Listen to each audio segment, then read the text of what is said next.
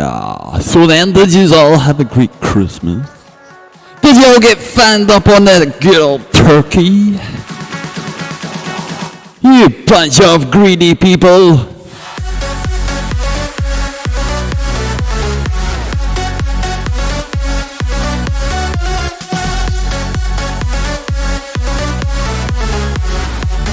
It's Christmas Day, it's the 25th of the 12th, 2020. It's 18:41 p.m. Greenwich Mean Time. I hope you're taking it easy.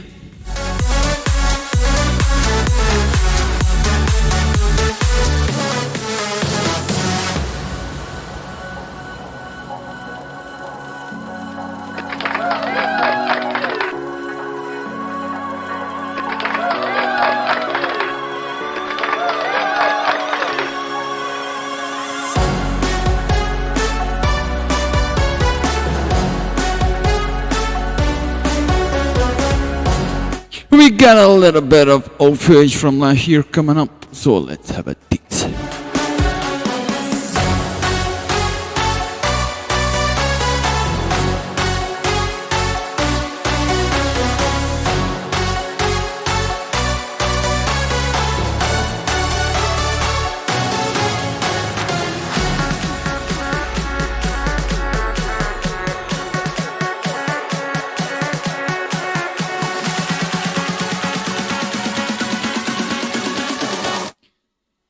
And we got the Mr. Andrew Silverfox in the house. We got Mr. Mars FPV Jones. And we got Mr. Roland Toussaint. He says, open your meat, I close my life if you have the time. Yeah, I will open meat for an hour or so. No problem, give me about 10 minutes to sort shizzle out.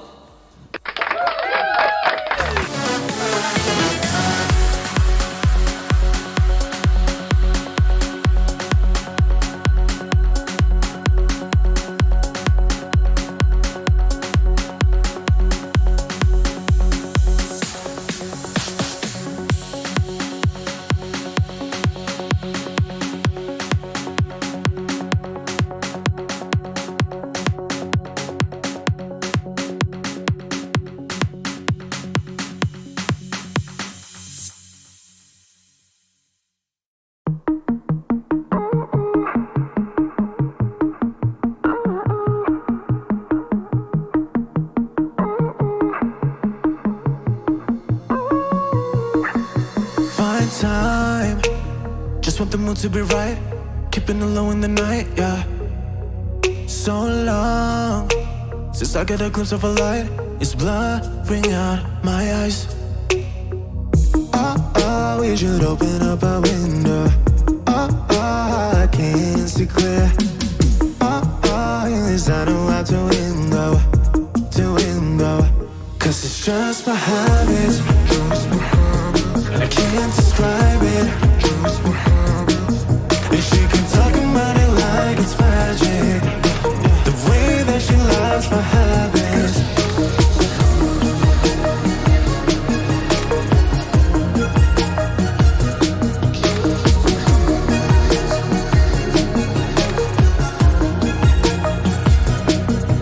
I'm good, giving her compliments. I'm yours if you need a friend, yeah, yeah. Staying until the end. Yeah, I know how to play pretend. Tell me, how do I get inside? Open up your mind. In this I know how to win a fight. Cause it's just my habits. I can't describe it. And she can talk about it like it's magic. The way that she loves my habits, just my habits. I can't describe it. And she can talk about it like it's magic. The way that she loves my habits.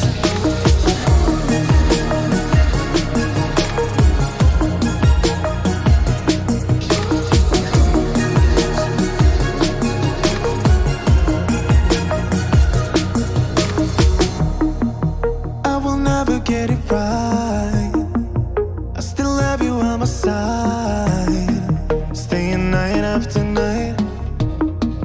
Cause you're mine. Cause it's just my habit, I can't describe it. And she can talk about it like it's magic. The way that she loves my habits, just my habits. I can't describe it. And she can talk about it like it's magic. The way that she loves my habits.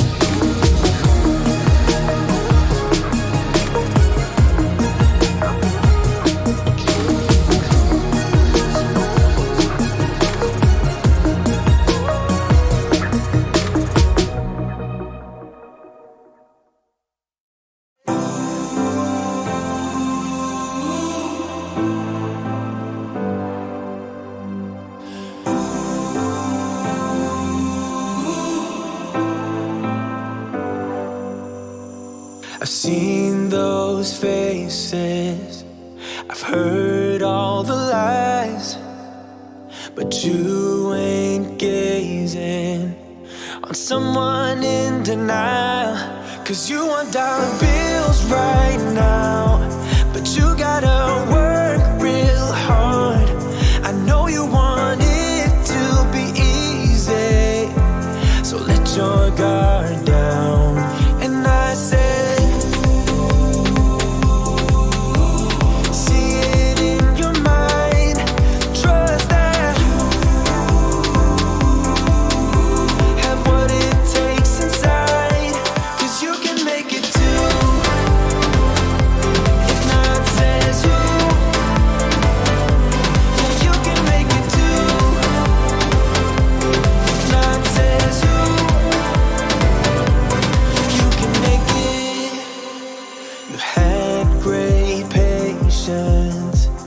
something knocked you out.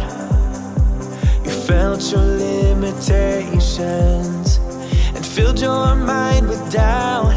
You wanna stay chill right now and don't let your eyes off the prize. I know you want it to be easy, so let your guard down. And I said, see it in your mind, trust that, have what it takes inside, cause you can make it too. If not says who, yeah, you can make it too. If not says who, you can make it.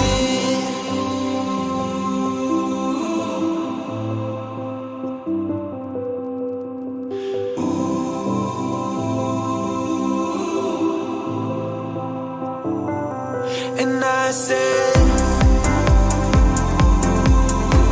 see it in your mind, trust that,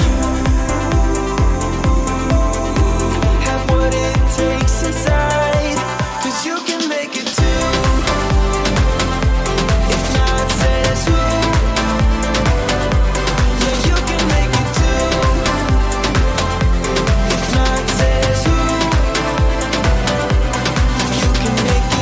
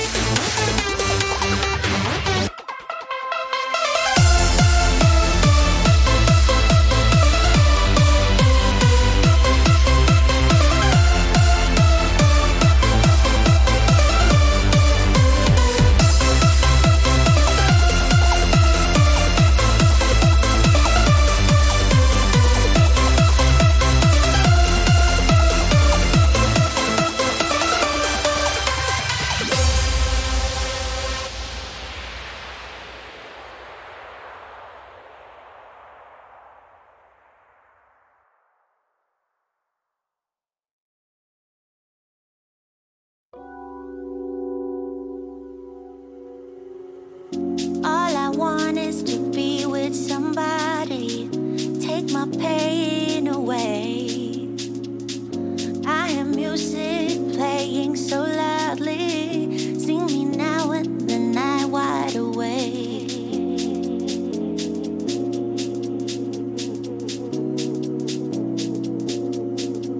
I'm wide awake.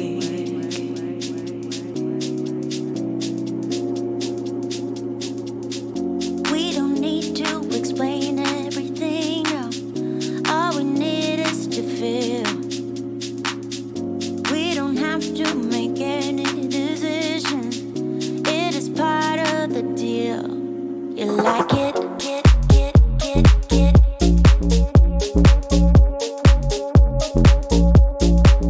You like it?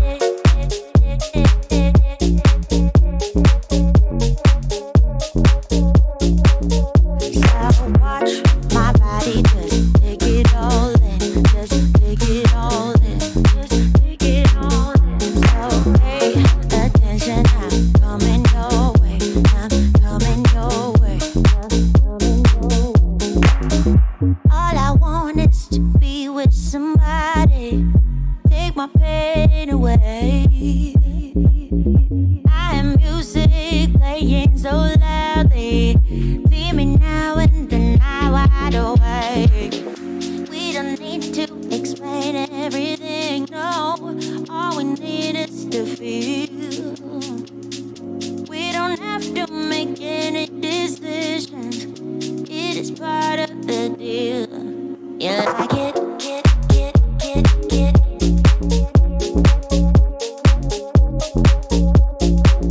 You like it?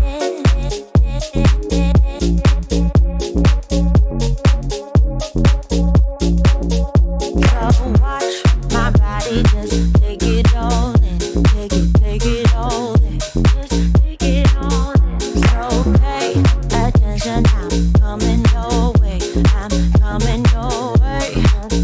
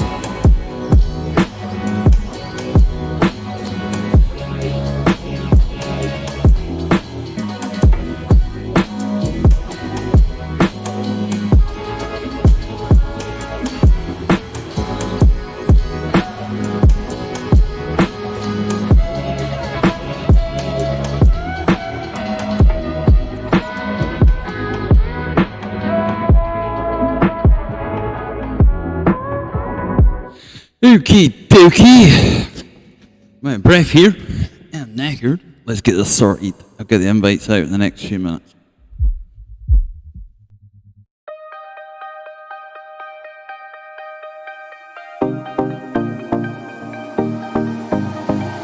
Lying next to you, feeling something brand new. And I haven't seen you in years, but I know you. Oh, I really missed you. Before when I met you, I never saw. No one ever saw the way that you look now is all I know. Yeah, it's all I know. So forget about the past. You and I could be lasting. This time we could be lasting.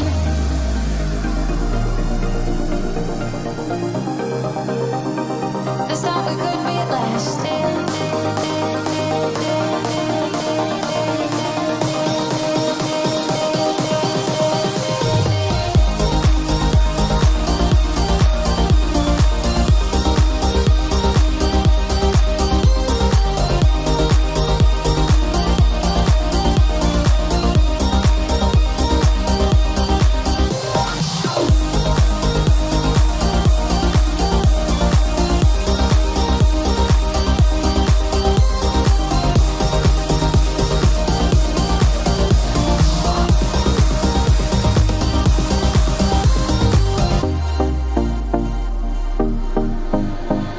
Counting every star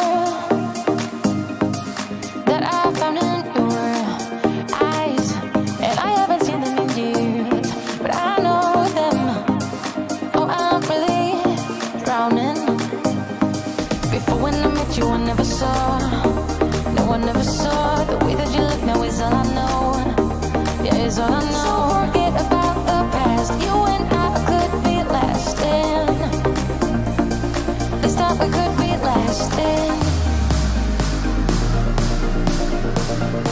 You will never, ever believe this. Wait a minute, turn this echo down a bit. I just went into meet there, set up meet, and video camera on 720, output 720, audio all set. Amazing. I had to set absolutely nothing. How good is that? I just had to switch it on. Amazing. Okie dokie, I'm just going to copy this address and I will pop the address out to you, Mr. Roland, and you can forward it on to Mars Pond. Anybody else wants to pop in, I'll pop it in the chat. I think the links are showing back up in the chat, so that's where it'll be. So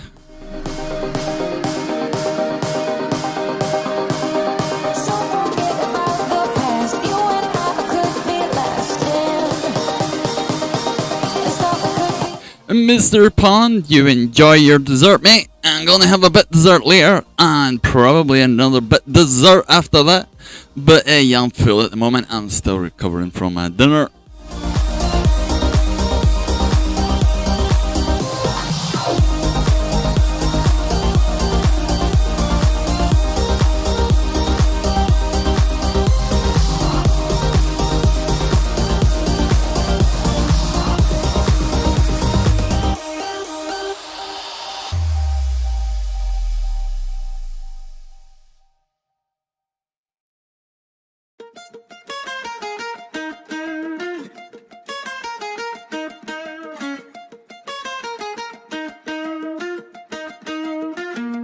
You know I met you in the dark, it was a Saturday night. Remember seeing you just dancing in the middle of the crowd.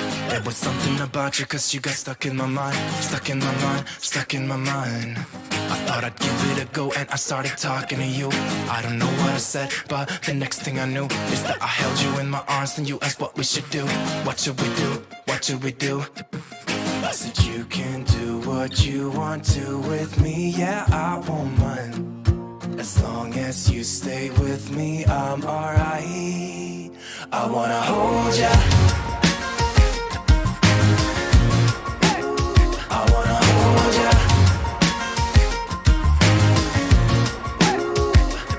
You got those red lips, blue eyes, black skinny jeans. In every room you walk into, you're always setting the scene. I wanna hold ya, hold ya. We club and we started. The joys of talking to yourself for ages and making a boob, and then you realise the audio isn't on anyway. How good is that? Anyway, that's the email sent to you, Mr. Roland. I'm going to pop this link in the chat for anybody else if they want to grab it quickly. Jump in. Do what you want to with me, yeah, I won't mind. As long as you stay with me, I'm alright. I wanna hold ya. I wanna hold ya.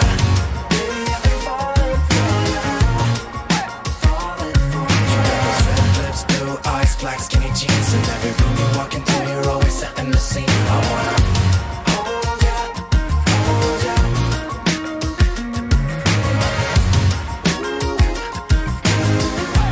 Baby, I'm falling for ya. Falling for ya. Met you in the dark, dark. Met you in the dark. Met you in the dark, dark. Met you in the dark. Met you in the dark, dark. Met you in the dark. Met you in the dark, dark. Met you in the dark. Met you in the dark, dark. Met you in the dark. Met you in the dark, dark. Met you in the dark. Met you in the dark, dark. Met you in the dark. I wanna hold ya.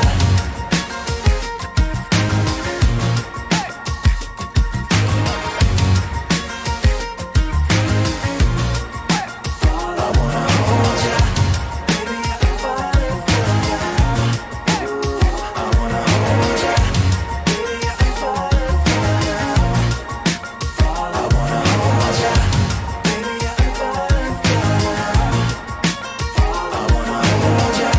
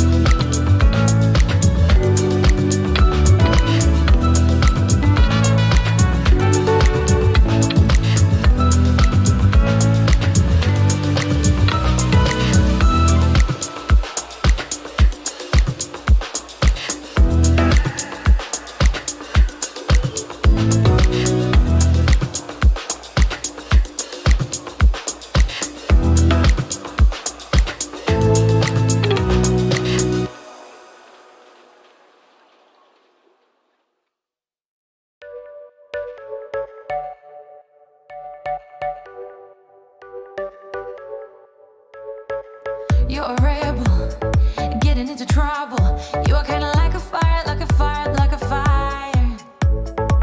Unpredictable, so original. You are never backing down, backing down, backing down. That's what I like about you. So dangerous, I get this rush when I'm with you. I go all in to lose or win. Real things up to knock 'em down. It's the way we keep our high, moving like a hurricane. There will come a time for when we can wash away your sins, settle down, but until then, we're like a hurricane.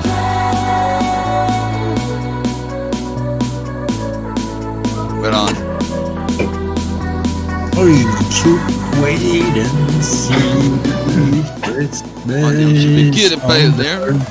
If somebody's in the chat could tell us what the audio is like, if you can still hear the music and you can hear my crappy voice over the top of it, it'd be good.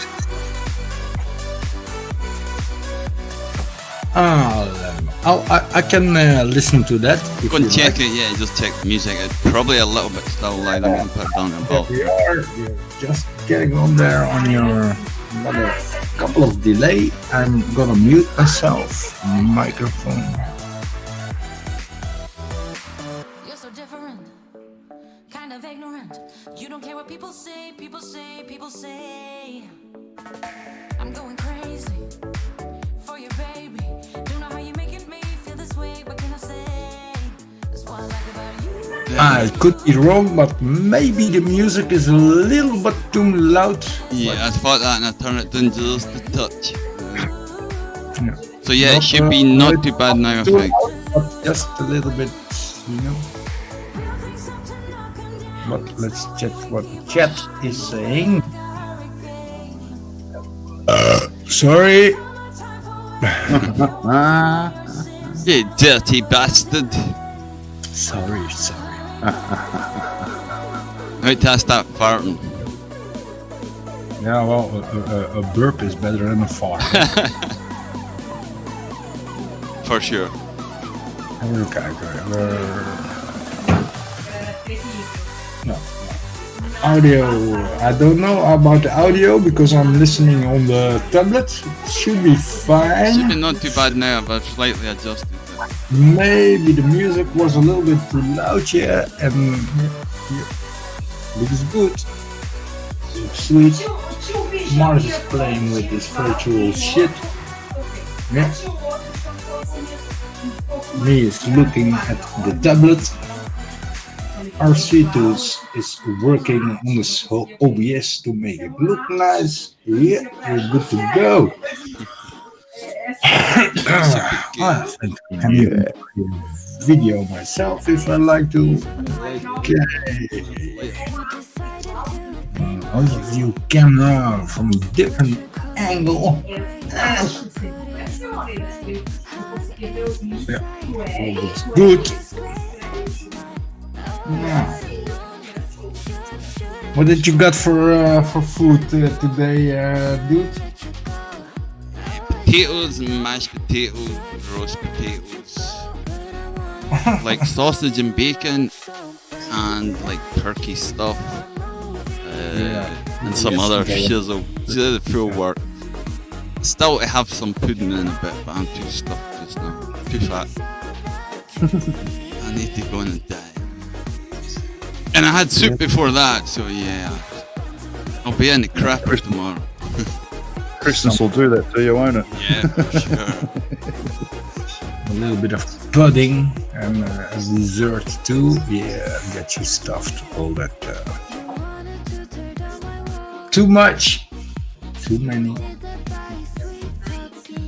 Luckily.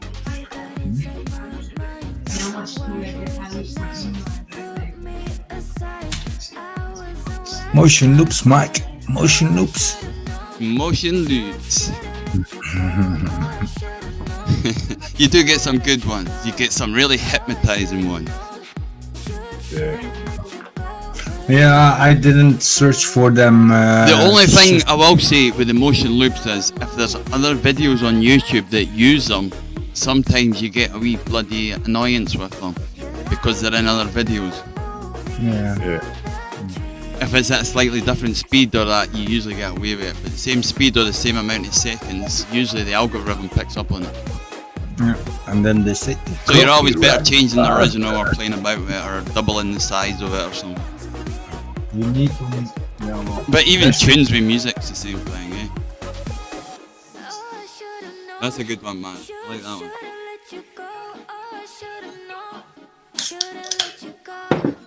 Hey, who's sitting there? I just went through, funny enough, on the other computer that I used to stream from, and I put every motion loop that I have into a folder, so there's a pile of them there. That's a cool one, man. I like that. Really good. Let me do this. Yeah.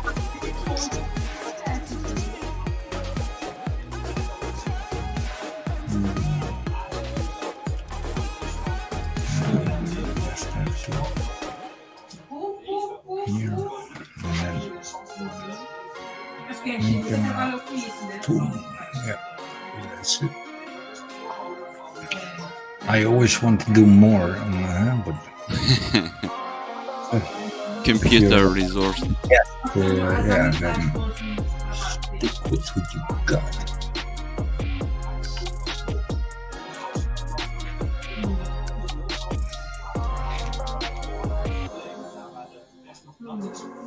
Oh, I need to. Alright, free loops expire 6 days. They're giving them out free or stuff. Yeah.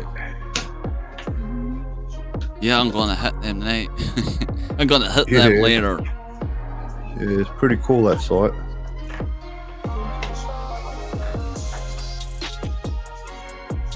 I got to watch when I'm jumping out of OBS as well, because sometimes I accidentally shut the window share off in OBS.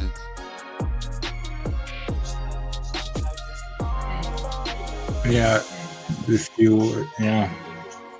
Well. Yeah, you come off the screen then you don't realise that you start reading something else and then you realise that, oops, Yeah. sorry. And you always need to make sure, well, yeah, you know how it works. I can tell about a lot, but it doesn't need to. And there's Mouse again in the middle of his circle. The lazy bastard. Superman! You still charging that one as back to Just finished. This. You finished? They just finished. Oh, then we soon see a live flight. Nice. Roll a Check cigarette. I might send it to in the. Almost done. I might send it to in a couple of minutes after it's done. Starting telephone also. Yeah. My phone is 191. Yeah. A sneaky dark flight over Heeswijk Dinter live on the Dude's channel. Over where? Yeah, over here, backyard. You should be able to share the main screen, you should be able to share, or what's it called? Present, you should be able to present it to screen. I can share it. I can. In the air in Netherlands and inside in Australia. Australia, yeah. That's pretty far away from the UK or the Netherlands. One into the other. Yeah. Looking for my bloody snowman. Lost the snowman. Not melted. Fuck, shit, no, man. Oh, I lost my. I was trying to search for some Christmas lights around my. I couldn't find any. Oh crap, I've got to make a window. Otherwise you ain't going to see nothing. yeah, that's not gonna work. Alsjeblieft. I haven't added the Did I add the camera? Deixa eu ver, por favor. Eu aqui. E aí, Oh, I do didn't. Autoclips, né? É ok, Autoclips. É, Lorena. Oi, Lorena. Felicite, Lorena. Feliciteit. Nem Felicite, não. É Feliz Feliz Natal. Natal. Ja. Ja, waarom hebben we feliciteerd? Nem Felicite é Lenderlandês. Feliz Natal.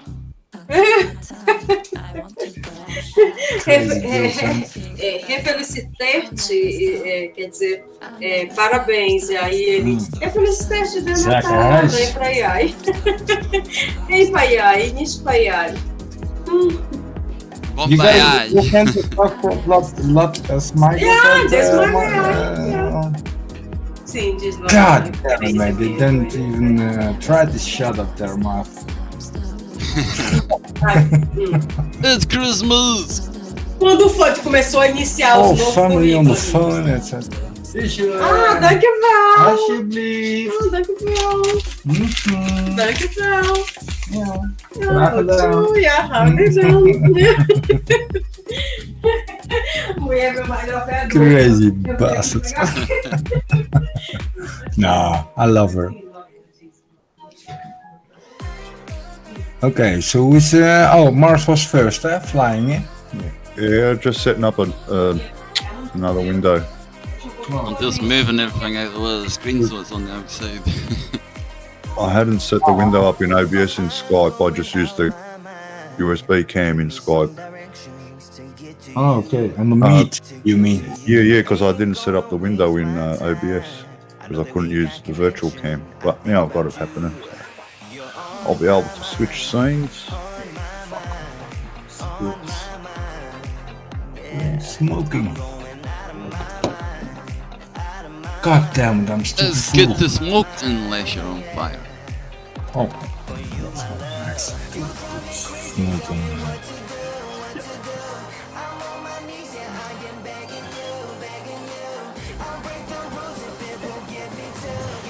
Oh, these sponsors just I really think Mars is from Australia. He's having the background going. Alright, yeah, the didgeridoo. Didgeridoo, yeah, that's one. I was looking for the word too.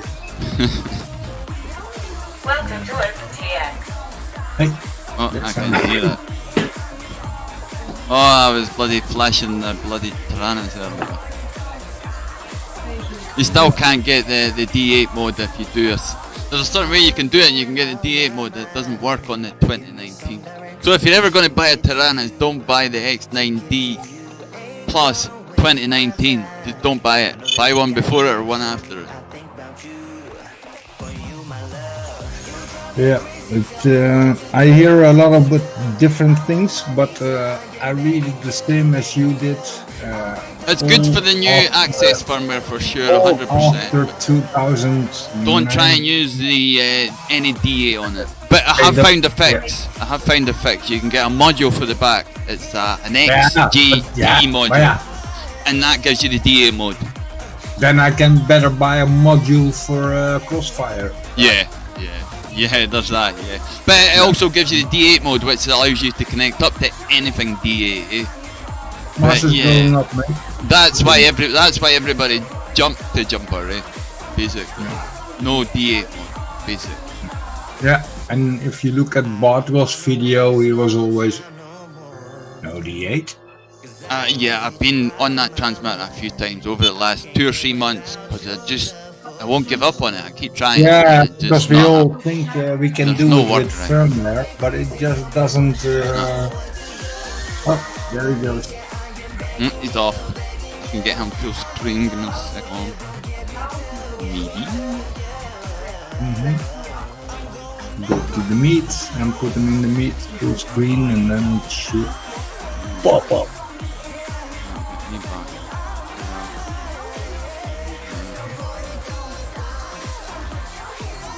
We're gonna go to the kitchen, back in the living room, under the table. There was a little bump there, up, again, up, and crash. I can't. I'll have to change. tomorrow. Oh, I think you need to do it in Meet in Google Chrome, and then in the Meet you make I'm in the it Meet, big. yeah, but I can't change it to Spotlight, but there's no audio from his. Flicked cameras around, and he should have presented for his end. No, you should be able to make it big, I think, bro. There we go. I got it. Hey, put the glasses on, lazy bastard. You tired. I got it. I need to make the bloody snowman small now. I'm in the sink.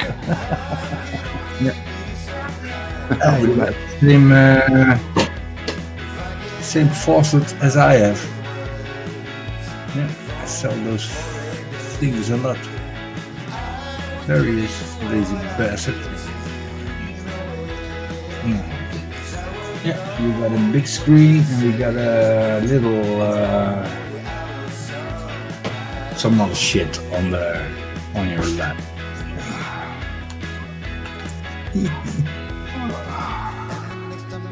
Yeah. Cool, ain't it cool? Absolutely. Here he goes again.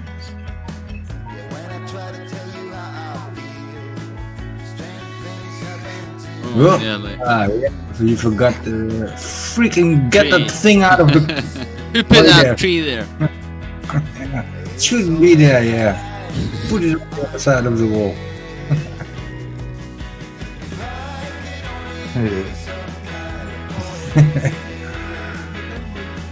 Or take it slow. You don't have to go fast, eh? You can always tour us around in the You get more house. body as well. Like that, yeah.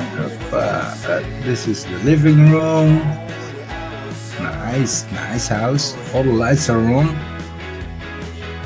In the middle of the night, you lazy bastard. I can actually turn all the lights off because it's daylight here now. Is it? Yeah, it is. Oh, Yeah. And there's the Christmas tree. That's a nice loop around it. You don't always have to raise up. Yeah, go to. And there's Miss. this guy's I tell her. saying, what the hell? You get your ass kicked soon. You've left all the bloody lights on. Fly through her legs. Fly through her legs.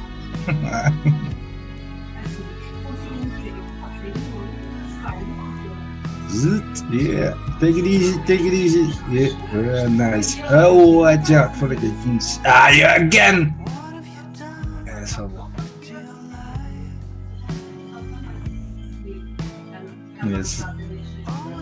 Yeah, that's better.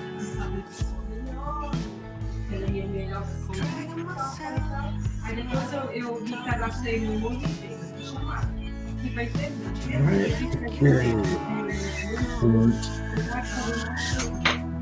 Nice one, Mark. Nice one. Lick my balls!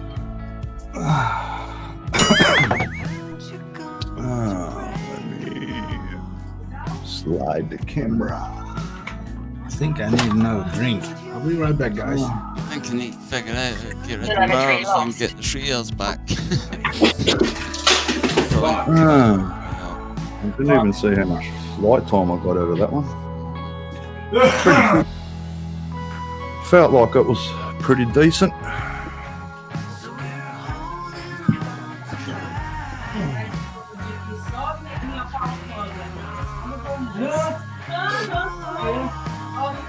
That's it. Well, And there was a at bit- least me brushed whoops work with the controllers. The brushless, not so good. Mate, it's got me stumped how they just decide to want to throttle up on, but I don't know, it just got me stumped. What's How that? it corrupted. Well, what's happened, Mike, ever since I got this thing up and running. So let me change camera soon so you can see better.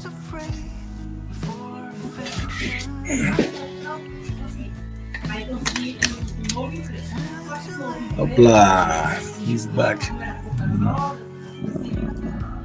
I dropped all my shit. That's better. Hit the screen. Good. Bang. Okay. What I've done is I built this, right? And firmware I didn't have to do in Betaflight. I just had to hold it level and calibrate. Yeah. And in JESC, I had to do the ESCs. Now what happened was I left the Tyrannus on when I flashed the ESCs, and ever since that, my other 3 whoops are doing the same as this. When I throttle up, the motors just want to go to 100%. Even when the throttle's down, they just still stay at 100%. If I put it in acro, if I do anything with the throttle, 3 motors just cut out. So in stab, the motors want to go over 100% with 0 throttle. And Are in you acro, sure you haven't reversed the throttle? No, I reversed the motors because I want the props to spin out, and that's all I've done. It sounds like the throttle's You know what I stuck mean? on And then full I've- blast, eh?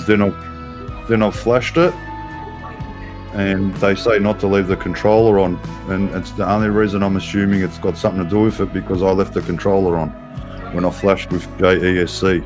It shouldn't matter though, as the controller would be down, eh? Yeah, that's what I'm thinking, Mike. Like, how did What you're better doing, whatever I've man, is plugging it back in.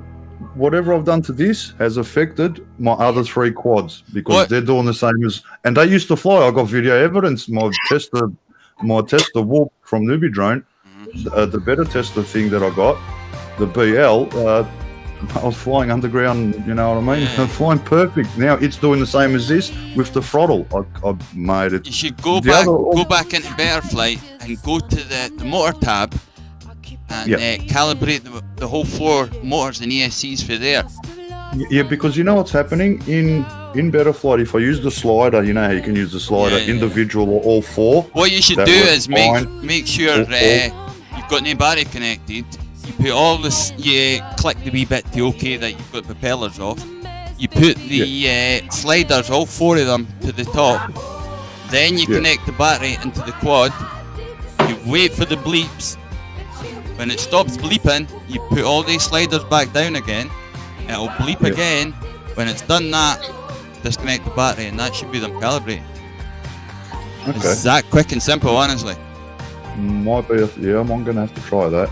But Because I would if- leave the controller off, and if you have a problem after that, it's definitely the controller.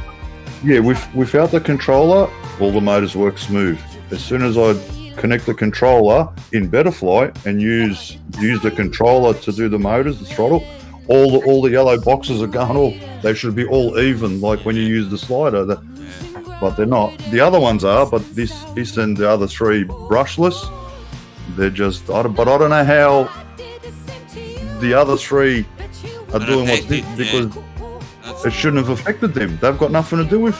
Mate, I don't know, Mike. It's just got me stuck. Has it got the same receivers in them? Yeah, well, these 2 these are exactly the same boards, right? They're the exact same boards, just that this one of them's on 24 kilohertz and one's on 48. I can't remember which one's. I think the whoop. I've seen 40 the or transmitter, 24. my transmitter on, not on FR Sky, Yeah. but on Fly Sky, Because it jumped from yeah, one quad to the other. I followed Newbie Drone's instructions with this because that's what they said to do. I think this one's on 48 kilohertz from memory because it's 3-inch. The whoops are on 24, but these ones that's the V2 with the yellow canopy. This is the tester one, and hang on, which one? No, that's the tester one. It's got the stickers on it, and this is the production model. This has got 20,000 kV motors. This has got 18,000. This and the yellow one, I bound them, I armed them, throttle worked, no problem. This one I've actually flown, got video evidence. That worked. This, and the yellow, all these 3 now do the same thing as the other one with the throttle. How did these three get corrupted? They and I take it you've got them set up as 3 different models. I haven't flown since start of the year. I haven't done nothing to the Tyrannos, haven't updated nothing. Last time I flew, they flew. It's almost been a year, and all I've done is built this, held it steady in better flight, flashed the ESCs, and all 4 are doing the same thing with the throttle. Yeah, it sounds more like the controller rather than you know what I mean? Like, the quad, how Mike, they're easy. They're bind and flies, the other 3. This one's not fair enough, right? But the other 3 are bind and fly. I bound them, I flew them. How did it affect their throttle? Like, it's doing the same thing. It's sticking like this one. I don't get it. Something wrong with the throttle and the controller then, yeah. Couldn't be but he bought a different controller and still... I bought, that was a Tyrannus. Mike, I went out and bought this thing. Alright, yeah. It's doing the same thing. This is a different SD card. This is not like there's 2 separate SD cards. It's doing the same thing on this controller. It should still work without the SD card. So somehow, it's like, because I left the Tyrannus on and I flashed with JESC, somehow it's corrupted all 4 boards because I tested all 4 after. Like, how the hell did that happen? Like, it can be more stressful. I don't know, man. I don't know. It could be when I flashed, because I'm using iMac. It's not Windows. Maybe that's got something to do with it. I don't know. I don't know. People flash on iMacs as well. I would definitely try and recalibrate them in better flight for sure, with the transmitter switched off.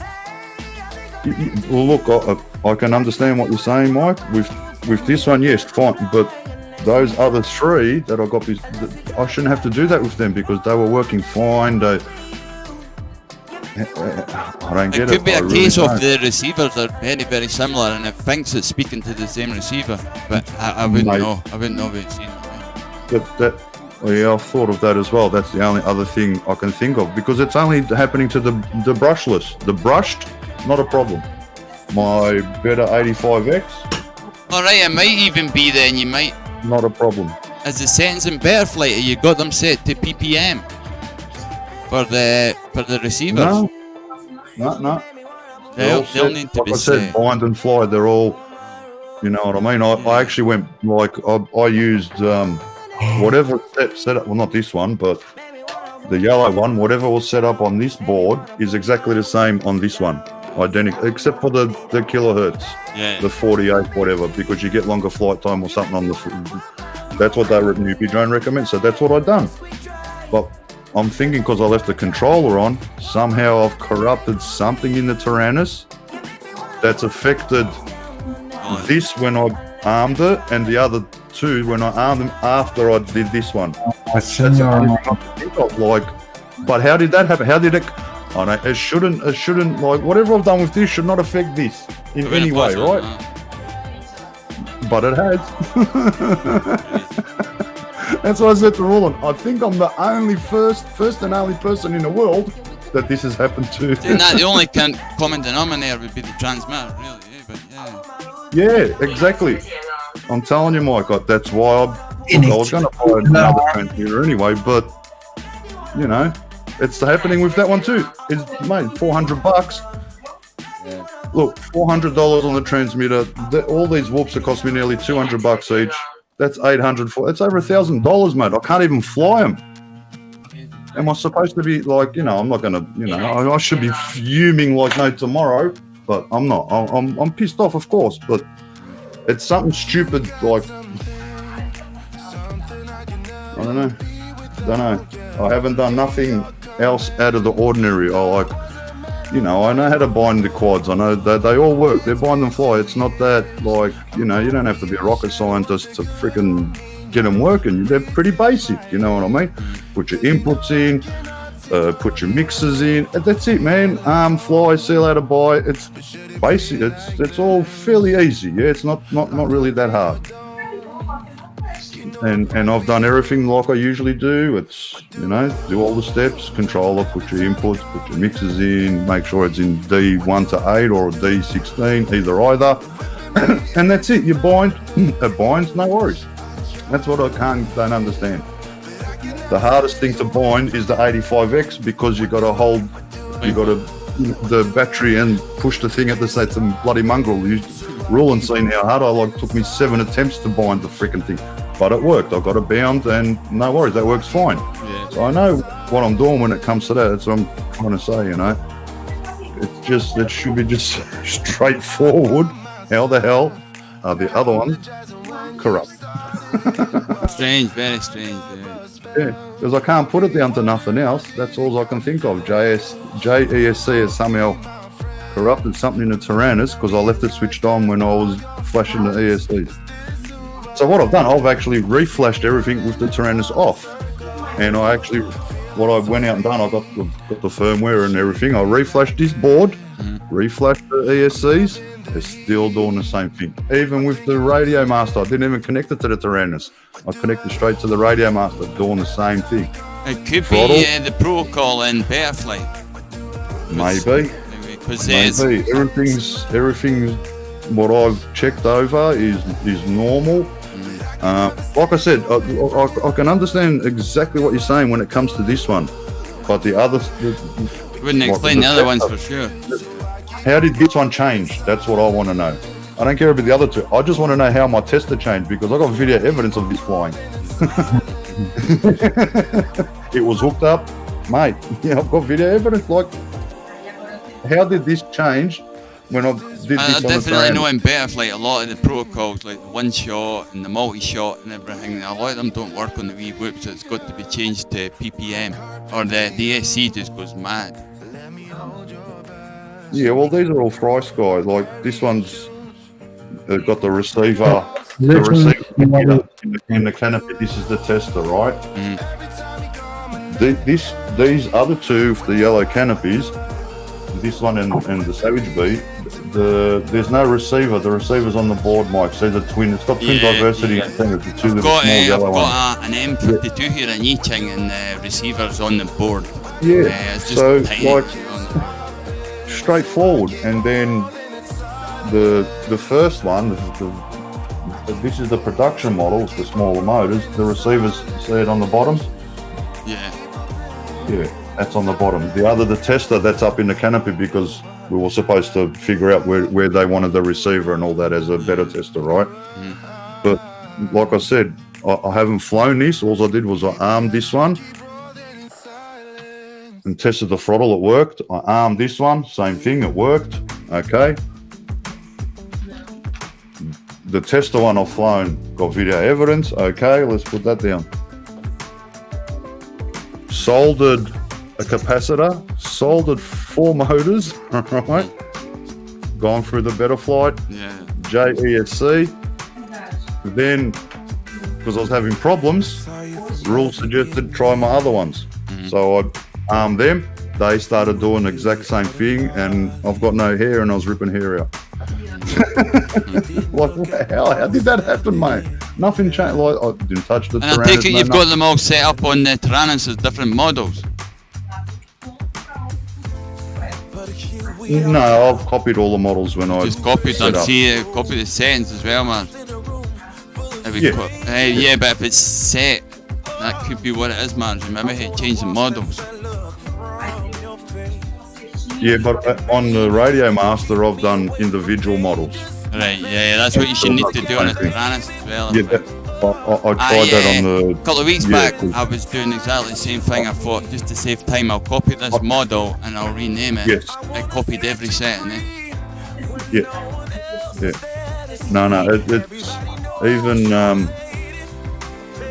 it still doesn't work out because I've copied this for this to work, you get me? Not the other way around. I haven't copied this and then this is not, you know what I mean? So this has been copied to this, so this should work via this. They should be the same settings no matter what. They're all the same. They're all exactly the same. The only difference is This is on a different board. It's not on, you know, a little ducted freaking frame. That's it. It's the only difference. They all fly the same 1S battery. You can't put them on 2S, you know what I mean? Yeah. And I thought of that because you've got 2S. There's two different profiles in Betaflight as well. Rate 1 is for 1S and rate 2 is for 2S. But then that still doesn't explain the other three not working because they all work on that. Double check the receiver thing. I'm telling you, Mike, like how? I don't know, man. I don't know. Shut up a little bit and listen Crazy. to dude. Flight. He has some nice ideas about this. Yeah. Silence. I was just checking the chat and I'm gonna grab a coffee anyway, that's what I really need to make a smoke. There you go. I'm I'll having a take smoke, I'm 5 having a minutes. break in between batteries. Because I only just charged the batteries and I've flown before, so I better let things cool down a little bit, I think. Fly the bastards. Yeah, fly it. Yeah, Mars, you know, batteries are, you know.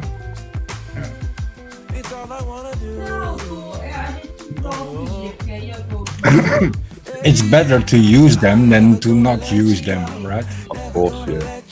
Yep, very true. Very true. I'm gonna send the Magic Mini in a bit. It's almost full. Probably. No, you were saying. No. No,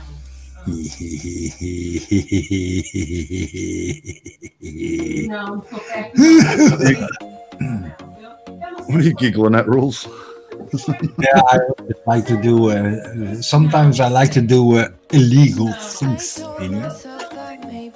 Don't we all? Can't do that. Oh no, but I can. Yeah. Yeah, but yeah, it's not good. But yeah, I still have that rascal thing in my mind.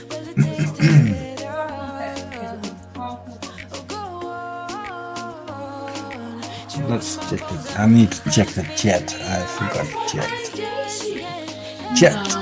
The future is a send link if you have spare time. Motion loops. The poops. Get in here, Danny.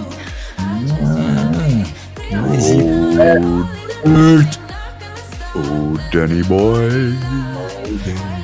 I like that song actually. What was it? The movie or a song? I forgot. Song. Yeah, a song. That song was in a movie, yeah. I don't know the words, I just know, oh, Danny boy. I join in the chorus, that's it. Wow, a friend of mine knows how to talk on the phone, right? I don't have warm oor, my lovely. I want some. My lovely. Maria. No response. Not really. Well, they only have the phone, eh? To talk about things.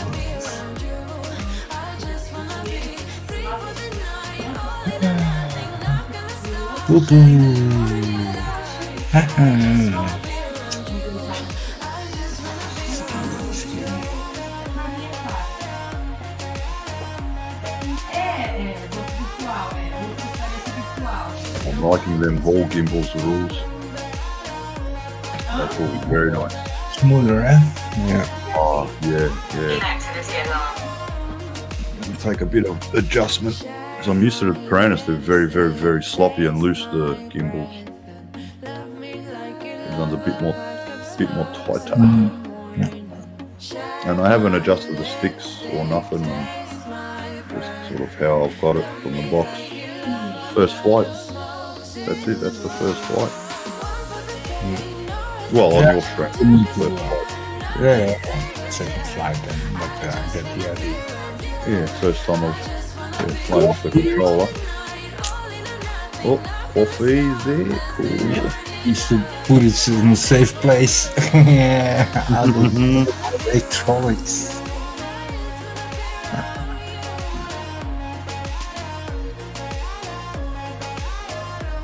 Acho que não tem conta no Banco do Brasil.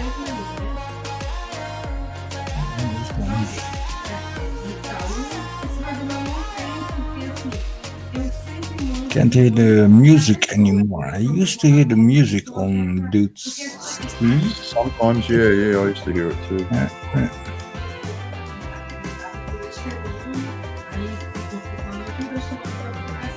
That's the only thing they've got to fix is so when someone joins the stream, like you can hear the music, because it kind of sucks when you can't hear the music.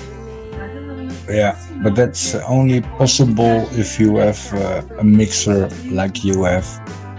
You need it in and out, and then Really?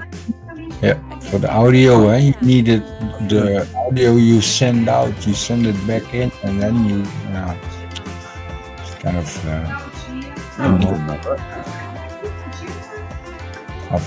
it is normal in the.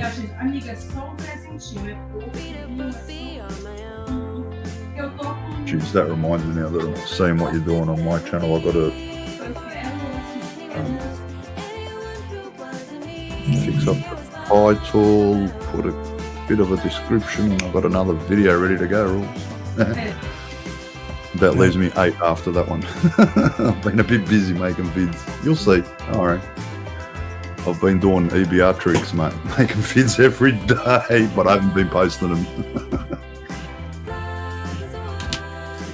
No, I'll catch up, mate. Is that right? You like my editing with the goggles? I always You like the goggles in the video with rules in the editing? For the Did you notice at the start there's goggles? Did you see goggle view in the video? After he goes through after the trolleys, then I disappeared. Yeah. Can you see the bad music now? Yeah, a little bit. Yeah, I can hear it. Yeah. Through the microphone of you, it doesn't sound like it's coming through. That was the goggle things rules. That's all good, mate. That's part of the new DaVinci 17 update. It came in the update with the goggles. Now I can add the goggles. Pretty cool. They've got some cool shit in their updates. Alright, Mike's back. Yeah. Got the battery. Oh, shit, they put me goggles on. My Mavic Mini is almost charged. Change the screen. Send it in the dark. Yeah.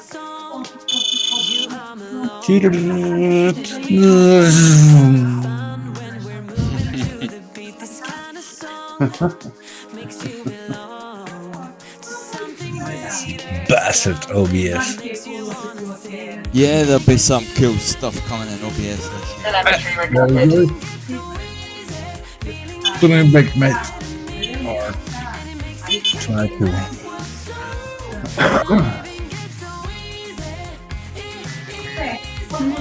Make sure to hit cast.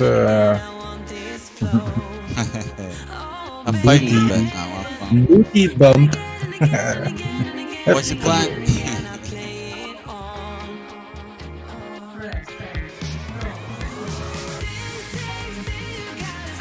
Oh, he's showing off.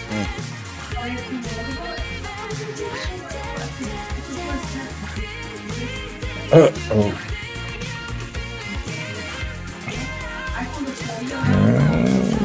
Okay, he doesn't stop, eh? He wants to hit the gap. Ah, your mum. There he goes. Gotta go and get it. Upside down. Still have a whoop, right, dude? Yeah. I need to change the frame.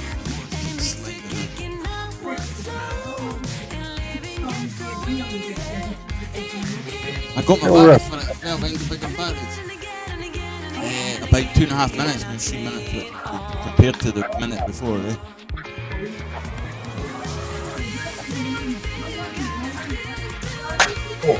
I need to charge mine. I haven't flown Basel in 3 months or something like that. Been a couple of weeks, but mine last time I only had the wee batteries, but the motors were slipping out, but they don't really warm up in a minute, eh? Oh, the little slide-in motors. Yeah, it's like a wee rubber ring that goes on it, eh? On the outside that falls away. Yeah.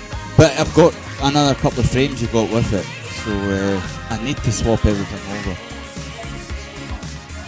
Yeah, pulls So it out. that is the I plan. get the idea. Yeah, shit frame then. Yeah, But yeah, if you push it in, it's really snug and it feels very snug, and then After about 30 seconds, the motors start lifting up. They don't come right out, but they lift up. This is why it works. a little crash and a little. And then I tried a little bit of hot glue. I thought a tiny bit hot glue, no good. It just warms up here and it just. Doesn't. Okay. But I do have the frames there, so I'll swap it. Mars is still cruising through his house. Yeah.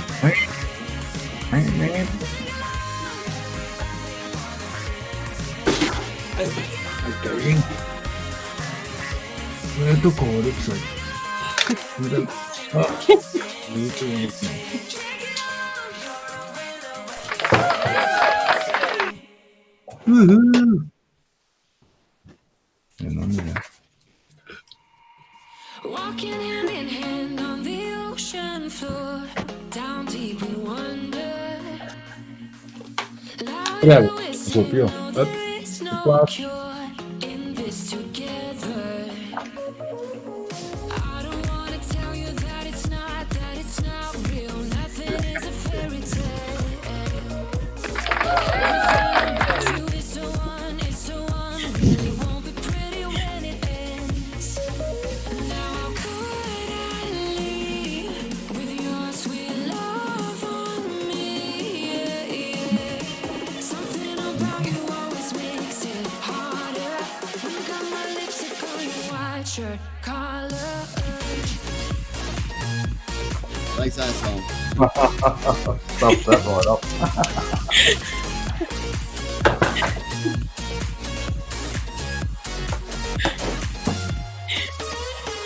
On the carnival till the rest go home. Now I only see you. Hearts and letters carved into the shore. We'll never grow old. I don't wanna tell you that it's not real. Nothing is a fairy tale. But everything about you is so Christmas tree. I think he's going for it again, yeah. Pumped it down.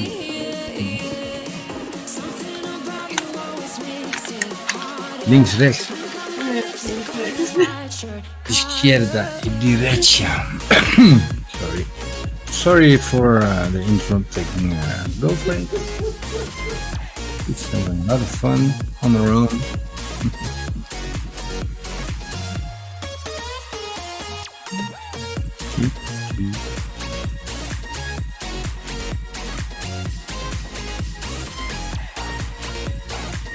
Yeah, stupid Mars. Oh, you lucky bastard.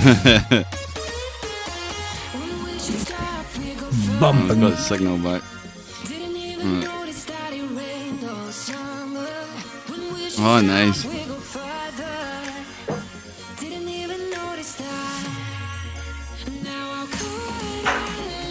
I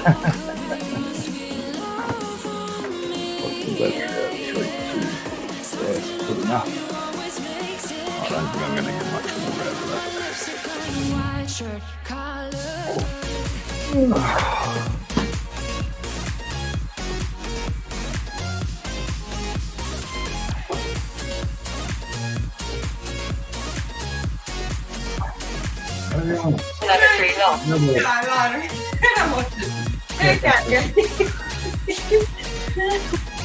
2 mensen te kijken. Huh? 2 mensen. Oh, live is Twee? van hem. Nee, is, En deze 1, 2. de kanaal, Deze. van hem. Hem zijn kanaal. Zijn. Deze man, die mensen. Die is gek. Die is local. Ellen is local. Ja, heel local. Ja, dat is local. Oké. Dan hebben we Eel. Poquito mais local. Local, ja. Ike. En dan hebben we ook nog... Ja. Ike. Dan hebben we ook Ike. fuck, how do you say like this? Ah, En dan oké. Ellen is een poquito... Ellen is... Ja. Ja. Itu. Heel local. Ik. Doe. Stabiel. Stabiel? Stabiel. Altijd stabiel. Ja.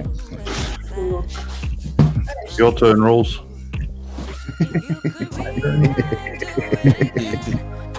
Not that stable.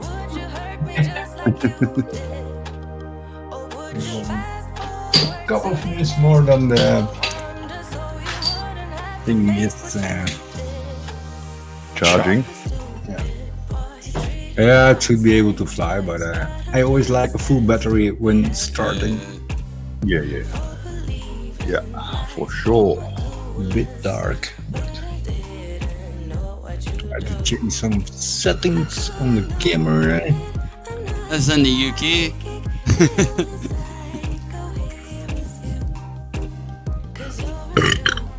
It is nice from up. I think it's nice, all the lights, you know. Yeah. I want to get a shot at the Christmas lights right When now. you're in the airplane and you're coming back and you see all the lights around the whole And then you have the, awesome, man. and like I said before, I can do that with a 5-inch razor or something. Then all of the neighborhood would go outside. Hey, what's this? What's that? Yeah. You know, you start it up, the little bugger. You start it up. You wait for a couple of seconds for the freaking GPS to get connected. We got the home point to record. As soon as you hear that, you start it. You send it in the air for 60, 70 meters, and nobody hears it. And that's kind of cool. And even better if you can switch the lights up. Yeah, well, sometimes it's pretty handy if you have a couple of lights.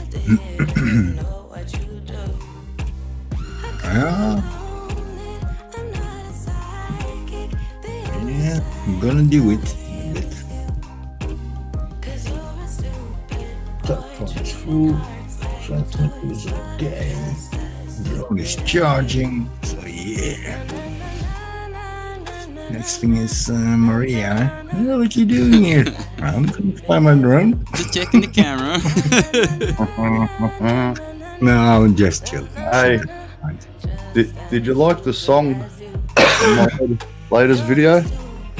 I didn't hear it much because I was live and watched it, and then I'm always muting your audio, you know. I found a Bruce Lee song on Epidemicsound. Yeah. I never heard it before. I was surprised it was on there.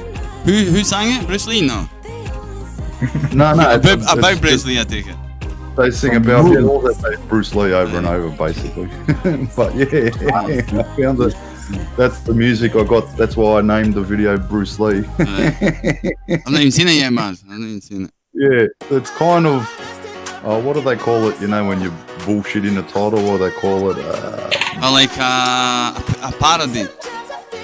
No. When your title doesn't add up to your video, when you lie about the title, what do they call it? Clickbait.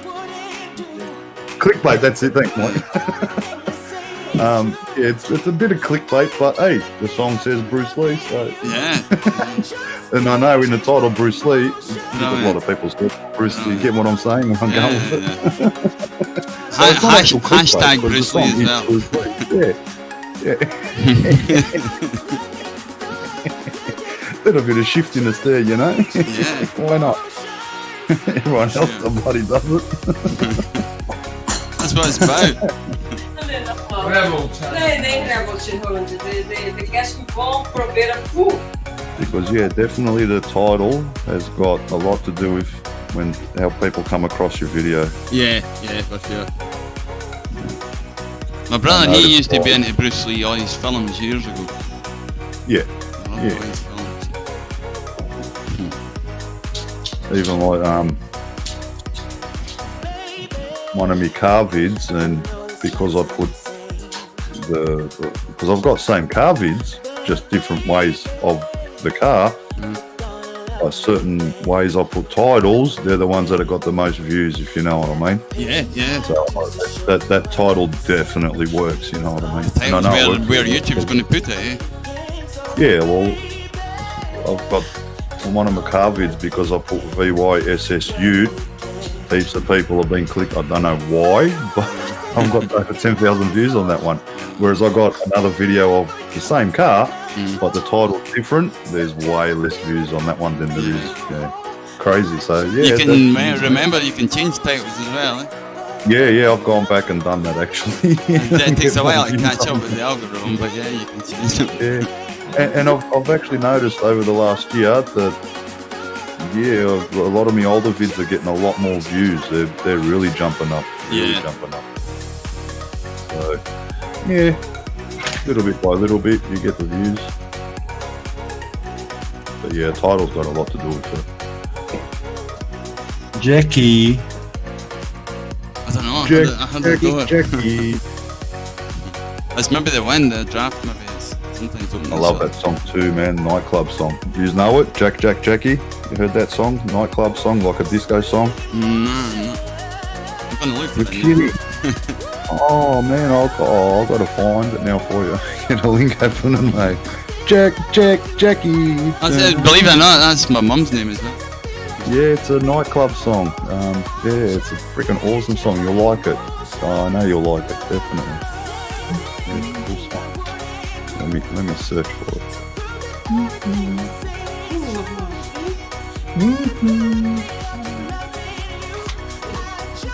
Is het ook, hè? De andere mensen buiten. Dat weet ik niet wat je... I have to watch in the chat. Ja, ik moet in de chat kijken. She's right, I forgot the chat. Yeah, I'm watching it. It's just me, the last comment. Nothing much, no mucho in the chat. Aqui de chat. Tudo aqui. De todo. Ja, mas hier nem andere mensen hier in het kanaal? Nee, Mike, Mars. E onde a Tcheli nem?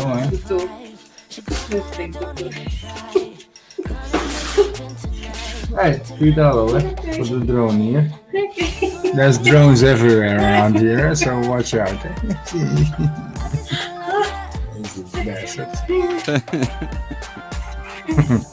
Even kijken. Eu poquito minutos más, Maria, não garbi drone. Sério? Walter? Sério? Não. Vandaag? É live.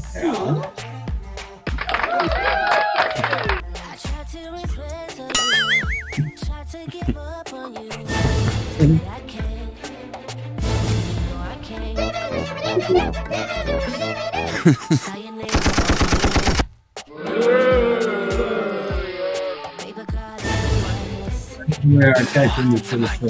Ja, kan de hoek op je telefoon. Rondas. Naar dat ding en dan in de telefoon. Niet zo. Dan doe ik over jou een sigaret. Probeer dit. Het is een beetje erin.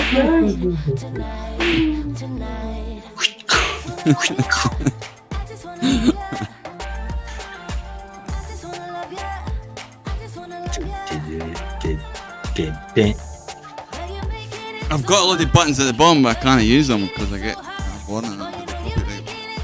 Jackie. Yeah, found it. Shut up, controller.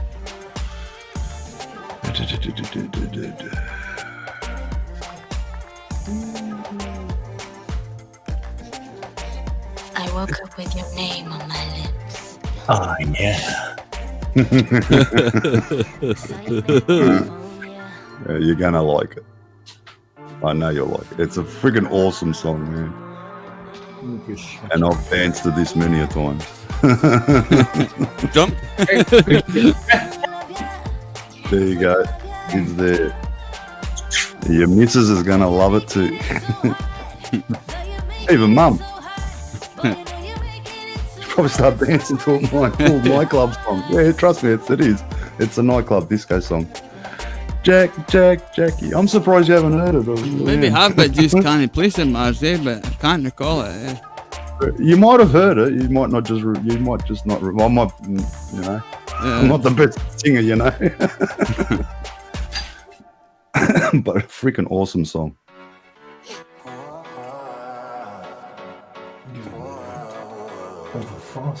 They used to play it here for 80s, 90s in the clubs. Like I said, I've danced to it. Hey. Yeah, listen to it. And I'm yeah, don't play it on your stream. Yeah, no, okay.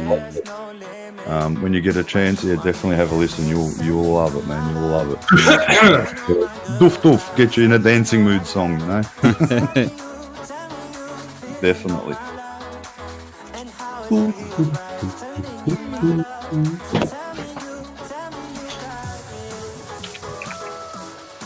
Oh, lazy pricks are having Christmas. No, drunk.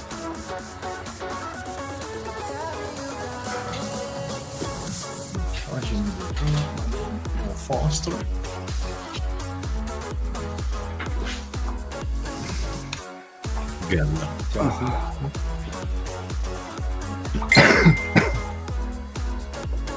Wil je kijken, Maria, op de van de RC dude?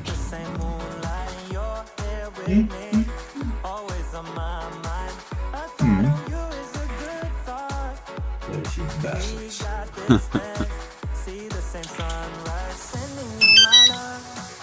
It's a lag.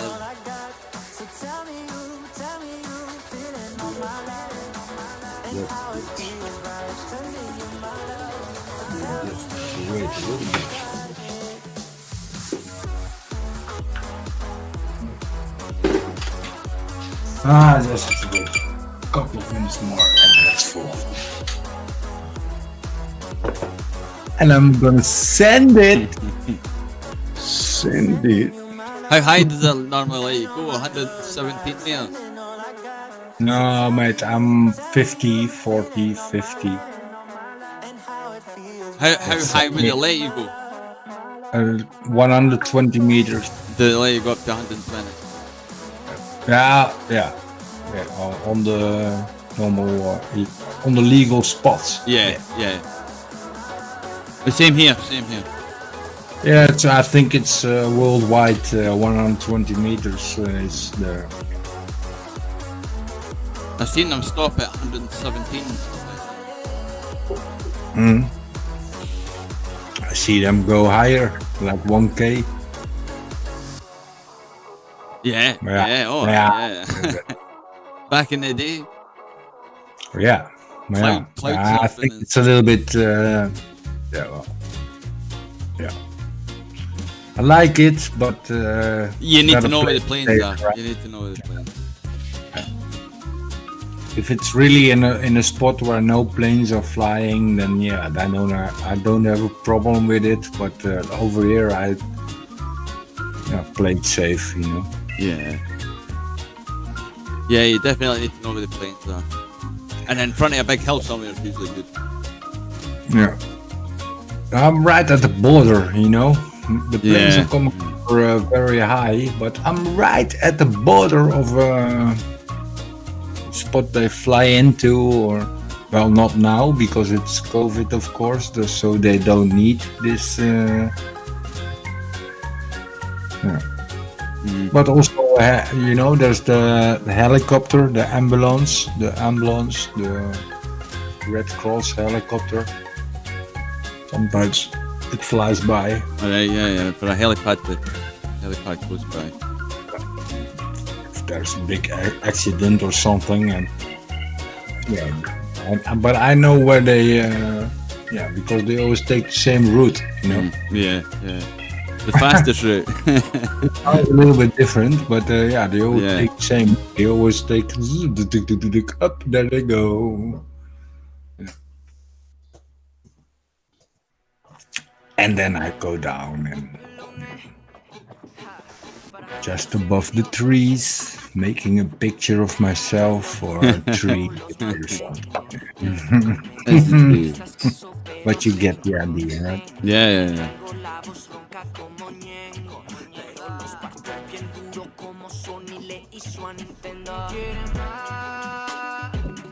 What's Mars doing? Blah, blah, blah, blah, blah. He's away in the far distance there. Sorry, I'm yakking with a mate via Messenger. I'm trying to get him to come in the chat. Alright, yeah. You should take the link there anyway, man. So if he comes, I'm not sure if he'll come in or not. He reckons he gets stuck. Freaking idiot.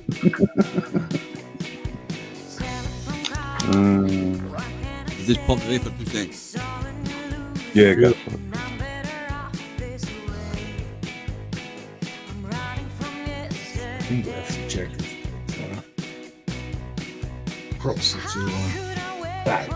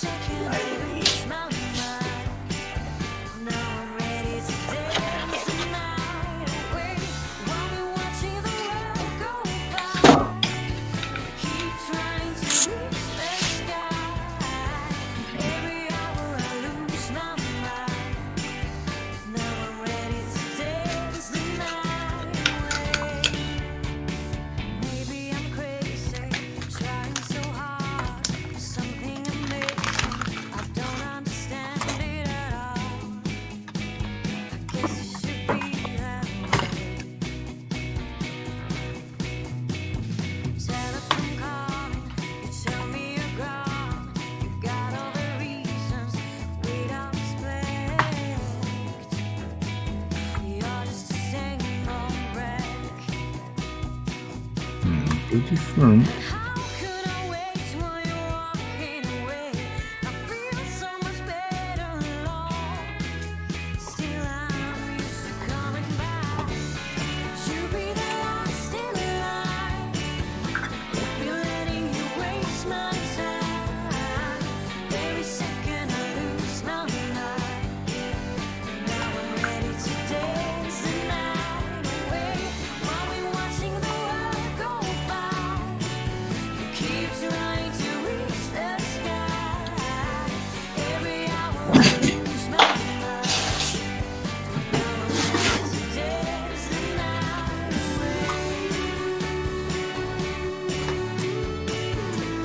Ja, nu is hij eigenlijk wel klaar om het luchtruim te zien.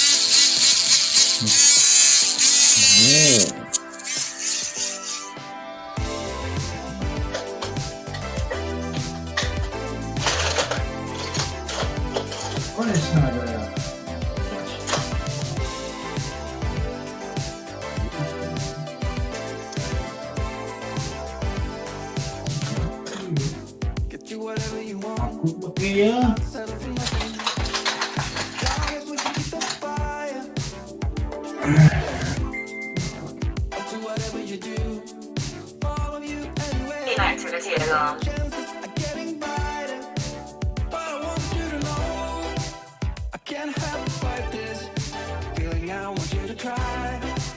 Imagine living without it, so let's go.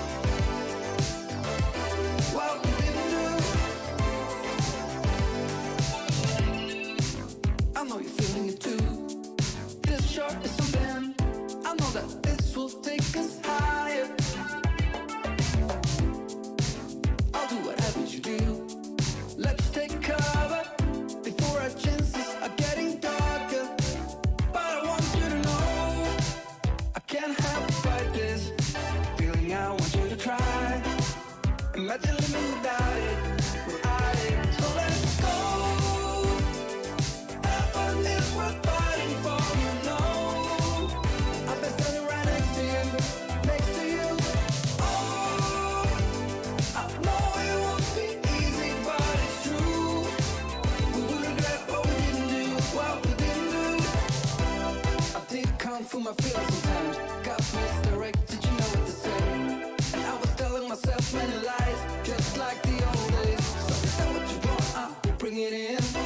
Another level and you feel like quitting. It will be tough and we will surely be paying the price. Don't know about you, but I feel we're winning. So let's go. Heaven is worth fighting for, you know. I've been standing right next to you, next to you. Oh, I know it won't be easy, but it's true. We will regret what we didn't do, what we didn't do.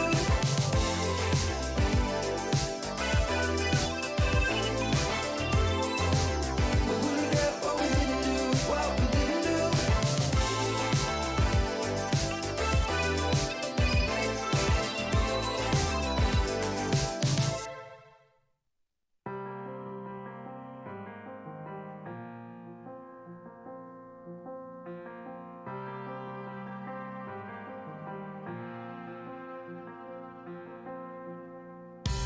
She can lead a blind man to water,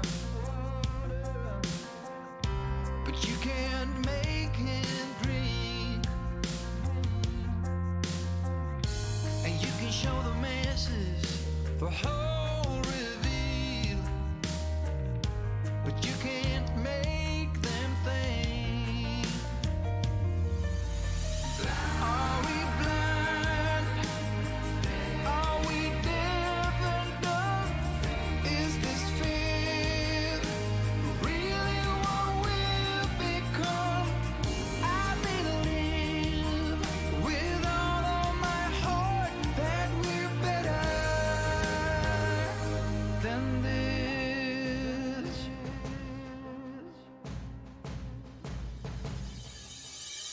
Ain't nothing new under the sun. This fix we've put ourselves in. We find that once again we're under the gun. And up ahead is a place we've already been. Are we blind? Are we deaf and dumb? Is this fear really what we've become? I believe with all of my heart that we're better.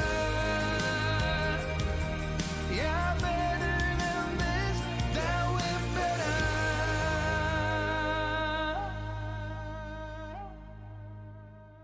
than this.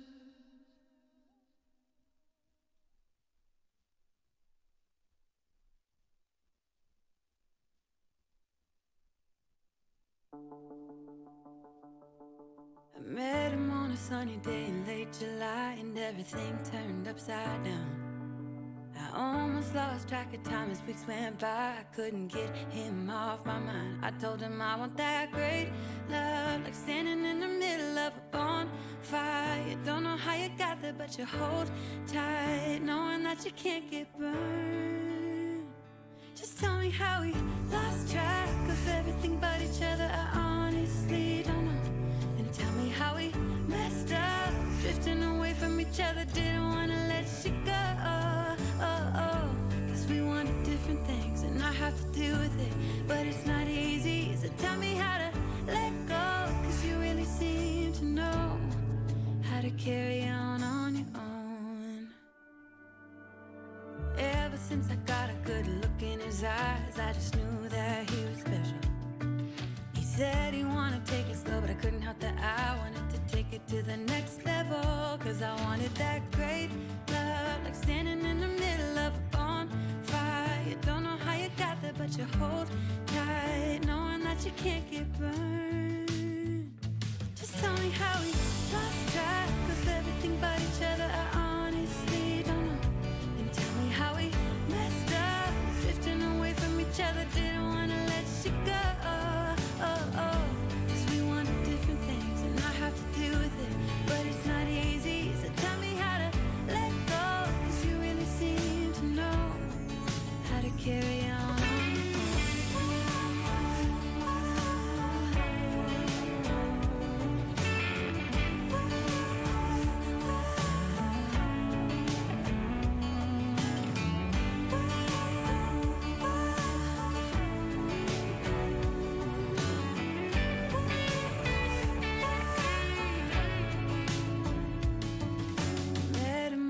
sunny day in late July and everything turned upside down. I almost lost track of time as weeks went by. I couldn't get him off my mind. I couldn't get him off my mind.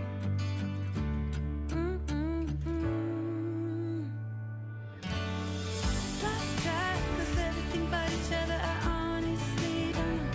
Don't tell me how we messed up, drifting away from each other. Didn't wanna let you go.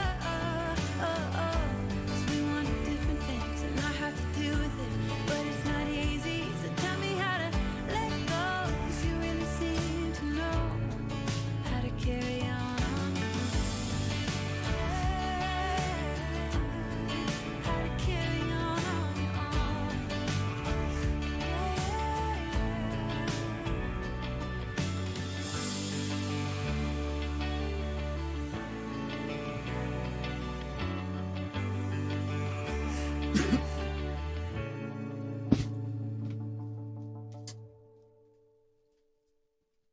Oh, I need to fix that bloody thing.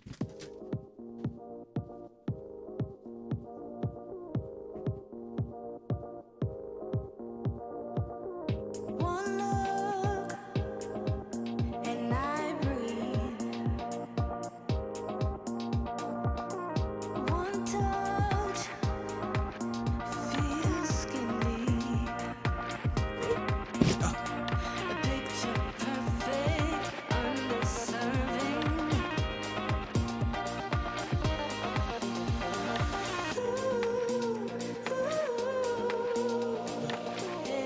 Not bad. I was eating some pudding there.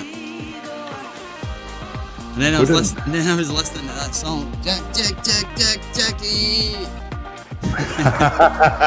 and then I come out, and then I went to sit down, and it was still playing through the other bloody room, and I went, it's feedback. Awesome song, isn't it? That's great. I can imagine. Yeah, quite catchy. Eh? Yeah, it is catchy. Yeah. Yeah, I couldn't eat any pudding after that. I was going to stop. But that was nice.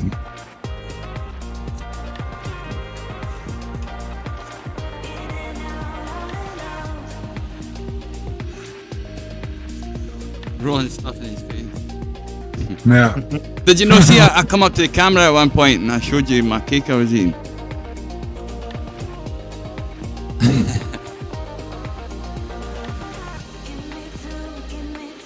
I'm gonna send it. Ja. Even kijken. Ja.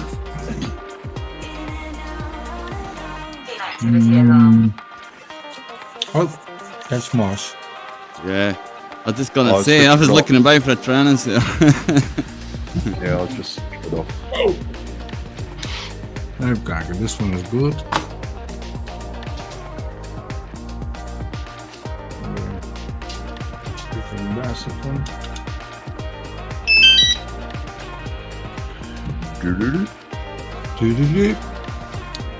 I'll go to OBS.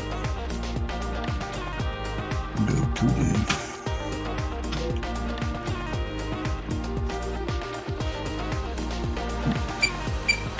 Ja, rustig.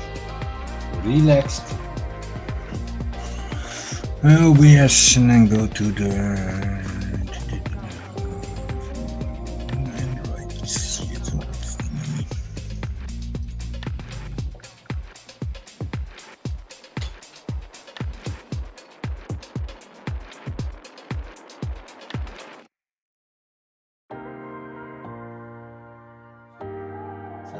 I'll see you all in a couple of minutes. Good stuff. Send it. You've stayed away. Oh, I won't let you go. You gotta hold on to me. I remember the sound of us being loud.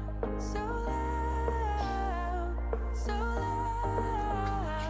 Wonder where you're walking and talking, thinking, are you the same?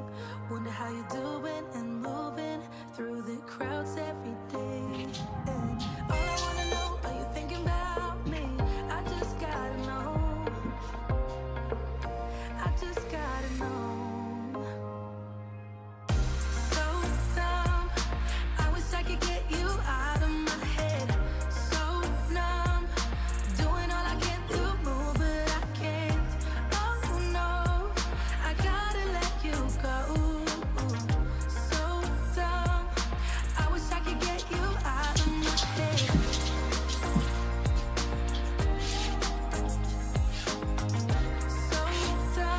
Nee, was helemaal niet.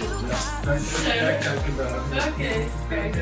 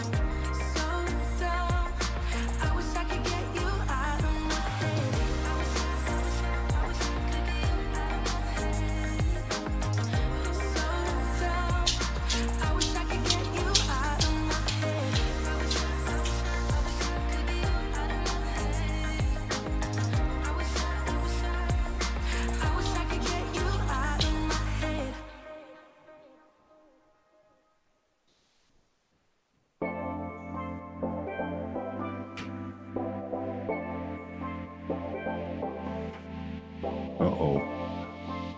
I'm saying an update. Don't do it. Fly first. Yeah.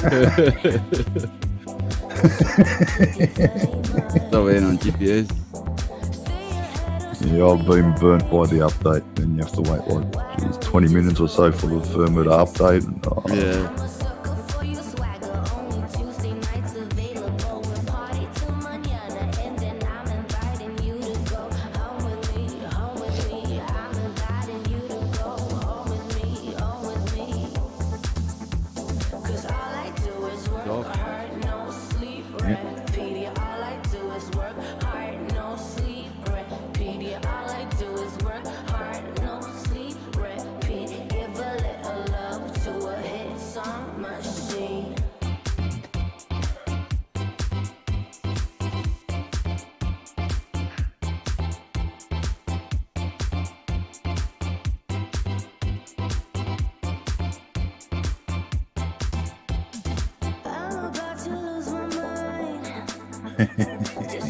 SpongeBob. I like SpongeBob. I've got a couple of them. Freaking tripper.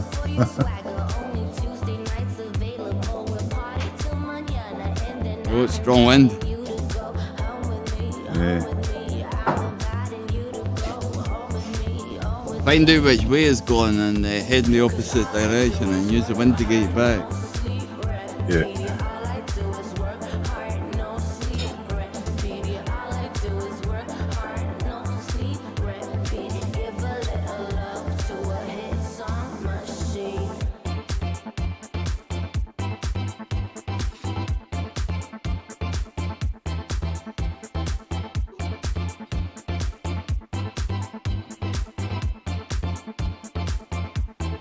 There's so much in this bloody OBS. Finding it.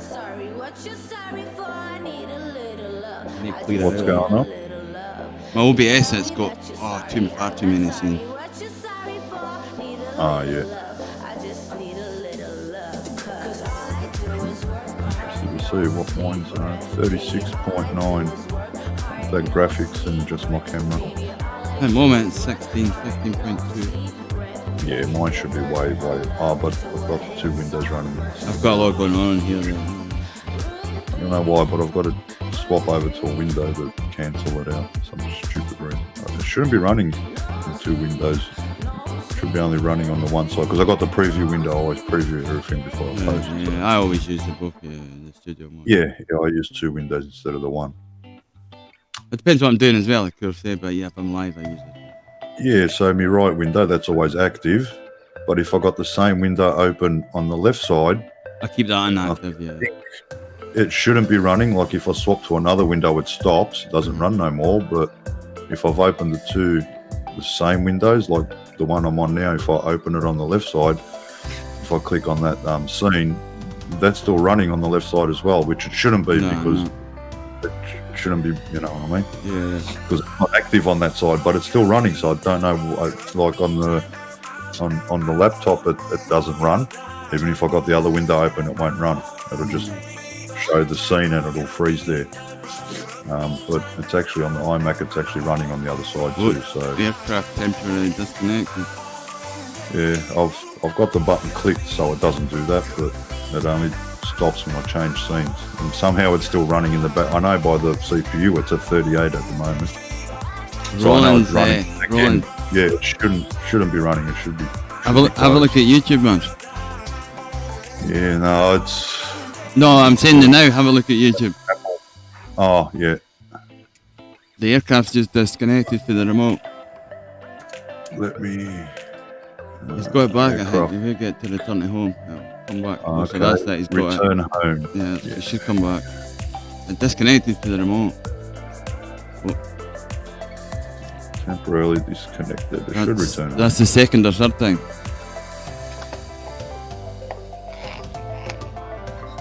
It needs to go out further towards it. Uh-oh. If you can hear us roll, start having a wee walk towards it. Go away from the outside. That's it. It's coming back. It's coming back. Yeah, it'll turn around. You'll get video signal in a minute. Yeah. Just let it do its thing. Yeah. Oh.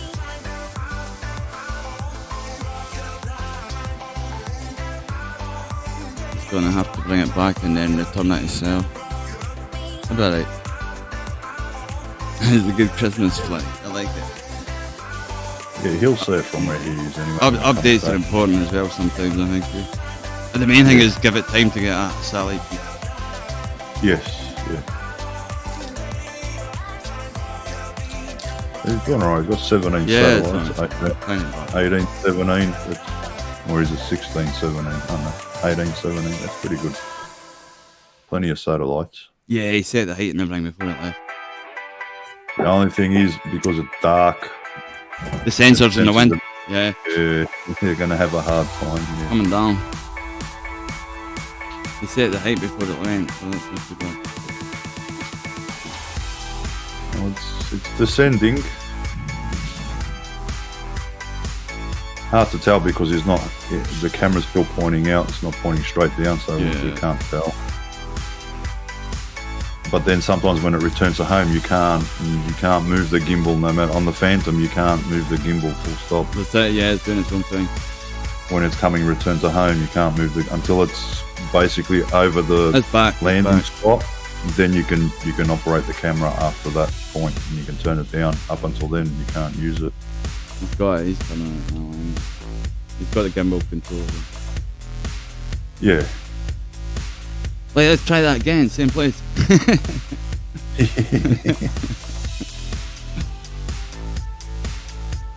That was exciting there for a second. Coming down. Yeah, he's got control of it because he just moved the camera control, I noticed. We're going to come in the computer like cheese and bread, eh?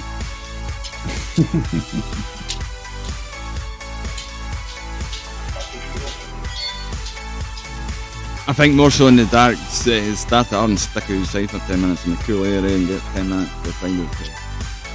Yeah. The old NASAs used to be like that. I remember one or two times taking the NASA out and plugging it in, and God, it would just go mental away if you didn't give it that 5 or 10 minutes. Some of the satellite had the GPSs had a little battery in them, and it took a couple of minutes for them to charge up before it would actually boot the GPS up. And if you tried to take off before that, you're in trouble. Yeah, that happened to one of the boys, and they were flying their 5-inch with GPS on it, and he had to wait a fair while for the GPS to hook up. Yeah. Like compared to like the Phantom. The Phantom's heaps quicker when it picks up GPS. On a quad, it takes a bit longer. Yeah, especially the older ones. Yeah.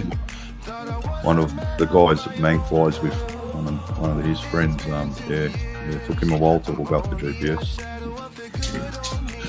So yeah, how did it come in? I like it. Yeah, good. Boosts a connection. Yeah. In the open shizzle, you know. Yeah. Updates are important. You've got a lot of GPS. Huh? It's done its job. It's done its job. Yep.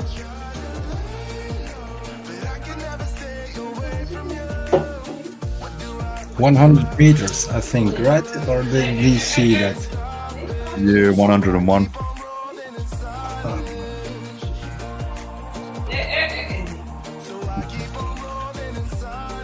Good times. Back to the main camera. There he is. The criminal. The criminal. Did you wipe the sweat? That's too cold to sweat.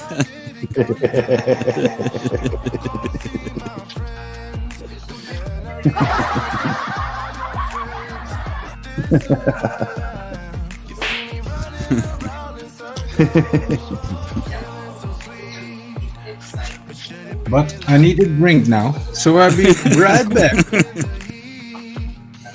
He's a way to change his trousers. Yeah. Oh, there's nothing worse than that happening. Been there. That's true. I know the feeling.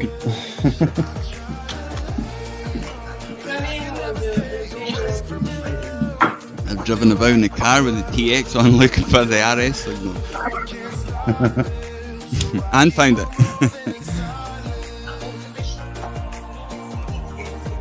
But yeah, if the battery ejects, I'm in trouble.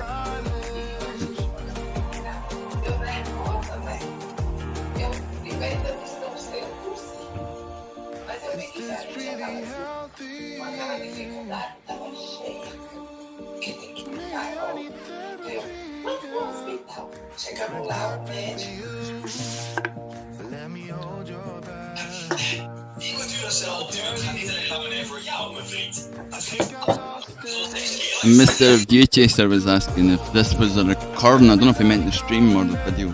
It's live, dude. It's live.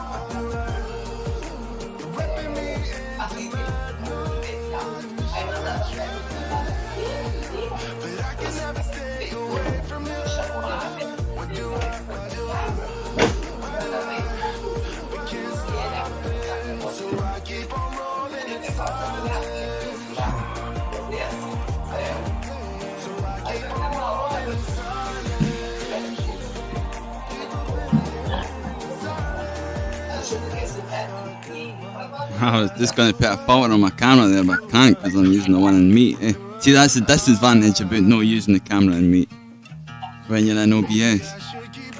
Yeah.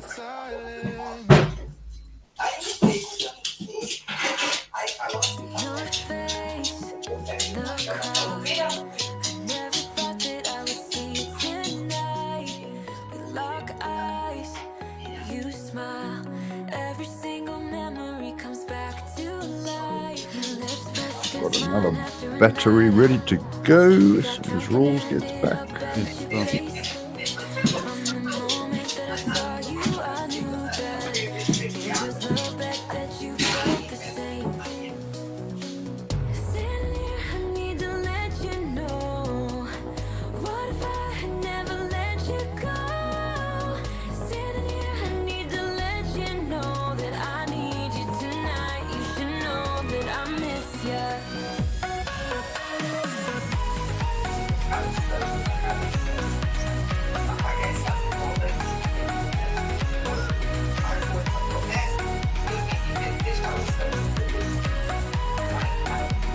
No, I'm just sending it out live, Viewchaser.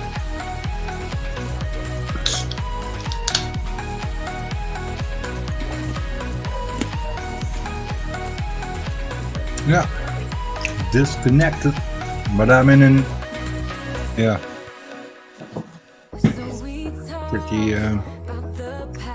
Put that link in chat. Which link to join the stream? I sent an email the link to him. Oh, okay. Check your email. Yeah, check these bastards. You already got the link, asshole. Yeah. I need to actually delete it out of the chat. Check the email, Danae. The difference also here is with the Mini and in the USA, I'm in CE mode, not FCC. So my power outputs are shit, so to speak.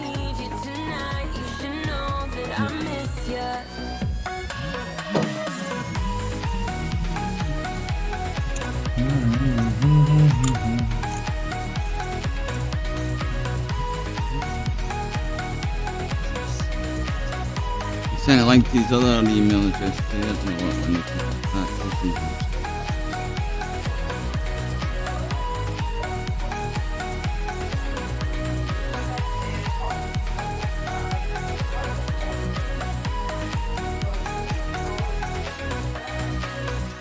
I always want to see. Look at. I forgot to hit record. God damn it! I think when it goes to the chat, it misses that HTTPS and it doesn't work. Try that one as well, Danny. It's in the chat, mate. I should get you in.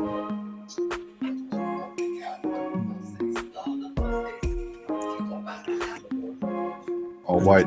See if Danny comes in before I fly.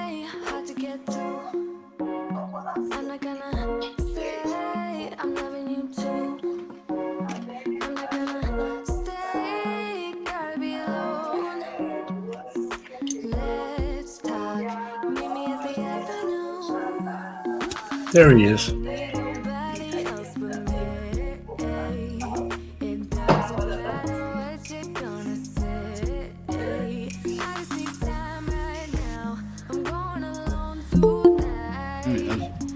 Cling, cling.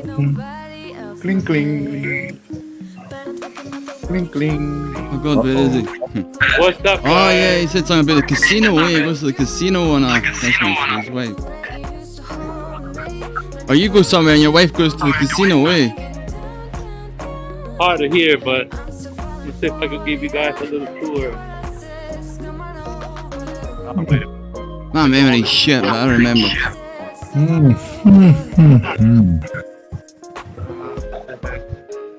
What is the house? Awesome. Get your phantom out and send it. Get the whip out. Send it.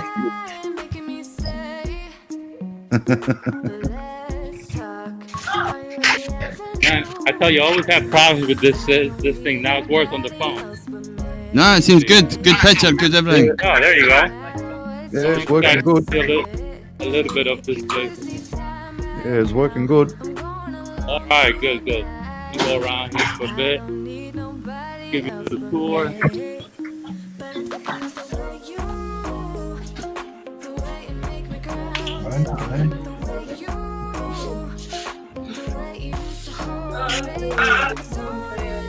Oh, that's insane. Guitar on the roof, that's mad. Yeah, I like that guitar on the roof, that's just insane. I mean, I'm going to that first game. Hard Rock Cafe. Oh, that's where it's going, yeah. Is that? Yeah, we've got a Hard Rock Cafe someplace here in, just out of the city. Yeah, there's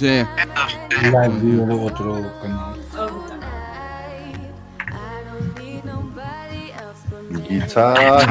Oh yeah.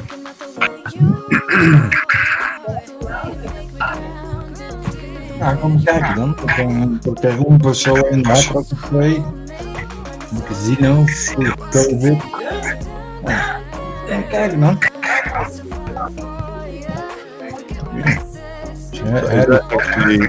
In the casino, yeah? Yeah. Or is that just a shopping center? Oh, that's in the casino, in the Hard Rock. Shops in the casino? Yeah, right, yeah. It's kind of stupid. It is open, but yeah. I got the bunny and everything. Let me see. Yeah, that's another thing they actually stopped over here. They wanted people to use their bank key cards, credit cards instead of coins and paper money. Yeah. Oh, yeah. Like fraud. Even some shops refused coin and paper money because you have to use a card or your phone. There's 2 or 3 countries that eventually went totally card, no cash at all in the country, sort of shop-wise and stuff. Yeah, same happened here. Amazing it is open. Only thing I can say is amazing. Look at the screens, Yeah, our casinos were shut down. They were not open. Yeah. They are now, but in the time of lockdown, they weren't open. Season greetings. Certainly a few people donned around about, No. It is a big place and We'd like that for a monitor. Yeah. GPS is I should have brought my headphones. I can't even hear you guys. Nah, you're good. The mask, stay your distance, and should be alright. Try not to touch nothing, I mean, it's pretty hard not to touch anything, but you know what I mean? That's just how life is, man. How to wear some gloves. Hey? Wear gloves, rubber gloves. Oh, yeah, over here. Oh, yeah, full on. Masks, those, the see-through, like the doctors and nurses wear, the surgical gloves. Oh, yeah, some people are like full on. I've seen people, masks and gloves on driving here. Masks, washing hands, disinfectant, not disinfectant, hand sanitizer, you know what I mean? And that's it. But most places here, wherever you walk into, they've got hand sanitizer as soon as you walk in. So, and I'm sure everyone else is doing the same thing.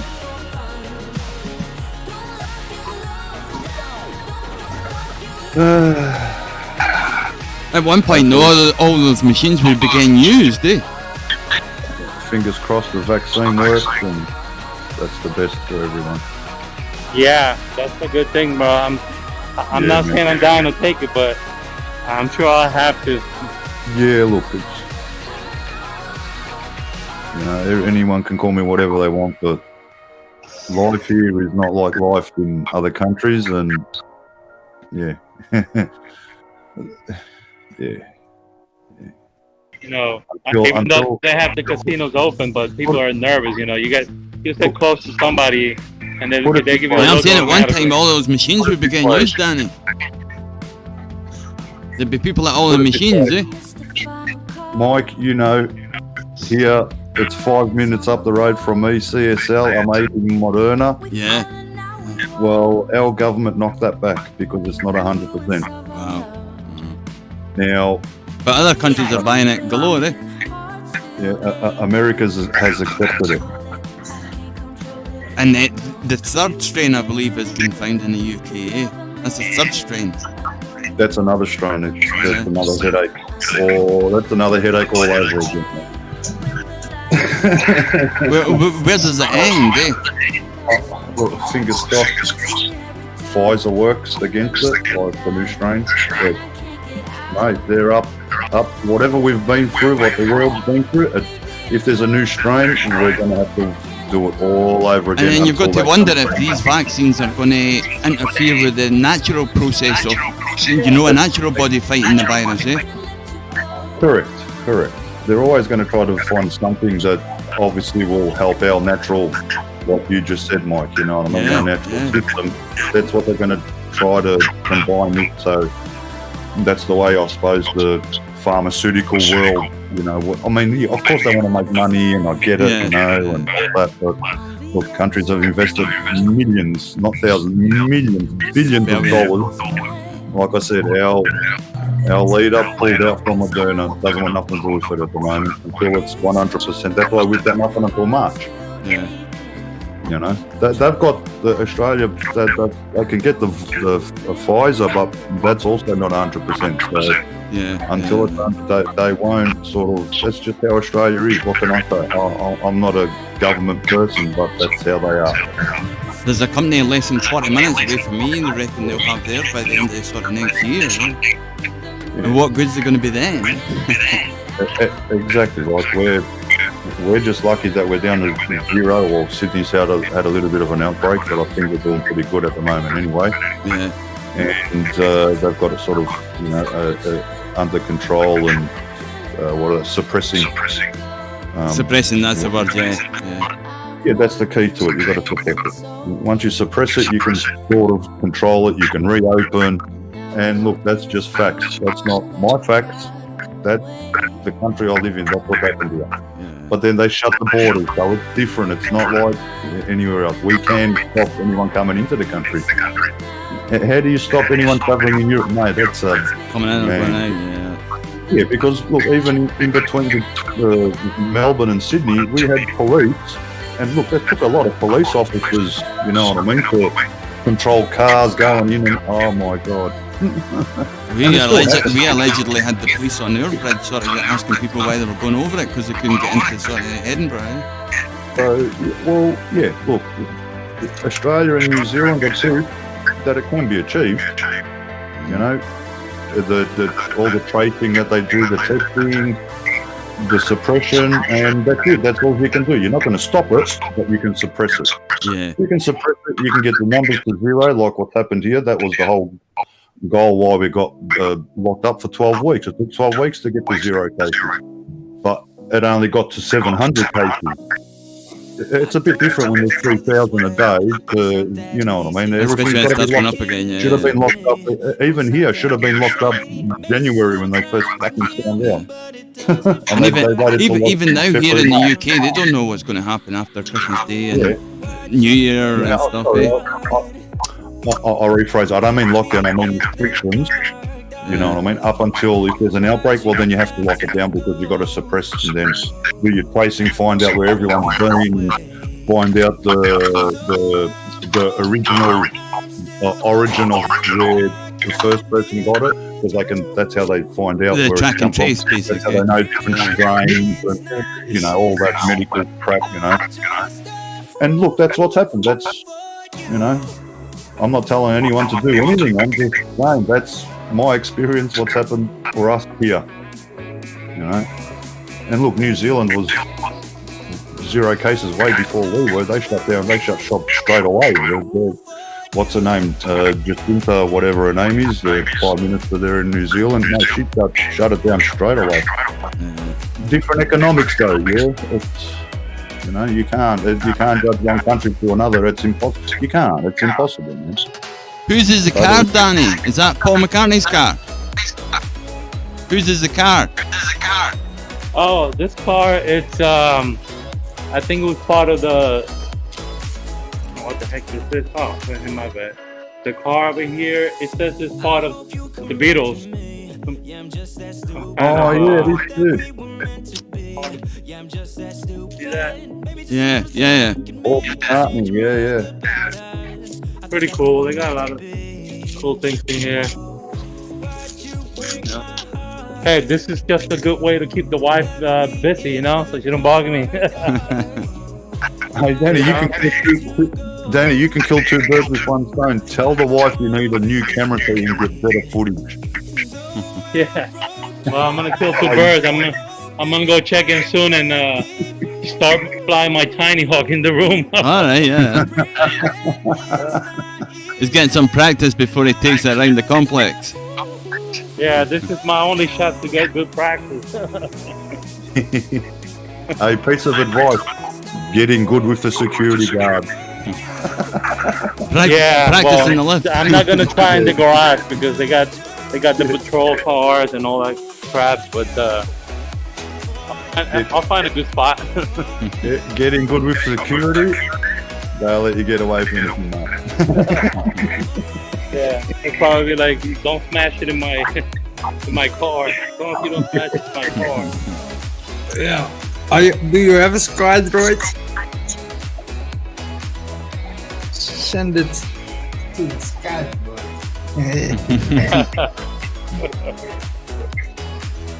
Well, it's 4 o'clock here. Is that in the morning or in the evening? 4 o'clock in the afternoon. Afternoon. Yeah, afternoon, yeah. In the hotel. And you guys later on, okay? Okay, and Dan, cheers for popping in, mate. Showing us about Hard Rock Cafe. Enjoy yourself. See you in a little bit, guys. Peace, brother. toodly-dokey. That was cool. That place looks cool, yeah, for sure. Yeah. I forgot he said Yeah. yesterday he was going there. He goes with his missus for Christmas every year or something.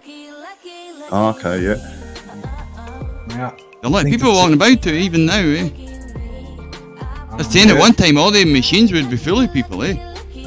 Yeah, oh yeah, that place would be chockers. Yeah. I'm amazed it's open. Yeah. There's no point in having all the machines otherwise, eh? Jeez. Yeah. Yeah, I'm amazed it's open because of all the shizzle going on, you know? Yeah. Must be me. Nice. They got a discount on the electricity bill, that's why they're open.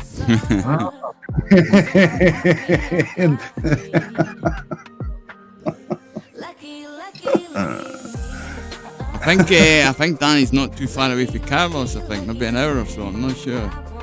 Yeah, he was in New York City, he said, eh? Or New York. Yeah. Yeah, it's always a surprise, eh? If Carlos can get along with one guy or another. Yeah, yeah.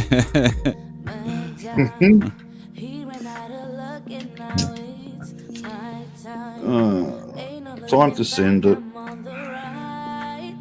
Nice. Find the...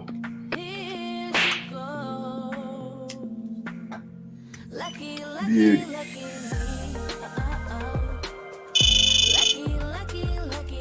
Don't forget to switch Yeah, your, you'll need to switch your OBS or whatever you're using. Yeah. Just getting the goggles. Alright, ready.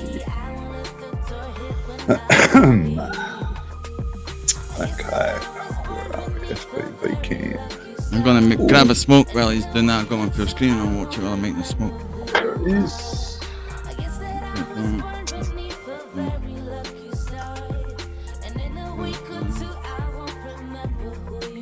You be drone. Got it. Yep, I've got it. Is it open there? Yep, it's open on OBS. Good to go. No. Sorry.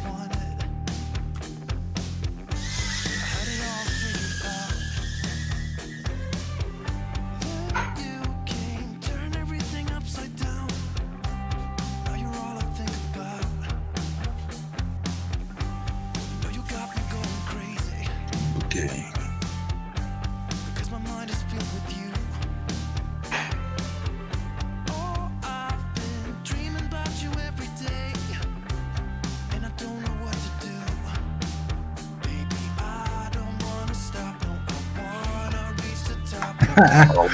Again, Freaking sing. again in the freaking thing. Yeah, the iron is probably messing around with your.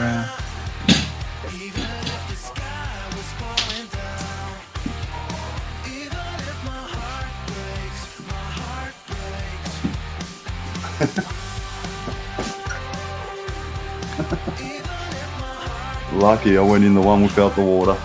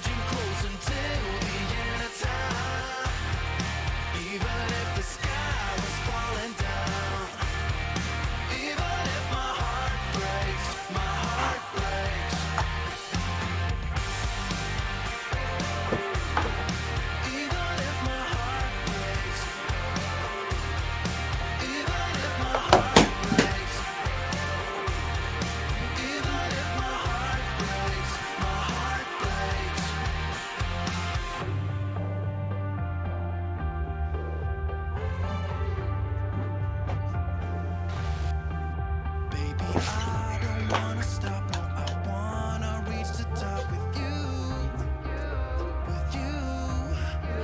I just wanna lay your body down, hold you close until the end of time. Even if the sky was falling down, even if my heart breaks, I just wanna lay your body down, hold you close until the end of time. Even if the sky was falling down, even if my heart breaks, my heart breaks.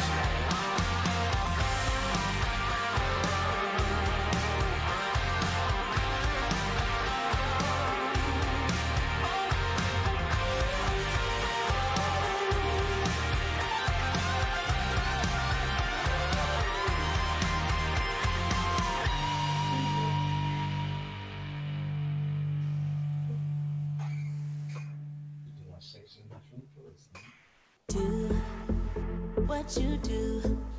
You know that all I think about is you.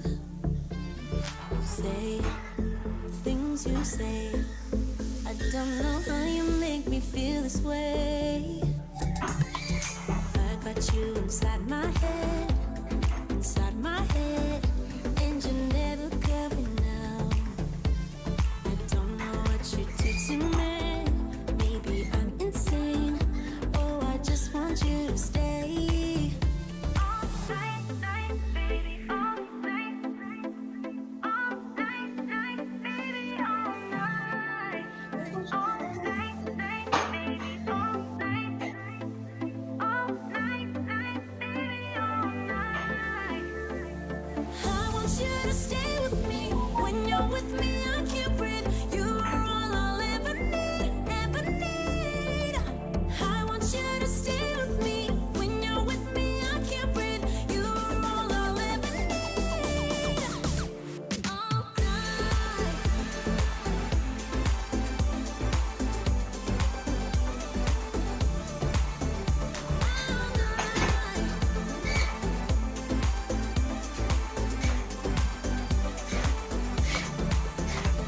I try to stay calm, but it feels like I'm a ticking bomb.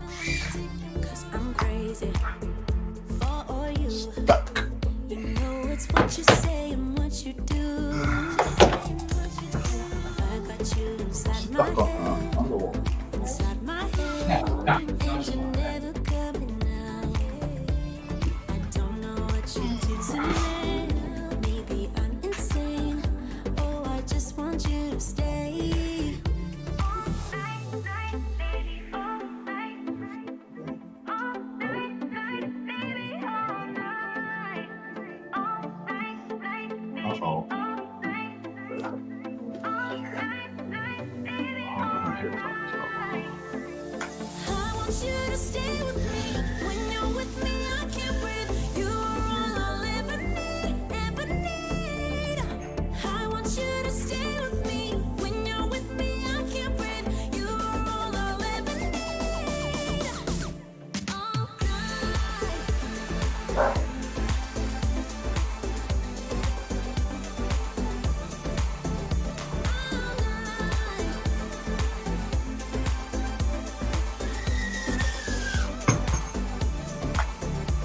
Yeah.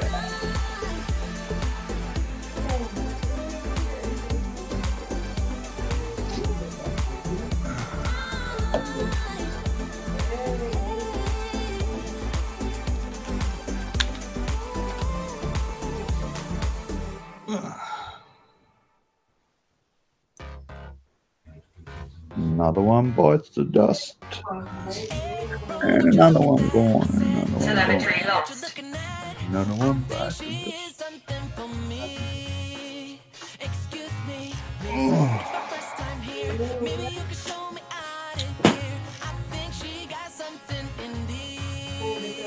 So please forgive my rudeness if I'm tripping over your time. But you look so amazing, and we can be so much more than who we are. So much more than who we are.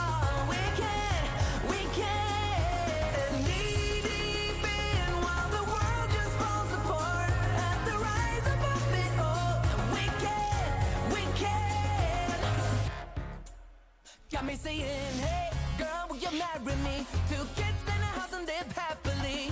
I think we are so meant to be. But she says, wait, you forgot something. Every good thing comes to an end. At least it always happened to me. I'm telling you this now. You don't need to worry, 'cause I got this all down. And we get on together. And we can be so much more than who we are. So much more than who we are. We can. Knee deep in while the world just falls apart. At the rise above it all. And we can.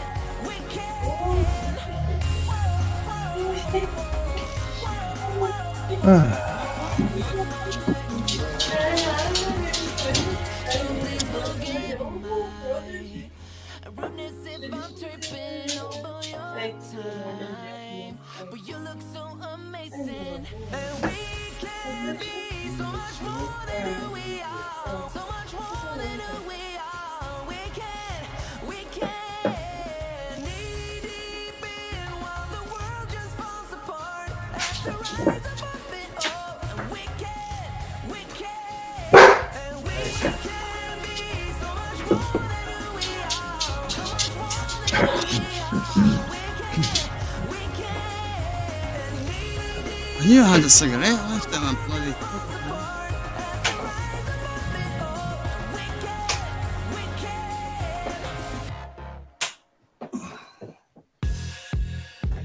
These cameras and all.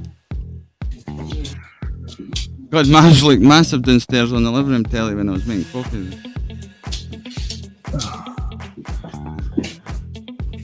Hi. Sorry, Mike, what'd you say? Oh, I was downstairs making coffee. And right. you looked massive on the picture down there in the living room. It's quite a big telly.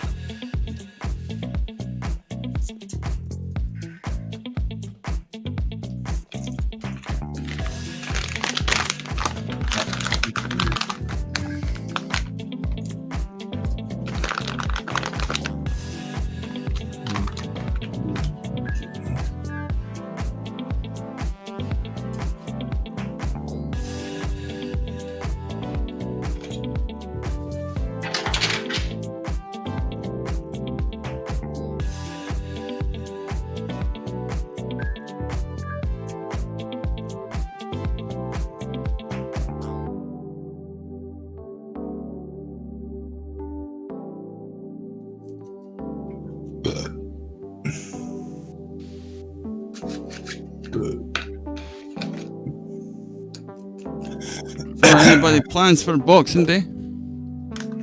Sorry? Anybody got plans for Boxing Day? No. What? Boxing Day. Have Boxing Day there? The day after Boxing Day. the day after Christmas? Here it's Boxing Day, yeah. Do you have a name for the day after Christmas, Roland? No. No.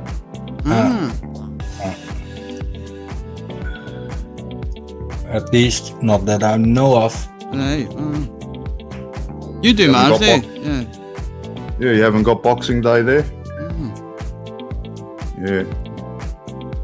Who was Yeah, it saying that? I Boxing think it was Camera or somebody that's saying they didn't have Christmas Day. Was it Camera? My memory is really bad. Well, my girlfriend told me they only have like one Christmas day there, you know?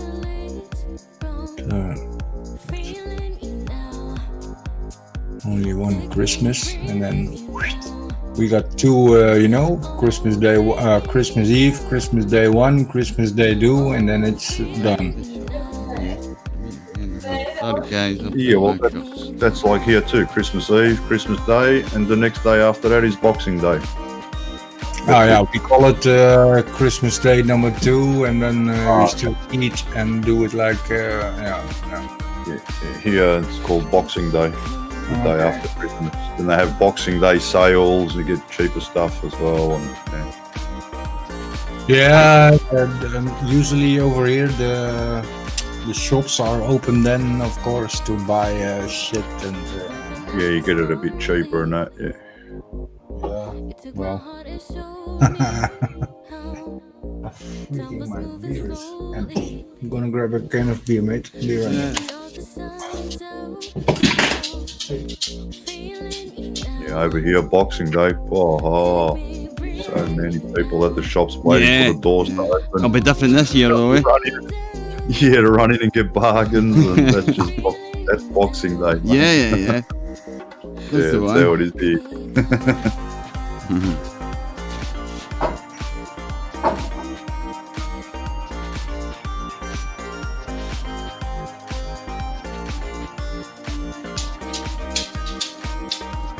I'll put it on the screen for anybody that wants to know, but I could pause it and read it. But that's Boxing Day.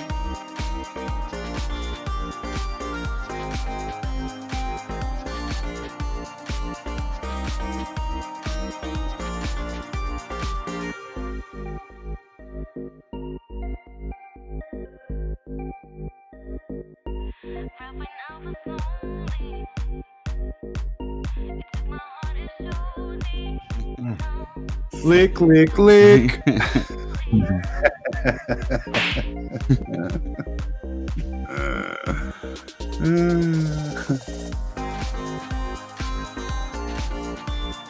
Boxing Day. Yeah, you'll need to pause it, it'll disappear shortly.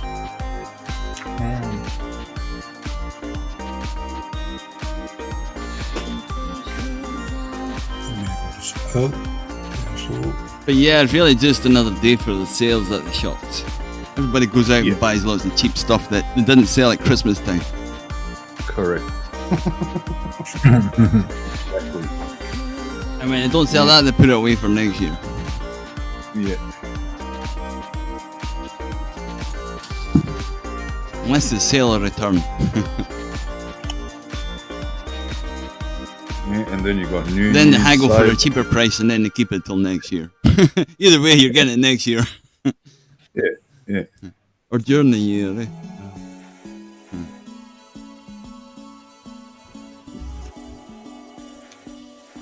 It doesn't matter what anybody says about this COVID and the government and blah blah blah. It's still not bloody good for the economy in any country. No, definitely not. There's a lot of shit falling down here. Yeah. And it's maybe not even starting yet. No, because they still have that money from the government, you know, to how do you call that? Yeah, well, the government is spending some money to keep people employed and subsidies and stuff like that. Yeah. Yeah, as soon as that stops, it'll dry up. Yeah. What's gonna happen then? Because there ain't much money left in the companies to.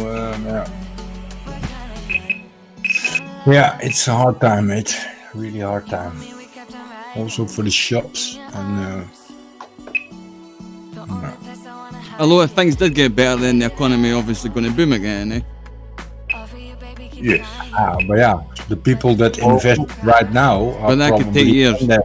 So people need to work. Yeah. About halfway through this COVID stuff, Australia was officially in recession. And a few weeks ago, we were officially out of recession. Which is quite really, yeah.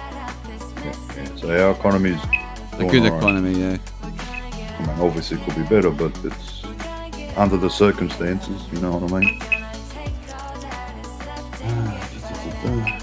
Master jack off, so it's not the trainer mode. Off. Get downstairs, dude, or where's my other one? I want to try some downstairs or in the room next door, or I can't hear you. The girlfriend. Alright, yeah. Okay. Cool. She's here, yeah. Maria's starting to take in a nap. Yeah, she was knackered as well, yeah. Busy day.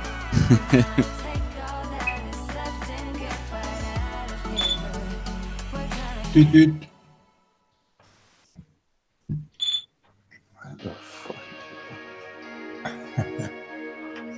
Man, it's so hard to see. Oh, there it To be is. told, and I would say it all. Oh, if I was a Which was the last time I looked anyway. light, and I would break into the night. Come to me how I'm wired. I know I'm about to be set on Telemetry lost. Come to me why I read. I went to pull the telemetry lead out, the Pixhawk telemetry last night, and the bloody thing jammed, all the wires come out, so I had to fix them all back in again. What a nightmare. No. Just on the external telemetry, it's just like a wee lead that plugs in there. But you know, the bloody pins come out, it's a nightmare. Recruit wires or what? Hmm? Did you have to reroute the wires or? Just put them back in again, back into the socket. Okay. Yeah. For the.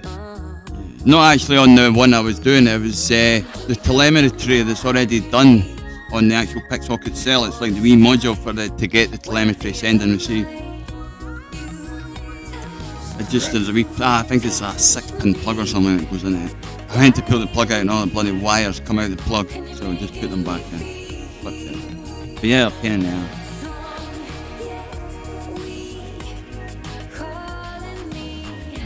Verkeerde kanaal te kijken, Maria. Ik zal je wel even de linkje sturen. Ja, van de livestream. Ik ben even verliezen naar wie dat zegt. Even kijken, moment.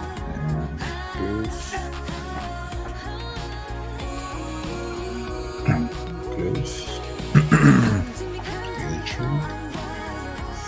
The dude. Yep, there we are. All the wires went onto the ESC really good. I was happy with them. Nice roller joints. Eh? When I put the wires from the legs onto the ESC, the 4-in-1, yeah. the wires, they look really nice. Good job. Really good. Okay. Because they got to be able to move the legs as well to fold it.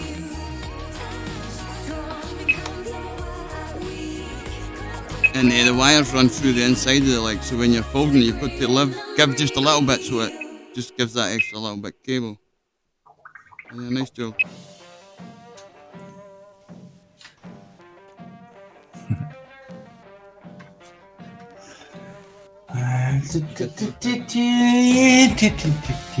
Mars is having firework.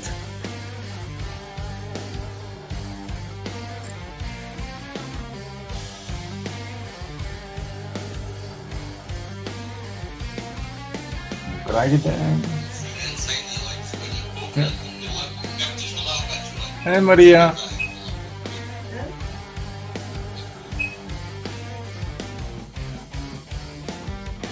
Ik heb toch jou de link gestuurd van de Facebook chat. Niet zomaar een linkje. Ja, een novel linkje. Een klein linkje.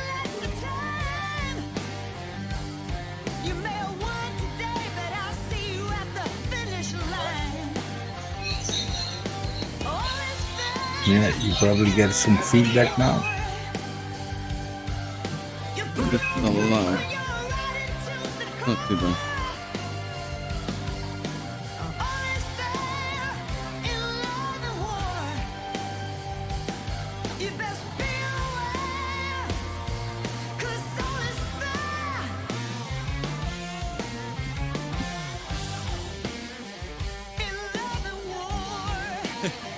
Who'll be flicking fingers at? Yeah, it probably starts laughing in a couple of minutes.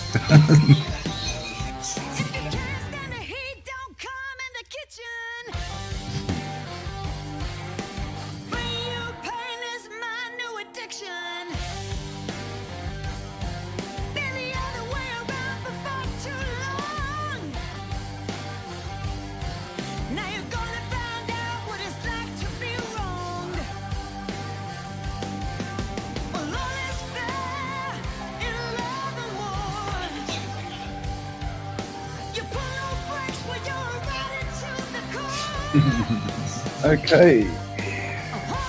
Next flight. B-Brain Pro is connected.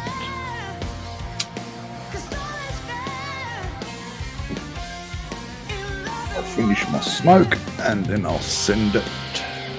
At least that one got that one. I haven't flown that. Only like once I've flown it. It's got turtle mode, so That's handy. Hopefully it will work. It probably will. Yeah, it has a bit of a hard time on the polished floorboards. It doesn't like it. But we'll give it a go. Alright. I'm heel mee. Nee.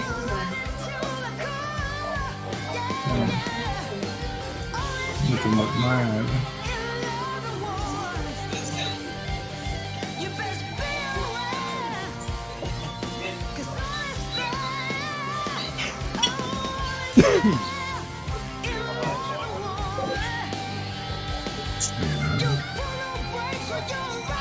Better. Aye.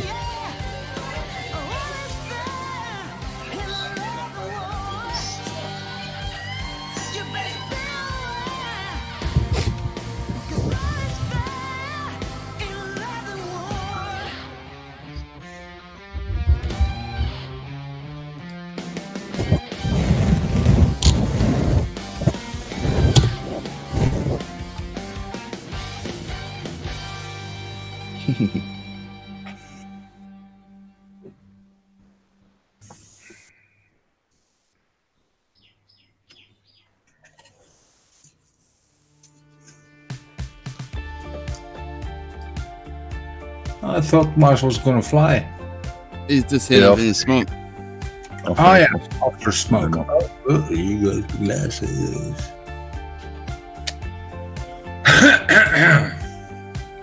Yeah, well then I can.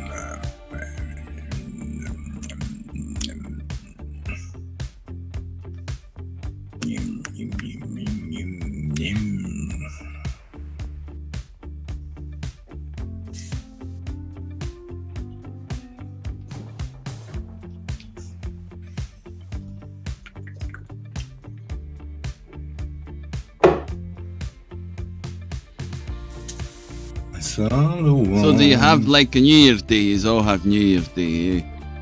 Yeah, of course. Yeah. But not this year. It ain't gonna be much fun. Yeah. They didn't allow us to light some fireworks, etc. I think it's the same here. Yeah, I think it's the same here. We used to allow to hit some fireworks, you know. I think they're allowing drones this year. I think they're allowing drones. You know the wee flashy drones? Mm-hmm. Oh, yeah. They're allowing Yeah, well, they probably do something here, but not on every in every place, you know. Not every every town. Yeah, not every town is gonna do something because just send the drone in. Yeah. Yeah. Yeah, we had fireworks last night and the night before. Yeah, they don't want people in the area, you know, and yeah, it was just people in the area letting off fireworks. Yeah. Probably the same will happen here, eh? Probably some people catch them back maybe for bonfire night or something like that. Yeah. Yeah, we've always got people local that make fireworks left, right and centre. In Netherlands, it doesn't have a bonfire night either. It doesn't have celebrated 5th of November. Yeah, no. Over here? Do you use Mars? No. Have a bonfire night Here. 5th of November? No. No. It must be only like because Sky Fox tried to burn down Parliament, eh? So it must be just a UK thing, and it's never been taken to any other country traditionally wise, I suppose. Eh? All right. Yeah, no. I've never. But yeah, every 5th of November you're supposed to have a bonfire and you burn the guy, but usually all the towns have their own big firework display, eh? Every 5th of November. He tried to burn down the Parliament or blow it up with TNT or yeah. something, and he got caught, and that's what they celebrate, that it didn't get sort of blown up. Didn't get burnt down. Yeah.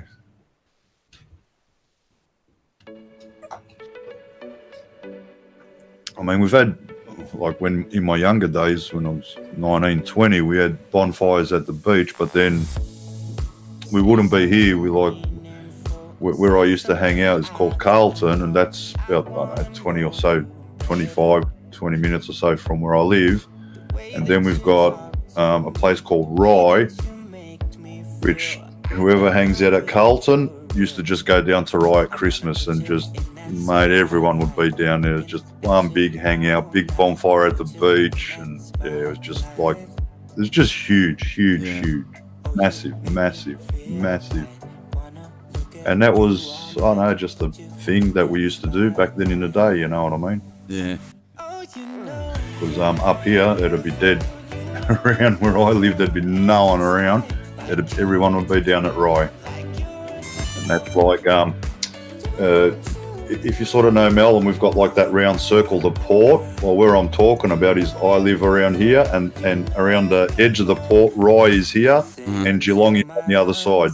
That's where Kaz was sort of raised, on this side. Where I'm talking about to travel to that side, and that's an hour-and-a-half drive. Wow. But that's the port of Melbourne. It's like a big round circle. Yeah. You got one side and the other side. You can't. There's no road or bridge or anything to go across because it's too wide. So a ferry actually now goes across from Geelong or from Queenscliff to Rye, Sorrento, and all that. It's all the back beach of Australia. So what you've got is you got the ocean out here.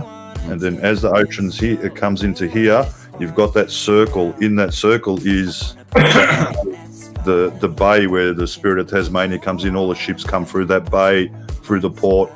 And then we've got the Melbourne beaches, which I'll never swim there again, put it that way. Yeah.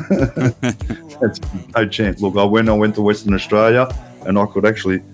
I was in water to my shoulders, and I could wriggle my toes and actually see my toes, right? Yeah. From shoulder length water. Melbourne, you stick your feet in the water to your ankles, you cannot see your toes. It'd be the same here. Yeah. Different quality water. It's just, mate, it's just... Now, to get that good, clean water, you sort of had to go down to Rye. Like, that's the reason why we used to go down that way. And then past that is like your back beach, which is the ocean. That's the outside of Australia, if you know what I mean. It's not many places have got a port the way that Melbourne's set up. Like, Sydney's different. Sydney, when you go to the beach, you're at the ocean. You're at the edge of Australia. Here, you're not at the edge of Australia in Melbourne, at the edge of the city, at the beach. That's just the beach. You've got to travel to either the Geelong side, or you got to travel to the Rye side, and then past those points, that's the edge of Australia. That's your ocean, not your beach. Like, you know, it's a little bit different. Yeah, different. It's a little bit different. Different setup. Australia. Same as WA. You go to the beaches, and that's the ocean. It's not, not like how it is in Melbourne. It's totally different, and that's what I mean. When I went to Western Australia, I was 22. Mate, I'm telling you, I was in water up to my neck, and I could wriggle my toes. Mate, you could even see the sand granules in between your toes. That's how clear the water is there. Melbourne, no chance. That's how clear my pond looks in there. Yeah, up until I went to Western Australia, I used to swim at the Melbourne beaches, St Kilda, Elwood, Frankston, and all that. Mate, I've swam all the beaches here, but yeah, after Western Australia, I have not. I've swum in the water once. Like, it's okay. Like, it's not that filthy. It's just that it's not clear. You know what I mean?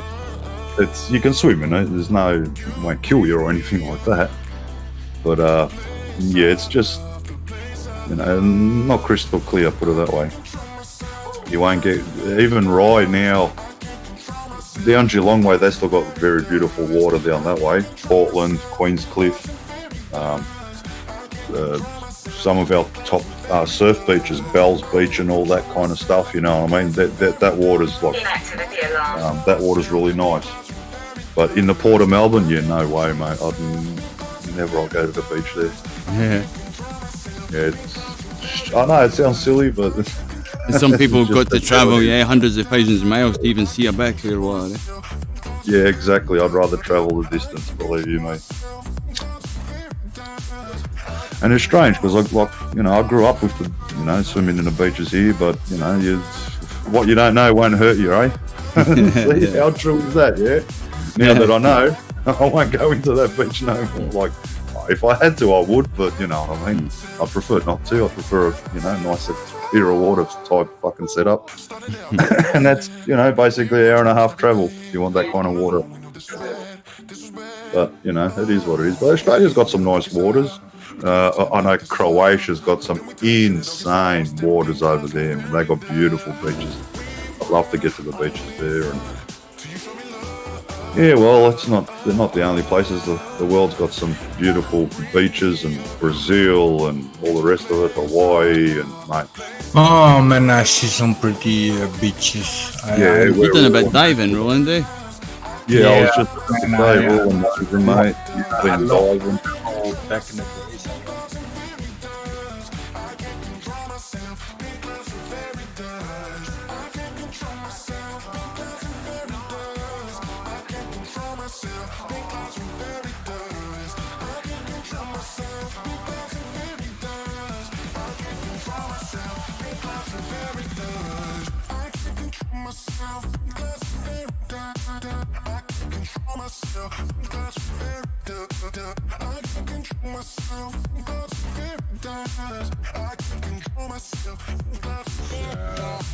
You don't have anything, you just, well, you got your clothes, of course, and your shit together, but you go there and don't have to worry about anything at home, because that's the idea of holiday, right?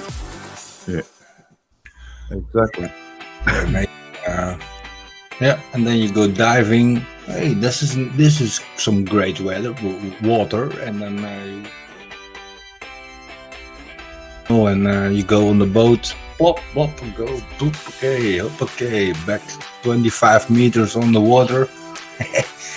It's amazing, mate. And then you go up, full of snot. Yeah.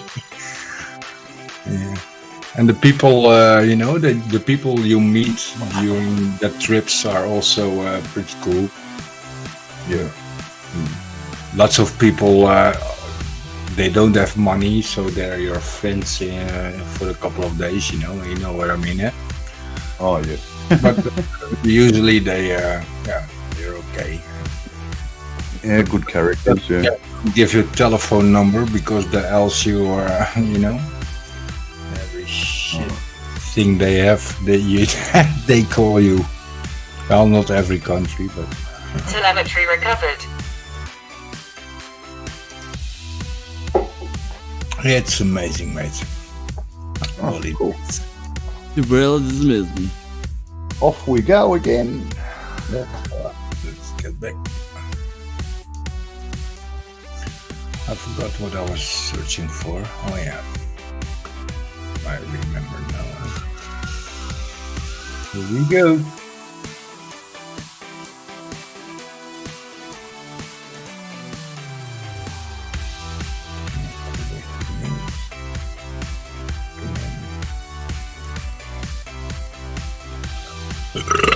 Sorry.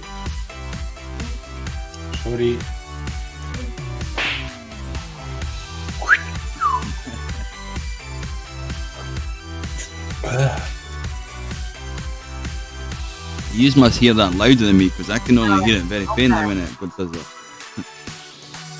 No.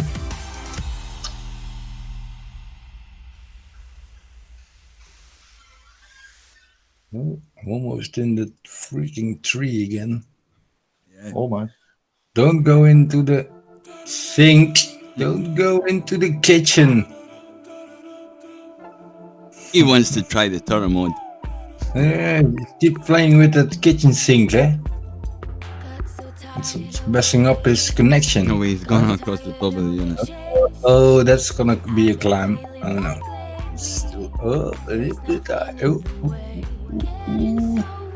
Oh, that fan in my living room is driving me mad trying to get to it. But it's a tight gap. Oh man, that's such a tight gap. I'm trying. I want to get it up in there. Bit higher. Yeah, go. Yeah. Oh man, it's so dusty up there. Yeah, that's the places that you forget to clean, huh? That's what spring cleaning's for. That's not till springtime. My mother always before looked New at- Year or sorry, springtime, eh? Yeah, the spring clean, or how you call it. Yeah. Oh, here he goes again in the kitchen. RX loss. No. What's it? Yeah, RSS 60, 50. Oh fuck, this door, it keeps banging with the wind. Now I'm checking out that RSS of his, or his left upper 60, you see? 65, 70. And when he goes to the kitchen, then this is still good. Go to the kitchen, Mars.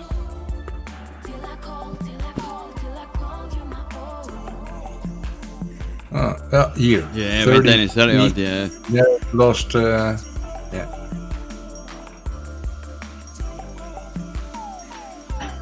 Blind spot.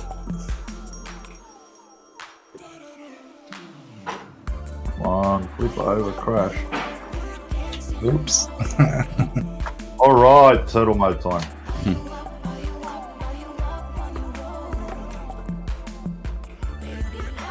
Two. That's just not going to juice, eh? Don't burn this, eh? I'm stuck on something. What am I stuck on? Don't burn it. Just grab it. I'm stuck. Better go to grab it. RF signal low.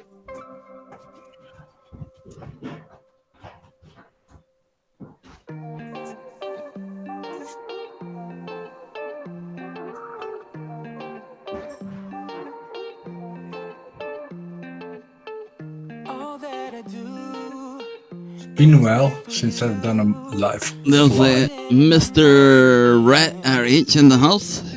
I invite him to your And Mr. Andrew Silverfox. Yeah, no turtle mode on that one. I was stuck underneath the couch. Sucking it down. That's what I seen in front of you, but you can't see what's underneath you or on top of you.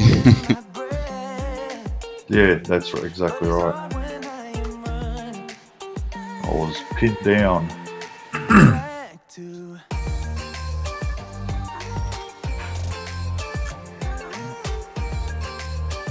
Oh, low battery. Mr. Andrew Silverfox has been getting into the FPV here. Awesome.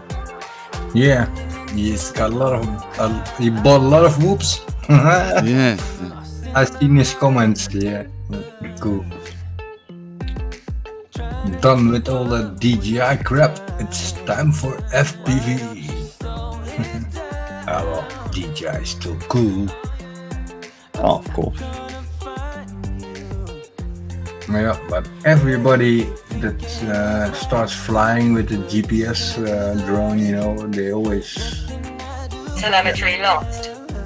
they get to the dark side in months, weeks, or years, and then I'm bored of FPV shit. I'll be back on it. Pee. I'll be back.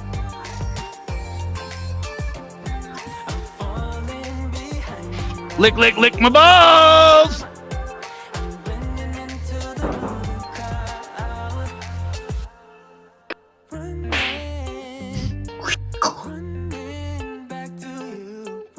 I'm multitasking here. Multitasking.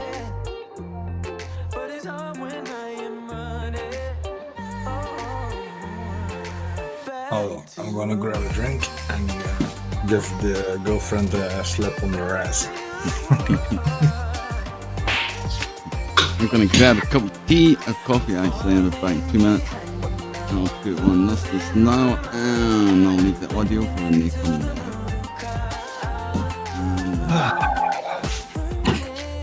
Yeah, we'll be back in 5 minutes. Oh, that feels so much better. I'm gonna get a pee myself, Mars, and grab a coffee. Rollins, if we get a drink. The audio's still on, though, but the video's not on. Just the audio. Yep, go for it. We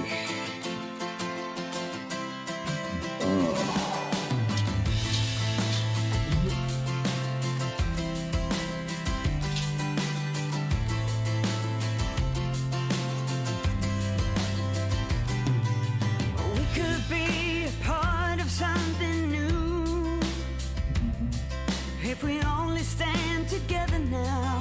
We know just what to do. And every single day I stand and stare at your house upon the riverside to see if you are there. And I wait for the time when your cool eyes make me turn away from all the lies and return to you again. It's a fool's kind who never sees the right way in the mind.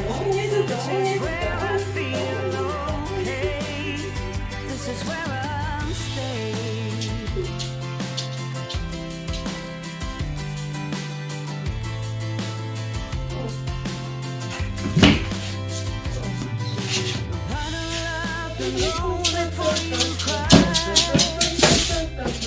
There is something we should realize. Don't even ask me why, and I'll wait for the time when your cool eyes make me turn away from all the lies and return to you again.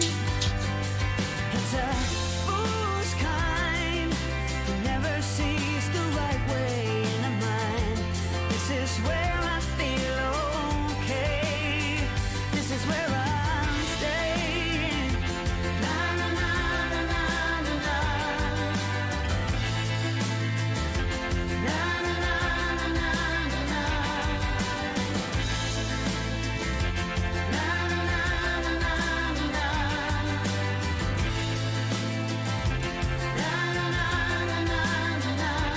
And I'll wait for the time when your cool eyes make me turn away from all the lies and return to you again.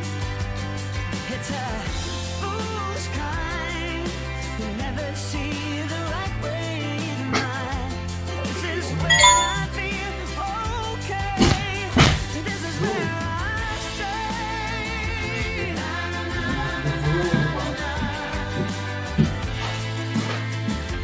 Na na na na na na.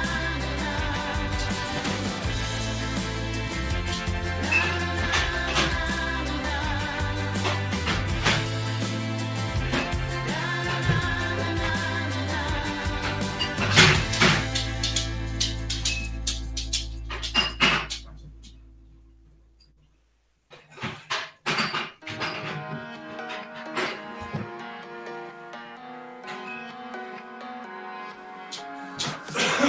I'm looking for a way inside your mind. It's a haze of mysteries. All I see is smoke and the reflecting memories. I need to figure out how things intertwine. The ropes are choking us. If only I could blow away the heavy clouds up in our sky. I see you. Can you see me too? Tell me how it feels to know that I cannot let you go.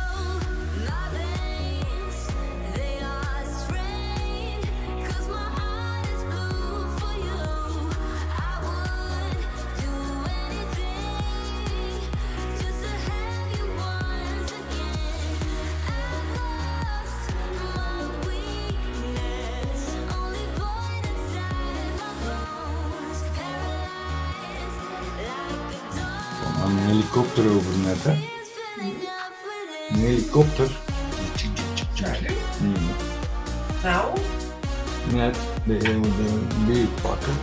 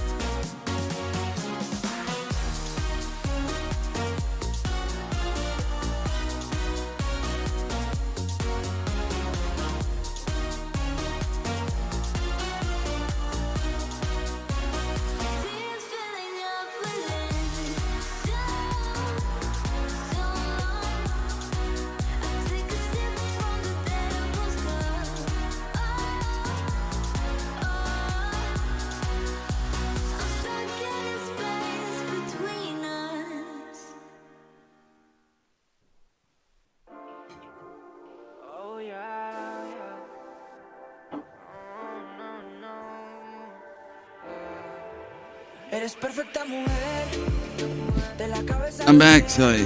Let's get this at that. Go Tombo. Hey! I was at the toilet and I was getting a smoke and I was eating some Doritos that were dead hot, they were really spicy. You're still muted. He's muted. Alright, that's alright then. You're muted. Oh, hell, help if I unmute. Alright, I can hear him now. There he is. Hey, I got a microphone now. Now you boys can hear me. Yeah. Unfortunately.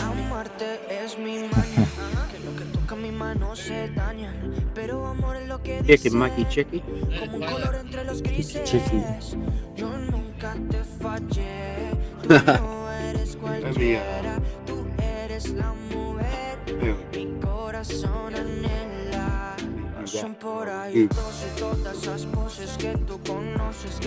the City Nations. What's up, Rat? What's happening? Yeah. Oh, you know, living life, enjoying the day. Have a good day. Was it evening there, night time, during the night, morning? I don't see a Christmas tree at freaking Almost Boston. 3 o'clock p.m. Almost 3 p.m.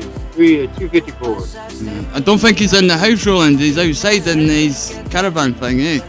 Yeah, that's where I live, boys. I live in the caravan thing. I'm one of the ones that said, fuck houses. It costs too much money in the United States. I want to say, it is his house. Yeah. Yeah, it is my house. Here in the States, they tax you for every fucking shingle you have on your roof. Yeah, so, I don't want one. I've stayed in my car before, mate. Oh yeah, I've stayed in a few cars, trucks, U-Haul trucks, all kinds of things. Man, I've lived all over. I am an Irish rover. I'm the one and only.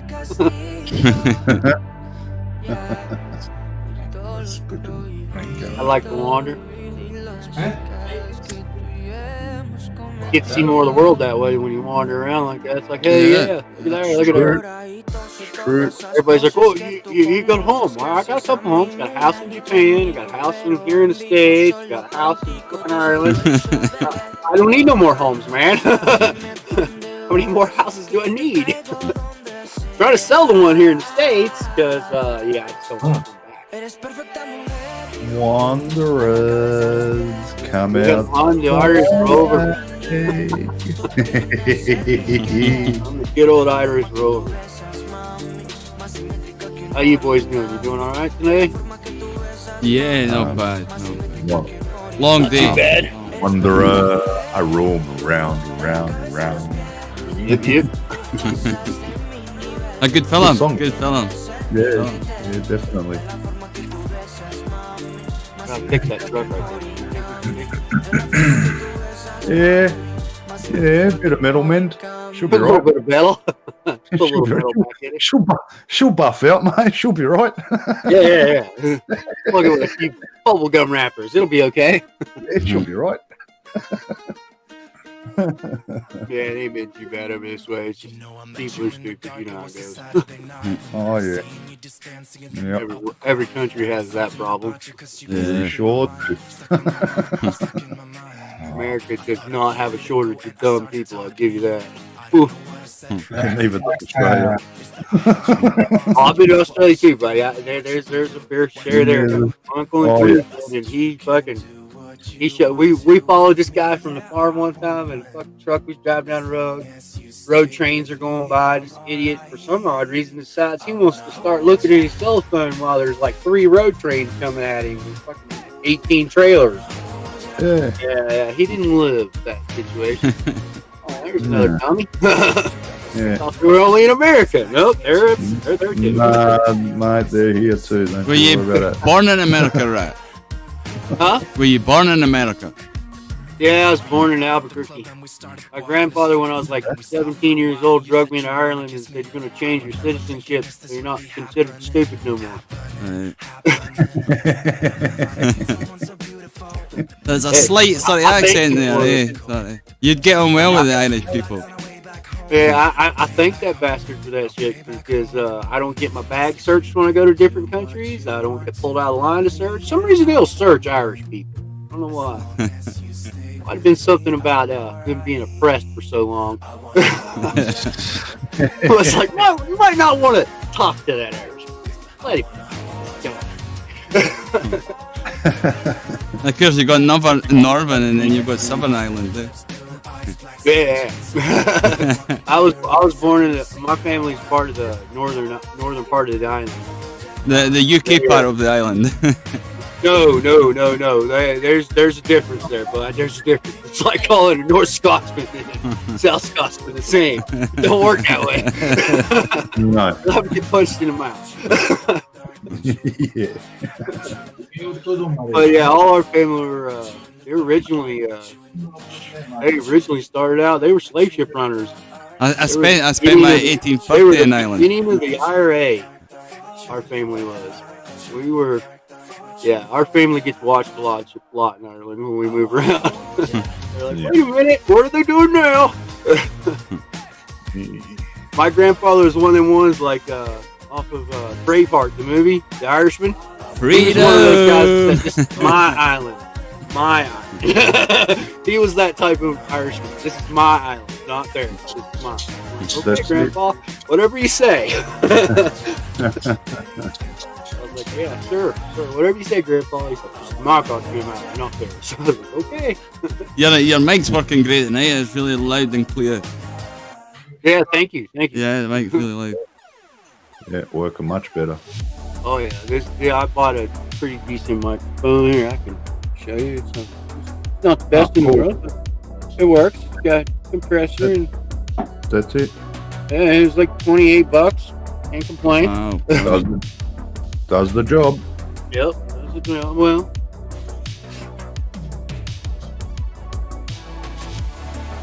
We're still locking everybody down, Mars. Here, no, we're right here. Sydney's kind of under lockdown. The northern beaches where the outbreak was. The rest of New South Wales is sort of pretty good. There you go. Last I've heard, I kind of missed the news in the last, I don't know, 48 hours because I've just been up trying to fix the freaking quad. There you go.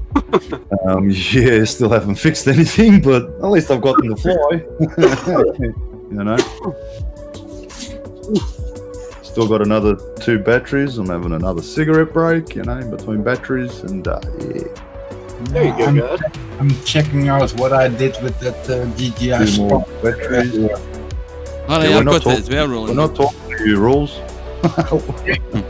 we're watching you, but we're not talking to you. No, I can see you're checking it out. Pretty cool, mate.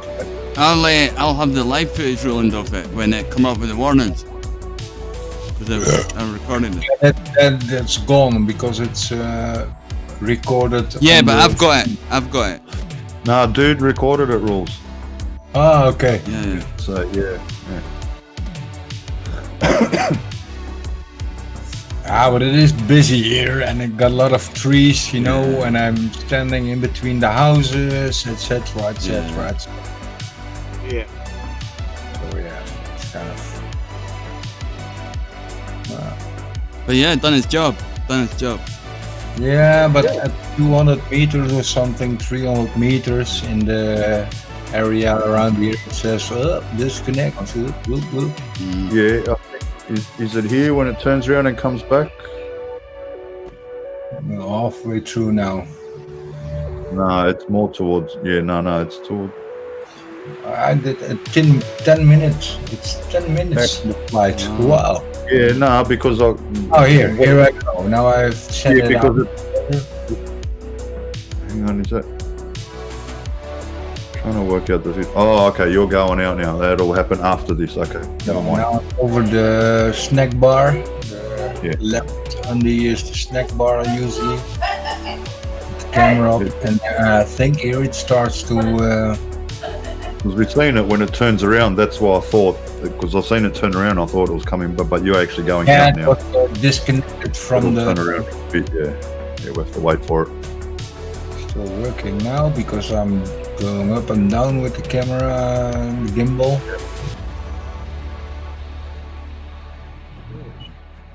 I thought I sent it more out after that.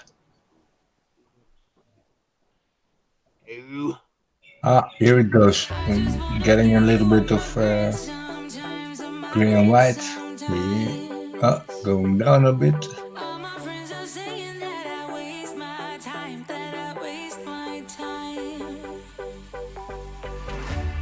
I'm already over the. Yeah, that's what I thought, because when I seen it turn around, I was pretty sure that was coming back home. You'll see, anyway, you'll see your next door neighbour's window rules. Fucking pervert. It went down because of the RTH. It didn't like the wind either, it kept saying. It didn't like the wind. Yeah, wind. 100 meters. Strong wind warning. Strong wind warning. Go down, go down. I don't know. Maybe not. Maybe you went down. This, like exactly what you see now, that's all the minus points from that Mavic Mini. Simple. So it's basically a piece of shit. I've done a good job. Yeah, but you can send out a lot of meters. It's not necessary if you're on a holiday and just. Yeah. And if you are going to a piece of ground, if it's 300 meters is enough, it is to get the shot, you know, and to make it. You're out of shot otherwise. If you really like to fly and send it out, then it's a piece of shit.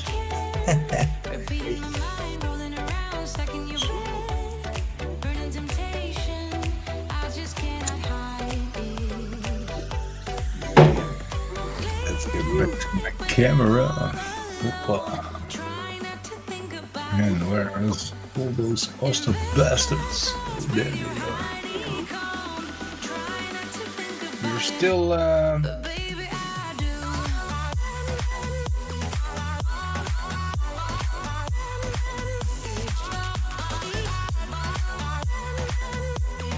Yeah, moon quads is the right way around, but rat RH isn't. RH is the wrong way around, yeah. Actually, I've seen a video on that. There we go. Is that better? Is that better? Yep, That's it. I'm not a dyslexic bastard no more. No, that's big. No, it's just playing around, eh? Because I've been trying yeah. trying to switch this scene and have the camera in the bottom corner, but it's copy of the transition. I'll fit the H in for you. I moved the screen over a bit. Should move now. I can move around. It's all the right way around now. Yeah. Fiddle was on there, didn't want to work for me, so fuck it. Yeah, that works pretty good. Oh, slow down. They all got it running.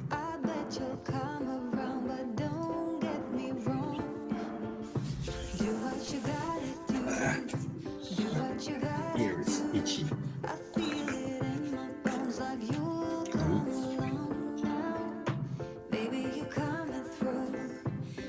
So that's a pretty cool button you got on there on your microphone, dude. Yeah, Yellow can one. see it? That's pretty cool, man. That's upside down. Yeah, it's a freak. It's round right over here too. Ah, you can change it. Like that. Yeah, that's it. Oh yeah. I got the same one. Right, the fucking score me one of those. Don't want to get those. Fuck is going on here? Hopla. Oh, wrong way around. Something like this.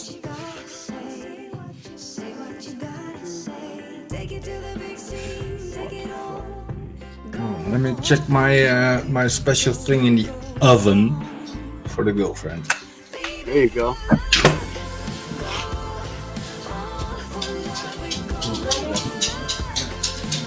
Yeah, I gotta get a microphone like RC2 after this. Do you know what?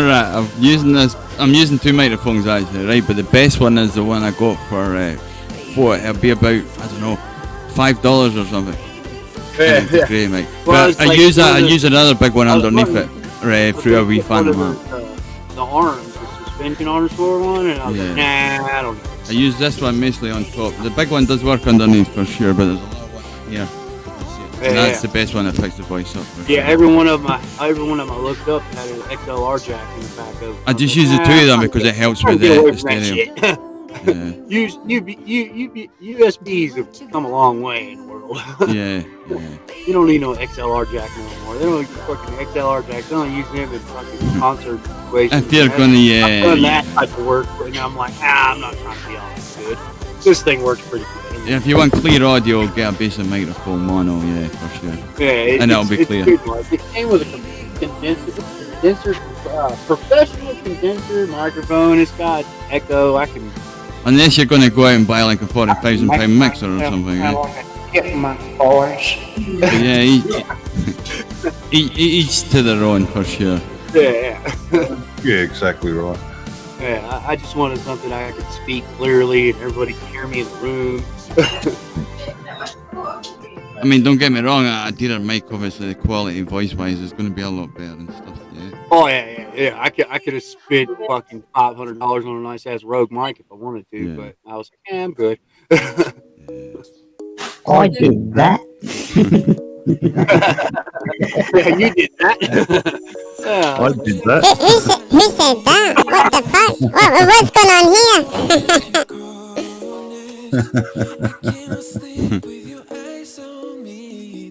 Yeah, I can do that. Yeah, I should be able to do it, but... Welcome to OpenTX. Just squeeze your nuts rolls. You hit the high note. Yeah, do that. Or get some helium. Drink some helium. Helium will do the job. That's a bit slow, that one. And if you can't do it, Rules, just get Maria to grab your nuts. That's a good one, Maz. That's a good one. Yeah, well, sometimes you can't hurt yourself. Trust me, the woman will hurt him. She's usually pretty okay with him. Because you know, if it's too hard, it's done, eh? Then it's over, eh? Ouch. You hurt me, I don't penetrate you.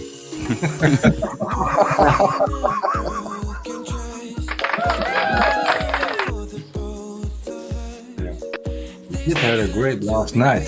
That's why I was. Telemetry lost. Telemetry. That's better. Yeah. Let's get telemetry. Get the walk happening. Lazy bastard. Okay, Mars is going for a whoop slide. Hey, fuck. No. Telemetry recovered. We're recovered. And then I can make it big in the meat. Finish. Click. Yeah. Big screen. Oh, man.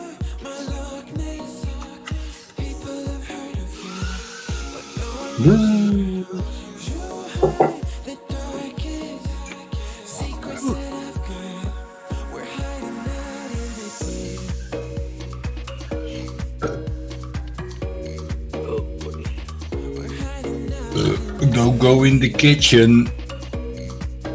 50. You see that? There. It's always losing 60, 50, 30, 30. It's crazy, eh? How much that's difference, eh? 35. 35. Yeah, it's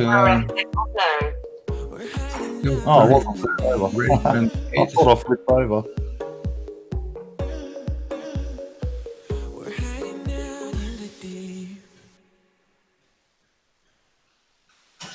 Hey. Boing.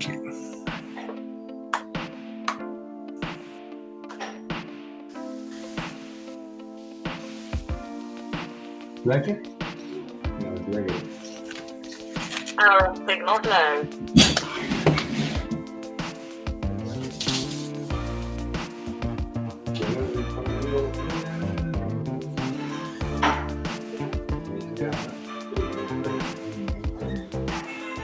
Okay, now I'm definitely upside down. Let's see.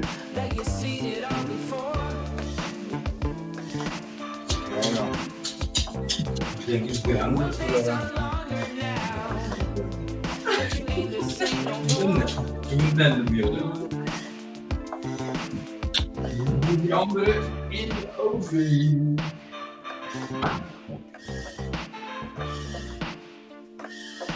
Ja,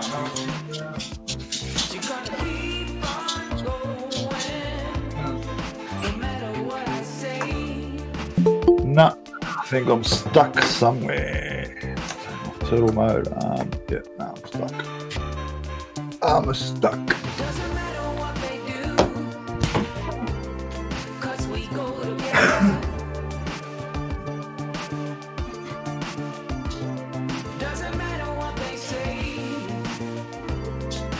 Oh, now you done goddamn carpet hair in it. It's done.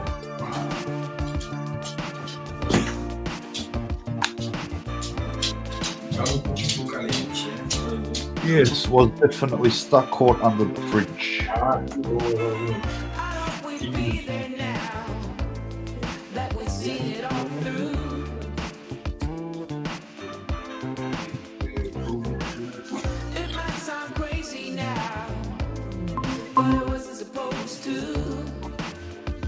Gentlemen,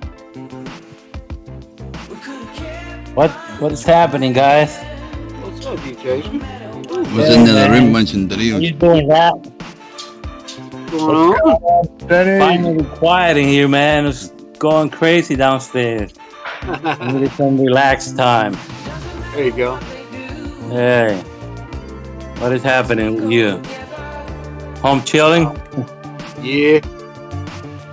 Watching Mars zip around the house. Yeah. That's what I'm about to do here soon. Oh, wait a minute. How do I switch this damn thing? I can see me.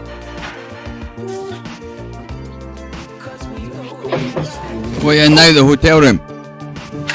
In the lobby or something. RF signal low. What the heck is going on with this thing? I can never learn how to mess with this thing. It ain't that hard, mate. Take your time, it'll be alright. Yeah. I'm trying to switch the camera so I can show you guys the view, but what the heck? Oh, stuck again. Alright, on the screen, Danny, there should be a round circle or something. Push that, it should be on the screen, it should reverse the cameras. Oh, wait a minute, maybe this is it. Oh, that's not it. Let's switch it off, though. Circle thing. Oh, switch camera, there we go. Okay. That's it. Okay, where did Mars landed now? It looks like he's under somewhere. Yeah. Let's get a look for it in the house. I'll check you, eh? Yeah, fine. Get back in the office. Yeah.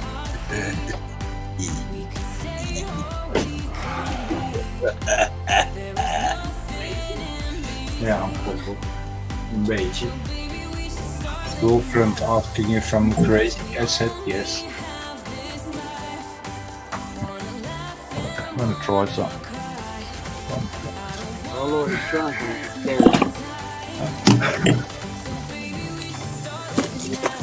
Works out. Holy shit, this is a freaking mess.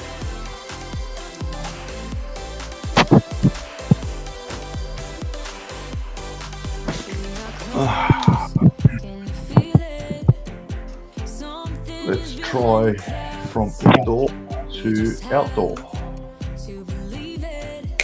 Ah, the view chaser is setting up his tiny hawk 2. I think this is the one. I'm just not too sure if I'm gonna do any damage in this place. It'll cost me a lot of money. It doesn't damage anything. RF signal low. Only thing it can do is knocking over some glasses, maybe, and that's it. Yeah. Dang, you Chaser, where you at? I'm over here in Atlantic City at the I forgot the name of this place, the Hard Rock Cafe Oh, okay. Hotel. You can see the city. On Christmas Day. Yeah, actually, we do this every year, but I didn't want to come this year because of the COVID, but somehow she convinced me. Oh Lord. Yeah, so Convince you to do anything.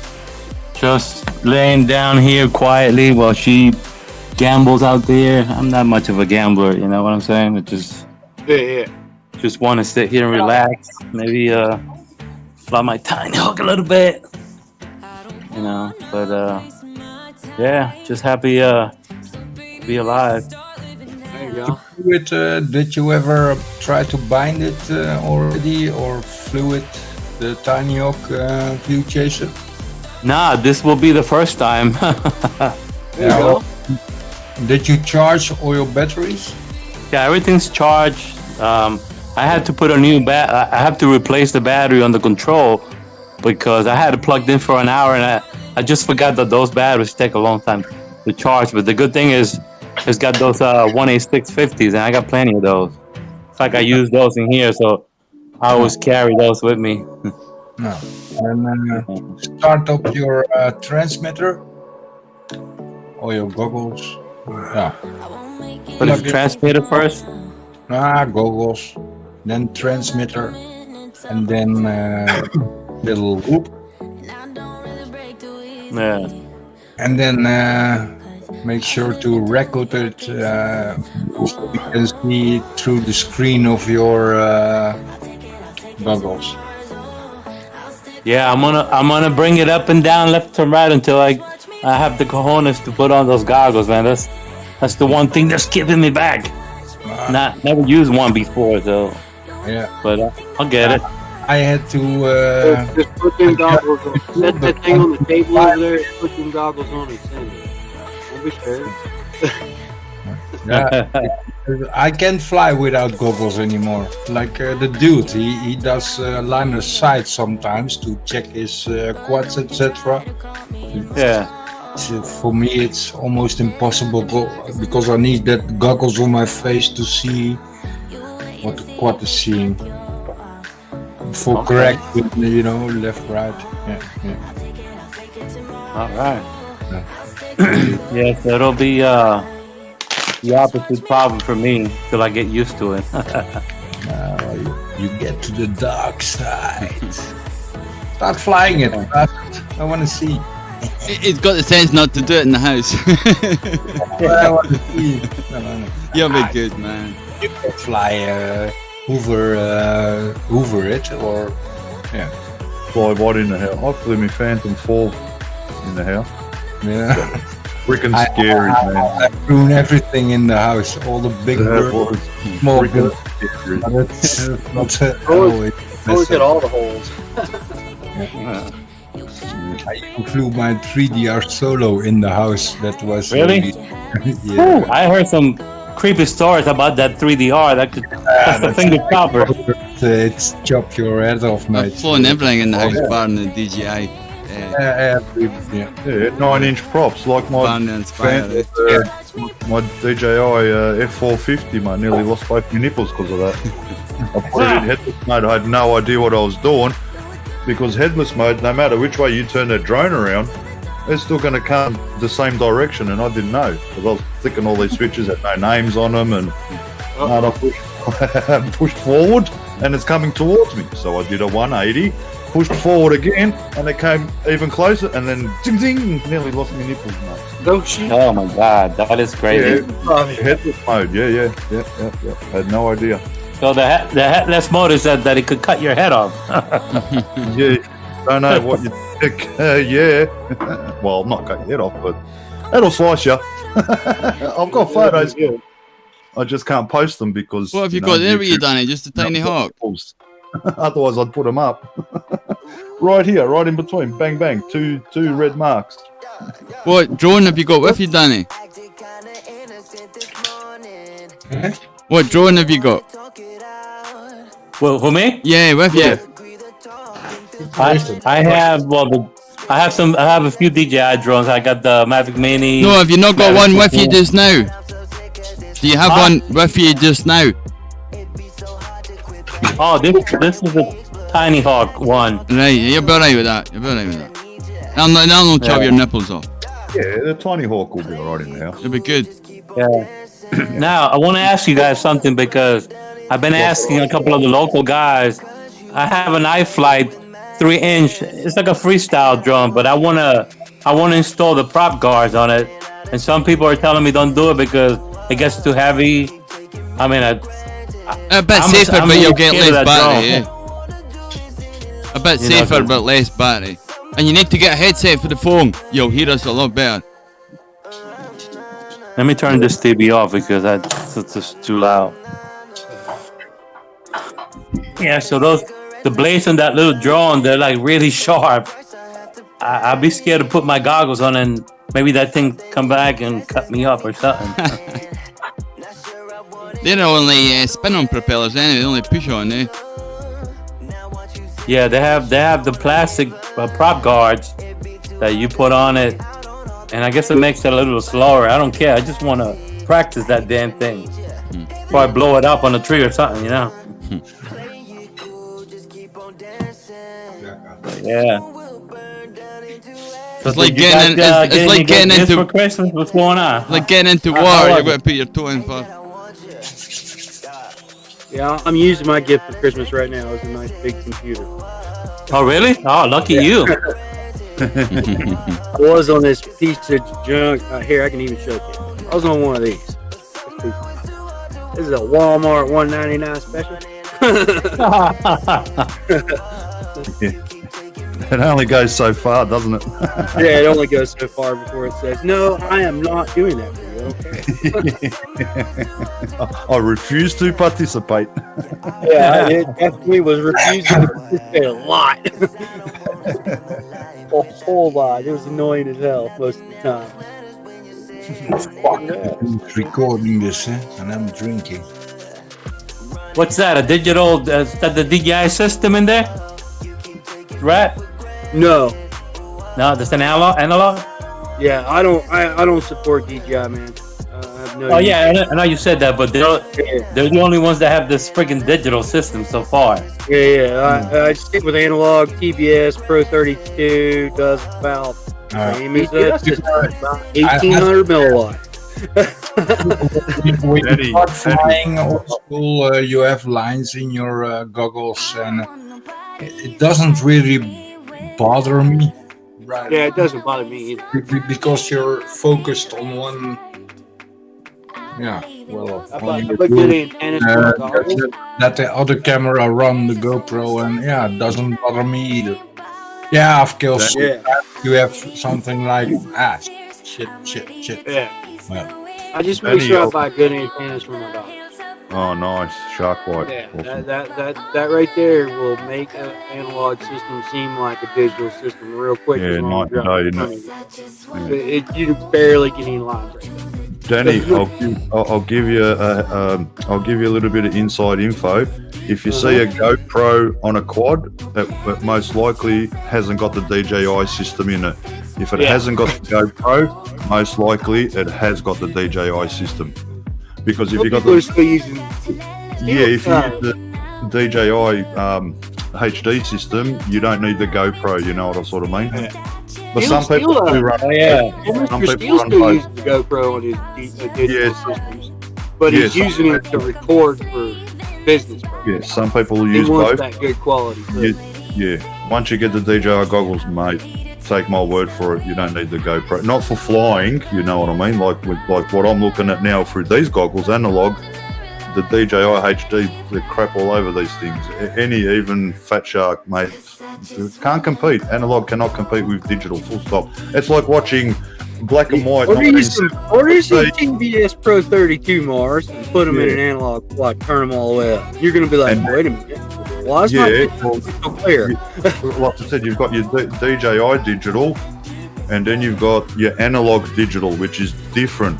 It's not analog isn't digital. It's more HD than it's hard to put on a plane. It's not exactly digital, but it's a lot better than normal analog. Let me ask something.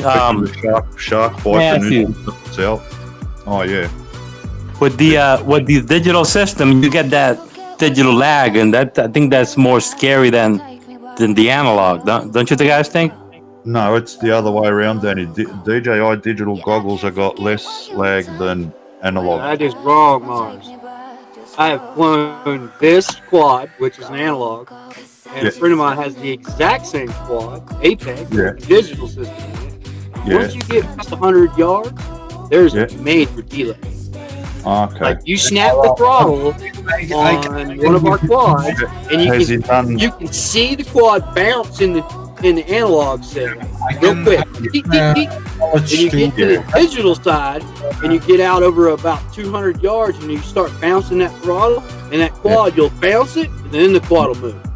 It's not exactly the same. I've had them. A friend of mine, he's got a whole fleet of these Apex set up on digital. And he has changed 4 of them back to analog because he could notice the delay in the link. Like you can see the video delay. Yeah. Has he done the upgrade on the DJI? It's doing 1800 milliwatt. Yeah, it's what's it called? The delay thing. He did all that stuff. It's still there. It's gonna be there. That digital signal is quicker, but slower in transmission. Because you gotta. Yeah, because I hear that it goes more to come back in. You gotta put more information into it. On these analog quads, you don't have to put all that information in. You're getting a direct video link. Yeah, I get it. So it's like a lot of using the guys here are starting with the DJI. 6 or 7 of them that are now they're just flying DJI. That's it. If you want to fly with these guys, you put your analog goggles back in the trunk. You know what I mean? You're going to have to get out your analog goggles. I can take this analog quad. It's got a TBS Pro 32 that's doing like 2 watts, and I can go twice as far in the trees as a DJI, and I can go twice as far in the air as a DJI. Quad. I'm not agreeing with you, Red, because I've seen. No, the DJI HD was flying behind the trees, you know, and in between. Yeah, but this is a Pro 32 VTX, man. It is doing 2 watt output at 5.8, which is like 500 milliwatt more than the DJI system. Yeah, more penetration. So it's doing a lot more output on video side. And I can go behind shit that no one else. Yeah, there's friends of mine who run the same quads on analog, and they're running the old style VTXs, the old Pro 32, the old Unify Pros and stuff, and they're 800 milliwatt, which that goes pretty far into the tree. Yeah. But when you put one of them Pro 32s in one of them, you can go a mile through the trees before you break it. Because you're just basically got a base station on a mini quad. That's FlySky or? No, it's TBS Pro 32s, man. They're VTX. They're a double stack heatsink microphone in the VTX. They do with a good antenna on them. They'll do 2 watt output, no problem. And that's what when you guys see me flying on my big screen, and I'm going like. Go out across the road before the video. You're having an amazing channel distance for sure. Because I see your videos. So when you basically all DJI did was jack up the milliwatts. Yes. Output. So they did an upgrade, and it went to like 1400 first. My buddy was checking. And then the next update, it went to 1700 milliwatt, and the last update increased the latency a little bit. Yeah. But it went up to it stayed at 1700 milliwatt output. Oh, that's what I was looking for, the latency, because when I fly my DJI drone and I'm looking at the drone, how far it is, it doesn't match to where it is. That scares me. Yeah, there is a little bit of latency in the DJI system. I mean, you really got to fly a lot to notice it, and I fly a lot. I do fly a lot. I can put a battery on this quad right now, go outside, fly. No one can fly. So no one can complain at all. You've flown it's like me and him fly a lot, and he's been flying analog since we started. He jumped on the Joneses bandwagon, like, I want to be like the Joneses. I gotta have the DJI. And he jumped on, and he's like, it's okay. What do you prefer flying with? Analog. But that's like saying you prefer watching 1970s black and white TV. I wouldn't.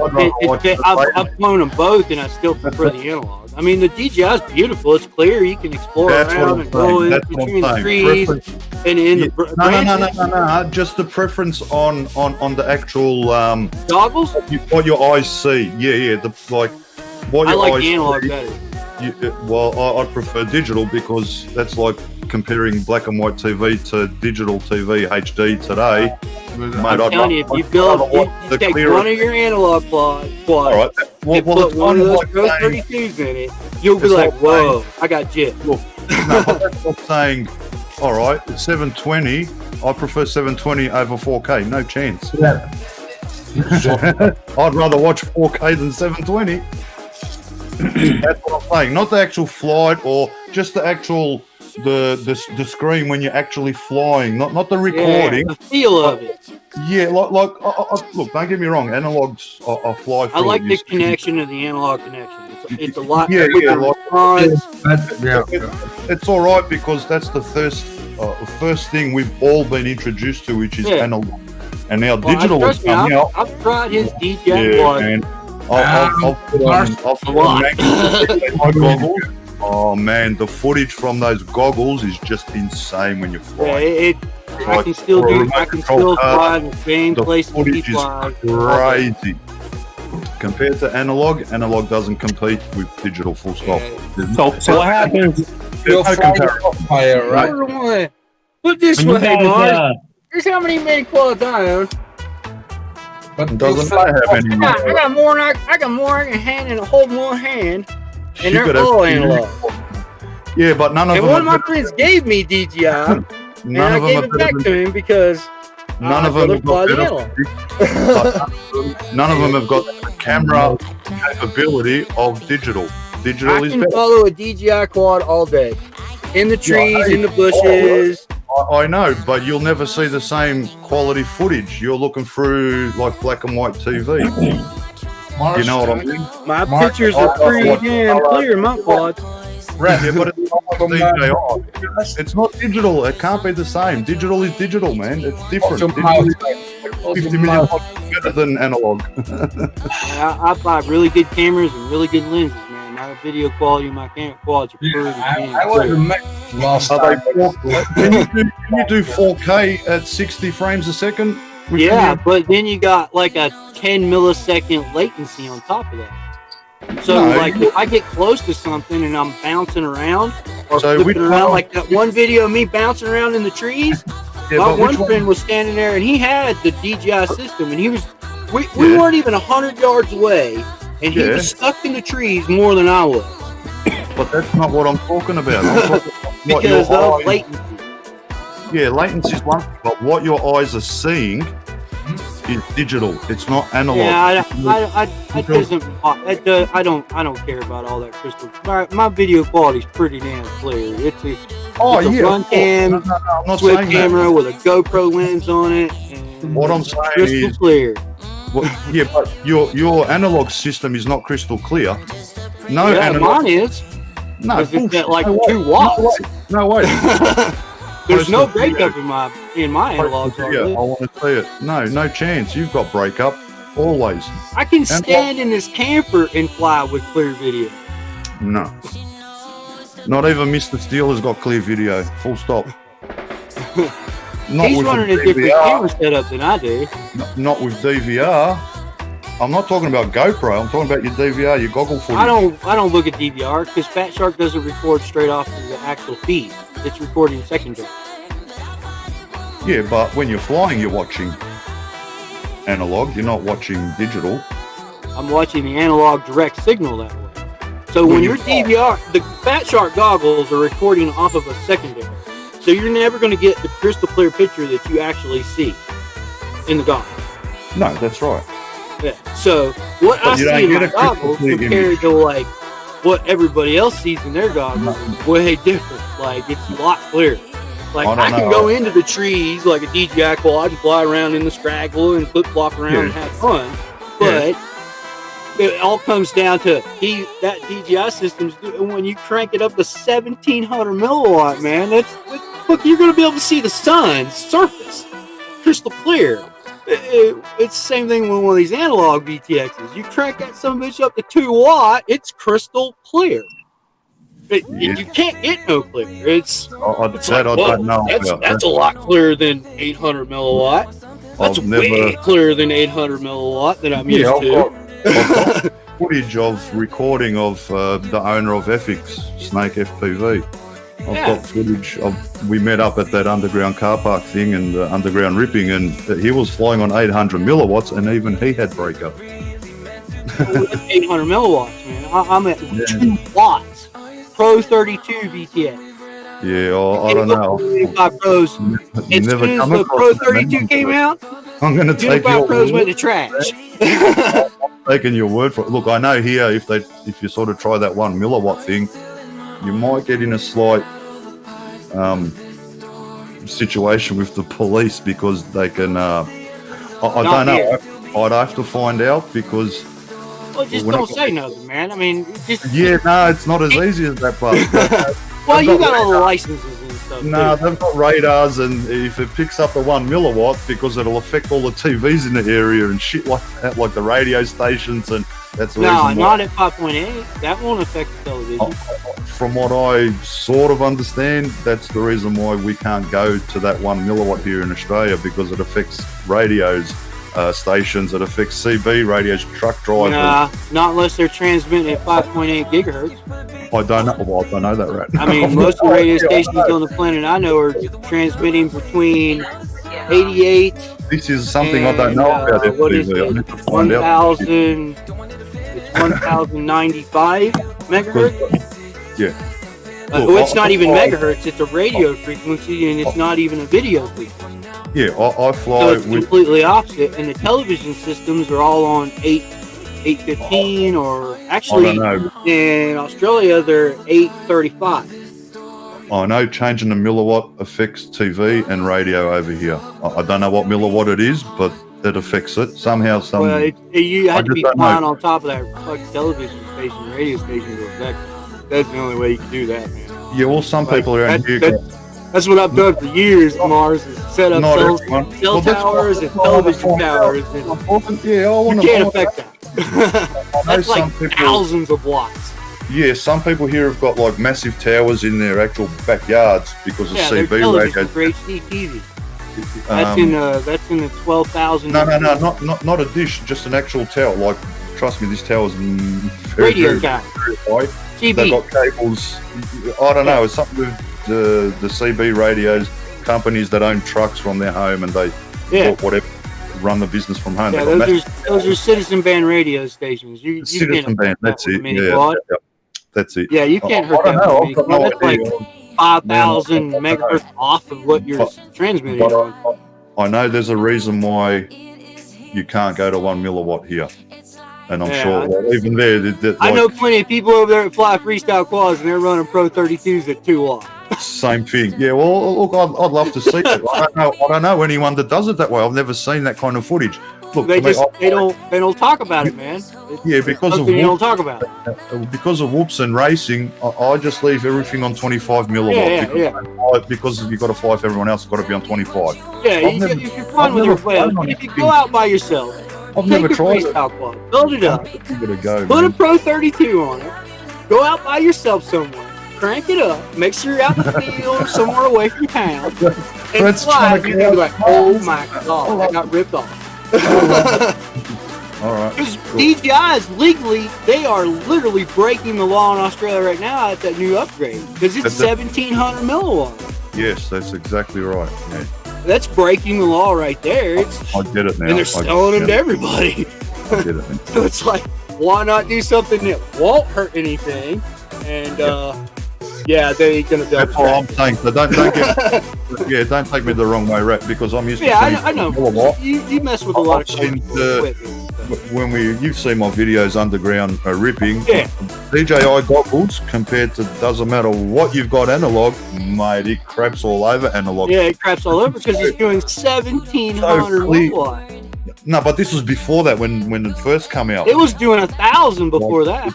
Yeah, the digital footage is just like it's I crazy, know man. it's clear. It's awesome. I know it's Awesome. clear, but trust me, I know. But that's all close I got a friend of mine. proximity. He had 6 quads set up. Now he's down to Yeah, it's not. He's down It's not to 2, what you do. and Yeah. we have played with them and played with them and played with them until we broke them.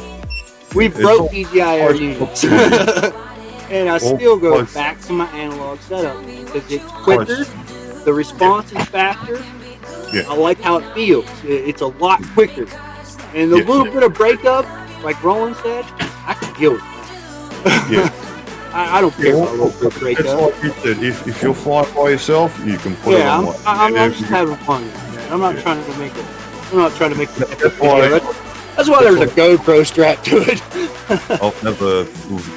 I don't know. Here it's kind of. I don't know. It's like the guys always get together. No one sort of flies on the. I mean, some guys Yeah. fly on their own, but probably more the GPS birds, the camera birds, they fly on their own. Than I don't know. It's like everyone has to meet up with someone to go flying. Like it's a little bit trippy. You know what I mean? Yeah, I know. Yeah. Yeah, here I can walk outside and fly. That's why I've never There's no- experienced. Everyone's on 25 milliwatt. It's always break up. You know what I mean? Yeah. You know what I'm talking about? Yeah. Yeah. My Well, milliwatt, me and one friend, he flies. Me and him fly together on these he's running an analog quad just like this. And we fly together all the time. And as long as we keep our channels separated, man, at 2 watts, we fly together like it's nothing. Have you seen the guy, Michael? He's an Australian guy. Hi, Roy. He's one of the ones. Michael, what's his last name? His last name's real hard to pronounce. Michael Coquino or something. Yeah, I know what you're talking about. He's an Aussie guy. He's the one that sort of tests your white frost, shark bite. He's got something to do with all that. And I've actually met him, but I don't know him personally like that. And that's how I pay attention to what he's doing, because I know whatever he's doing, it's going to be big. You know what I mean? Yeah, it's going to be big. But it's like I tell people, he's jumping on the Jones bandwagon. Trying to be like the Jones down the street. Michael's doing the digital. What you put on your goggles, he was the one that got to test all that stuff, and like he knows that all that kind of stuff. I don't know any of that sort of stuff. I got a friend of mine here. He's an electrical engineer, and he takes shit apart and puts it back together all the time. And I'm here to tell you, this DJI digital stuff, they got you. They do. It's like putting up a chain link fence trying to stop mosquitoes. Yes, I'd rather the shark bite. He got a brand new set of DJI digital goggles and all the stuff. They mailed it to him to try it because he does it all the time. Yes. So he took it apart, took the goggles apart, took the air unit apart, and looked at it. And he was like, man, he basically they're selling you 2 watt digital transmitters, and they're sewing them together with firmware. He's like, basically they're cheating you. He's like, and I was like, what do you mean? He was like, well, here you go. So he's at his house, and he lives out in the backcountry, out in the middle of nowhere. He can send a mini quad miles. And he was like, here you go. And he has them set up with GPS and waypoints and iNav, basically iNav in a mini quad. And he's got a couple 7-inch ones like this, just like this one. They fly in the mountains all the time. And one set up with analog, one set up with digital. The digital one went 3.4 miles before the signal got to the point he needed to turn around. The digital one got 1.5 miles, and he lost video. Return to home was great that day. Literally, the video just went black. Like, what the hell? And he was like, there's the difference in analog and digital, Franklin. I was like, okay. And he talks on CBs and video all the time. He knows what he's doing, man. It's all different wavelengths, right? It's all different wavelengths. It's just all different wavelengths.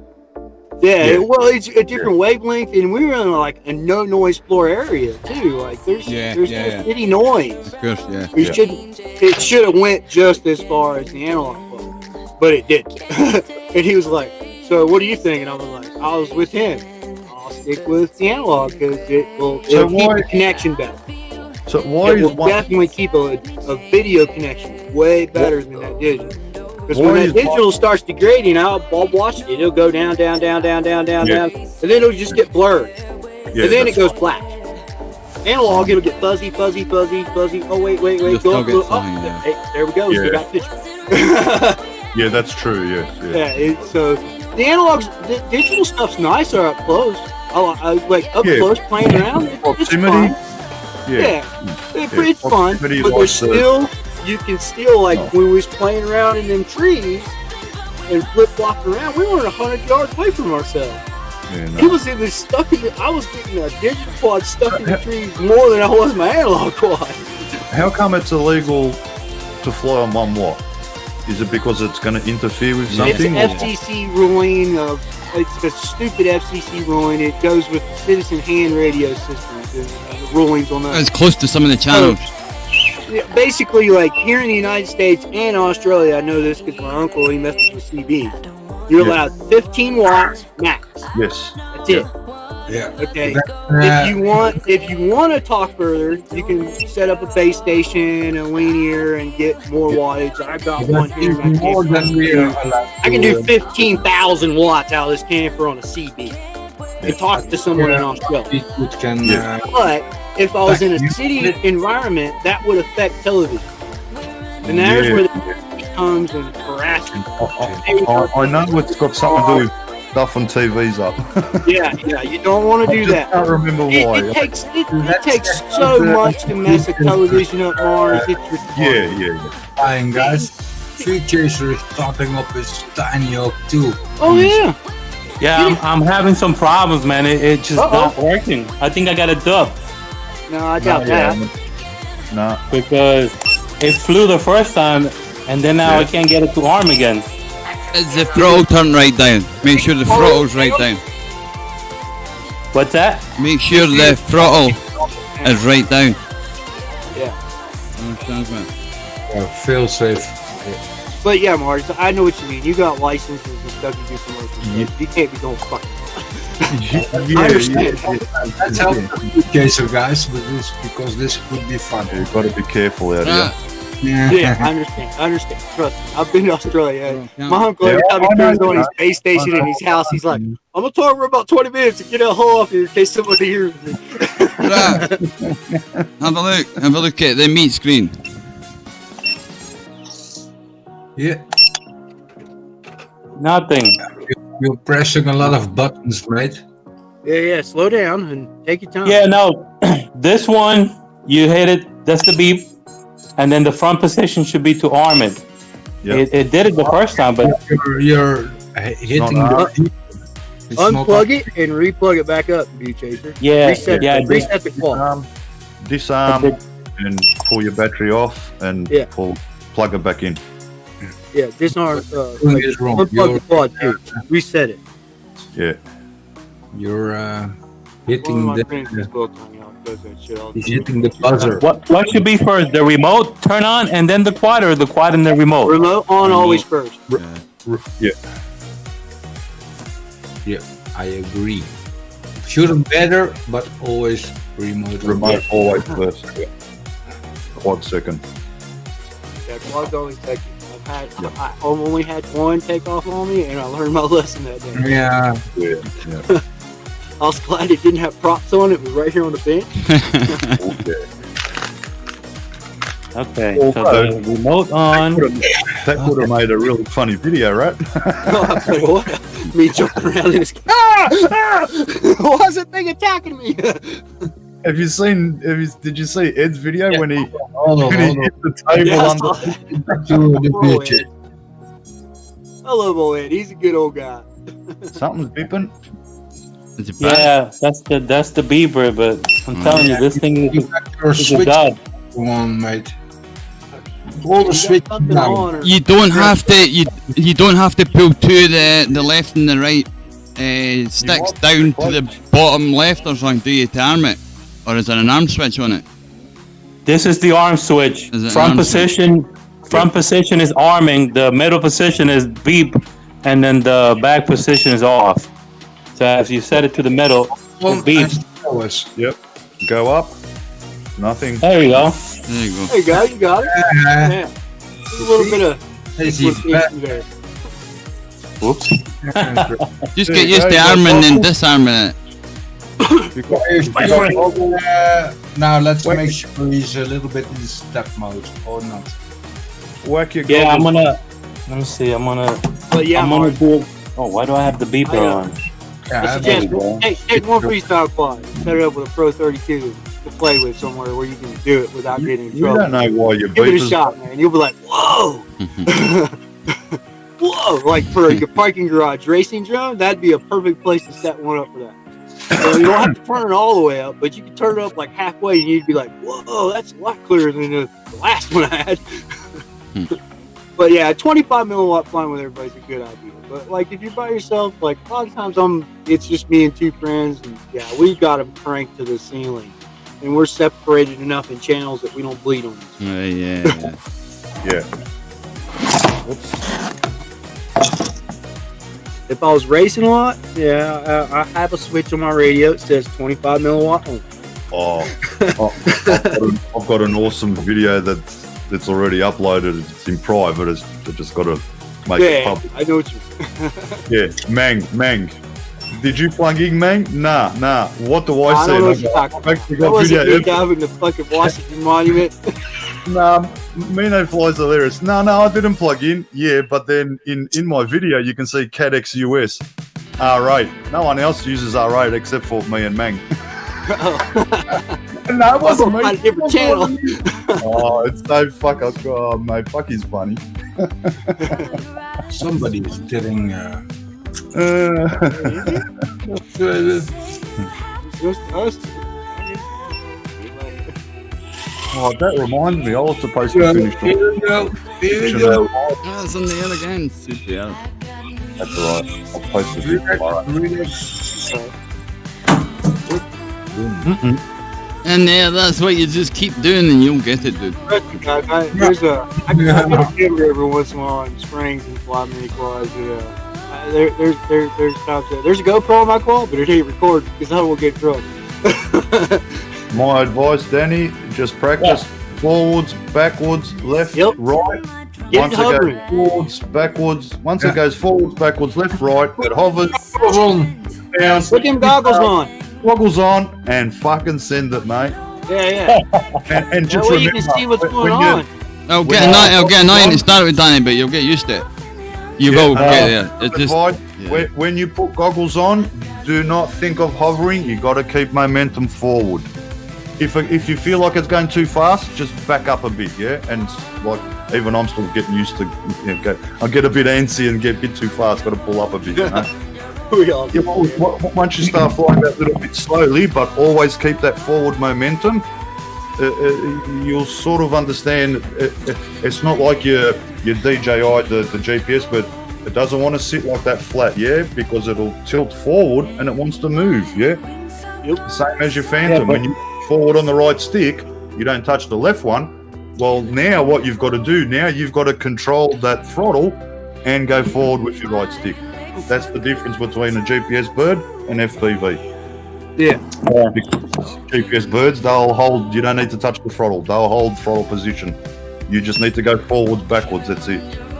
Buy one of my moon quads, man. You set it in hover where it goes to stick and it won't move. Yeah, and then obviously you got Stab, Horizon, and Acro. So nope. I just run Acro on mine. Always after you have a big crash, always check the propellers. Because Yes. sometimes they get loose and. Yeah, they sure do. What's going on here? Yeah, probably no.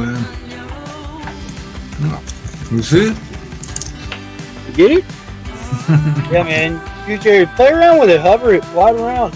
I think I broke it because every time it falls and then I turn it back on, it won't arm. Uh-oh. Yeah, I think I broke it already. No, it's tough to explain. It's the flight controller tripping out. What you do is, if you have to, disarm. You don't have to switch your controller off. Just unplug the battery and plug the battery back in and start fresh again. They can be a bit temperamental. Doesn't mean it's not going to ever work again. Oh, okay. Yeah. Doesn't mean it's broken. And sometimes you can bump into something and like your video that you're watching goes all funny and stuff, and you unplug, plug it back in, and your video becomes back to normal. They're just a bit temperamental sometimes when you bump into things, man. Wow. I thought it was designed for this. No, they do that. But that thing won't break that easy. But don't give it too much. Yeah. Try to stretch. Yeah, it's like the new firmware I got on this. The new firmware I got on this Pet Tech. I can be hovering. If I touch something, one of the props will just stop working. Unplug it, plug it back up, it works. Changed the firmware back to the old firmware and told Felix what was going on. He's like working on it.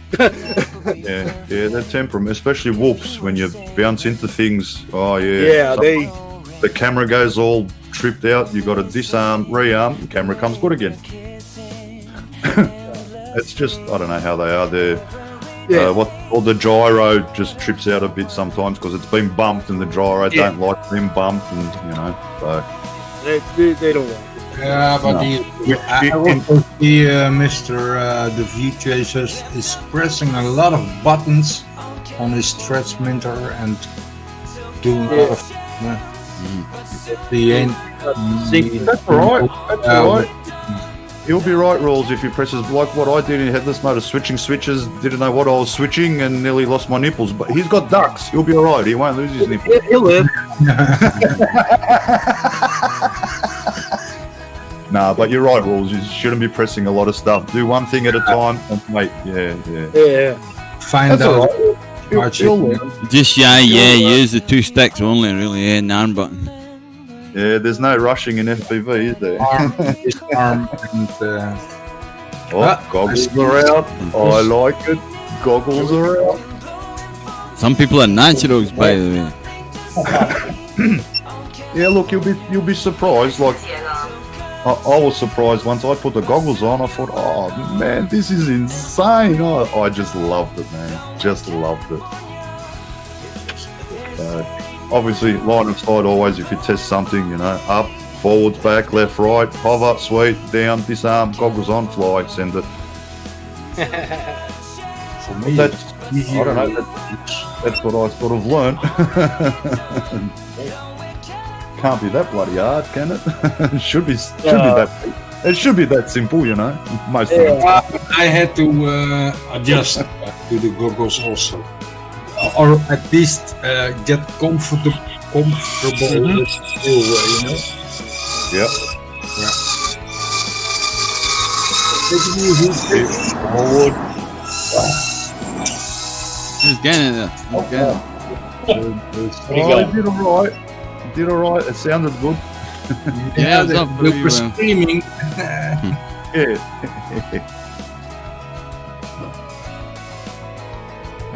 Maybe you need to sit down, Flucator. Yeah. Yeah, that can help too. Yeah. Let's see. Okay. And take it easy on the throttle. Just go up slowly and just try to move around. And what do you see in your goggles? Stabilization, horizon, acro.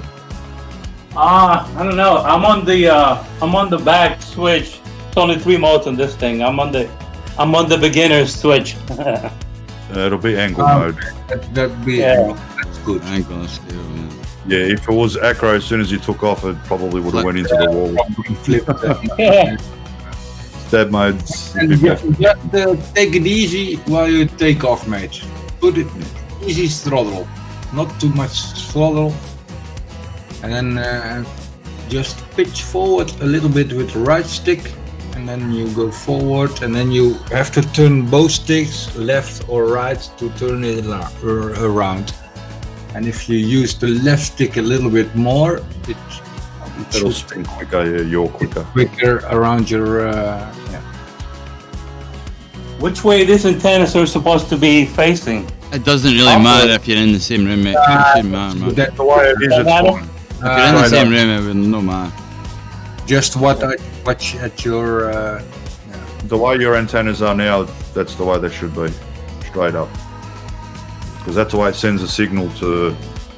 It depends what way you hold your head as well, I suppose. A lot of people look down, a lot of people look up or forward. But yeah, you're right, man. Yeah, it's exactly, Mike. It's hard to say. Like me, my head's all over the freaking place. And I suppose it depends what type of area, like. Yeah, I need a ground station. That's what I need. I can't help it, but like it's like I move my head. I'm trying to. I drive my car the same way, Mike. If I turn left, I lean left. If I turn right, I lean right. I know, it's just habit, Habit from driving cars. It's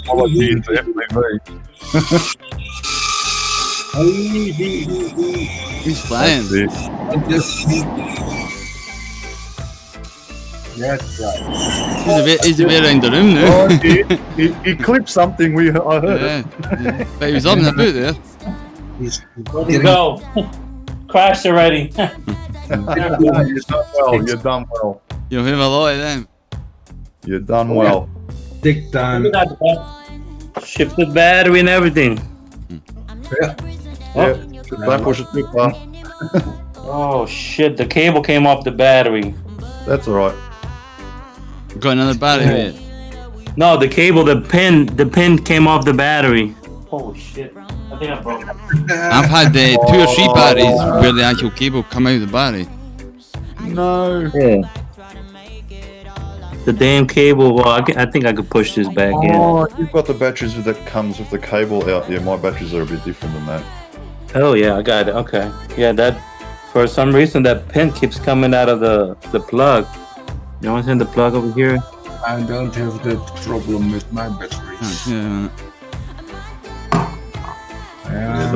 Not the best plugs. You've got rolled pins and solid pins. Makes a big difference in the how the battery sort of lasts as well. I never had that a pin flown out. No, me either. I've had a couple of leads come out of the batteries. Actual outside the inside of the LiPo battery. Oh yeah? Yeah, a couple of leads come out and then the battery's pretty much stuffed then, eh? But that was the ones I got with the wee. Damn, I've never had that. Well, I really don't. I've tried the Whoop thing for a while, and they don't last long around here, guys. Yeah, not the way you fly. You drop a magnet on the ground here, and it turns into a fuzzy magnet real quick. the iron ore. What is the voltage that I have to worry about on the screen if it drops below what? It'll tell you, it'll start bleeding and say low voltage anyway. Try not to go in between 3.2 and 3.1. Try not to go below 3.1. Okay. Yeah, it says 3.82, but it hasn't said land now. It's just supposed to say land now. 3.2. Yeah, but it might flashing thing. It's supposed to, but if it's not set up, it's not going to tell you to land now. Oh, okay. Because you've got to set up your voltage in better flight. But yeah, as I was showing, that battery, I haven't got no leads on the battery. It's just straight onto the battery. Right, so. Yeah, I've got one like that, Mars. They just clips in there, the battery's got a clip on it. Yeah. Yeah, the 450s probably a better idea, yeah. Because all these batteries, all these batteries fit, you know, that size on the sort of, you know what I mean? They fit that sort of size. That's all. They're all TBS. Make sure his throttle is down. Raz disconnected something up. Yeah. I nearly got 4 minutes off the whoop with these batteries. They're 300s, you know what I mean? Newbie Drone are going on about their batteries. It's because I don't want to mention CBS. CBS is better batteries than a Newbie Drone. Nectar, whatever they call them. Yeah. Take my word for it. The better battery. We only got like 3 LiPo companies on the planet, and they're all trying to make 15 names. Oh yeah. The Nectar batteries, you know, they're supposed to be the bee's knees, but I can tell you now they're not, because if they were, the guys here would be using, and they're not using them. You know, when they race the whoops, they're all using TBS. But then I can't actually 100% say that anymore, because I haven't been to a whoop meet since last year, so maybe that's changed. I don't know. Maybe the Nitro Nectars, they're starting to use them down here. I haven't heard anything, so that's the reason why I'm using TBS. They last longer, so, you know, you listen to the guys that are experienced, you know what I mean? Yeah. Easy on the stick. Easy on the stick. Easy. Going good. You hit something, will stop. That's how you start crashing. Yeah. But we all heard it. That you'll be better tomorrow. That flight was longer than the other flight, so that's a good sign. This time the battery completely came off. You need to plug it in, Mike. Huh? I think I need a break already before I damage something here. Sometimes you better, take half an hour and get at it again. Yeah. For me, it takes like 2-3 batteries to get into it. Yeah, man. And when you're in the mood or in the nude. Yeah, I brought 6 batteries with me, so I think I'm good. I gotta charge these too. I'm in the mood. They don't last too long, right? Nah, 2-3 minutes. Like, that's going to the moon. Let's have this squad out here and see how well it works. Yeah, go out, mate. Let's make a big. Yeah, it's amazing. It's amazing video quality as on that DVR. Or If you got on just now, on there, flick over to So yeah, Mars, this is a 1 watt VTX. Oh, where'd he go? He ran away. Hey.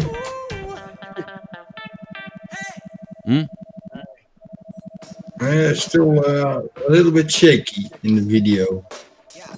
He'll go away.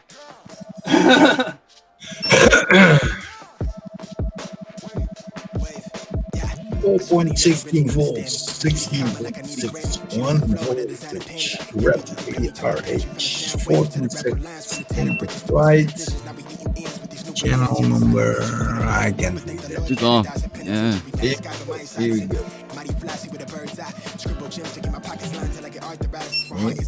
I'm gonna grab a coffee.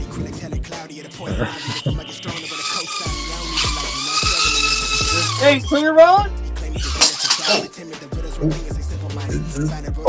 Oh.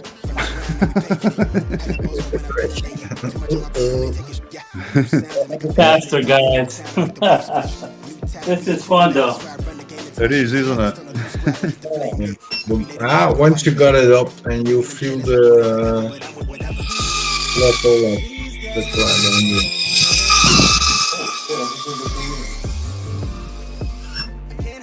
it does sound the same as mine, so yeah. Red is showing us his neighborhood.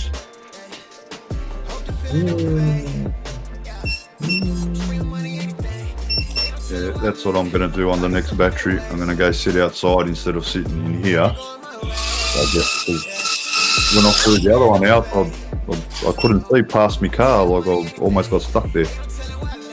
Yeah, well, Red has an amazing look down behind that trailer. Now we lost a little bit. Nice. Okay. Yeah, okay. Oh, we're breaking up a little bit here, but as soon as you go back up in the air, I'm looking through my goggles. make sure it's in training mode. Yeah, it's got the training wheels on. You should be able to hover it a little bit, like here. Red is putting it down on the car here. This arm. Yeah, that's what I'm trying to do, but I can't really do that with the goggles on because it just gets too confusing. 2 minutes. Oh yeah. As soon as you go up, go forward. Forward, right? Yeah. You got to keep forward momentum. Too much throttle, but just I don't like hovering. That look, it's very hard to hover a whoop. That they want to go forward all the time. Let's it forward.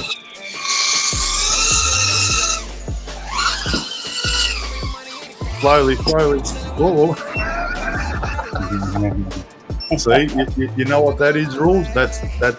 That just proves that that tiny hawk, you got to do the expo because too much, or it could be too much on the throttle.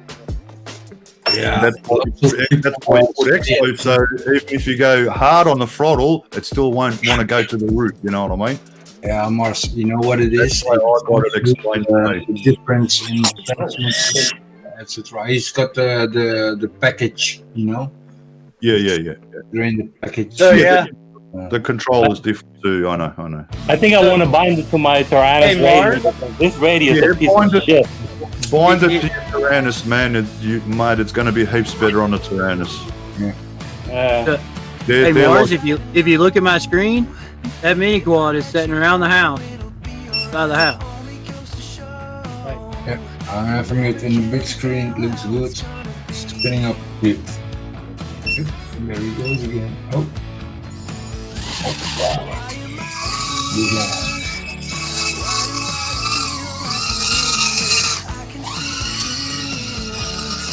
I think better from your app. But maybe that was because we were doing it on Discord or something.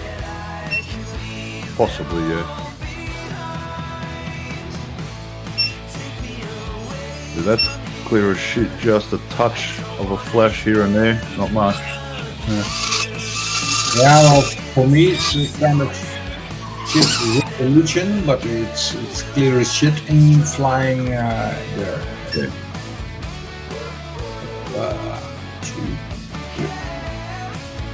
And look, I'm sure a lot of people here that live away from the city, they'd be sort of doing that same thing on the 1 milliwatt, you know what I mean? They're not going to hurt no one. Yeah, there's nobody around here that's going to get hurt. Nah, exactly right. That's, yeah. Okay, see what I mean? Oh, there you go, Lee. Get to the gap of the barn. Yeah, that barn. You can go through the... Yeah, that one. Oh, okay. Yeah.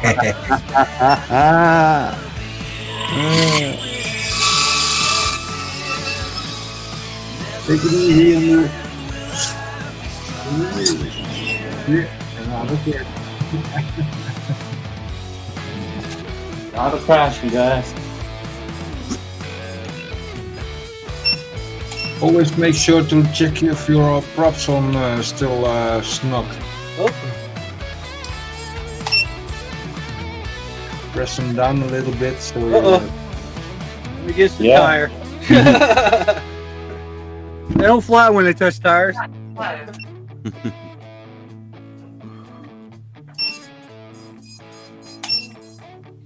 I think it tells you the temperature and everything, right?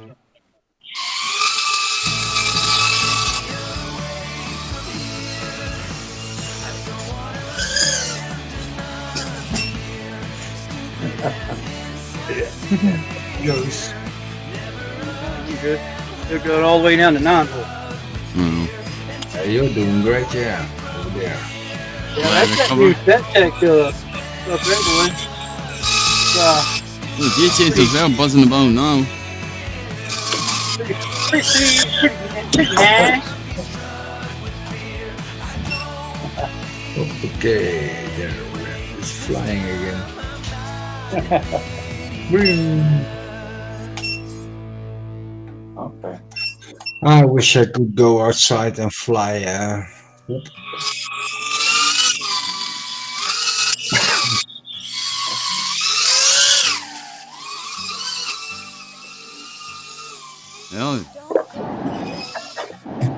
My good old Bronco. That thing ain't been moved in a year. Yeah. Still flying.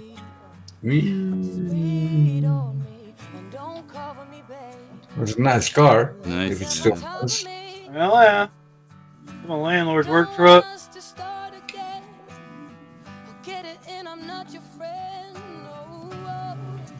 But All right, new battery is in.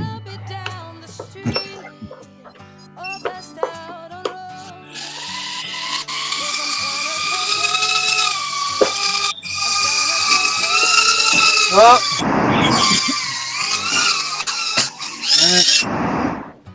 I wonder if I can get it off the ground. Welcome to OpenTX. Oh, I gotta go get it. 9-volt, baby. Keep it out of the air. Be right back, guys. Does it like the snow? We'll find out in a second.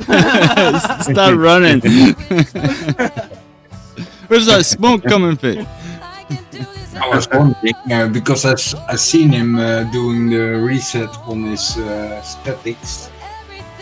It's kind of a nice. Yeah, nice display. I've seen that.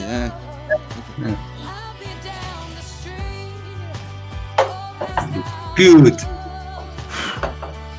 Yeah, Mr. View Chaser is still trying to figure out how to fly. We lost your video feed, Mr. View Chaser. Yeah, he found this squad. Hey. Merry Christmas. There he is again.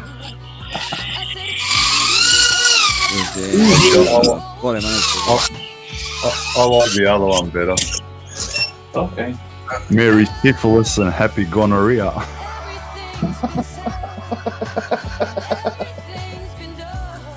Don't worry, it's an Australian thing. Really? Yeah, no shit. No. That's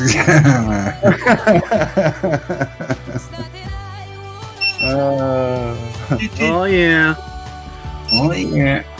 It'll live to do it again. It'll live. Oh yeah, it'll live to do it again. Easy on the sticks. There you go. Okay, have you, Chaser? Oh, I want to fly out the window. Don't fly out the window. I won't get it back. Oh man, good.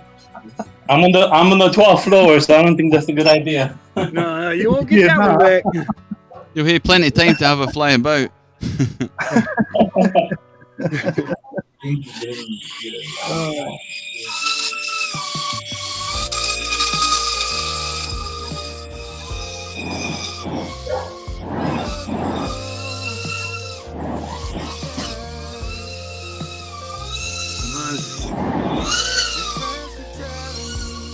Oh yeah. Anything. The longest flight I heard. Pretty good. Seconds, right? Make sure to check your battery, yeah?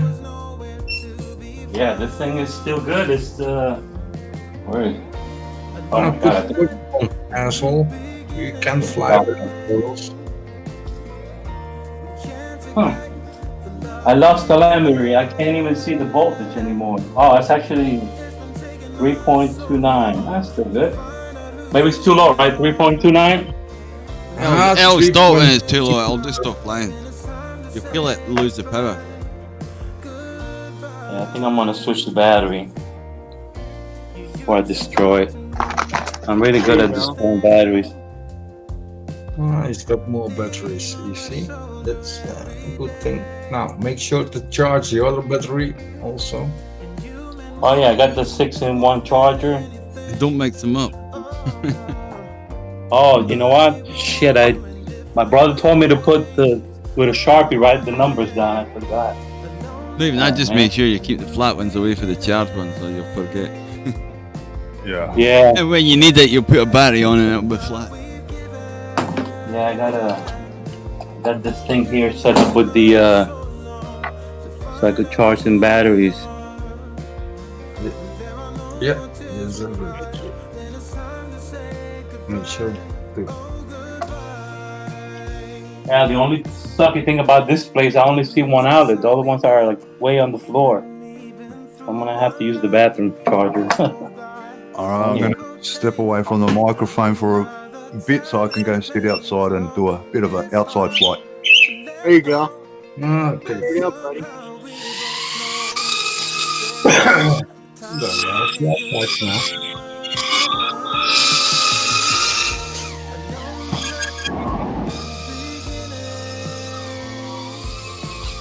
That's it.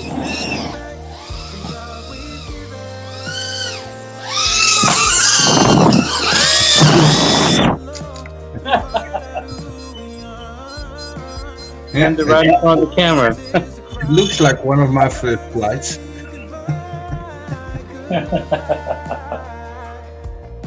Sounds familiar, right? Deja vu all over again. Wait, it's but you gotta It's a wear the learning glasses, curve. It's a learning curve. the goggles. Then you. There you go. Get it? Marshall's going outside to fly outside, so that's kind of cool too. Yeah.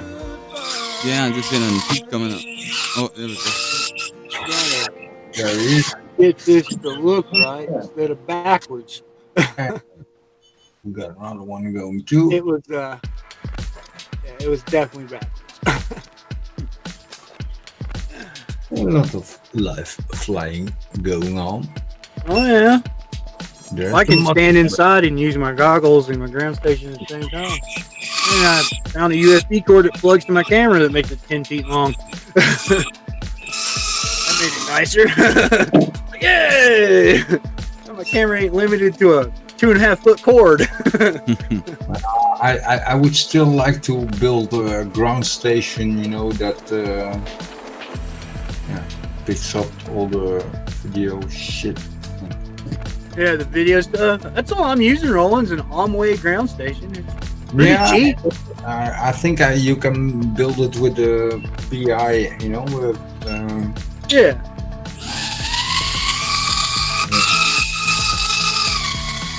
But I still need to. Great. Killing it. Okay. Right.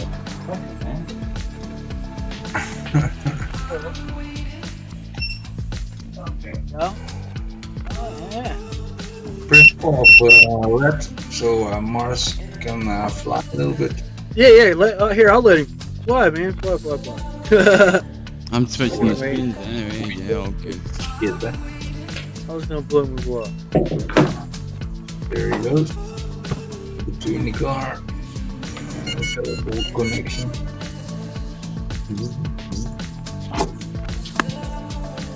Alright, guys. I think I'm gonna take a break. I'm gonna be around. I'll check in with you guys later. Alright, man. Okay, Dan, take it easy, man. Enjoy yourself. And it's Christmas. Thank you. Yeah, thanks. Check out the woman. Gambling, you know. No more tiny huts for a while, Danny. Tiny hug cam. That's no fun. That ain't fun at all. You got some spare parts with it. Got a couple of props. I hope so. It's good to get into the hobby way, I suppose. It's safe enough. And, welcome to the hobby, VJ. Welcome to the hobby. No, doesn't harm you. It's like a whoop, a tiny whoop. You know, if it runs into you, oh fuck, you know. It's not that you have a big scarf or getting blind of it, so to speak. Ran out of goggle battery. The video was cutting out a bit as well, Marge. Yeah, it was breaking up. Yeah. Still have it lost. Who's next? Mr. Red, eh? Mr. Red is quad setup, so it's Mr. Red's turn. Yeah, I know, fine. Yeah, that's right. Oh, you even got the earpiece for the sound. Huh? You got the earpiece for the sound in your goggles. Yes. I run sound in my quads. It's nice. Especially when it gets away from you and you can't quite hear it. You can hear the throttle resolution and you'll be like, all right. Yeah. I'm not at full throttle, but I'm close. But, you know, kind of nice to know. It's like riding a motorcycle. You got to hear it. In my world. Yeah, well, for me it's not important because I'm close, you know, but yeah. I can imagine when you're going further away and rental place. 100 yards or so, it definitely is a big help. And on these 5-inch quads, it's kind of nice to know what the throttle is, because these VTXs, this new VTX that TBS put out when they were doing the microphone for it, there was a bunch of us telling him that we want a really good mic in. That way you can hear if this prop is bent, or this prop, because you can tell because it's the mic's in the center of the quad, so you know it's left or right, and then when you land, you're like, oh yeah, that was definitely that prop bent. Look at that one, it was touching tire. Black prop now. Yeah, but that's yellow was rubbing off. That's also experience, what you're talking about now. It helps to be able to hear the quad, because if you can't hear it, it throws it all out the window. It's like, you're just kind of floating around now. It's like, well, I can hear it, but not quite that well. Yeah, no, you got to hear it. Yeah, it's nice to hear it. I like having a mic on a quad because it's definitely nice. It makes it nice. Can't complain. But yeah, here I'll this. Yeah, even that little fine movement on the throttle, like bzz, bzz, you know what I mean? If you can't hear it, you don't know you're on it. Yeah, it's like I'm standing inside the camera, Mars, with my goggles on, flying Mikla, and I'm pointing the camera at a big ground station on the screen. That's a 42-inch TV. Yeah, that's awesome. Look at it, big old screen. I'm gonna set this outside. My crossfire.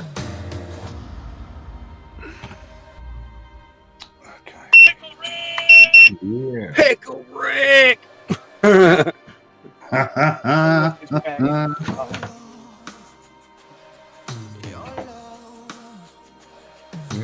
That's where I got my lick my balls from the Chase the dogs.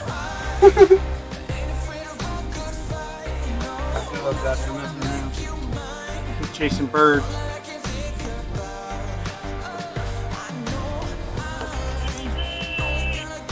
Hey. Ooh. And there he goes. Oh. Wake up. Okay, that's better.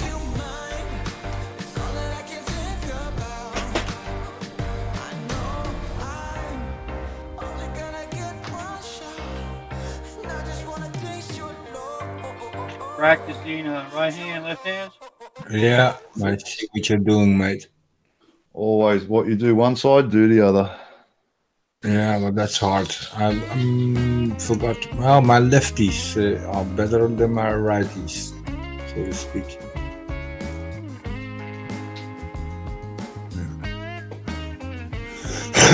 Everybody has this preference.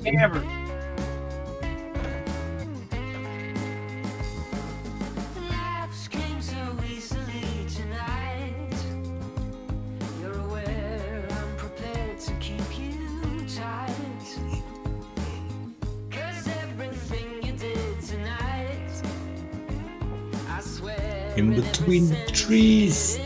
Nice.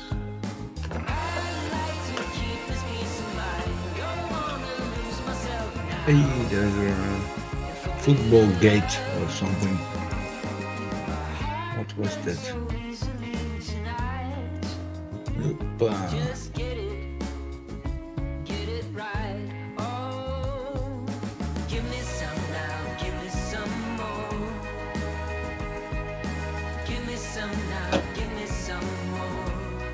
That one, yeah.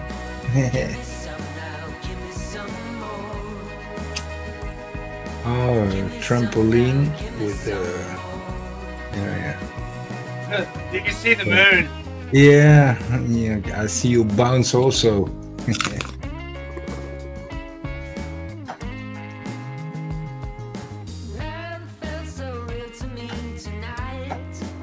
Oh, it's so nice to go out, eh? If you can sit from inside your house and just fly. Oh, yeah.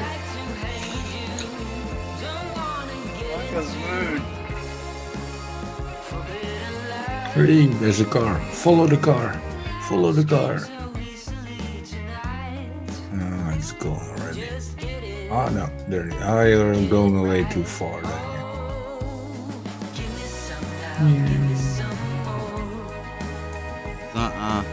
Tramp going up the trampoline, right? Yeah. He's a great flyer, Rat. Oh yeah. Jeez, that car was doing 100. Yeah, it was a fast one, eh? Yeah, that was 100 mile an hour. I also thought, follow it, and before I wanted to say it, it was gone. Speed limit. Speed. That's too fast, but.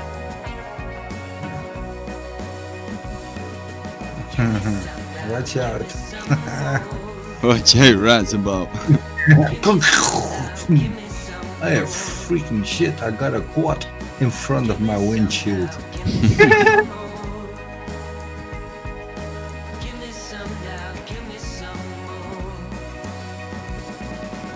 Hoppa.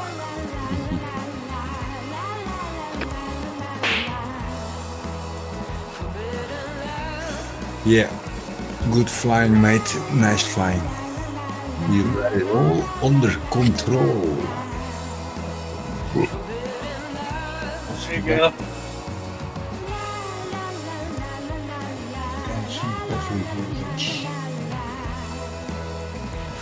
That piston? Wow. Yeah. What's that? That's a piston out of a piece of equipment. My landlord works on heavy equipment. Yeah. A big old piston. He didn't need that piston anymore. Leave it. Leave Buffett in the ground. If you do that here, there. Pissed him off when it broke. Uh-oh. That's not good. What the hell did that pop up? I don't know. That was a reset. Uh-oh. In midair. Guess that takes that fuck off. How's the battery? There you go again. Yeah, you see? Kind of shit like that happens. Yes, not good when you're in mid-air. Yeah, and not good when you're following that car that I told you. Yeah. Or when the car's coming towards you. There goes the GoPro. Yeah. Again. Yeah, again.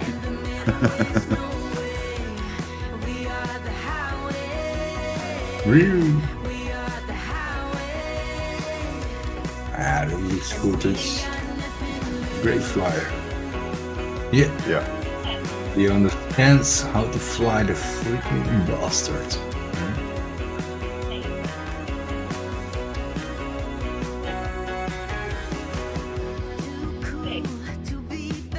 Bad. Yeah, I just wanted to say who's counting out the bombs. 3.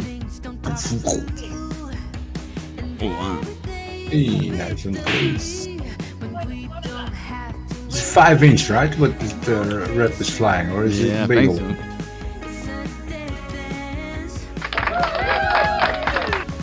Woohoo! And should be coming out of the curtain. Yeah, I like that display. It's a bit cool on this thing. Mm-hmm.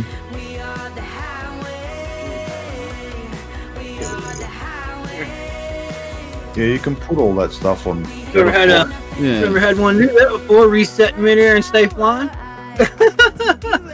That was a flight controller resetting and flying. There he is. Ka-ching, ka-ching. Hello. Hello.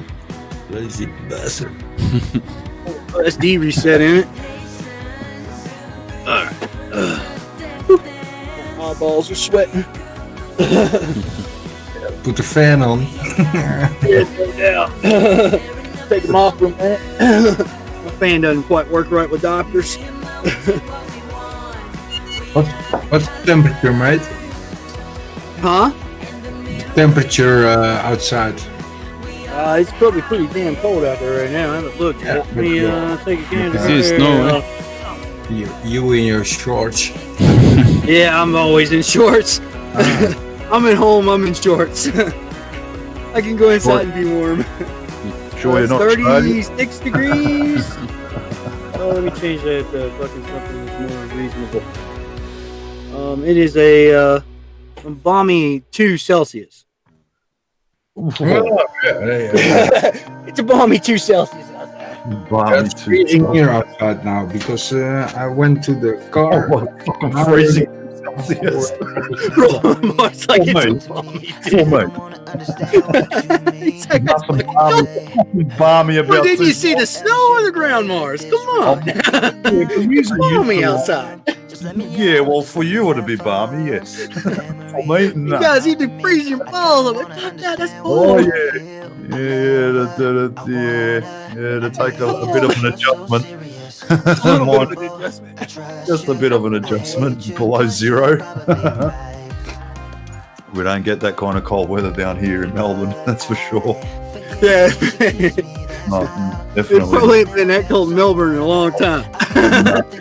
We get it about an hour away in Ballarat. They get below zero. It actually snows there, and they get a good snow covering. But here, where I am, an hour away, and nah, man, it snowed once here in 49 years, and that snow was a little like a drizzle. It wasn't, you know what I mean? It was lucky that it covered the lawns. Put it that way. But it did snow. It did snow in Melbourne. I'll never forget it because I remember I was in like Form 1, Form 2, first 2 years of high school, Year 7, Year 8 sort of thing. And I don't know, I was 14, 15, somewhere around there, and that's when I remember it snowing here. Yeah, that's all I'm using. One-way, full ground station. Yeah. They sell these things, they're like $30. Yeah. They're not expensive. And the dang thing works good. For a ground station, this is one of the better ones. Yeah, the only reason I bought it was because it goes 7 to 26 volts. So you can plug all the way up to a 6S to it. Oh, yeah. Yeah, so it doesn't really... You can plug a 3S, 4S, 5S. As long as you can get battery voltage to it. What'd you say? 7 to 26? You can hook up a car battery then too. Yeah, you can run 12 volt right to it. Yeah. That's awesome, man. Yeah, I use this a lot in the field when I'm out doing long range stuff. Yeah. I'll plug this one up and have it setting on and ready on my channel. Yeah. And I'll run a cord from it into my goggle. Yeah. That way, in case something happens with this one for long ranging, I can just reach up and flip the switch on my goggle and I get this one. And this one never fails. You plug this one up and turn it on, it stays on. It stays on the channel. It doesn't jump around. It doesn't do nothing weird. And I like it because it's tiny. This little thing ain't very big. No. That's awesome on It'll fit in your pocket. Well, yeah, you don't even need a tripod. Yeah, exactly right. Yeah. Most of the time, like on my goggles, there's you could almost Velcro on the front of them. Yeah, you can put it on the front. Yeah. Just stick it to the front of the goggle if I'm going to do some long range and I need something I can depend on. Yeah.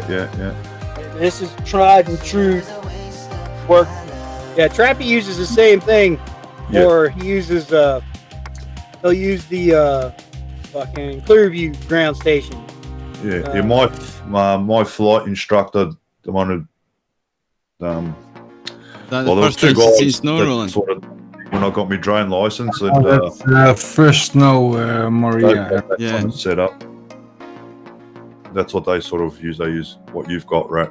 Yeah, they work really good, man. I mean, I everybody was like, I was gonna get into racing, and I went to a few races, and then it was like, it just reminded me how the RC car racing went. It just went to shit.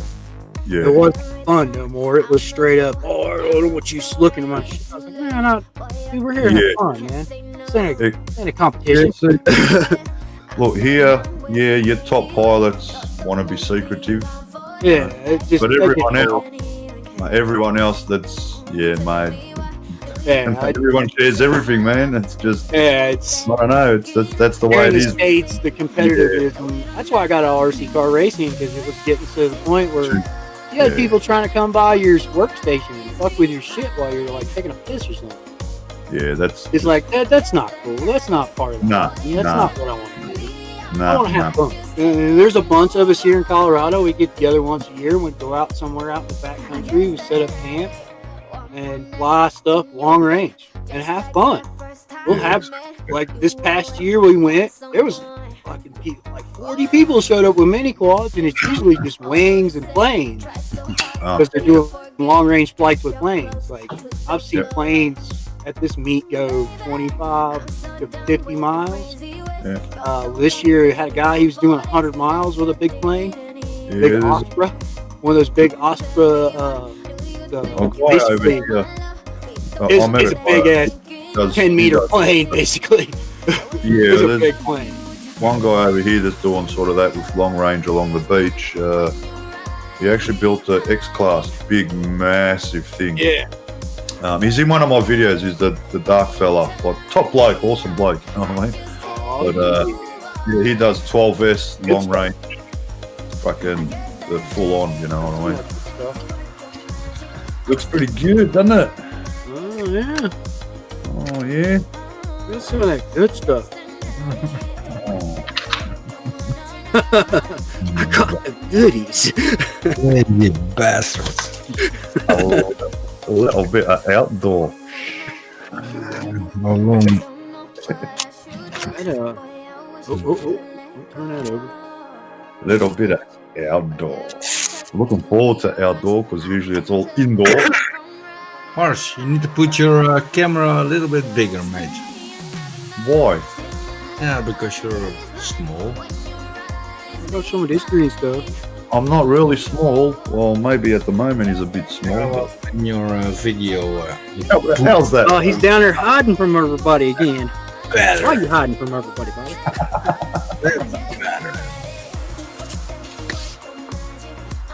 It looks better, eh? On all full screens, you know, if full camera. Oh yeah. If people are changing shit, then But yeah, Mars, that was just that's one of those Pro 32s hooked up and laying that out here. It wasn't breaking up too bad. I mean, I'm standing inside the camera my goggles on, wasn't getting much breakup. Rat, I've got something that's Pro 30. Probably a Pro 32 Nano. Oh, Yeah. no, all Pro 32.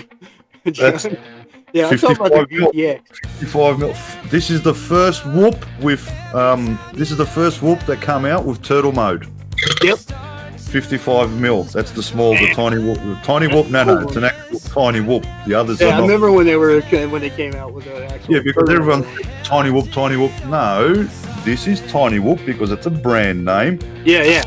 And this is a whoop as well. This is not Yeah. a tiny whoop. This is a Yeah, newbie drone I whoop. know the Tiny Whoop company. He's right here in Denver, buddy. Yeah. A lot of people just say tiny. It's not tiny whoop. Tiny whoop is the brand name, but Yeah. but all whoops sort of got stuck with that name, tiny whoop. Yeah. But they're just whoops. They're not tiny whoops. Yeah, I know they're fine. all but those that- little tiny ones, tiny drones. It's crazy how that took effect with that name. Like Jesse Perkins started. It went across the board.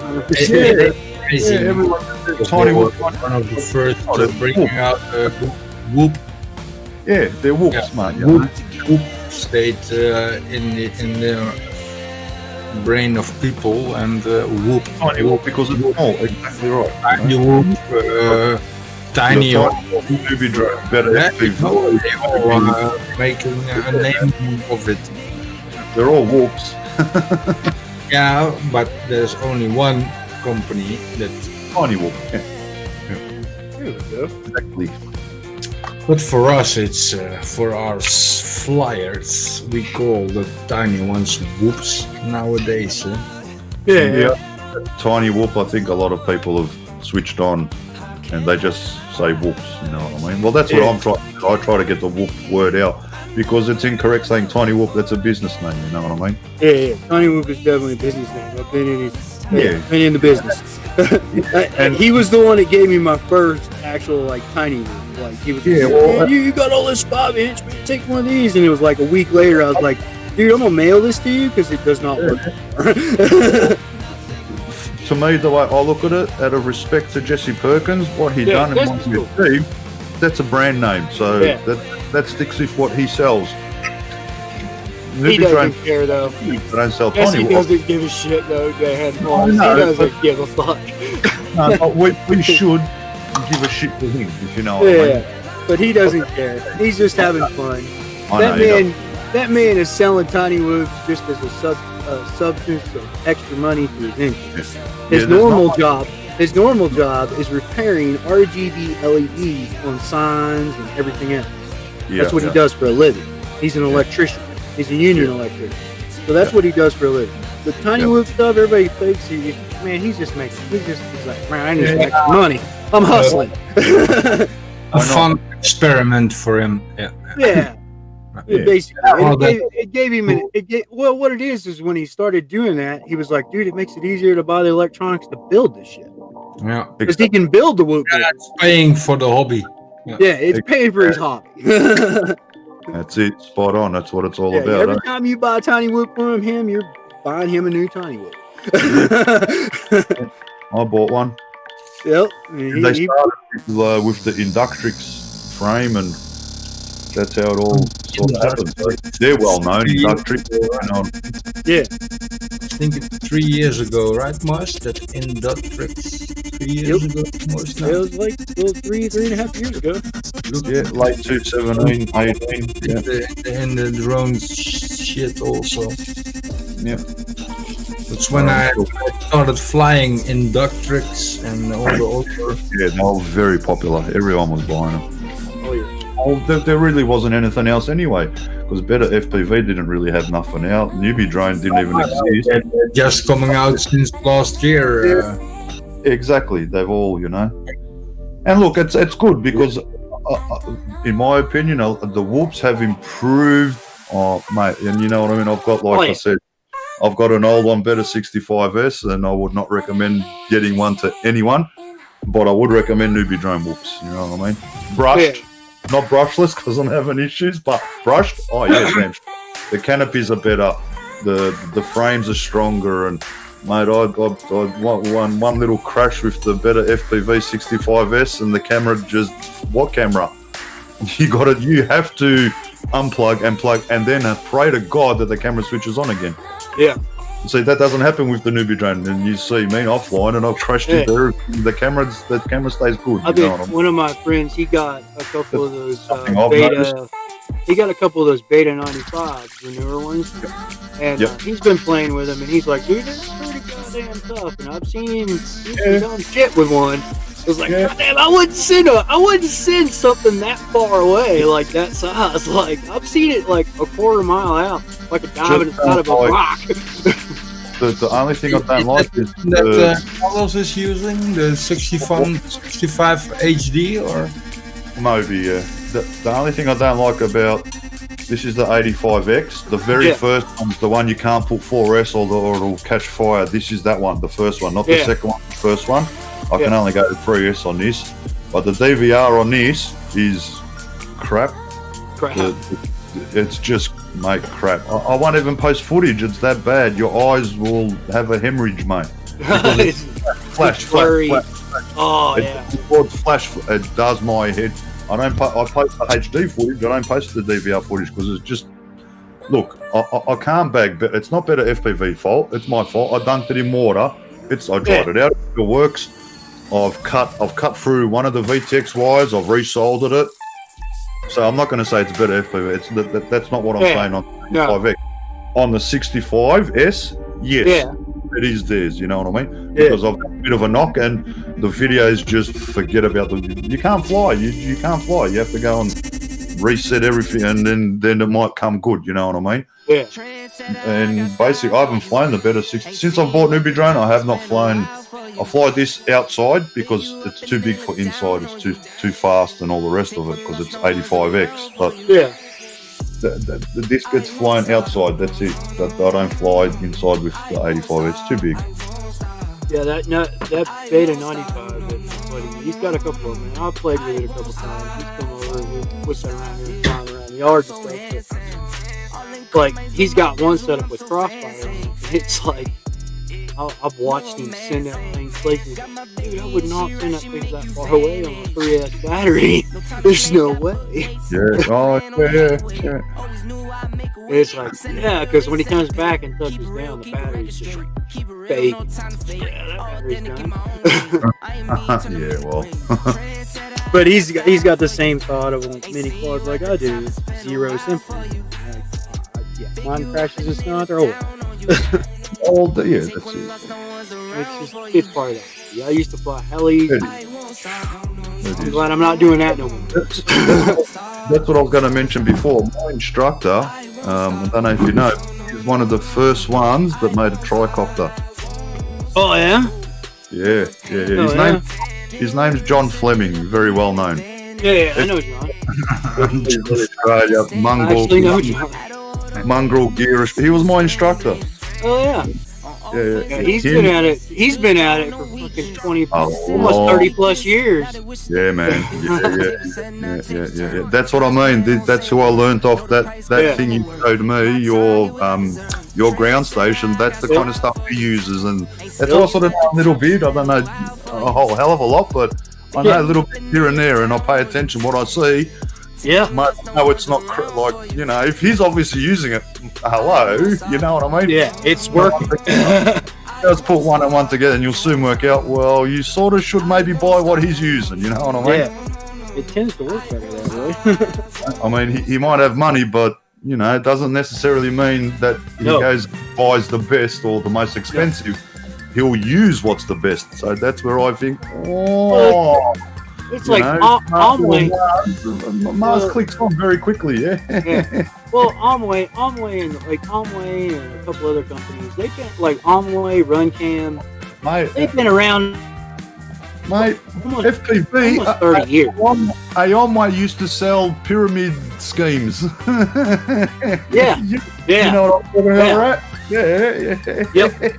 They were here. They were the Chinese pyramid scheme capital of the world for a long time. Yeah, they tried to.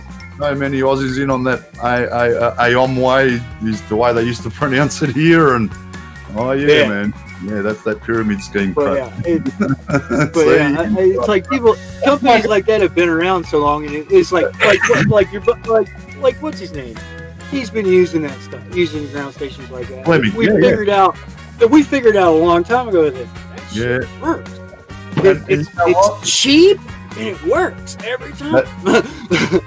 Rat, that just proves how much of a small fucking world it is, eh? Yeah, it is a small world. It is a very small world. Yeah, man. It fucking is. It's a small ass fucking world everywhere. And every now and again, something like this situation, like you, that totally trips me because when you say, I know John Fleming, what the fuck? Small fucking world, mate. I used to be a heli pilot, dude. So he truly is. Well, I used to go to Australia with. I was like when I was like 16. Yeah. I'm 45 years old. I was like 17, 18 years old. John's got his pilot license. Yep. Look, I don't know my planes. I'm not good with planes, but he bought some. I think it's a Cessna, two-man thing, whatever, small plane. Yeah. He actually bought. There was about. He picked it up. He was buying it off 70 grand, something like that. He bought the aeroplane for. Yep. Yeah. Yeah, it's like I knew Final Glide before the fucking Road Riot shit even started. Yeah. I knew him through flying gliders with my uncle in Australia and Queensland because they used the gliders to look for sheep. Australia's up there with the drones. I know that much. They're right up. Well, it's like Final Glide. He's been like everybody. He got out. He got out. No, he didn't get out of FPV. He grew up and realized that what he knows can build larger aircraft and make him a lot more money. Agricultural aircraft in Australia are very money-making machines. Yes, they are.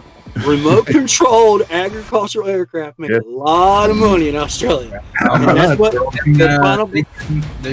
I'd like to get my foot in the door. And see exactly where you need more water, more fertilizer, more etc.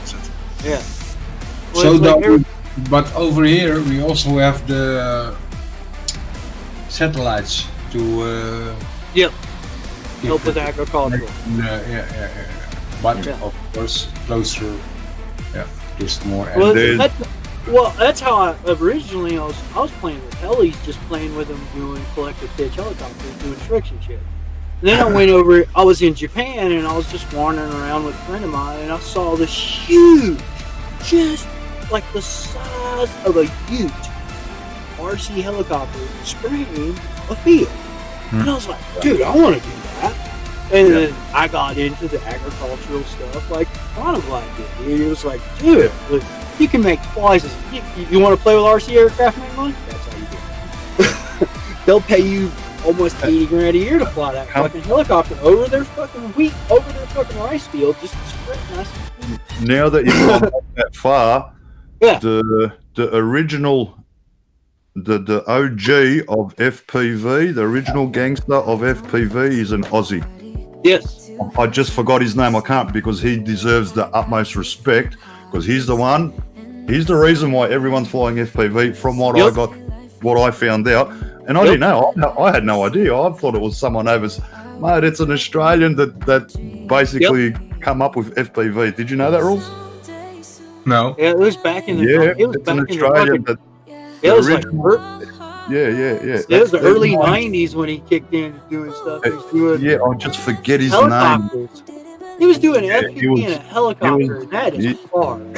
He's the original gangster or OG of FPV. He's the one that I don't know, designed something or whatever, and I don't know much about it because I'm still spun out that it was an Australian. I'm like, what? Really? Nah, you're pulling me. Nah, that's it.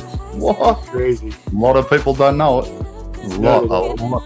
I'm telling you, a lot of flyers would not even have a clue. No, they wouldn't. They wouldn't have a clue. I didn't. I had no idea. I found out almost a year and a half later. yeah, fucking trippy. Yeah, it was like the first time I saw a fucking video with fucking Chad Novak fucking over here in the States doing something. I was like, I got on the phone and I called his house. I'm like, what the fuck are you doing in the States, Chad? And he was like, oh, I'm just over there working with those kids, man. They're trying to for an FPV. And I was like, all right, Chad, cool. And he was like, he came to Colorado and hung out with me and a couple other people. And they were like, how do you know this guy? I was like, well, Chad, you want me to tell him? And he's like, yeah, go ahead. I was like, collective pitch helicopters. That's how we met. First time. Queensland, Australia, way out back. I was flipping a fucking helicopter out, and here he comes with a truck with another collective pitch helicopter. He's like, dude, I thought I was the only one that did it around here. Roland, in case you're wondering who Chad is Snake FPV, the owner of Ethics. Chad Novak is Spinal Glide. Spinal Glide is Chad Novak. He was one of the first ones. Snake is he's down there with Origami, and I think I don't know if they're down in Sydney, outside of Sydney. I don't know, but I'm sure isn't Snake FPV owner of Ethics Chad? Isn't his name Chad? No. There must be a different bloke I'm thinking of. Snake's he was part of Ethics, but he makes too much money doing filming. He does like photography shoots and professional video shooting and stuff. Oh, I like thought for movies. I thought Snake FPV owned no. Ethics. No. I got wise the owner of Ethics is Mr. Steele Davis and Steele, Mr. Steele. I thought Steele and Eric Konasty are the owners of Ethics. I thought Snake was the owner of Ethics and sponsored Steele. No, it's the other way around. Other way around, okay. Yeah, Steele is the owner. Steele is the one and only owner of Ethics. I thought it was the other way around. Yeah, and then Eric Konasty is in California, and he's the partner of it. He helps do a lot of the shipping and stuff that goes in the United States. Gotcha. Snake and Origami, the girl, they're part of. Yeah, I've met her. Yeah, she's part of Ethics too, but she helps do like the Australian part of it. Yeah, Oz. FPV and that. I know what. Hearn's Hobby Man, because we've had a whoop comp she's organised. Two whoop comp she's organised. So I know who you're talking about. She's a really cool girl, man. She's she's awesome, man. And her blokes, are fucking top guy too, man. They're just people, they're good people. They're good people. Yeah. They've been around for a minute. They've been around for 6 years. Oh yeah. That's what I mean. I met a lot of them through Me No Fly Mang phase. Sort of, and that's I met them there, and then I've also gone to other things that it's had nothing to do with phase, and that's how I've met other people as well. And then finally I met phase at another thing, and then all of a sudden we hit it off and we fly together, and that's it. That's sort of how that all eventuated, you know. Is it Stu in your area, or is he out? Stu's an hour away. He's in Geelong. Geelong, okay. Yeah, he's an hour away. Stu always gets together with a bunch of guys. Yeah, I know. Well, that guy Granger that he flies with a lot. I've got Granger in my video with the at a place here about half an hour or so, 35 minutes away from Altona, in like a indoor soccer arena place. we flew indoors. If you see my video, you'll see the I've seen him. Yeah, that was the. Granger's a good kid. He got in with a good group of guys, and they got him going the right way. That was good. That was mate. Granger, he's got some good sticks. He's good. He's good. Yeah, all those guys are pretty cool. Them young guys. You know, look, I'm going to be honest. I'll never be as good as them, but that's okay. Yeah, that's it's okay. a hobby, man. But their reaction time, that it's different. My eyes, for starters, my age won't allow me to see that fast any freaking way. You know what I mean? Yeah. Like, and that's it. When you're switched on and your all your fingers are remembering everything and bang, bang, bang, bang, bang. You know, muscle memory. You know, like if I had played with collective pitch helicopters first, I would not. Have you heard of? You've heard of Thomas Bitmarter, yeah? Yeah. Australian champion. Thomas is world renowned known, man. He's been all over the place. Well, I got my drone license with Thomas. I marked his test. Yeah. When we got our drone license, we got them together. Don't like his old man, but that's a different kettle of fish. But Thomas, mate, top kid, mate, top kid. Yeah, Thomas is a good player. He is really good, but a lot of his piloting comes from his dad helped. I know. While he's flying, and that's where that comes into play. His dad's a total asshole, but like I said, that's Thomas. I wish all the best in the world. His dad, I hope his dad's kind of a hard one to get used to. Look, I didn't know at the time, but I spoke to a few other people, and they basically told me what I didn't even have to ask. Put it that way. He tries to. Look, he's a good guy. Here in the States, because he was pretty cool.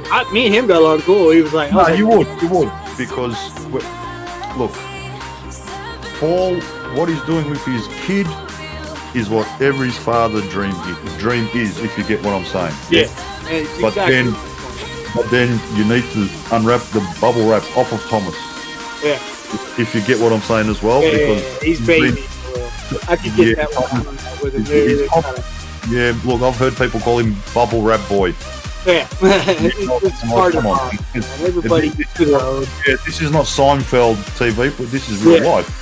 So Thomas doesn't want that. Not if he's world champ. You know what I mean? He doesn't want that thing. Like, it's bad. It's bad. Like, bad publicity, whatever you want to call it. Commercials, whatever, because they're right up there, mate. They're not qualified. They're right up there. Yeah, well, that kid, he's a really good pilot. Yeah, Thomas, mate. I've got footage. He's amazing with a fucking drone. Like, his racing style is just out there off the wall. It's Jesus. But also, people don't understand that to get that good at racing, he's got dad standing there on his corner in his ear. Saying, hey, you're in second, keep it clean, and that's exactly how that's how they're winning races. They're double teaming on the rest of the teams, which you can do. But since Thomas could put solids in his mouth, right? So we're going back a long time. Right? As soon as that kid could eat solids, he had a remote control in his hand, mate. Right? That's different. We didn't grow up. We weren't born for a remote control. You know what I mean? That's why Thomas is so quick and sharp. Like, same as what's his name? What's the other fast pilot with the blonde hair? Is very popular. Yeah. Whip rotor right. Vanover. It's like my Vanover's the mate. It comes down to, like, you've got to understand that mini quad is a bubble. So when you're in your goggles, you got to think of it as a bubble. That space, airspace, is what you want to think of. And that's how you get better. And I've always been really adamant about flying. I've flown I've flown gliders, I've flown Cessnas. And once you figure out that you're in this bubble, that mini quad turns into a just plain ass damn toy. I can go out there now, it's almost dark, and whip the quad around so quick it'd make you freak fuck out if you were standing there. You're like, God damn. It's like, you're right. But you're 100% right, because I was watching, because of the live stream, I didn't get around to it, but I was going to post, like, just fix up a title and a bit of a description. I've got a video ready to go. And that's another friend of ours that I met through Phase. His name's Tung. Tung is one of the top 10 pilots in the world. And no, I did not speed up the footage. When you see, I've already posted one of his flights. You'll see in the video, mate, it's that fast. Yeah. I don't know how he knows, but the memory, your eyes, that you just, without thinking, you're turning. It's like you could close your eyes and still get around the full track quicker than I could with my eyes open. Yeah. Well, I mean, some people are made for the racing. I'm picking up on that. And I'm getting, like, I haven't flown since the start of this year, right? Yeah. Now I've grabbed the controller, I've hooked up the warp, and I've just flown. Hey, right? I fly pretty good as far as I'm. What'd you say, Roland? I'm not going to pat myself on the back, but, you know, considering I haven't flown in nearly a year, but I'm doing good, and I haven't flown that much to have the experience. Like I hardly ever fly, but what I've noticed is I'm very good at it from the word go. Not everyone is. Yeah, I'm not down on anyone, but some people pick it up quicker than others. Yeah. I've picked it up very quick. I picked it up so quick it tripped my. There was me and a friend, me and one of my friends that live in this town. We both got mini quads at the same time. Yeah. And like we both bought the same E-Sheen ready to fly little racing drone that they put out millions of. Yeah. Within 2 months' time, I'd already bought 2 Sheen drone 5-inch tweakers and a GoPro because I done figured out that this will go a lot quicker than the E-Sheen one. Yeah. And my buddy was like, God dang. Well, it's like, dude, I used to play with RC Helis, man. I had collective pitch 500, 600, 700 size collective pitch helicopters. I could TikTok in front of myself like they were nothing. Oh, I love that shit. And it was like, friends of mine were like, oh my God. It was like, when I got into the helicopters, all my friends were like, how the hell? I was like, well, I have flown a glider. In a glider in Queensland, Australia at 12,000 feet with my uncle looking for sheep. Like, this is pretty cool. You know, and I've flown a Bush aircraft in Alaska and fucking landed in a river and fucking unloaded my shit and fucking went off. But people are like, oh, I was like, so when you experience that, it gives you a little more like, this is pretty cool. Let's see if we can make it do this. Yeah, fucking oath. Yeah. Yeah, it's different people, different ways. I tell everybody, just play with it. The more you play with it, the better you get. I'm watching those helicopters do the TikTok. Oh yeah, I know how to do that. Man, I know how to do that. I haven't done it in a while. I might destroy one first couple tries, but I can definitely do it. Oh mate, you've got to get onto it, man, and post the video. That is fucking. Oh, dude, I'd have to build me another one. I sold all my Well, I had collected pitch helicopters before filming them was a thing. That is not easy to do. That's not easy to. Trust me, it's not. I destroyed probably. Not easy. Let's see. No, you got to be good at your helicopter. 3 collective pitch helicopters when I first started. I used one of them as a trainer, and it would just hover and cruise around. It wouldn't do nothing else. You know what? The other 2 I had set up. One of them was set up with collective pitch, but it was the beginning stages of heli flight controllers. Okay. So it was like a really simple flight controller that would let you fly the helicopter and fly like a plane. Yeah. But if you got it too up on its axis in the helicopter, it would just fall out of the air. It didn't know that, hey, wait a minute, if I give it more thrust, it'll keep it up.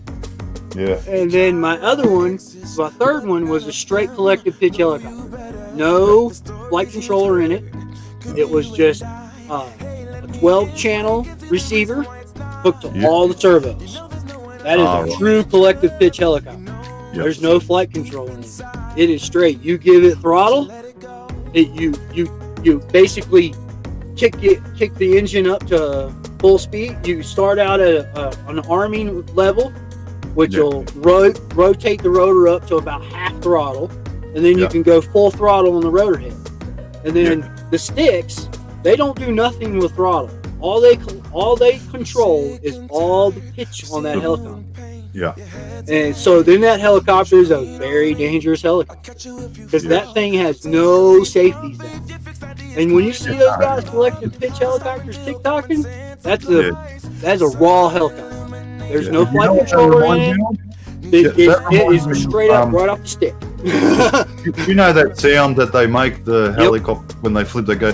They don't make a squealing sound. It's more of a vroom vroom. vroom. That reminds me of X-Class. Vroom vroom vroom. Because X-Class is like not loud. It's not screaming. It's sort of. And I'm here to tell you, Mars. Those first 3 helicopters cost me about $30,000. Jeez. Oh, I know they're expensive. That was in the 90s. That was an expensive fucking hobby. Yes. And when I got rid of them, I was so happy that I got like a little bit more than I had in them out of them. And it was like, oh my God. And all my friends were mad because, well, why'd you sell all your helis and stuff? And I was joining the military at the time. I was like, man, I'm going in the military. I need to sell all this shit. I'm going to be gone for years. Yeah. I know I am. Because I know how I am. If I jump in something, I jump in it for a minute. I don't just stay there for a fucking 8-month span or 6-month span or do it for a couple months and do something else. I'm jumping in. I got my Master Sergeant 18B, weapons specialist, in counterterrorism attack situations. Yep. Yeah, I went full on in the military. Full hog, mate. Full hog. Like, I spent 13 years in the military. And 9 of those years were in Afghanistan in the middle of a combat zone.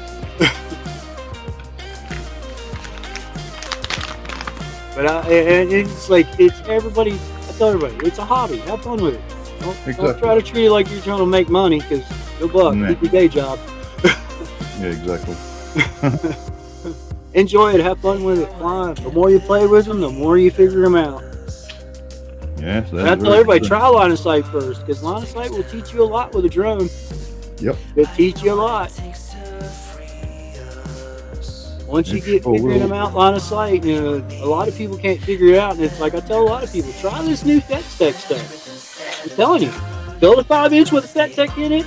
Don't mess with the pigs. Don't mess with the tube. As soon as you put it together, get it set up so it flies. That's it. Yeah. Don't touch the tune. Take it outside and fly it around a little bit, because that tune is Quad Mover's tune, and Quad Mover is one of the best line of sight pilots on the planet. Yeah. So if you can get one flying around and keep it in the air in that tune, goggles will be like fucking butter. You'll be like, yeah, let's go. All you have to do is turn up the rates a little bit, because in the goggles the rates have to be higher. But everybody just play with it and have fun with it. Don't try to turn it into a goddamn fucking sport. No. I don't watch too many kids in the United States here do it, like Zoe and a bunch of other ones, and it's like, man, you're just ruining something for everything. It's like, get together and have your fun and do your thing. Don't try to make it bigger, because once you start trying to make it bigger, unless you in China and you got the goddamn country back in the sport, you ain't gonna do that. Because in China, they back drone racing 110%. They pay fucking skidoosh to travel all over China to fly a mini quad.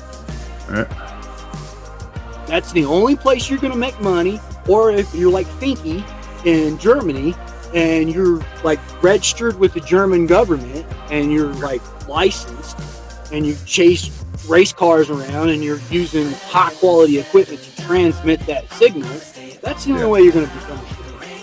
There's no reason to. It's just flying. It's a hobby. That's how I see it. Yeah. If anybody has problems with them, I try to help them as much as I can. I don't know everything. I know plenty of other people that do, like you. And same. Exactly. Roland knows a lot. What I don't know, someone else will.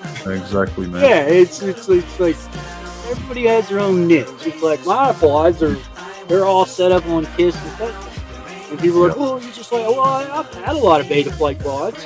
Yeah. They don't last me long. They really don't.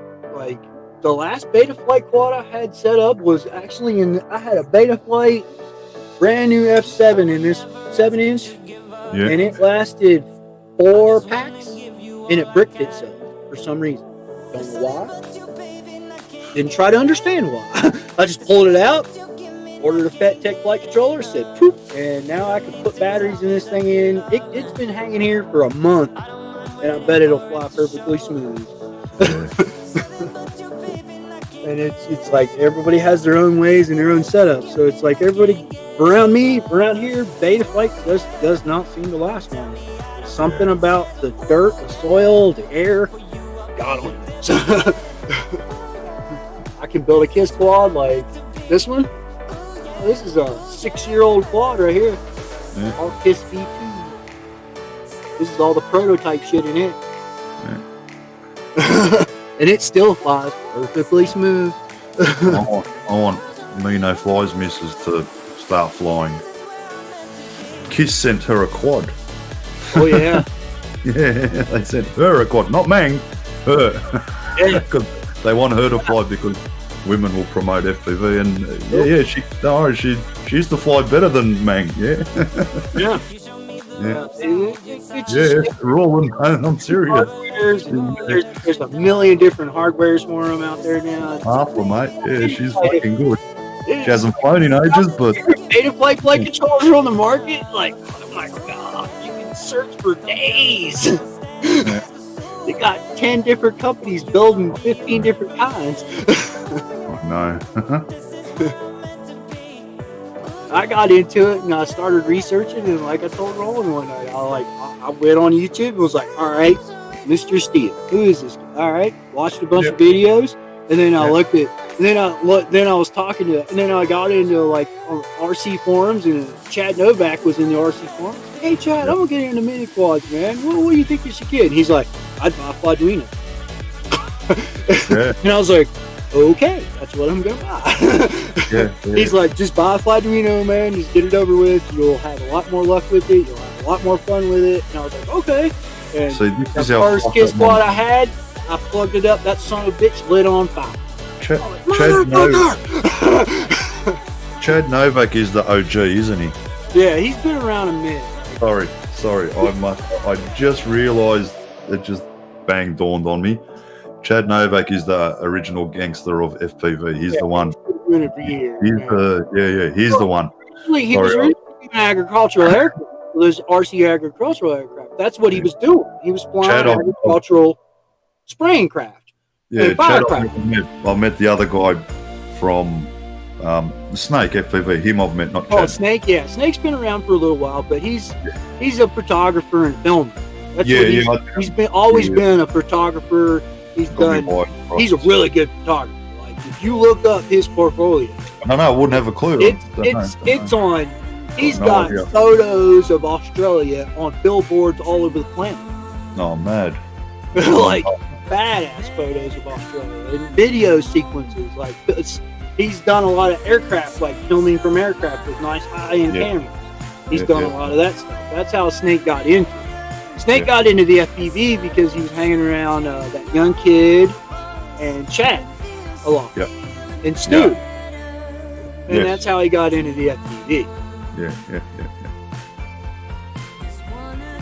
But yeah, a lot of people, I mean, even me myself, I actually forgot his name, but Chad Novak, that's the name. Everyone that flies FPV should know that name. Yeah, he's the man that's been doing it for a long, long time. He's the original. But everybody, I tell everybody, just have fun with the damn thing. From what I... It's like one of my friends, not too long ago, basically, he was wanting to get into FPV, and he just brought this quad back to me, like 2 weeks ago. Yeah. I gave it to him. Like, here, you can have it. Yeah. Go play with it. Bind it to your controller, you got crossfire, it's good to go. He flew it, and now he's got 6 of the same damn ones, and he gave me mine. He was like, dude! He's like, that quad is relentless. It just goes, it goes. I was like, dude, it's built to fucking take a beating, man. They're gonna touch the ground. I know they are. I gave up trying not to touch the ground probably about 2 years ago. Yeah. If the quad touches the ground, just get into the throttle, get it off the ground. Like some of them, like this one I built up is basically, this thing is basically a skateboard mini quad. I touched everything with it. if I'm near a building, I'm trying to bump the side of the buildings or the roofs. You know, I'm trying to have fun with it. I'm trying to just beat the shit out of it. I don't care about it.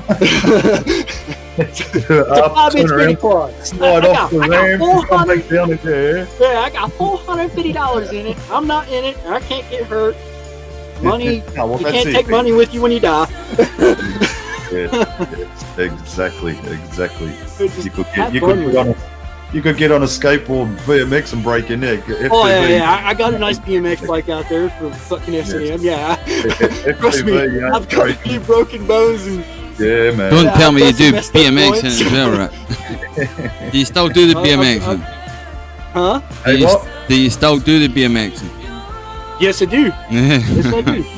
Yeah, I go out. I go down to skateboard every once in a while and ride a little bit and do some simple tricks and have fun and keep that pumping around in the ramp. That's the one thing I like is the skate park ramp. Riding a BMX bike in the ramps. I can ride in a ramp in a big bowl for fucking ever. I like it. It's a good exercise. I mean, if you're not trying to go above the coping, you can get more exercise pumping inside that bowl than in a gym for 30 minutes. Just doing a 180. you know what I used to practice? I used to practice doing a 180. Yeah. Because here we never got a chance in the bowls because it sort of started a bit later. Like they've got them now, but back then in my day they didn't have them. One of my mates.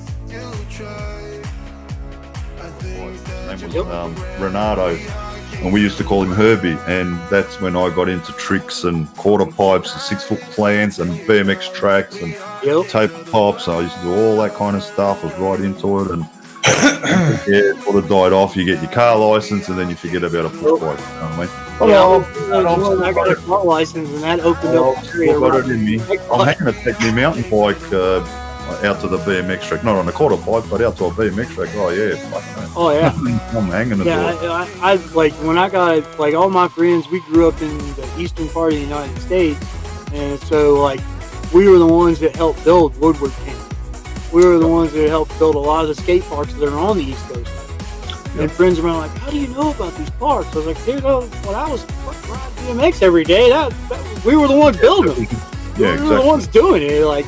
And you were like, "What do you mean?" I was like, me and Matt Hoffman are the same age. Actually, Matt Hoffman's a little older than me. And I've sat in his living room and ate breakfast with him. Him, Dave Mira, all of them. I mean, we all knew each other. We all hung out together. We all lived at Woodward Camp. We were all growing up and hanging out there. It was it was originally a gymnastics facility for gymnastics and trampoline gymnastics. And they started putting in the BMX stuff and the skate park stuff, and we were like, "Hey, let's build it bigger and bigger and bigger and bigger and bigger." And it got to the point where now there's fucking Woodward Camp in every country. Almost. It's like people don't even realize how long that's been around. It's like crazy. It's good, but I tell everybody, if you got a BMX bike, ride around. You don't have to do the trick you used to do. I'm not 23 no more. I ride my BMX bike to have some relaxing moments alone.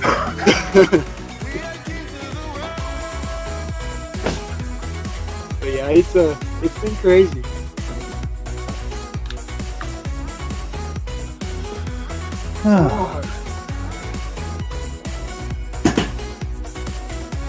Scary. Too much fun. Yeah, filter. What are you doing, Roland? You playing with the OBS again? Playing with OBS, mate. You guys are always talking, so I was just playing and. I'm fixing the names again. OBS play. Yeah. But it's all good. I was listening to you guys. Hey, Rules, can you see me? Yeah. Is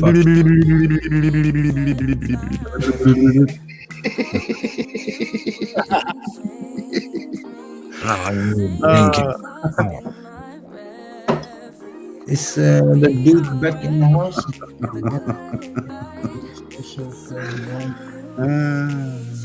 All kinds of us up in here now.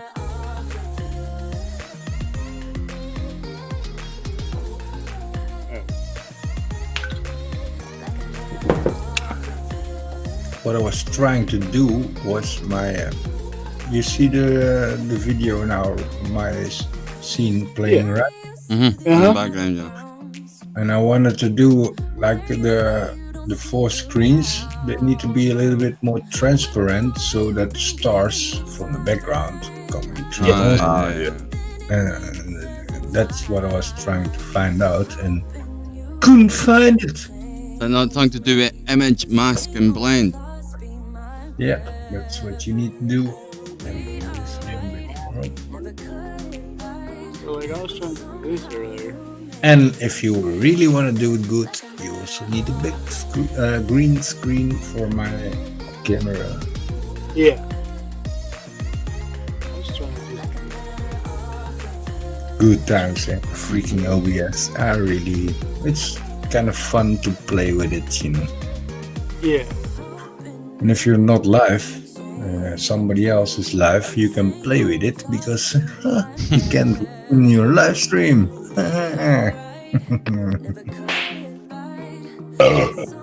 Hit him up, Bubba. It wouldn't let me do it.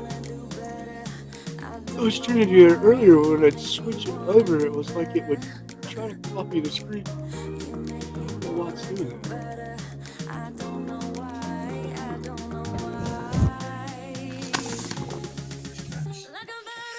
Let's see if I can put my camera in there. Better.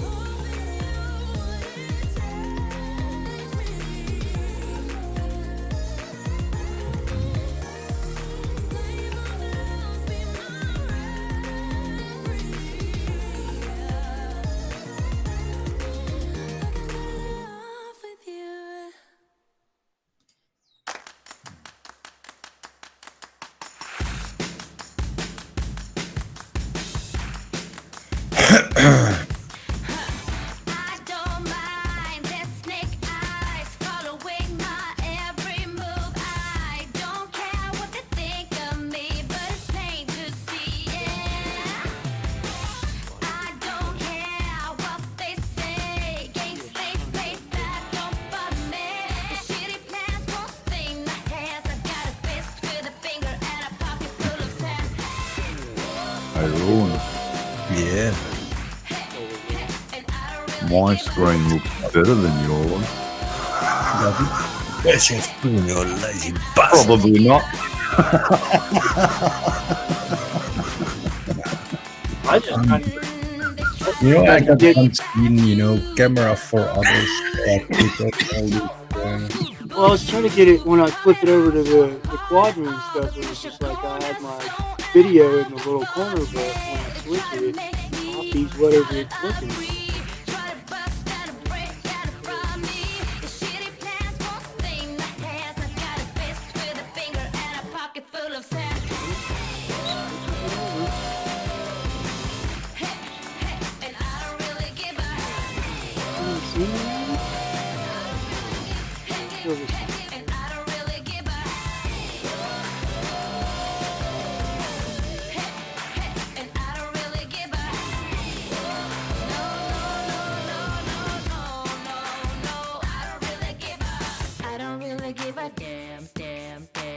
Got my pocket full of sand, sand, sand. I don't really give a damn, damn, damn. You can read it in my hand. I don't really give a damn, damn, damn. Got my pocket full of sand, sand, sand. I don't really give a damn, damn. All the pretty colors. You can read it Amazing.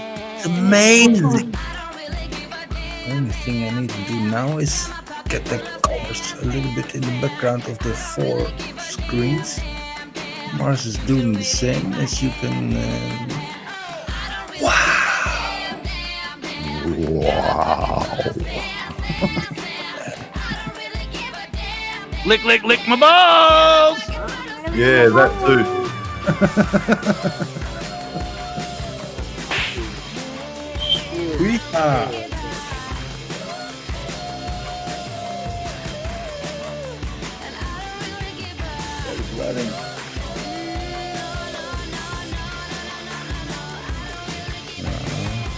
Mr. RC dude is getting behind on the scenes.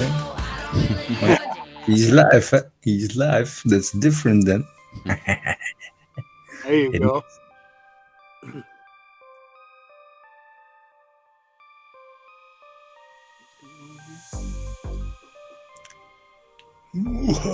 Yeah, Mars. Yeah, Mars is getting in there. You see? Oh yeah. Freaking bastard. He's farther than me.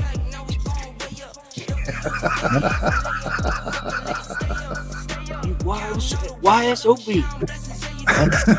Yeah. Now he stopped it. Ah, there it is again.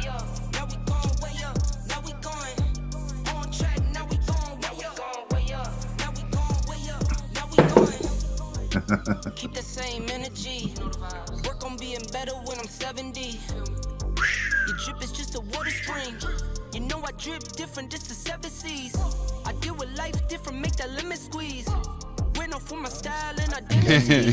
That would be good. That would be cool. I guess that's why they envy me. Got it? You know, if we all got the same stars and stripes, or I don't know what kind of background, and then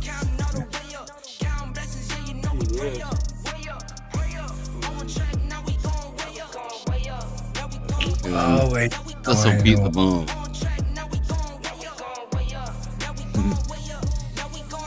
I got his band like I'm Barry Bonds. Running through the money, but the money's long. I don't love it, but I need it, keep it coming on. Only friendly, me and friends, we don't get along. I put that on my name, that I put them on.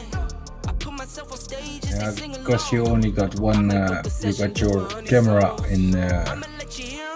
You can do it when you're live. It's almost impossible. Yeah. You used to be able to put mirror, eh? I might be trying. Happened to me. Could be you get disconnected then, eh? Yeah. Oh yeah, it's late already.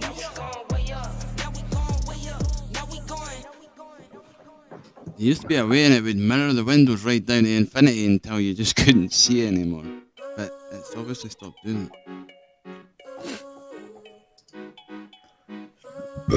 Sorry.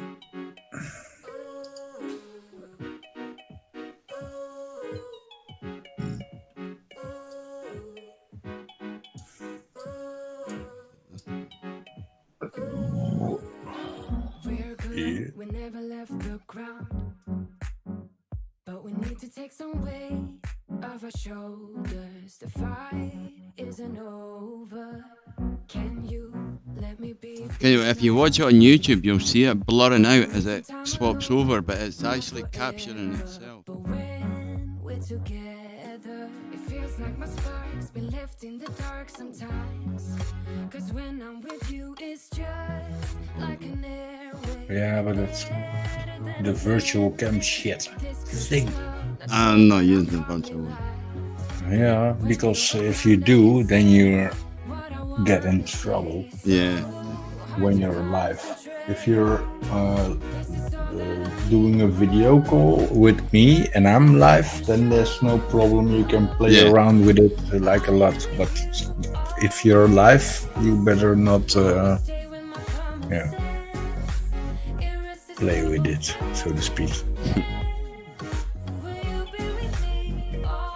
It's not made for that, eh? It's a virtual camera, so yeah. I don't use the virtual camera. I've not got it on. I don't use it. No.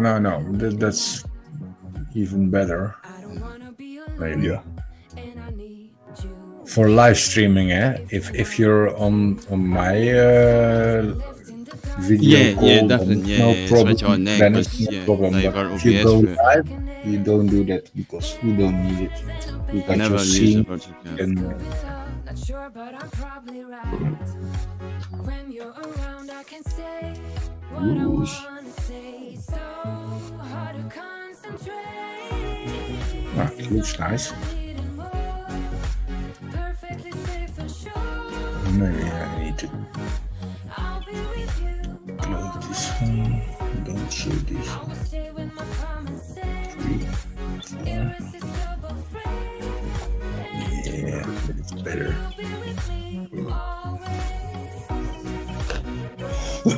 I'm sorry. So yeah, Mars, did you sleep already? Me? What time is it there? 11:40 a.m. All right. We still didn't see Casco. I had a Arvo par nap yesterday. That's good enough to keep me going for another 24 hours.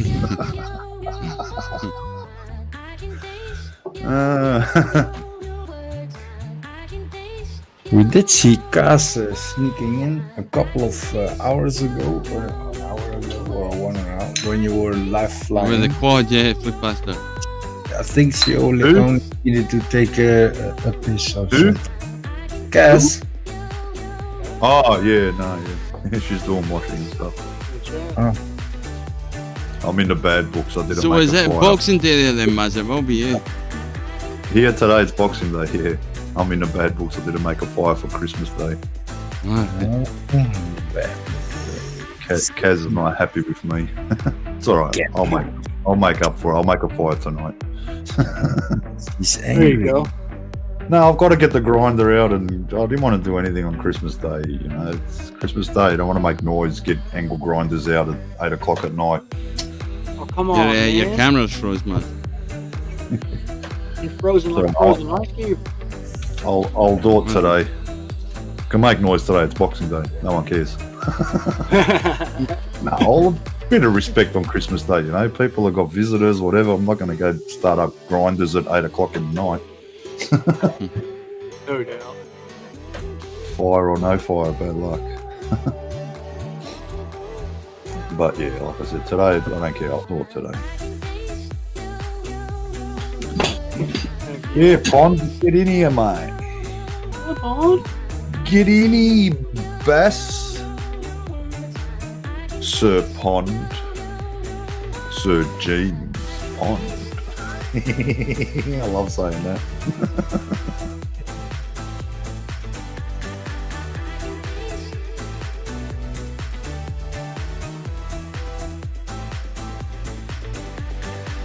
Poor cat. Hello, Mr. Must be full of food. Lurkers. Yeah, baby.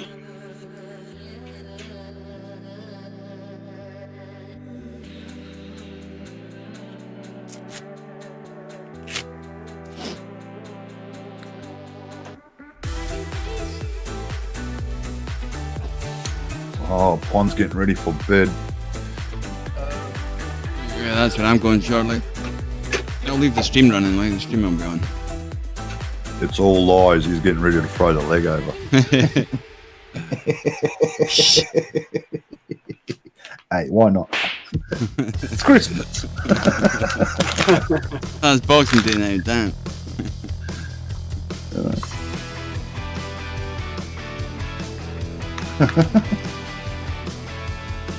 Been a long day out there. Yes, sure is.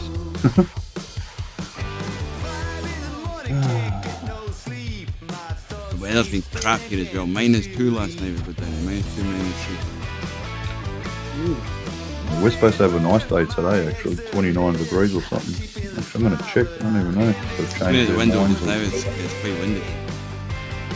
Oh. I'll refresh that, but it says 23 degrees so far. Yeah, 23 degrees at the moment here. Today, what did they change it to? 28 degrees. Tomorrow, 33. Monday, 21. Tuesday, 23. Wednesday, 26. Thursday, 27. It's been a couple of years since I've seen temperatures like that. It's warming up. Yeah, we'll get like a solid week, then we could get 4 seasons in one day, and then it'll just be hot for 2 days. Mine is fucking sick. Yeah, it's well, we get pretty fairly good weather. I won't say it's not, but you know, we have our windy days, 4 seasons in one day, and those types of days, and it's not too bad. Overall, over the whole year, it's pretty good weather, I must admit. Better weather in Perth, but you know, that's across the other side of the country. So it's different, you know. And in Queensland's got different weather again. They've got always hot weather, but it's humid as hell, and there I could not live because I can't handle humid weather. So, but Western Australia, they've got nice hot weather, but not humid. So, and they've got fairly good weather regularly throughout the year. It's pretty consistent. Yeah. Yeah, it's not too bad.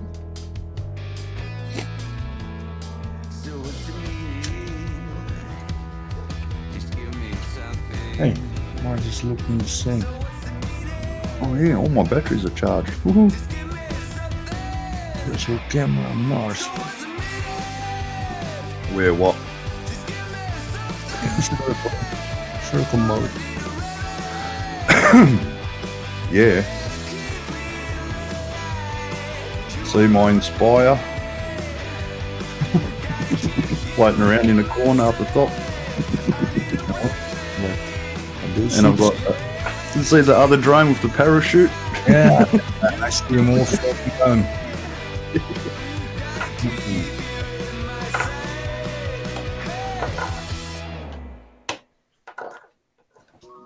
Okay. Oh shit! I can't fly anyway. Goggle batteries not charged up enough yet. But the Wolf batteries are done. They're finished. They don't take long to charge. Now just got to wait for Goggle battery. And I'll be honest, it's beautiful. It's freaking nice and sunny outside. Should have flown outside earlier, Rules. No, why don't you go now? I couldn't because it was dark anyway. No, but you can go now. Oh, you did. I can't. I'm waiting for my Goggle battery to charge. The Wolf battery, they're ready, but the Goggle battery's not ready. I've got to wait for that. Yeah, that's always something. You gotta keep the batteries charged. Yeah.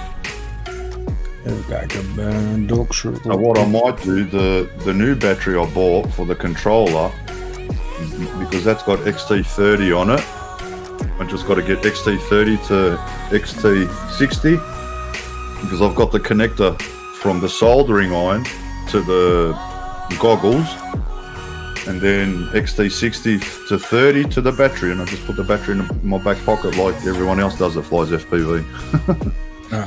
That way my goggles will last longer than the battery that came with the goggles. They're just small freaking the ion batteries. They're not 18. Batteries are a pretty good deal from the battery. Yeah.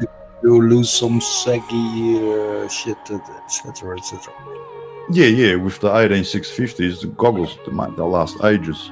But the batteries that come with it, they're not the Fat Shark, the bigger ones, like what I've got for the controller and the vape. They're the smaller ones, the smaller size 186, I don't know, whatever they are, that size, smaller ones. I don't know. Tell me about it. I ordered a couple of wrong ones before. That's right. Yeah, exactly. You're the one that went through that. Yeah, exactly.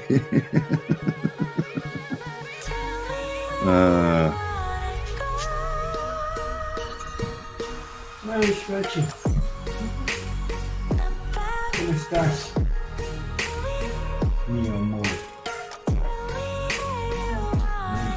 Hay que un poquito más.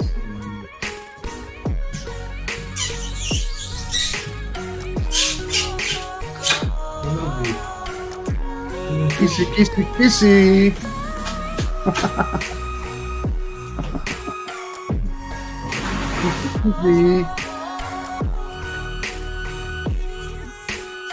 A little bit cranky now, eh? Oh, don't tell me you didn't make a fire too. Are you in trouble like me, Rules? I'm in big trouble, but around this time, you gotta take it easy.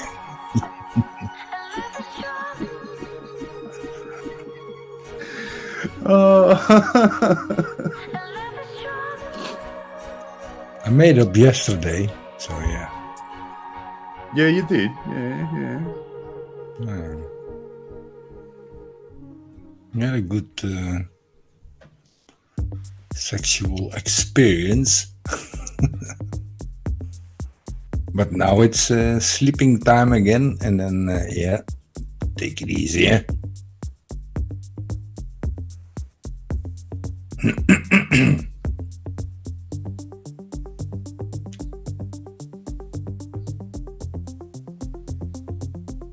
I think everybody went off to bed. Yeah. Nah. No? Piss break. Toilet break.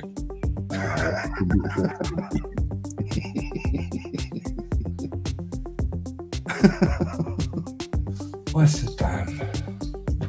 Oh, still, well, not early, but 2 a.m. 10 to 2. Yeah. It's getting there. It's getting there. So that means it's 12 o'clock at your place. 10 to 12, yeah. Oh, 9 to 12, yeah. Yeah. Almost lunchtime, yeah. Almost PM. Yeah. Wish this goggle battery would charge faster, but it just takes ages.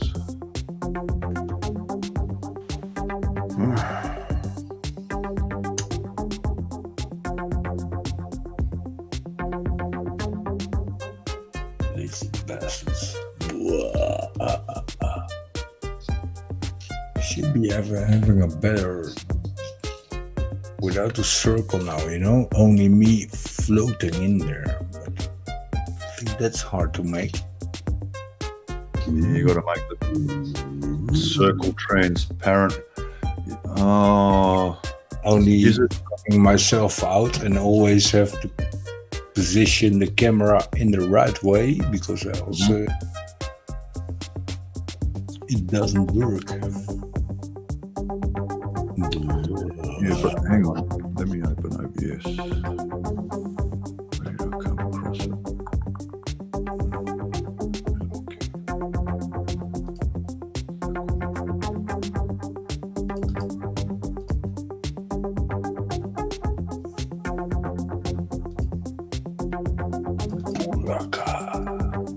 Filters. Mask blend type.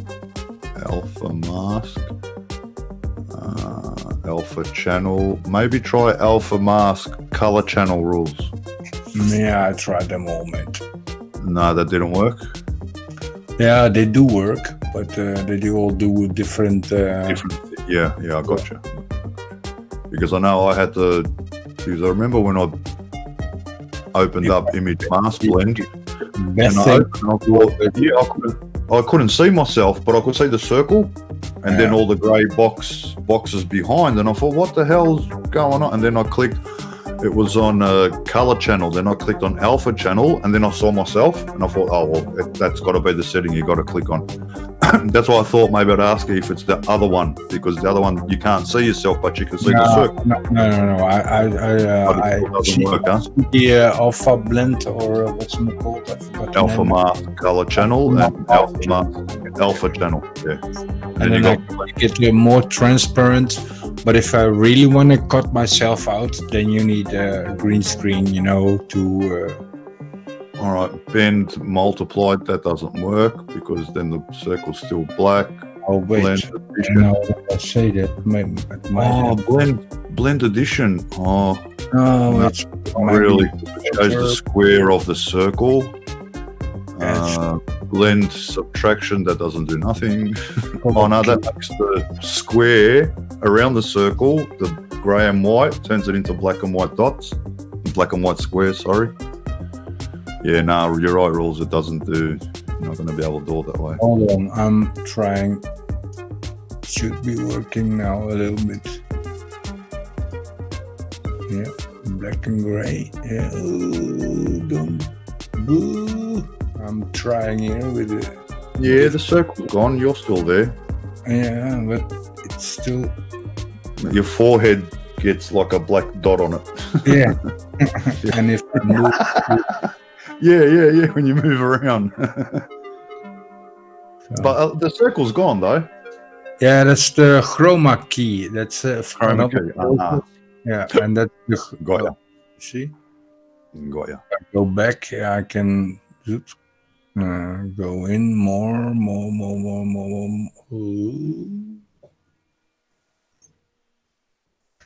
No, well, that ain't no close.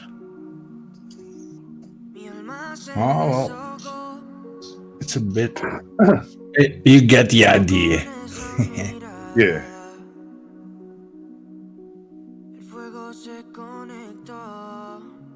If you don't move and don't talk, it's good.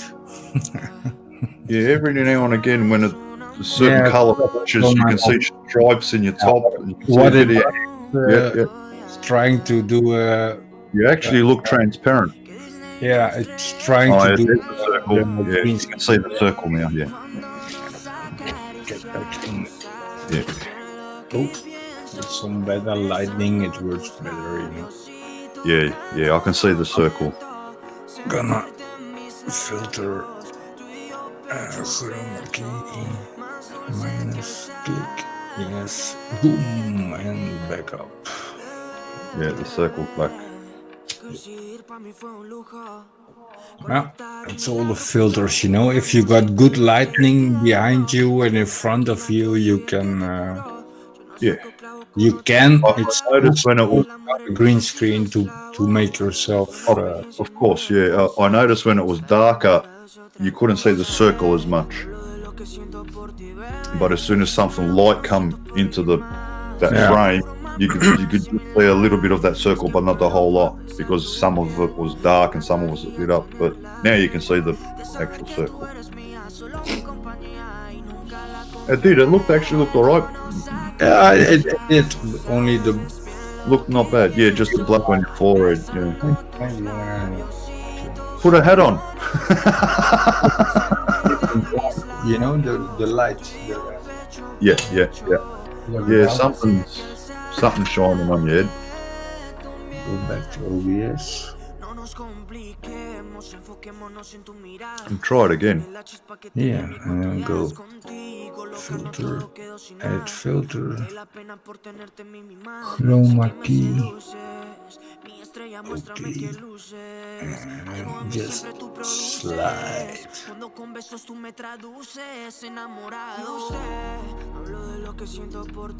Hey. Doesn't do shit now. No. Oh, here you go. Oh, hang on. Now you've gone. Not yet. Just your face. You look like a ghost. Yeah.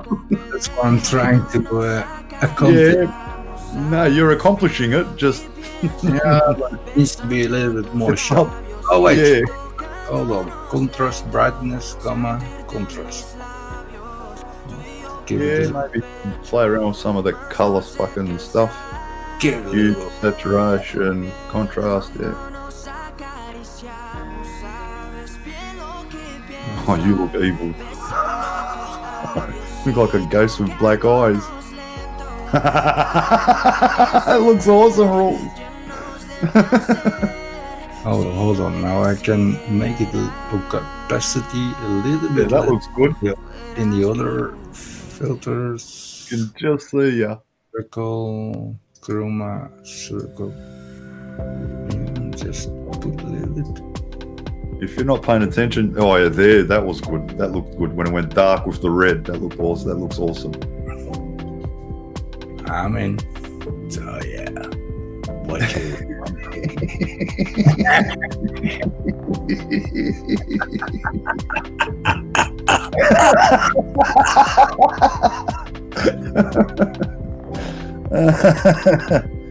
it's so.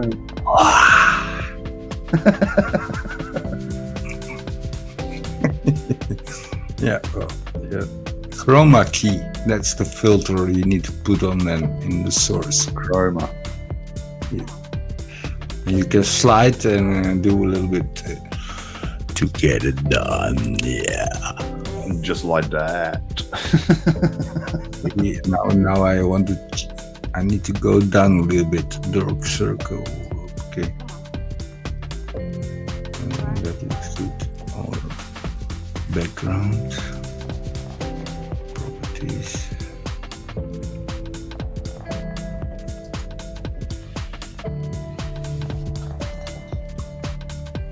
Lazy bastards, yeah.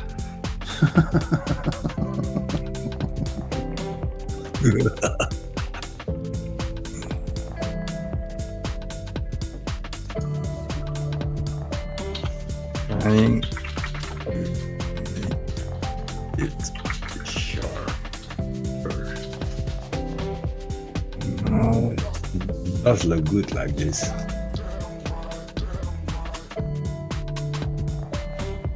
Let's see how it looks on the meat. Oh yeah, there he is, the lazy bastard.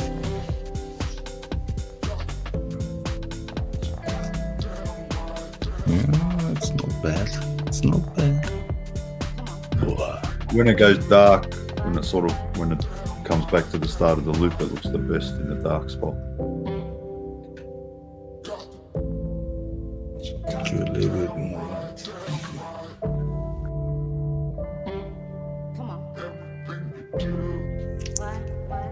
Oh yeah, that's better.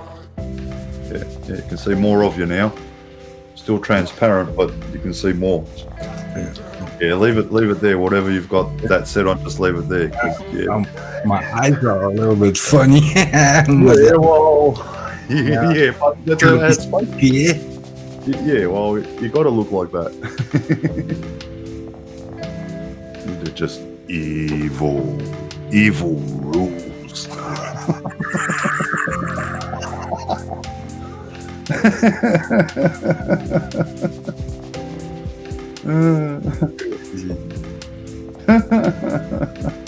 Yeah, leave it like this. And lock it. Lock it. It's still.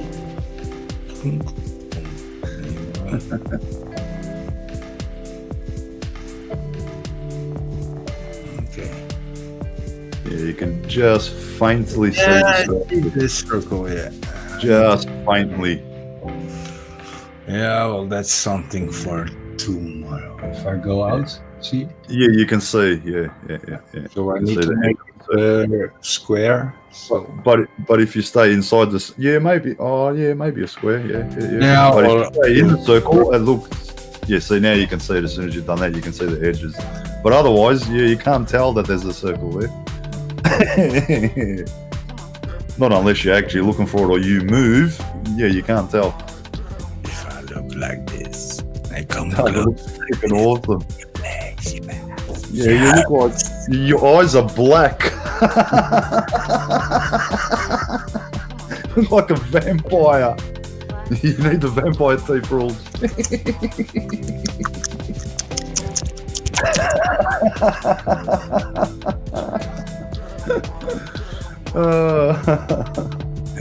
Okay, let's look in the meat. Yeah, that looks good. Oh yeah.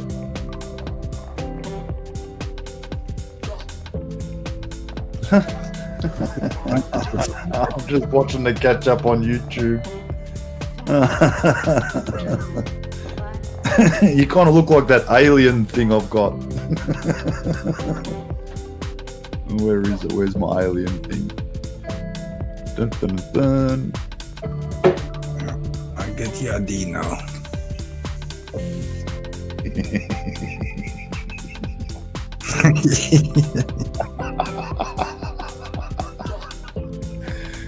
How did you get him my stream rules?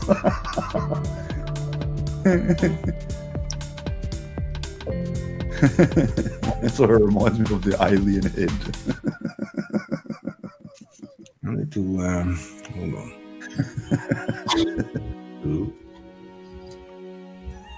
I was back, boys. I had to go talk to my landlord. He was asking me to eat dinner and driving me up the wall if I didn't do it. That's all good. Yeah. Man was concerned about me. I was thanking him. Yeah, man, that's good. It's kind of cool, toch? Yeah. landlords really usually don't give a crap about you. They're normally, just wanted to say that. So they're normally pain in the ass. Oh, my landlord, he's an old Vietnam vet, old Air Force guy, and I was in the Army, so me and him got a good understanding and respect for each other. You know how it goes. Yeah, exactly.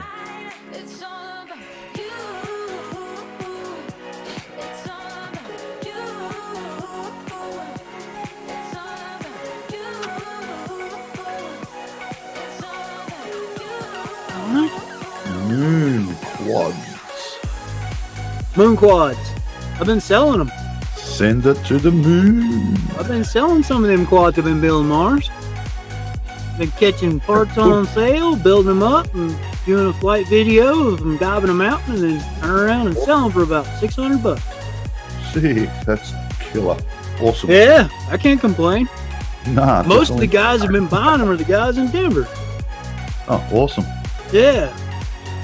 They've been buying them like crazy. They like them. There we go. Okay.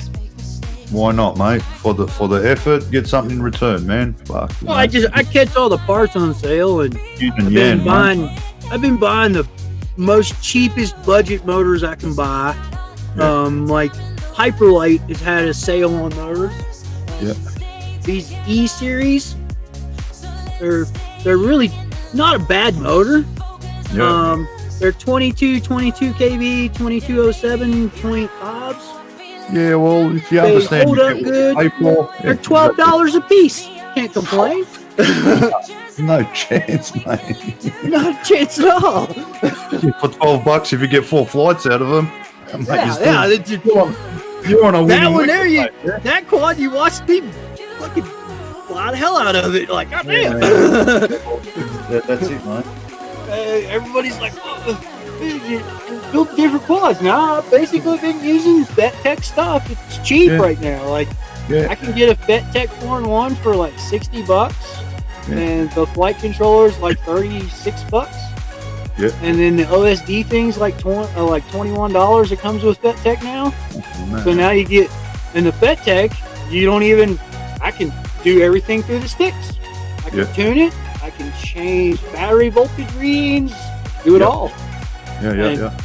And there's been a couple guys in Denver that love them. They've been buying them. I build them up the same way every time. They're like, okay. Well, that's your proof in the pudding right there, mate. You know? Get a few people buying them, I'm happy. Yeah, bloody oath, man. Bloody oath. Yeah, I mean, hell, Mr. Steele's doing the same goddamn thing. He's got Get FPV building them for him and selling them for $900 a piece. Yeah, well, you know, that's good on him, man. Good on him. Yeah. Good on him. I've been buying this is sacrilege to Australians. So this is a clone Apex. Oh yeah. Oh, don't go there with RC cars and chassis and clones. Yeah. So this frame looks identical. It measures identical to an Apex. It cost me $41 instead of $151 to get shipped to me. Gonna say Apex is not cheap. No, Impulse is not cheap. But I do buy their GoPro mount. Their GoPro mount, that GoPro mount, the origami design with the carbon fiber, this is cool as hell. Yeah. For a freestyle quad, it comes with this little card. Yep. Oh man. It's a 2 mil carbon plate to put behind the GoPro screen to keep the battery from breaking. And it works. It is the best design I've seen so far in a GoPro mount. Yep. Like, this GoPro 5 still has a brand new screen on the back, not a crack in it. And I have beat it off the ground 100 times. But it just slides right in behind the camera. Protect your stuff, that's for sure. Yeah.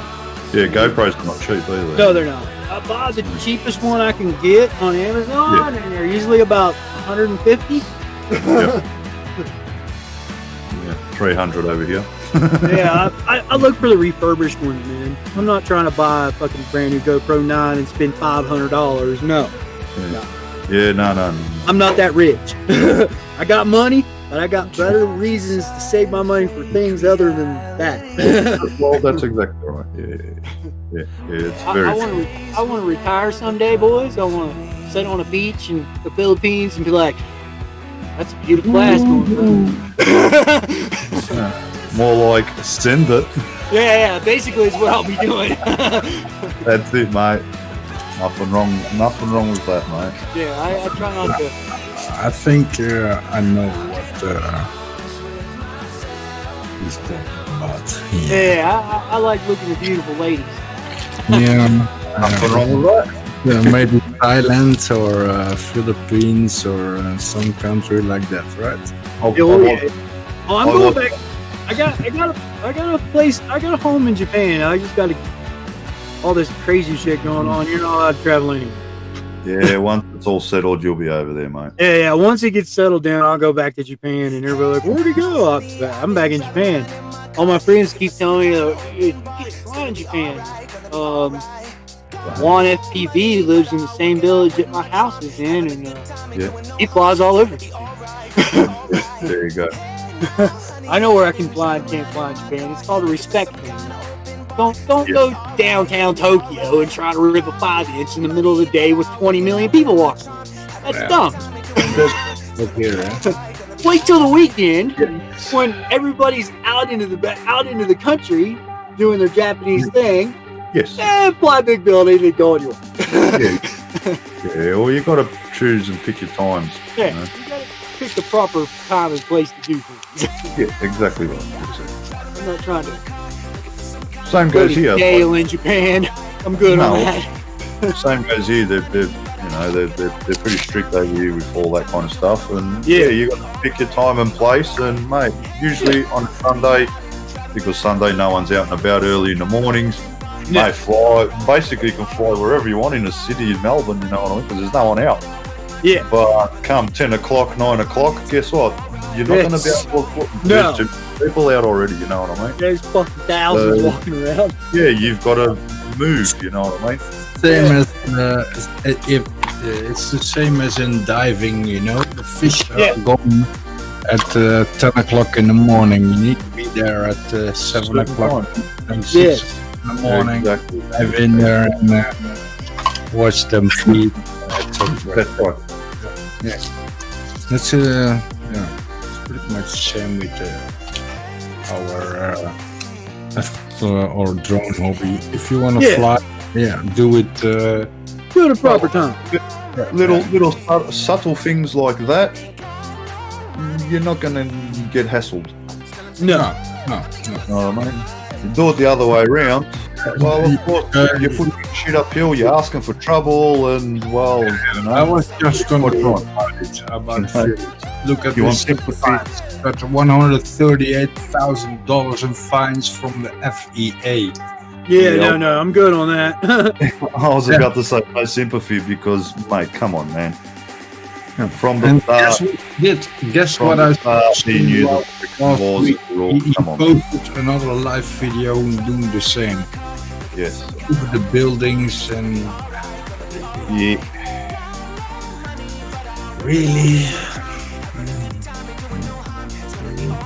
really trying to be. Look, all I got to say on that is you can act as.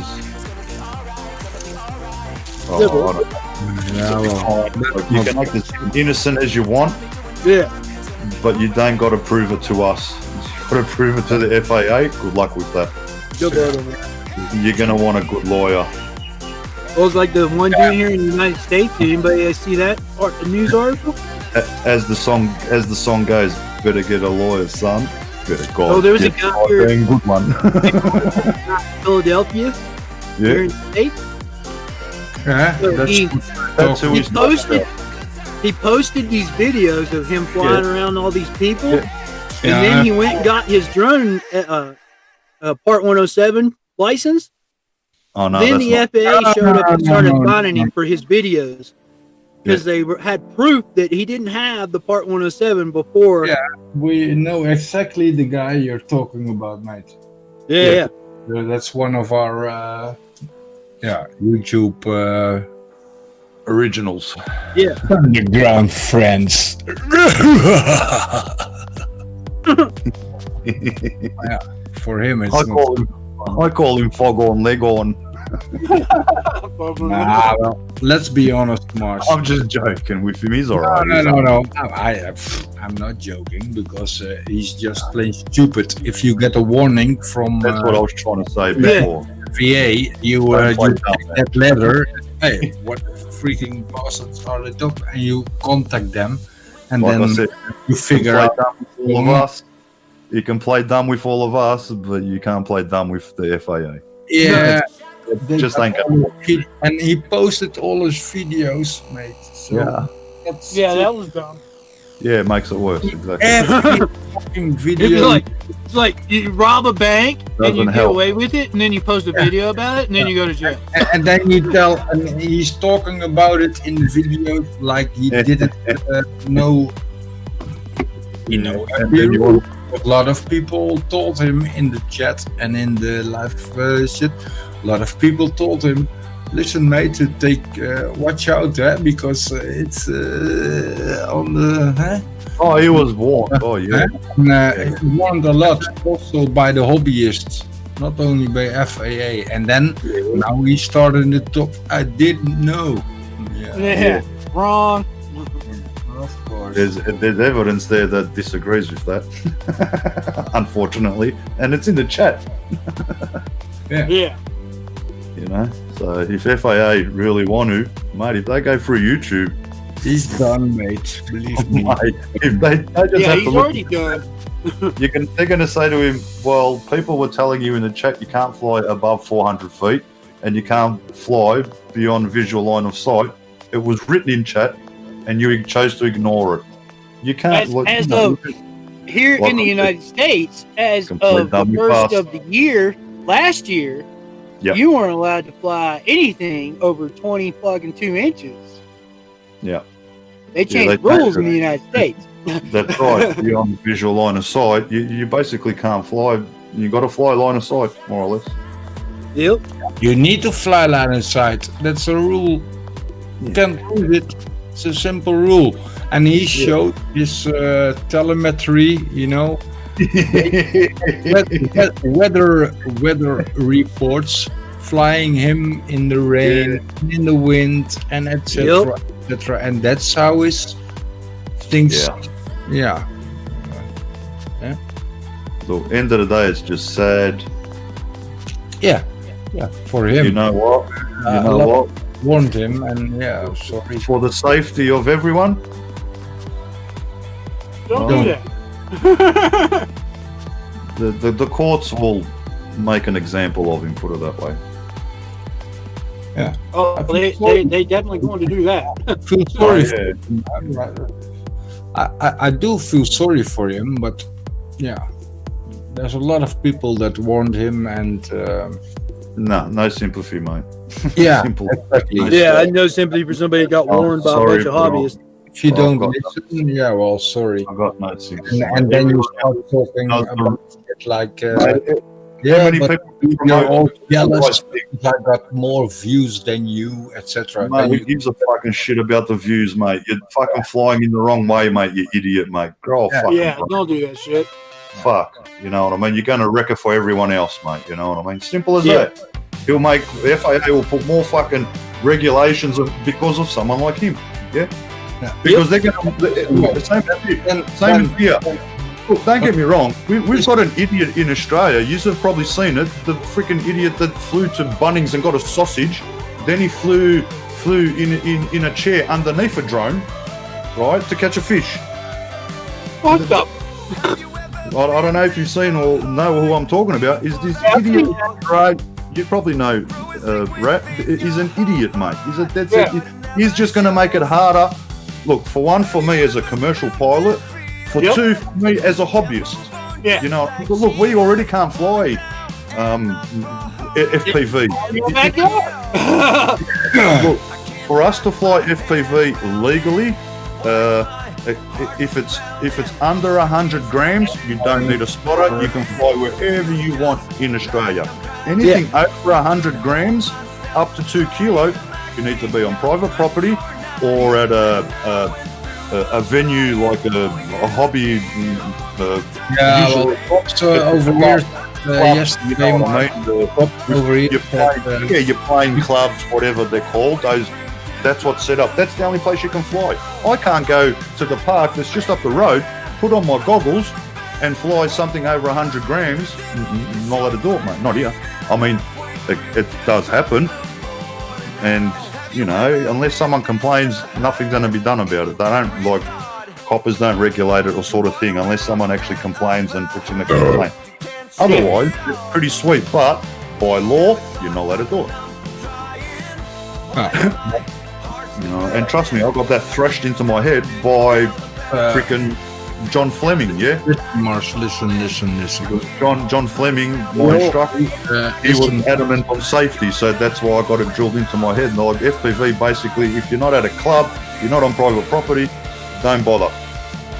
Because you're going to make it harder and CASA, if CASA gets you, like FAA, they're just going to put in more regulations, you know what I mean, to make it harder for everyone else to fly.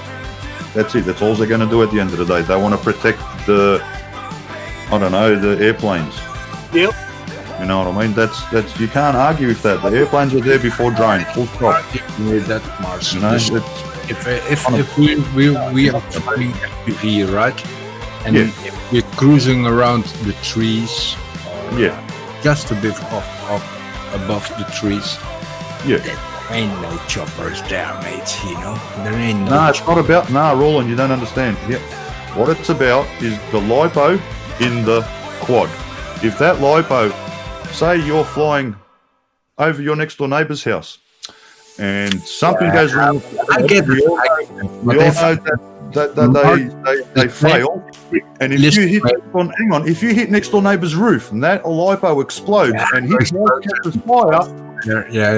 But then we need to stop with cars too. No, you don't understand. I understand what you're saying because I agree with you. To me, it's pretty fucking silly. But when you see, I get the but because it can happen, they say prevention is better than cure. Yeah, but then a lot of cars shouldn't be on the road either. I am totally agreeing with that. It frustrates me because it's silly, but I totally agree with the but, you know.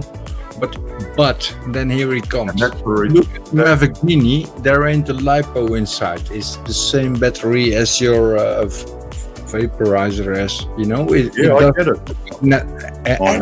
I know. But because there's a risk, everything evolves, and because of risk over here, we get new rules in December. January number 1, we get new drone rules. Thing is, we need to every drone that has a camera, we need to write it in like a car, you know. Registration, exactly the same as a car, but then for a drone. You know how many accidents are happened. You don't see that they don't even have accidents, but they're working ahead of the drone rules because soon there's gonna be Amazon that's gonna bring you the packages you ordered, you know. So that freaking sky is money. All that, of course, it's money. In the sky is money. Simple. So okay, drone hobby, pretty cool. You can fly a drone, yes, from ground to if you got a camera on it, up, registered it. All the toy quads, and that's the fun of it because the whoops. Well, they're like, you know, and we need to register it, but because it has a camera, so everything, Here, anything under 2 kilo. Actually, I think it's under 250. Doesn't have to be registered. At the moment, basically the FPV doesn't have to be registered. If you're flying like Phantom, if you're going to make money, I have to register my Phantom if I'm going to make 1 cent. I have to register the Phantom. Like I'm registered pilot. we're after next year in January 1, if you have a drone, you can make money, but you have to register it. Register your drone. That's right. Register it. Well, put it this way. Do a little test for Rules. the A1, A2, A3, A1, A2, A3. You know what they've done here to us, right? Commercial pilots. Every drone you own, you have to register. I've got an Australian registration number, ARN. Same for here. my drone license, right? Then I've got to pay for it. Like my car, same thing. If every car I own, I've got to pay registration on, right? So the drones, what they're doing in Australia, same thing. If you own 7 drones, same here. Same every drone, not register yourself. Which would have been better to do with that. So I think we here, mate. You're going to have to register yourself. But every drone needs to have a registration number, and it's got to be stick down. Look, as far as I'm concerned, I agree with registration. You know why? It's a vehicle. Right, it's got motors. It's a vehicle. Just because it hasn't got a gas motor, that does not. It's a vehicle. Yeah, it's a remote control vehicle. Yeah. Right. The problem is in Australia, so this is pissing me off. I've got to register my drone, but I don't need to register my push bike. Push bike. But it's the same thing. They're both vehicles. One's using the road, one's using the air. You know what I mean? No. Don't worry, they're trying to push registration for push bike. You know why? Why should push bike riders think they own some part of the road? I'll pay the taxes like you pay taxes on your car. That's pay registration. That cracks me up. Here it's different. There in Netherlands it's different again. I don't know how that works. What's your push bike? What's that? Push bike. Push bike. Yeah, what's it? It's a vehicle. Yeah, what vehicle? Electric bicycle. It's a bicycle. It's a vehicle. It's got 2 wheels. It's got pedals. It can commute. It's a vehicle. You ride it on the road. Yeah. Pay registration. Yeah. It's not. You don't ride on the road. Okay, you don't need to pay registration like for a mountain bike that you ride down a mountain. That's different. You ride on the road with cars and motorbikes. A push bike should have to pay registration. Same, look, of course, I don't want to pay registration to ride my bike, but to be fair to everyone, if you're going to ride, cyclists should pay registration. You're on the road every day. You know what I mean? If they want bike lanes and we get less car, this is how stupid it is here in Australia. We have to now stay a meter away. Whether there's so what am I going to do? Cross into the other side of the road and have a head-on collision because of someone on a bike, push bike? I get fucked. Yeah, some of those people are out there fucking bicycles, man. Man, it does me hit. Guys, I ride a bike everywhere, okay? I ride a bicycle clear across the United States. I've rode a bicycle clear across Australia a couple times. I'm here to tell you, some of those people that ride these road bikes are just ignorant. Yeah. Riding in the road where they shouldn't be. Yeah, exactly.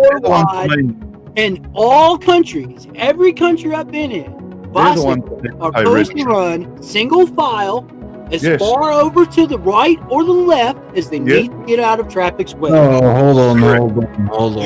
No, yeah, they ride 5 If you're over here with a bicycle and you're driving a car and you're hitting a bicycle or a pedestrian, it's always your fault unless. Well, some of them rolling, they don't. They are the slower. But you get idiots that think that they can.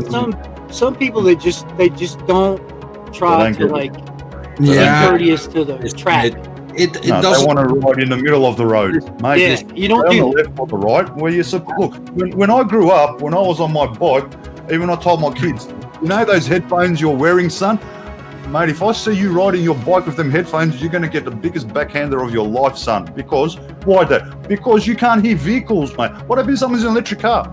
You reckon you're not going to hear a car with a motor with your headphones, you freaking idiot. Take your headphones off when you're riding a bike, mate. Yeah, I've rode thousands and thousands of miles on a bicycle on the sides of highways, and I stay over as far as I can get. I've ridden all over Melbourne. I survived, you know why? Because I stuck to the footpath, the side path, and I didn't really go on the road. Why? Because idiots don't care. They'll run you over. And back then, no mobile phones. It was just drunk drivers. Yeah. Now you got to contend with mobile phones. That's the That's worst. even worse. Oh, Might as well be drunk. Don't get me fucking revved up, right? You might as well be drunk with a cell phone. Oh, mate. Jesus Christ. It's yeah. But I like I tell you, Mars, I've rode bicycles all over the fucking planet, man. Like, and it's some people should have to go through a class to even own a bicycle. Yeah, I'm a firm believer in this. Yeah, like, you should have to go through a class and know the rules of the road as a cyclist before you're even allowed to go out. That's right. Because some of them, like here in Colorado, man, they'll get together a pack of 20 of them. They'll take up a whole lane in a road. You try to tell them to get over, and we don't have to get over. Actually, the state law says you're supposed to ride in single file all the way to the right. And if there is a berm past the white line on the edge of the road, that is where you're supposed to be. Same as a motorbike. If there is no berm, you're allowed 2 feet of the lane. That's it. Same motorbikes. Motorbikes are the same. Single file. You're not supposed to ride side by side on a motorbike. Nope. But here in the States, they do it like it's like it's nothing. They don't care. I know. It's like, Jesus Christ. Oh, yeah. People. Yeah, I know. They don't realize that some of them traffic rules are for a reason, because some idiot before you die. That's why they made the rules. Exactly right. Hey. Like I said, I used to stay away from cars. Yeah. Stuff in your hole. It was safer to ride away from cars than near them, you know. Yeah. And today's like if I go out for man, there's a like I like to ride my road bike and go out on nice rides and get some exercise. Do 25 miles on a bicycle, but the route I take, I see 3 cars the whole time. Oh, beautiful. Yeah. So, or I could take another route that every 2 seconds a semi is going by me and about killing me. You don't enjoy that ride because you know you're just always on edge and I understand exactly what you're saying. Yeah, man. There's people that I've seen people around here. Here's a good one for you, Mars. So mountain biking in my community is like the #1 thing. There's thousands of mountain bike trails right here. It's national forest all the way around me. Oh yeah. So national forest. Dogs are supposed to be on a leash at all times. Yep. Okay? That's in every country. All right? Yeah, dogs on leash always, yes. Exactly. So, you'll be on a mountain bike path, and here comes some lady dragging 2 dogs, one on a leash. She's trying to hold the leash, and the other one off the leash, running around on the trail. Forestry Service shows up and gives her a ticket, and she's like, well, why can't we do that? We do it everywhere else. And they're like, well, here's another ticket. We're like, well, you just admitted to another crime. Like, how dumb do you have to be? And then the forest ranger takes them over to the sign that's at the area where they park to go ride their mountain bike. And it says, and it has it in a huge logo. No dogs allowed on trails. Well, it doesn't matter whether they're on a leash or not. They're not even supposed to. They're not even supposed to be in the national forest at all. And they're like, well, that's not fair. Well, we see people walking their dogs all the time. He's like, well, if you see someone walking their dog, you best call me and I'll give him a ticket. It's like, are you dumb? Like, and here in this state, there's signs everywhere for everything. It's like Tokyo. Yeah. There's a sign for on the trail. It has a marker on it for horseback, hiking, mountain biking. It doesn't say anything about dog walking or. Yeah, we've got them here. And then they, well, it's okay. It's like, no, you don't realize that your dog, the animal that you have at home, has an intestinal virus that will kill natural wildlife animals. Exactly right, yes.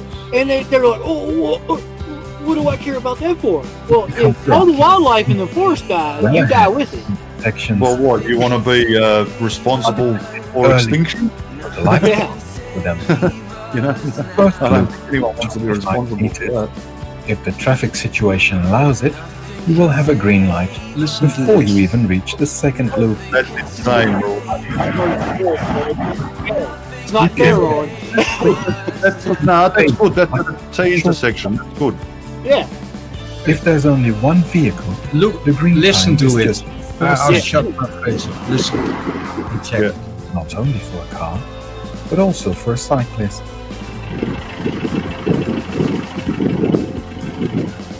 If more vehicles were detected, the light stays green longer, just long enough to let the last vehicle pass through the yellow light.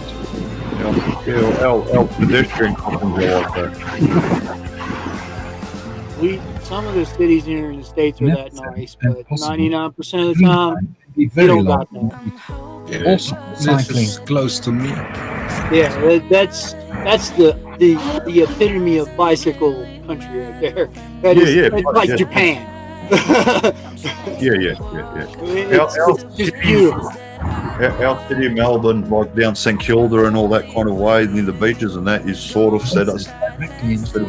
But they built the roads a long time, so it's hard now. They got a green light. Pull down things. Yeah. But yeah, they've got the bike tracks and they're slowly getting more and more. Up lanes as well. Times increase. So lots of other traffic, and especially when Here in the United States, Roland, that person would have just kept going and almost got ran over. 'Cause that's how no joke. Like I lived in New York City, worked as a bike messenger, and that's a lot of people. And I have seen people just get pounded by taxis and buses because it just wouldn't stop for just a second. Just stop for a minute. That's caution. But that's what we do here because we get grown up with bicycles, you know. Yeah. It was my first ride, so to speak, to go to school, etc., etc. We got the lanes, as you see here, and different setup. Yeah, I've been over there in the Netherlands like that, in little cities. It was like, I was amazed. I rode a bicycle all over the place. Like when I went over there, it was like I'd get into Europe and I would just everybody's like, let's rent a car, and I'm like, wow, we can rent a bike and it can go on the trains, it can go on these bike paths. When you think about it, it's actually like a kind of a better lifestyle in one sense because you stay fitter most of your life. Yeah, healthy also. You know, instead of being lazy bastards like us that in our cars, you're on a push bike, you keep them fit. Hey, you can't argue with that. Well, I mean, in certain cities, in certain type of areas, I say bikes are good. Like Roland lives, it's not a super-sized city, so it's like really get on a bike and go to the store, get groceries, come home. You ain't got to worry about someone killing. Example here on a push bike. In the northern part of Melbourne, It's pretty you hectic. try to go down into the main city and you're allowed to get run over by a taxi, a cop. You're lucky if you survive one block. You're not wrong. Yeah, pretty much. It can be hectic over here. Definitely. We've got Some cities are beautiful to bike. We've got like Germany and Amsterdam, like over in Germany, and Hamburg, Germany. When I was in there, it was like, those bicycle. I didn't rent a car there. Rent a biker. Because there's a bike path everywhere. And crosswalks everywhere. It was beautiful. It was like lovely. It was like when I went to Amsterdam, all my friends wanted to freaking rent cars. I'm like, why? You've never been to Amsterdam, have you? And they're like, no. Well, wait till we get there, and then think about what you want to do. And then we get there, and they realize, like, you walk out of the airport, and there's like millions of bicycles. Yeah. And you're like, what the fuck? And I was like, yeah, cars here in Amsterdam are the rich have them. That's about it. No, you can't park it, mate. There's too many cars to park them, you know. So you're better off with a bike because it's like a 5 or 10 minutes ride on the bike. And if you go in the car, you're doing an hour if you want to go from the back from the city to the south. That's the lifestyle. That's the lifestyle. Yeah, it's every now and then when it's raining and it's cold, it sucks. But and the people in the cars are used to it, so they They let you ride your bike, because they see, he's struggling in the cold.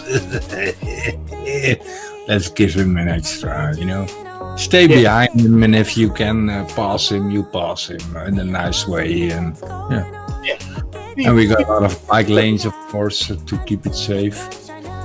And they say, listen, mate, Mr. Driver from the car, if you're hitting any pedestrians or bicycle riders, then you're usually it's your fault, because they're slower. So people with a car need to adjust to the people on the slower speed, so to speak. Yeah, I know what you mean.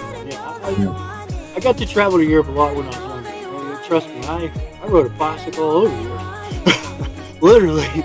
Yeah, mate, I'm done my riding. kids used to come over with a backpack and a nice road bike, and each country we'd go in and we'd see about bicycle permits. Like in the Netherlands, what is it, like $10 now? It was like $5 at one time for something like that. For like a bike permit. You don't need a bike permit here. Oh, they got rid of the seat.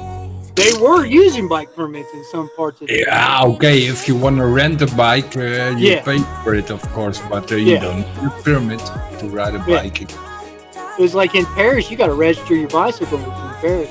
If that bicycle does not have a little registration plate on it, they'll give you it. All knocking out money because... You want a trip out? In Australia, the first bicycles, had registration. People had to register them. Yep, I remember that. The old back in the bitching about it. Yeah, back in the ride my bike down the road. This damn local cop fucking pulled me over. Giving me shit about riding my bike on a dirt road. Yeah, in the 50s, and I don't know when they sort of, I think maybe just before the 60s or 60s, they changed it and no more registration. But yeah, in the 50s, you had to register your push bike. I never knew that. What? No way. He's making register a bicycle. It's like, what the hell? Yeah, they had the rego on the front, on the fender, on top of the front wheel. Big, massive plate going like that around like that way, right? Yeah. Yeah, they tried that here in the United States for like 1 year and it didn't work out too good for them. Yeah, like I said, I don't know how long it was for here, but I know somewhere in the 50s, they were registering bikes in Australia. I thought, you gotta be kidding. Freaking fucking tied up. Yeah, I tell everybody. Well, like the town I live in, man, I got that nice big old Bronco out there. I haven't started anything in a year. The reason is the town I live in is 1 mile long and a half mile wide. So you need a car in a town that's us.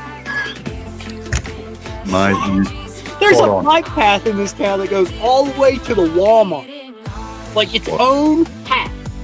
Like concrete, they scrape it, they clean it, they trim the trees on it. It's a beautiful bike path. It goes all the way out to the Walmart. Out to the shopping center. And you can do all your shopping and you go back into the town. Has stores all over the place. The town is set up though that every street is a Sharrow street. So the streets have this little bicycle with these arrows on them. So those streets are 15 mile an hour no matter what. Yeah. That's as fast as you can drive a car on it. That's as fast as you can go on a bicycle on it. And people are like, that's just not right. Well, and there's people in this town, they'll drive a block to go to the store, and I'm like, why are you driving your car so much? Like, are you that lazy to walk 1 block? These blocks in this town are like half blocks in a city. Habit, mate, habit. It's like muscle memory. Yeah, I guess. I don't know. But yeah, it's like my landlord here one time, he's like, hey, what's wrong with your vehicle out there? Is it broken? I'm like, no, it runs perfectly fine. Red, like, why don't you drive it? And I was like, why? I'm like a little over a mile from town. And it's downhill from the house. Over here we call them milk bars. They're like little shops that sell cigarettes and ice cream, whatever, right? Yeah, like convenience store, milk bar, side store. The milk bar is just up the road. It's like, I don't know, a 2-minute walk. Yeah. Why would you drive there? I used to go for my push bike. I used to walk. Yeah. Once I got my car license, I used to even worse than the milk bar. I used to drive about 100, not even 80 meters around the corner. Oh my god. And hang out on the street on the fence, right? From here to fucking hell. Because when you turn 18 in Australia, you get your car license, and that's it. Australia's a car country. Your world has now changed because you got your car license. You hit nightclubs. No more push bike. The BMX. See you later. Bye. Yeah. Whatever you got, whatever it is, you don't see that push bike no more. You know what I mean? Yeah. You jump in your car, get your license. You're going out clubbing, driving, and that's it, mate. Yeah. So life changes, and that's what I mean. Like, I used to drive from here just around the corner to hang out with my mates. That obviously I used to walk, but once you get your car license, no more walking, mate. Hey, I gotta show my car off to my buddy. Car now, you know, it's fucking stupid, but yeah, I went through that. Now I don't start my car to go to the freaking milk bar. I walk. Me and kids go for a walk because it costs too much money. Goddamn, fuel by the liter gets expensive. It's 500 horsepower. It's not worth starting and going to the shop. Trust me. No, you burn up freaking 5 liters of gas just fucking doing this. Exactly. I mean, all right, look, you know, even my mum's little Nissan Pulsar 4-cylinder, I wouldn't even start that. That doesn't drink much petrol at all. But I wouldn't even take that to the shop. I'd rather walk. Save money. It's simple. Yeah, I don't know. It's a certain age where you don't care how much money you put in a fuel tank. But then there's a certain age where, hang on a minute, I'm actually starting to care how much money goes into that fuel tank. So, you know, it comes with age. Comes with age. Yeah, it does. A lot of people are that way. Yeah, my landlord out where I rent here, he gets a kick out of it because he's an old military vet. And he's like, I know you're not lazy. I was like, no. He's like, I've seen you take out here on a bicycle and you can't even see out the front yard, snow, and you're going to work. And I'm like, it's just a mile.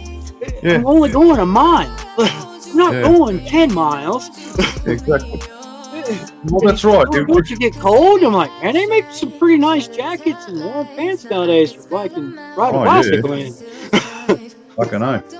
Yeah, it's like, geez, it's like, all my friends, they give me hell all the time. I show up like, I'll take off on my bicycle with my mini quads and ride up the highway here to a spot where we go to fly all the time.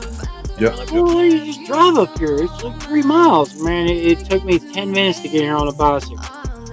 Yeah, I think I passed you. I was like, I told my buddy, I was like, man, I'm pretty sure I passed you back there on that road, didn't I, when you were sitting in traffic?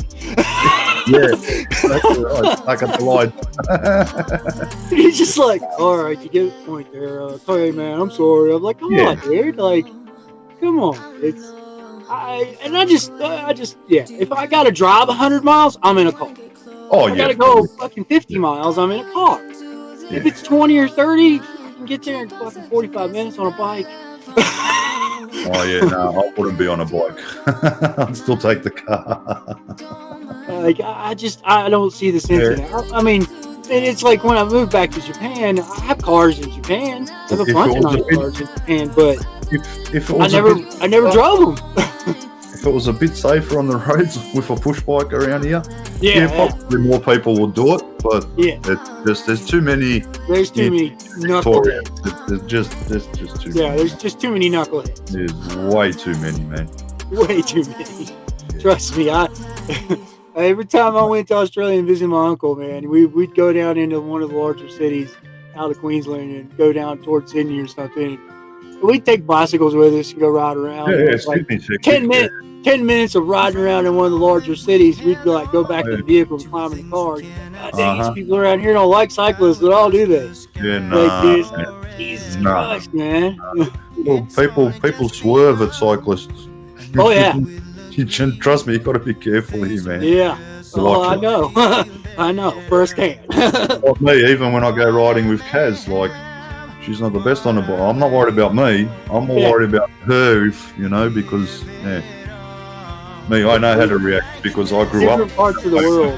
Yeah, on a BMX, you hear a screeching tyre, mate, you get off that road, mono hop up on the fucking gutter, onto the nature strip, onto the footpath. You get off that road as quick as you can. You know what I mean? So you do like, you know what I'm on. I'm on. Wheel and the back wheel, and you jump over something. Yeah. Hey, I'm ready for that. Whereas she can't do that. No, she can't do it. No. Yeah, if I see a bike path in the city, that's where I usually stick to. I'll stay off the streets and off the roads because there's people out there. They're just knuckling. They don't. Yeah, they're idiots. They think they own the They think they own the road that they're driving on, and they don't own it. They're just renting. Exactly right. And it's like, God, some people just have no care for other human life. That's my Same goes. Same goes with people driving in cars and pulling out in front of trucks. Until you've driven a truck, don't pull out in front of a big truck. Don't realise, mate, a truck is not going to pull up, mate. No, it ain't going to stop like a car either. The worst I've had happen to me was this idiot in his like $500,000 freaking convertible Mercedes. Not only did he pull out in front of me, he hit the brakes. Oh, mate, I got a 14 pellet taut liner. I know I can't stop. Even if I reacted before he did that, I still wouldn't have stopped. Because he just, I just stopped, and I mean just, there's probably a hair between my bumper bar and his tail lights. Yeah. And the only reason that is because the truck's bumper bar was higher than his bumper bar. Otherwise, I would have hit him. Do you get me? Yeah. Your heart. Look, I could have killed him. You know what I mean? I go to jail for his mistake. Pretty much. Yeah, it's the same way here in the States, man. If you hit a cyclist, they get your ass. Yeah, I get it. Like I've got my truck license, so I know what truck is, what they expect. Don't pull out in front of them. Some of them will run straight into you because they know you're fighting a losing battle in a car compared to a massive truck. Yeah. What, you think a win? You ain't winning nothing. You're going to get squashed. You know, I mean, but people don't realise. They just do it. They think the truck can stop like a car. Oh, yeah, of course. Yeah. Some people just don't get it, man. They just get the license just to drive. They don't actually study. You know what I mean? And they don't pay attention to the truck. Yeah, we've probably got half of Victoria that doesn't do it, which is like 3 million people. Yeah. We've got about 1 million here. Yeah, there's a lot in Victoria, 6 million. Yeah, there's, oh my God, it's ridiculous. A lot. And Victoria's pretty big, as you know. Like, it's not a small state. No. The smallest state, I think, no, Canberra's the smallest, but yeah, we're smaller than New South Wales, smaller than South Australia. Then you've got Western Australia, Perth, which is half the country. Yeah. What traffic? Like when I was 22 and I visited Perth, what traffic? Here there was in Melbourne, there was already bumper to bumper. Over in 10 Perth, miles outside the city. Their peak hour was all of 7 to 10 cars. In Melbourne peak hour, there was like 150 to 300 cars.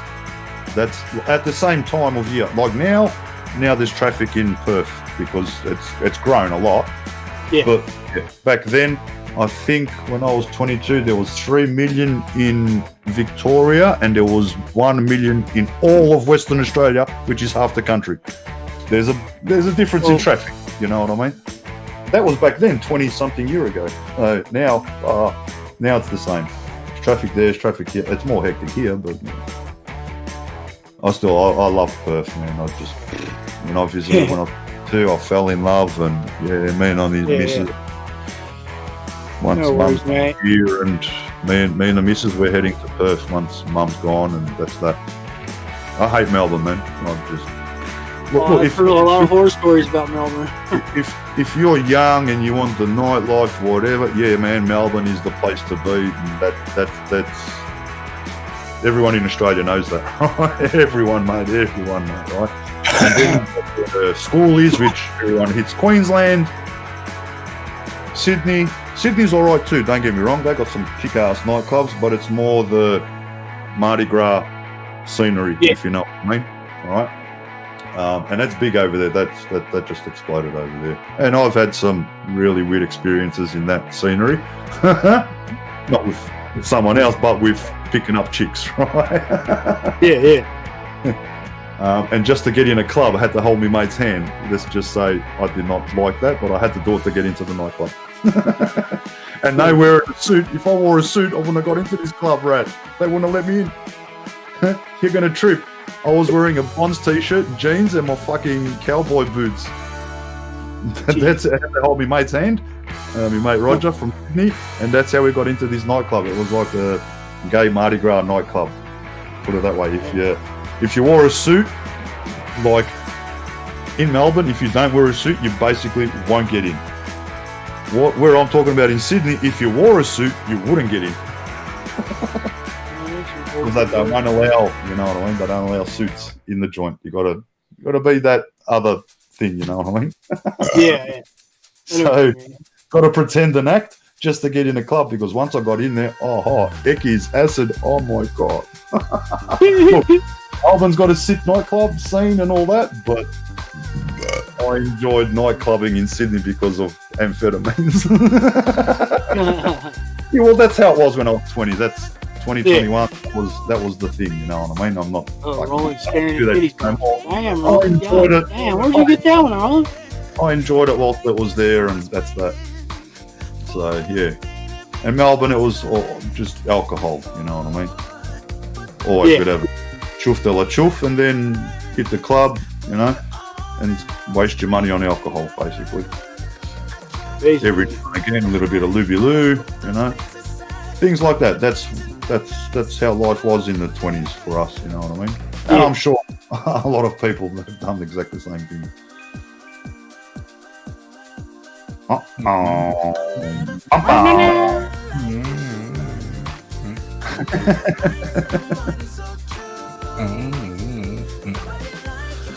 Oh, Rules, that Santa Claus one you sent me, fuck, that made me laugh. Oh, man, the Santa Claus one's a pisser. Probably can't show it on here, but it's hilarious.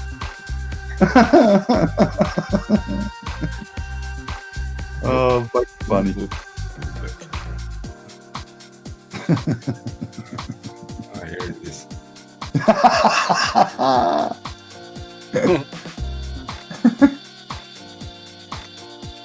Take a closer look. Oh, yeah, better not show it. You get dead in trouble. You should stay away.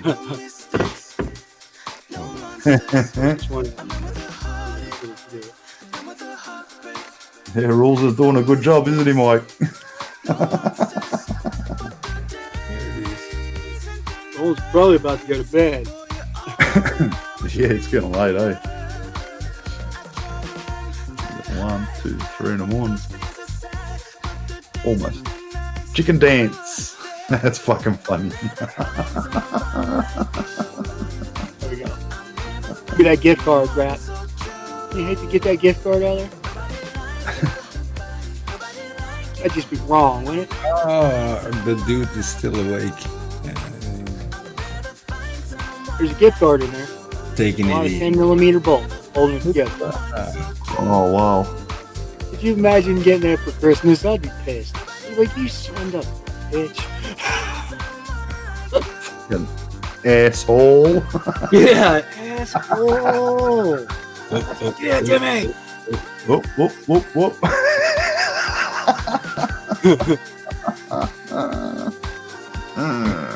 Gotta stay awake, dude. Can't. Then we also gonna show all people all stuff. And gotta go with some more.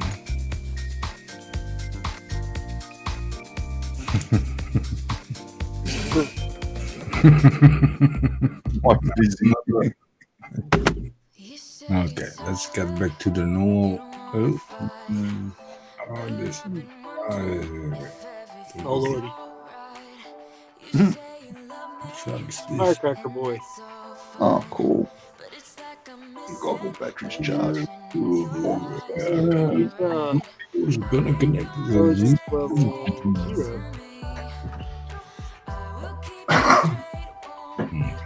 Nice goggles. Alright. This is the night flight.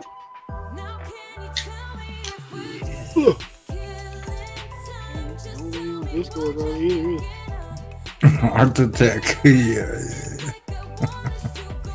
I did swipe it away pretty quick, guys. Yeah, no, this is boring. You'll see that.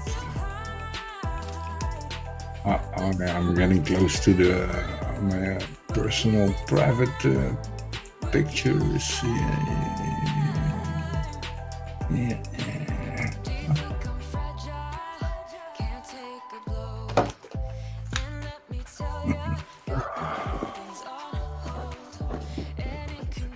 Danny boy. Haven't had dinner yet. Oh man. Uh-oh. That's not good. Not good. Gotta eat, man. You gotta eat. Yeah, bloody oath. Food is good. You Did that just a little bit ago.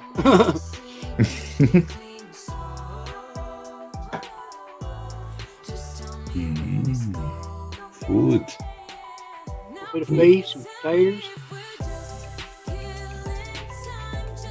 I want this one, Mars. This one. That'd be good. I don't like the Oh, board. yeah. Big on respect. Oh yeah, yum. Yum, yum, yum. That's good there. That's how all Yeah, food is cooked. these guys are on a boat on a ship. Oh, yeah? Yeah, it's the captain. The captain. Yeah, it is my nephew. That's great. His hut, his Christmas hut.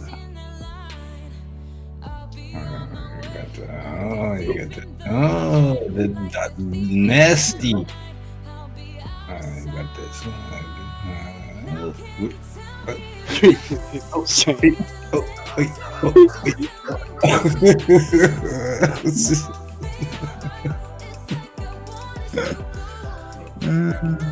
Okay, I'm done with my fun things. Naughty Santa. Fucking lucky Santa. More like it. It's just 18 plus, right? 18 plus. Yeah. That's it.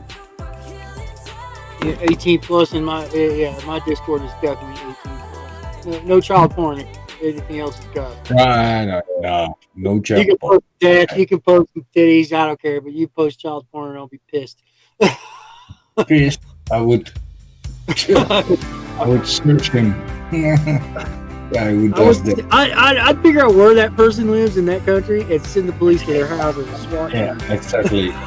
Get the hell out of here with that stupid shit. I don't mind some titties and an ass. Yeah, okay, that's adults, okay. But it is. It's like you said. A lot of people like the jokes, of course. You know. Yeah. Jokes are good. Titties, and this and that. But yeah, you're right. Don't be dumb. It's not fun to. Darcy Dude confirming it's 18 plus. Yeah. I think he's laying in his bed. Something. He's on the other computer. He said he's on the other computer sorting out tomorrow's video stream. Please send us that on the YouTube. Yeah, I see him. And Mars is going for a little flight, I think, because he's got this. Telemetry locked. Yep. Change your straight thing. And I'll go stand outside. I won't be able to hear you. Oh, okay. Okay. So we can talk mad smack about you while you're gone. Yeah. As much as you want. Alright, fair enough. Is he gone yet?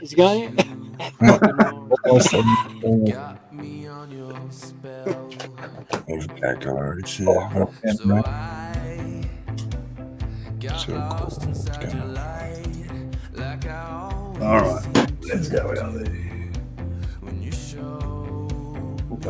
What? Go out. Telemetry recovered.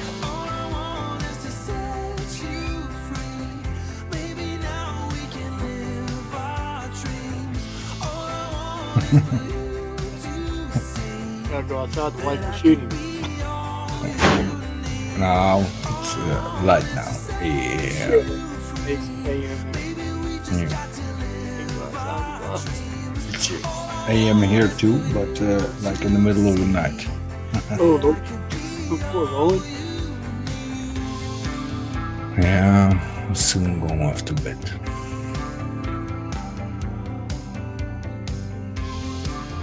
Yeah, I'm about there. It's not late, but I think I got the fucking gaineritis.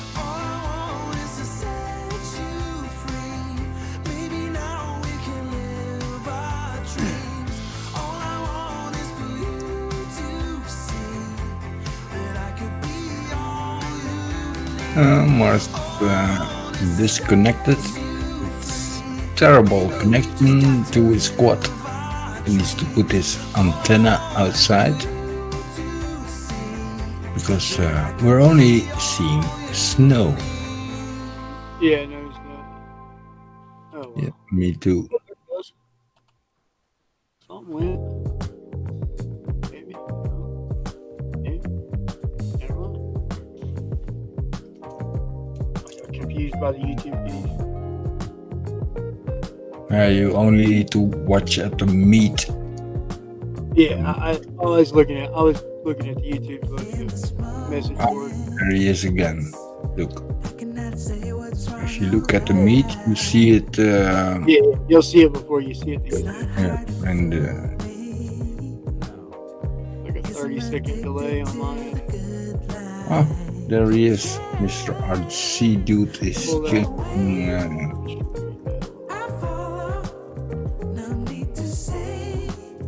Big dude in the middle of the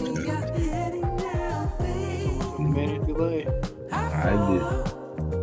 Nah, like 20-30 seconds. Yeah, for you.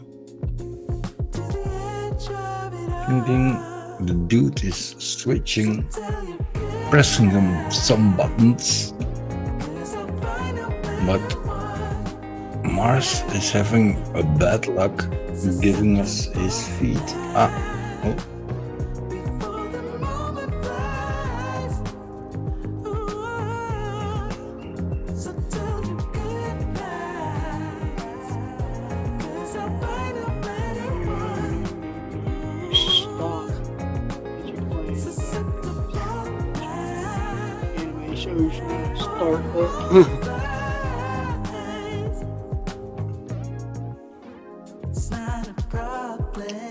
We see some clouds. Oh yeah. Early morning over there. I see some better reception from him. Yeah, I know. He's no better than that. Today. Not today. Oh, the antenna's in the house.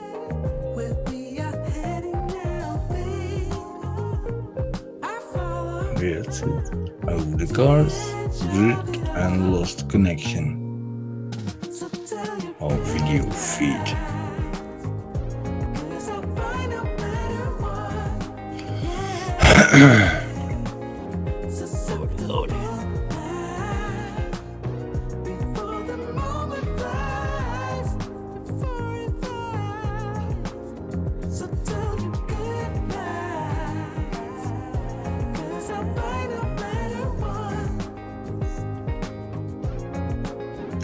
I'm gonna hit the sack. Is that a plug-in on for the OBS? For what? The graphics overlay there. No, I just built play a video like this one, and then I put my camera in, and on my camera I put a filter, and then Oh, okay. Let's see. All right. yeah. So that's not a plugin. It's all in OBS, so to speak. Oh, okay. You can make it transparent and yeah. I see.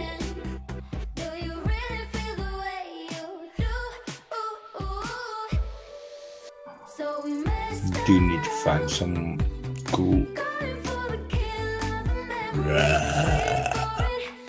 Well, with your clown face, it would be nice. I just been playing with it enough to get it. So sharing the screen with me too. You need some bigger teeth. Yeah. Wow. Yeah, as soon as he leaves the yard. Yeah, he's breaking up. Kind of shit. Of course. He's following. Yeah. Yeah. Poop. I'm just gonna mail him on a ground station and just plug it into a TV and point the camera at it. Works right.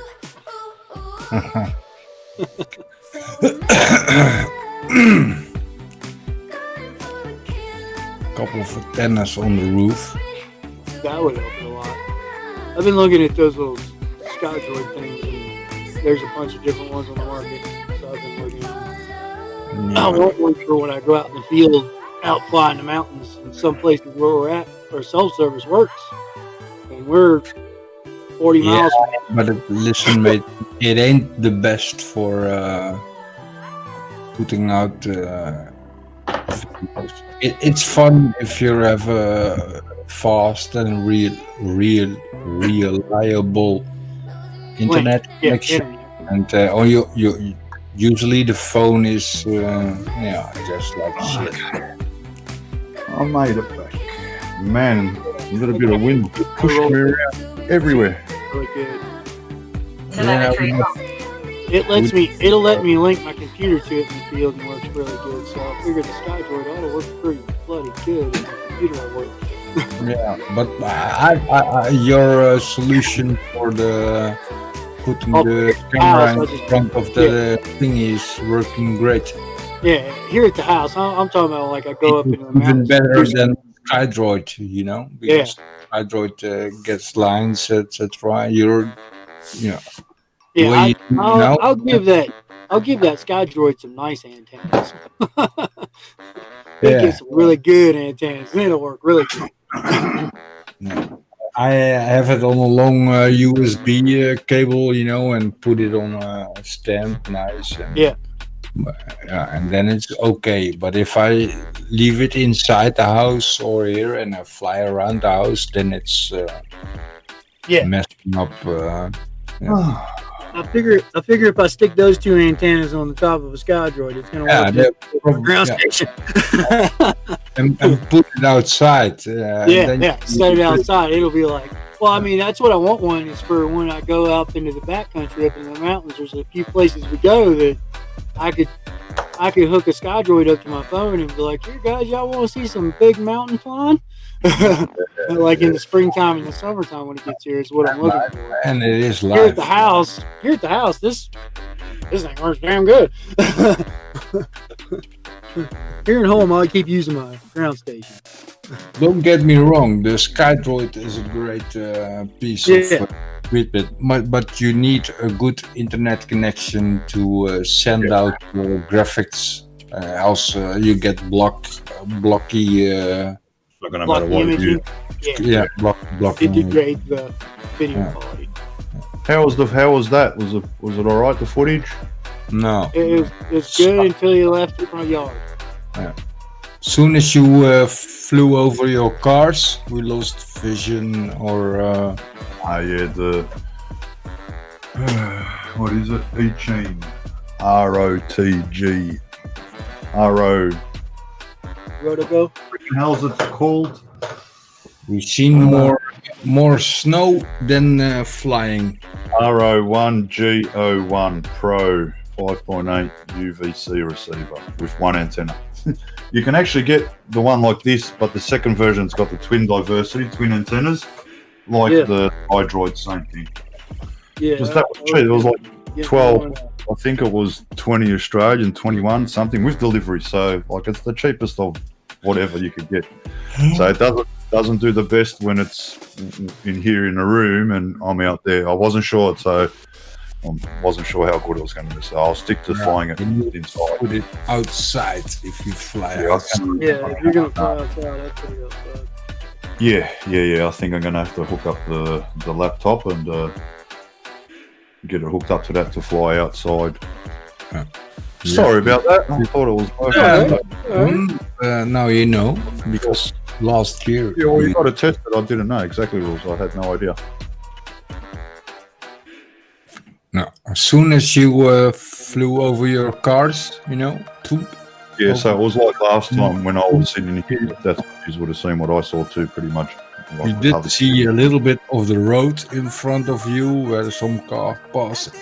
But then again, it dropped out too far away. Too far away. Yeah. That's alright, I'll just whoop inside. Just did the whooping inside. Oh, I'm off to bed, guys. I'm gonna try it. You have a good night. Actually, yeah. Please. I'll mute my phone and I'll leave it like this. I'll mute the microphone and leave it like this because when you do this go live, he probably jumps in a bit and fix it. I'll see you all later, guys. All right, well.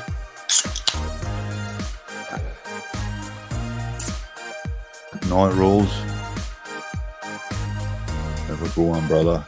See you, Mars. Be good, brother. Catch you on the flip side. Oh, dude, just popped back in. Oh, what's up, dude? Yeah, I was listening to you in the other room there. I was doing so. I loaded up a load of video earlier on the computer. I was just getting a headache when I went to stream.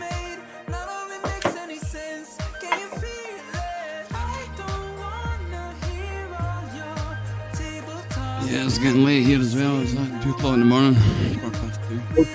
3:15 for you, Roland. Yeah, almost 3:30. It's like 7 p.m. here. I've still got about 2 hours of video to check through. And I was gonna order one of these. But I'm sleeping. And just give it some good antenna. Yeah, that's it. That's what I was saying. That's one with the twin. I've got the one exactly like that, but with the one aerial. Yeah, one aerial. They're the cheapest. Yeah, this one's like $37. Yeah, I think that one's a bit cheaper than the SkyDroid. Same thing. Yeah, it's the same. This one just says Eugene.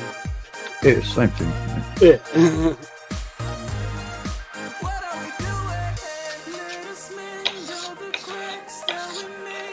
Well, that's sort of the reason why I got the one with the one aerial. One, it was the cheapest. Yeah. I think it was like 12 American, something like that. So it was like I said, $20 with delivery to Australia. Like, that's awesome, man. You know what I mean? Yeah. And for me, I fly whoops. I don't fly, you know, Yeah. I mean, because the rules here, I can't go and freaking fly how I want. You can't go to the moon. No. So, I'm with, stuck on me whoops and that. I fly indoors and, you know what I mean? I don't fly very far.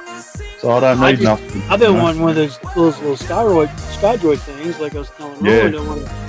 When I go up into the mountains in the spring and stuff, and in the summer when we're doing those big long flights, I could plug it up to my phone and be like, "Hey guys, check this out."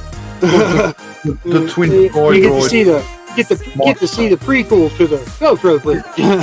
And then I see it as if I cram those two antennas on top of that SkyDroid, I bet it receives like a freaking television station. Yeah. Well, apparently SkyDroid's a little bit better, the twin diversity, than the RATGO1s, but at the end of the day, this is the RTGO2. Same stuff, sort of. If you open both up, you'd probably say, well, man, I've just paid something more for one, and it's got the same board as this other cheaper one, so you know what I mean? You know how it is. The screen print for SkyDroid says SkyDroid. The screen print for Ishin says Ishin. Yeah, exactly. Yeah, I was like, one of those with the two nice antennas on the top of it. I bet was really damn good. Yeah. Especially when I'm out in the backcountry, because there's places we go that I pulled my phone out. I'm like, damn, I've got service here, and I'm like, heck, here. And there was a few friends in Discord one day, and I went live in the Discord, and I was like way back in the mountains. And I'd walked up on this ridge line with my quad and batteries and my pack, and I was like sitting there and looked at my phone, like, hell, I had a screen with me. So I just set the screen on a rock, set my hat down over top of it with a phone under it. I was like, I'll be back in a second, guys. I can hear you, but you might not be able to hear me. And they're like, all right. And I took off and sent one of my 70 inches like 2 miles up the ridge line in the mountain and brought it back. We're above tree line. And they're like, how are you getting service? I'm like, man, I can see the town I live in. It's down there in the valley floor. Oh, yeah, usually above the tree line. Yeah, the highest 14,000 feet. Well, the highest point will get the best service always. Yeah. So I was basically at the highest point. I could see the cell tower for the valley floor and everything. I was like, okay, yeah, they should pick up. Cell service. I'll go live on Discord for everybody. Let them watch me fly in the mountains. Because they never get to see that part of the aspect. Because I don't film when I'm flying in the mountains. Because a lot of the places I fly, it's rare to get service. Yeah, well, it's rare to get service, and then they're national forests. They're in the States. They don't really want you flying drones in national forests. We're not allowed to fly in national parks here. Yeah.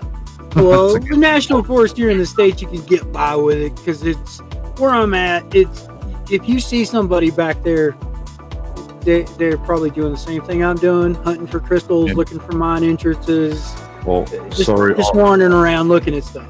I stand corrected, right? You can't take off in a national park. Yeah. You can take off across the road, but you actually not allowed to fly over the national park.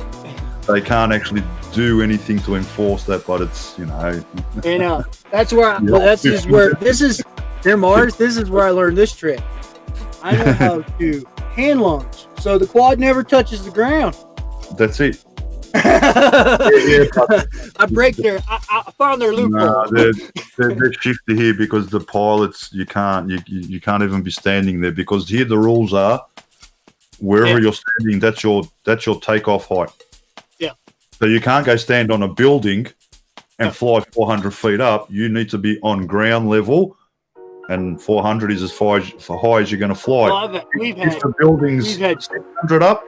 You can't without a license. You can't fly up to 600. We had some people one time where this place we go to all the time. We're way above the tree line. Yeah, we're at like 12,000, almost 13,000 feet. And we'll park and we'll get out and we'll hike up to the 14,000 foot area. So we was up there and there was like 6 or 7 of us up there, all flying mini quads and just sending them out long range. And here comes a forest ranger. And one of my friends had a Mavic. Playing with it, just filming us right close by. And the forest ranger was like, so who's running that DJI drone? And my buddy was like, it's mine. We're just filming us flying. He's like, okay, well, can you land it? Do you have the license on you? Well, here's your ticket. And he was like, well, they're flying drones too. And he's like, I don't consider those drones. Those are hobby grade aircraft. They put them together. I was like, I came straight back with my mini quad, landed it, walked over and shook that forest ranger's hand. Thank you for understanding.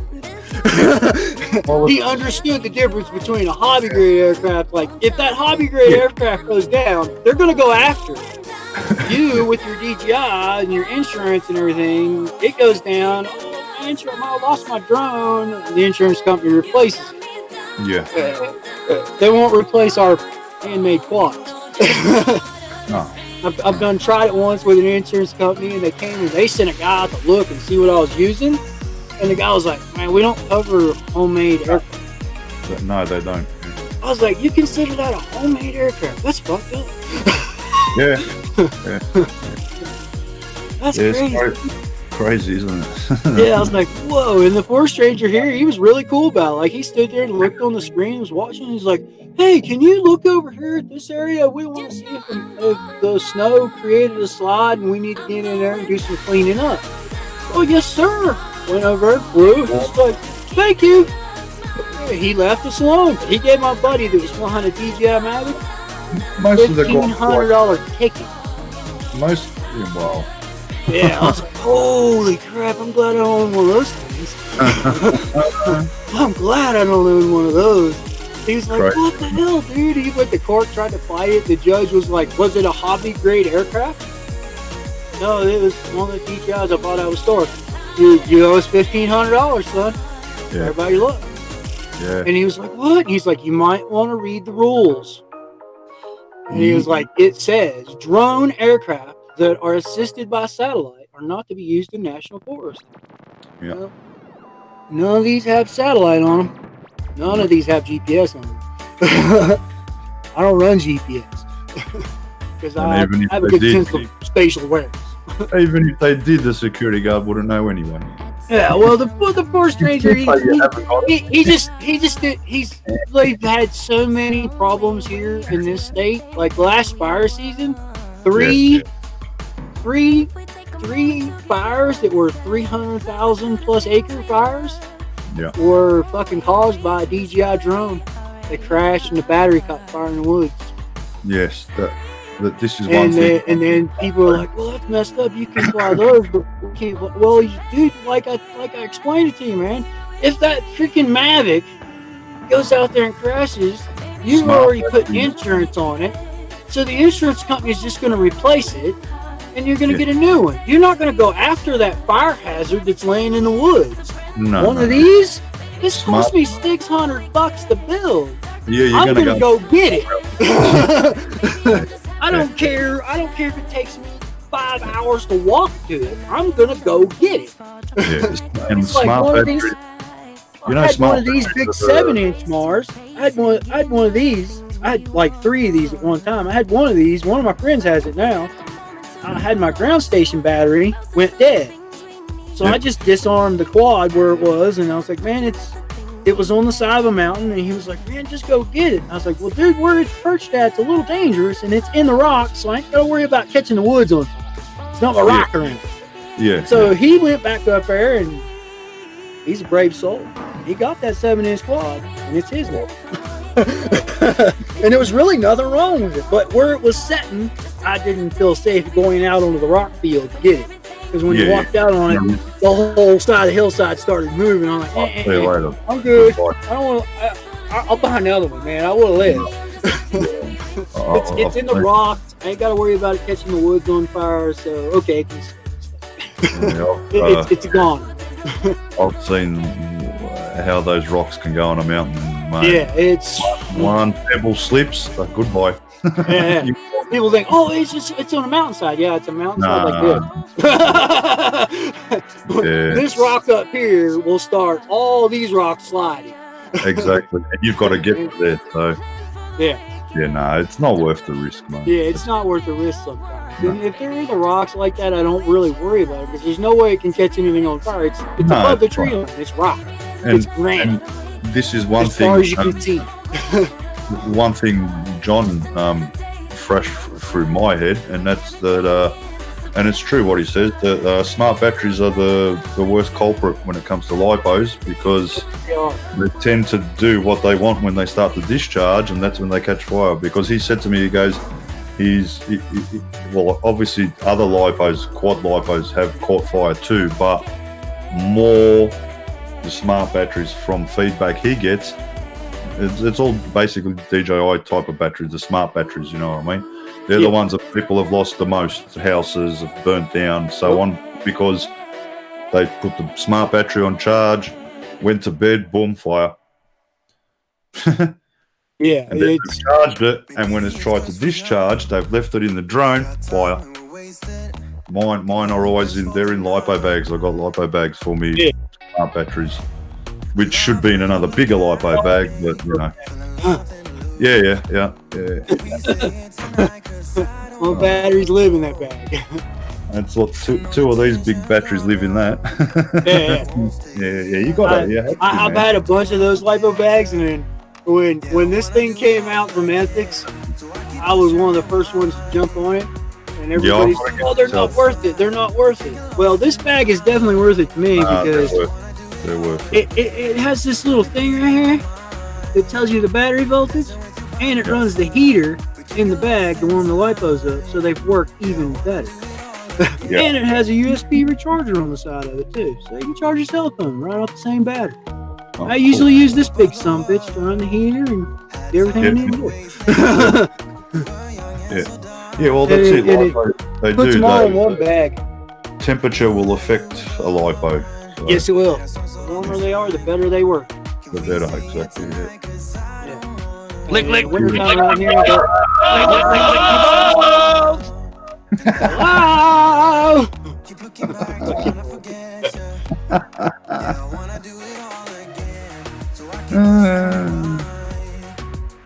But yeah, I've LiPos when I was younger, racing RC cars and stuff. We was using LiPo batteries in RC cars before they were thought about being used. Like That's they were first experience. and stuff like that, just to run servos and stuff. That's what they were good for. Come across the box the other day, 2S 5000 mile, I think it was. Oh, heck yeah. That's the lipo I had for me TT01 fully hopped up drift car. Before I bought that lipo, I had those NICHD or whatever batteries. Yeah. And I used to do donuts, and it was like that. When I put the lipo, that 5002S MAR, I couldn't tell front from mate. It spun that fast. It was like a prop on a quad. You couldn't. I've got video.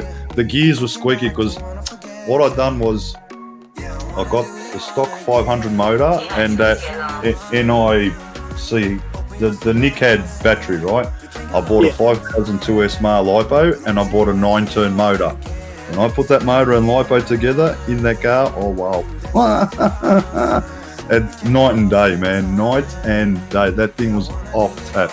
Now what I had done, because you get the blue anodized bracket, and I didn't know the 9-turn motor had to be in a different position. It wasn't the same position as the standard 500 motor, right? Mm-hmm. And what I done was I stripped the gears. I didn't know because I had it in the wrong position. And you know when you strip the gears, the squeal. I've got. If you go back through my channel, you'll find out. You'll hear the squeal.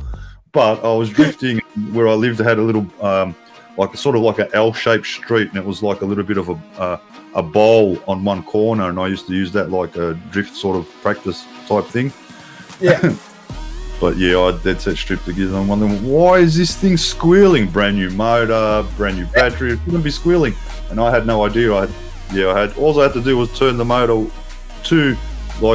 over to align another 2 screws. Would have been perfect. I would have.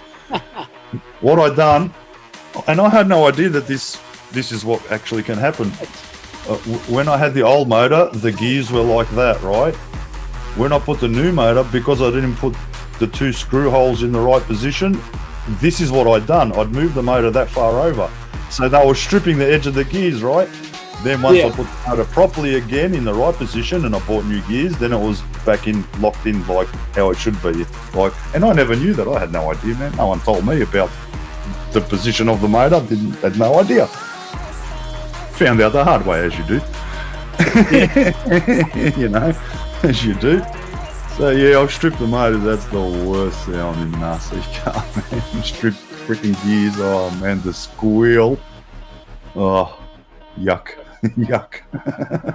Dude, I trust me.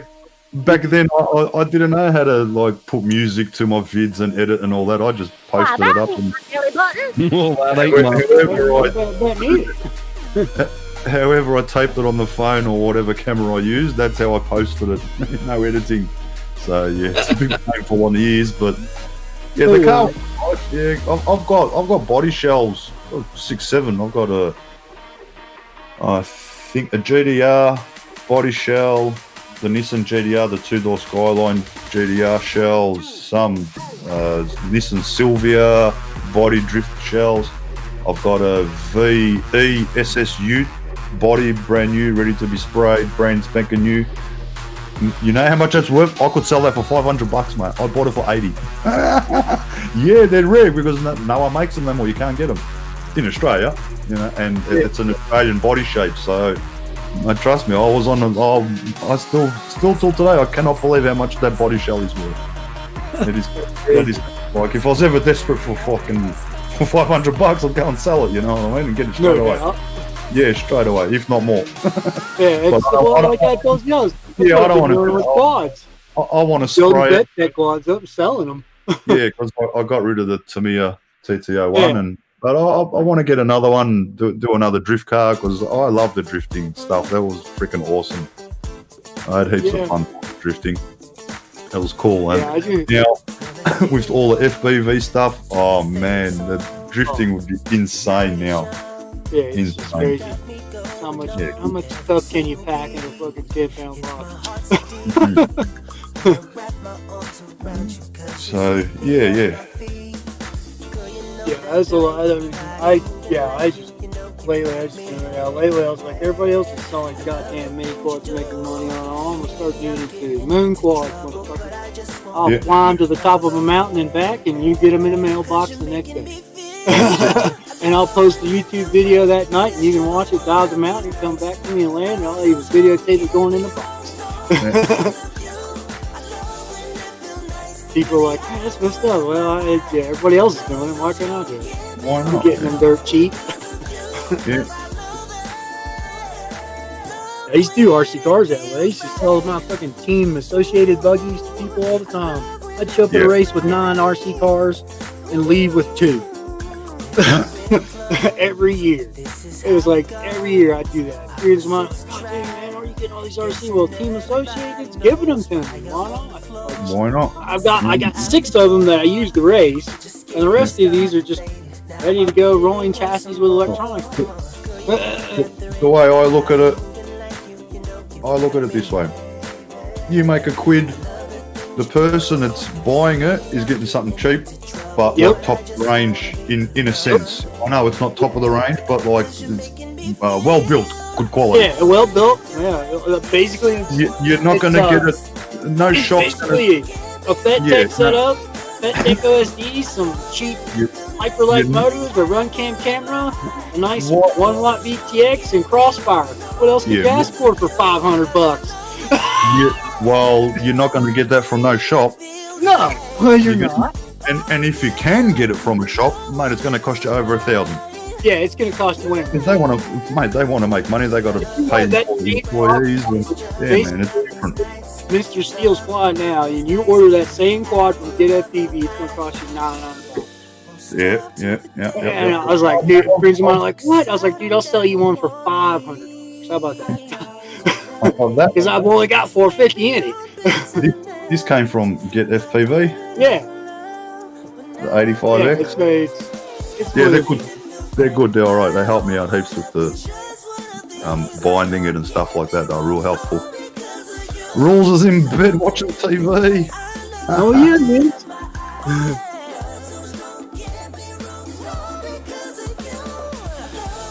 Oh shit, didn't even see Waxfire. Merry Christmas, Waxfire. Minimize my OBS so I can type and other stuff in there. Oh yeah, you can. Oh, yeah.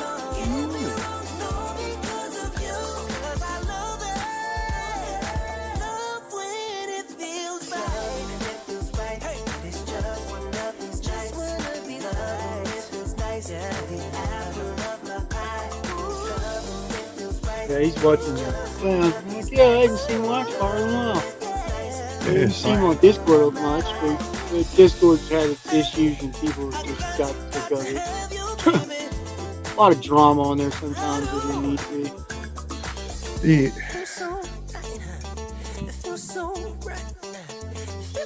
I created my own server, invited some people I knew that work every day, and they like to have fun with the hobby and are not trying to be like the Joneses.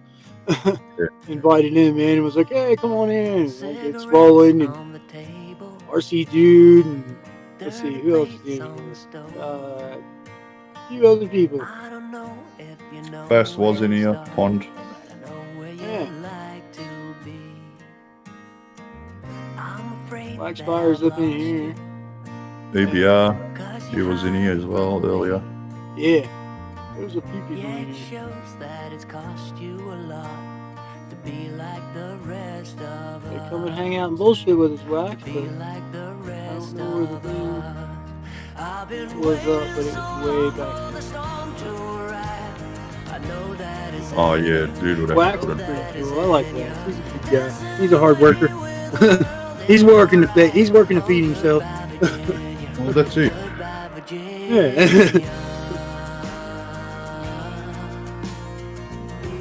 Yeah, that Discord scene got crazy for a while for me. I was like, yeah, I'm good on that. Too many Joneses trying to be like the Joneses. Oh, don't worry. You get bitches on YouTube too, man. Oh, God.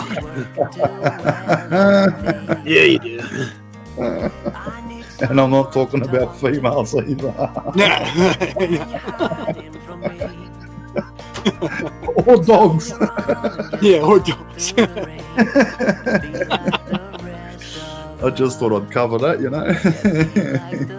What the hell are you doing, RC dude? You back on the other box? Good to have a laugh, mate. Oh, it's always good. Yeah, fuck You have a laugh and have a sorrow. I love laughing, mate. Me and the missus, we laugh at farts. How much fucking better shit, man. When your missus laughs at your farts, mate, life don't get better. My ex, the ex, yeah, she didn't laugh at me farts, but yeah, Kaz, oh yeah, nah. Fuck, we wasn't living a good life. Laugh at our farts, we name them: squeaky door fart, truck brake fart, second gear fart, two-speed power glide fart. All sorts of, you come up with all these stupid names, you know. We have fun doing it, man. Oh. You only live once, mate, you know. Yeah, you can only live once. Make the most of it. Live a happy life in a fucking That's city. it. Well, as happy as I can be, you know. Yeah, I try to live as happy as I can be. Yeah, why not? Try not to let drama get in me too much. You know, some people have drama in their life every day, and some people don't. Yeah, no, I can't be fucked with drama, mate. Yeah, I got better things to worry about than drama. Don't want to know about it. If I wanted drama, I'd watch Days of Our Fucking Lives every day. There you go. I'm with you there 100%. I used to watch it when I was a kid. Yeah. Days of Our Lives. Oh man, what was the other one? Fucking Bold and the Beautiful. Oh my god. Oh, yeah. I'm bad, mate. And they're still going. Reg is still alive. The other bitch is still alive.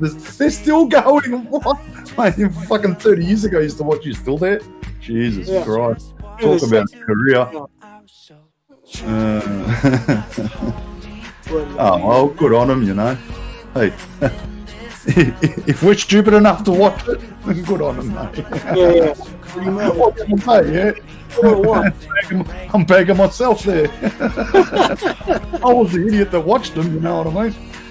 Yeah. Yeah, life can be sad sometimes, can't it? Yes. Oh, Lord.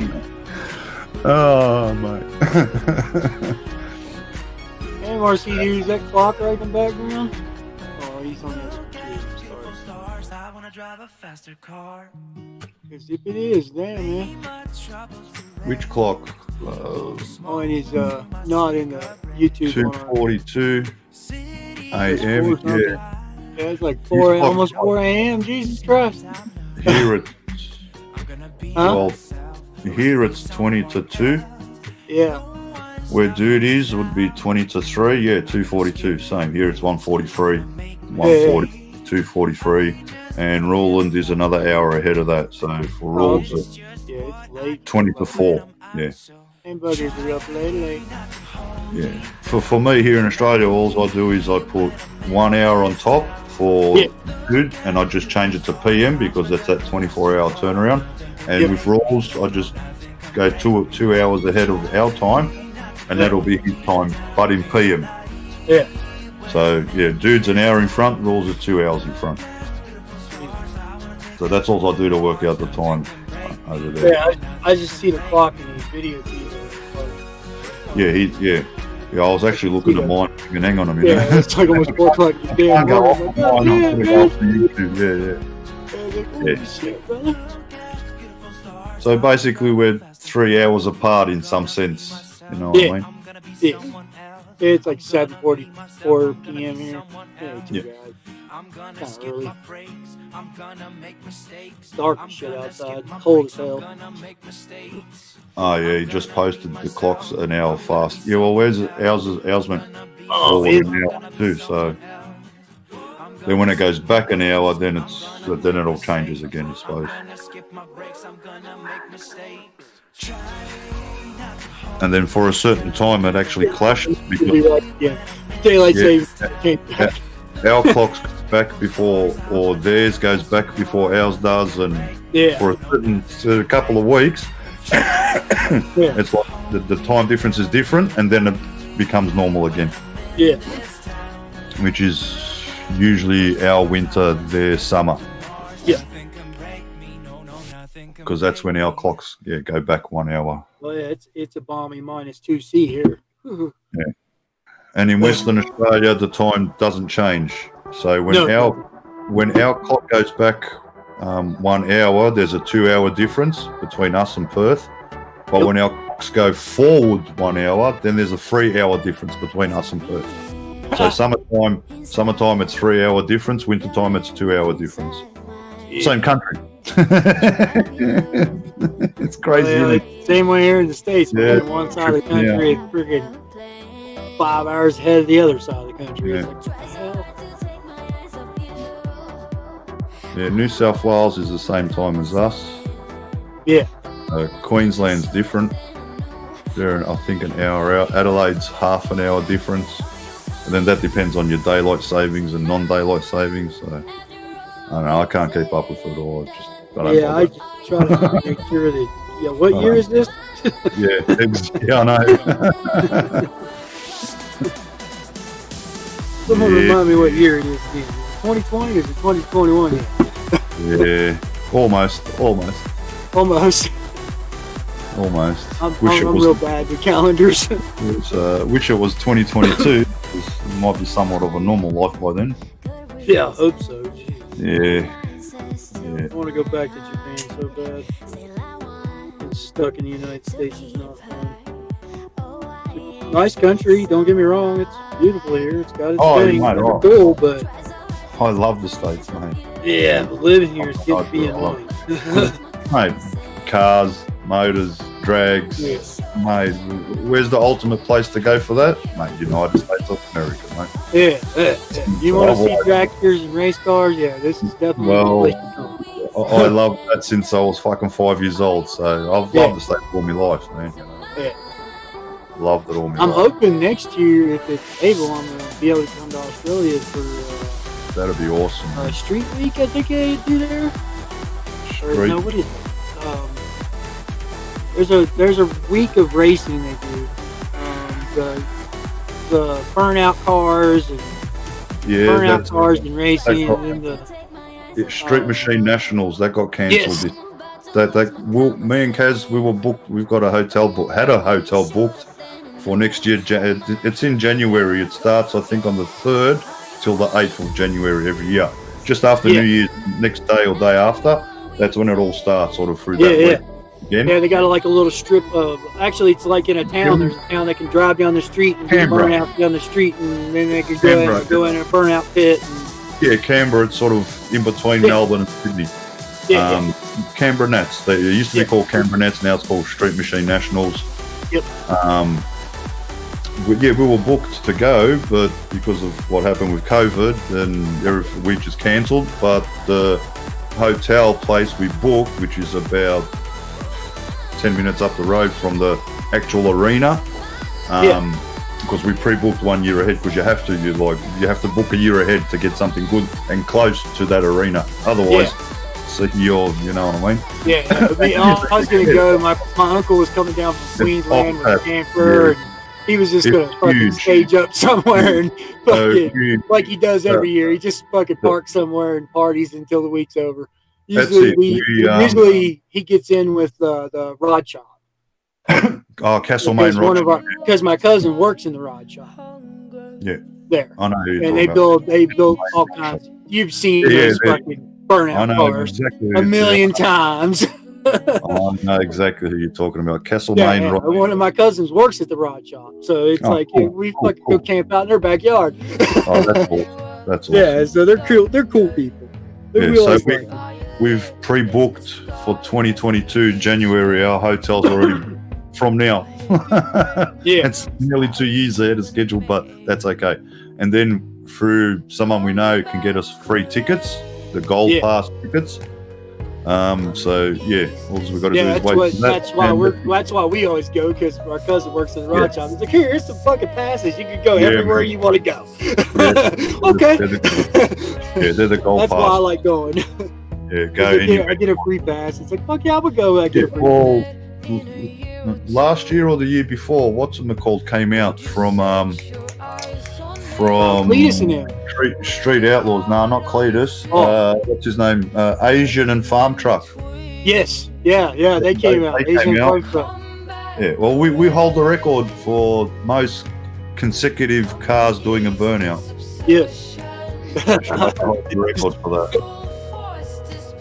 Yeah, that's the only reason I want to go back and go to that again, because it's fucking. I was like, dude, and then when that's gonna happen, there's gonna be. I know Cletus and them from Florida. Yeah. They're working on their car, and they're basically the guys at the rod shop are sending them a fucking mechanical fuel injection system for their car. And cool. Here, this is how you make these cars run like we do. And it's like, yeah, you gotta have that mechanical system, or those big blowers are just fucking, you can't get enough fuel in. Yeah, look, they're switched cars. on. We used to run drag cars when I was younger, so it's like I know all about that shit. Yeah, they're switched on down here. There's a lot of stuff that a lot of people don't know, but it gets made here. Yep. For the cars in America. Yep. A lot of LS1 stuff. There's a lot that gets made here, man. Yeah. Well, you got Blueprint Motors right there. Those guys, they built motors for everybody in the plant. They built motors for me for fucking mud bog trucks and shipped them to me. And big 600 horsepower supercharged, big ass fucking whip sort of on the top, fucking just going crazy mud truck. the latest is a Ford 6-cylinder. They call it a Barra. Yeah, I don't know. I've seen that. Turbo. Barra turbo motor. Mm-hmm. Mate, that's like the bee's knees. Everyone's putting, and now they're because that was a Ford motor. Now they're starting with the Holden or the Buick V6. Yeah. I got a friend of mine. He's doing this neat little trick. He's got a machine shop here in the States. He's been working on it for a couple of years. He's got one motor running. It's basically two K24 Honda motors. Yep. Beat up. He basically beat up V8 K24. Yeah. And he's been working on that for a couple of years, and he's got one motor in a drift car he's been using. Yep. And he's working on another one for just a drag car. Okay, yeah. And everybody's like, oh, this little Honda motor. Man, those K24 motors, if you build them right, you can get 500 horsepower out of a stock block. So you can imagine one big machine, and he's using the heads and all the cam adjustment and all that stuff. He's machined it into the motor so that it works just like a regular K24, but it's in V8 form. And it's like, it's running pretty damn good, I have to say. In the early days, this 78 Buick that he uses to drift with will smoke the tires on a dead roll like it's nothing. What's that? Is it Corolla KE20 or what's that car? It was a real popular drift car. Even in RC hobbies, it's a popular body shell. I don't know if it's a Toyota or. Oh, it's the Toyota 2JZ car. A hatchback, not the ones that have got a 2JZ. They haven't got the 2JZ. It's a different type of car. KE1, what's it called? It was really popular as a drift car. Like everyone jumped on that bandwagon because they were the smallest, tightest, and it's changed since then. This was the early days of here in Australia. Oh, what was it called, man?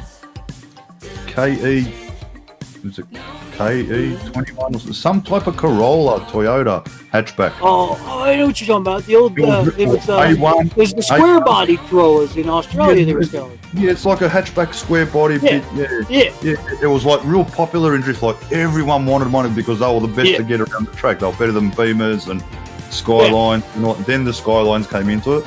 But that Toyota, like I said, I'm not much into the drift, so I can't remember the freaking car, but yeah, they were real popular. And now, well, like Alice, LS1 the world, but you know. Yeah, everybody's trying to LS1 the world. Everyone's hitting an LS1 turbo single twin, and oh yeah, but it's bang getting for out of buck. hand anymore. Yeah, here what you'll spend on a 4-cylinder or a 6-cylinder, you'll get more power out of an LS1. Yep. For the same amount of money. So it's bang for buck because it's add-ons. It's put on an exhaust, put on over the radiator cold air intake, take away the MAF-less tune. Mate, you've got a whole heap of horsepower, you know. Without touching inside the motor, you don't even have to touch it. That's stock standard, you know. Without touching internals, the LS1 is bang for buck. Best motors. Well, you can't argue that, man. The LS2s are getting now. Yeah, and yeah. The reason the LS2 is becoming popular is because of its dual fucking injection system on it now. Because you got two fuel rails that you can regulate between, and you can regulate your pressure. So if you're going to a turbocharged motor and you dump up into 25 pounds of boost, that second set of rails, you can ramp the duty cycle up to 120%, and you'll get the fuel you need. Well, I've got in my ute. I got the motor. I see that ute out there. How much money you got in that ute, brother? That's a lot. That's a clean looking ute. No, not as much as you would think. The motor cost me 11.5. It was supposed to be. Not bad. Yeah, it was supposed to be 5.5 head and cam package, but on the dyno spun 3 bearings, and then I ended up forking out 11 grand. But got the motor stroke, so it's a 383 striker. It's got over 500 horsepower, so it's an end. Just recently got it resprayed. That's supposed to cost 10 grand. We got it for 5, so can't complain. Getting parts cheap. Come on now, car parts ain't cheap. Full respray, mate. Full respray for 5 grand, and it's like that old Bronco I was flying around out there. That thing's got a 400 big block Chevy and a Ford. Yeah. So, and our silver car, the one we just bought, the wagon, that's got a 6.2 litre LS3. Yeah.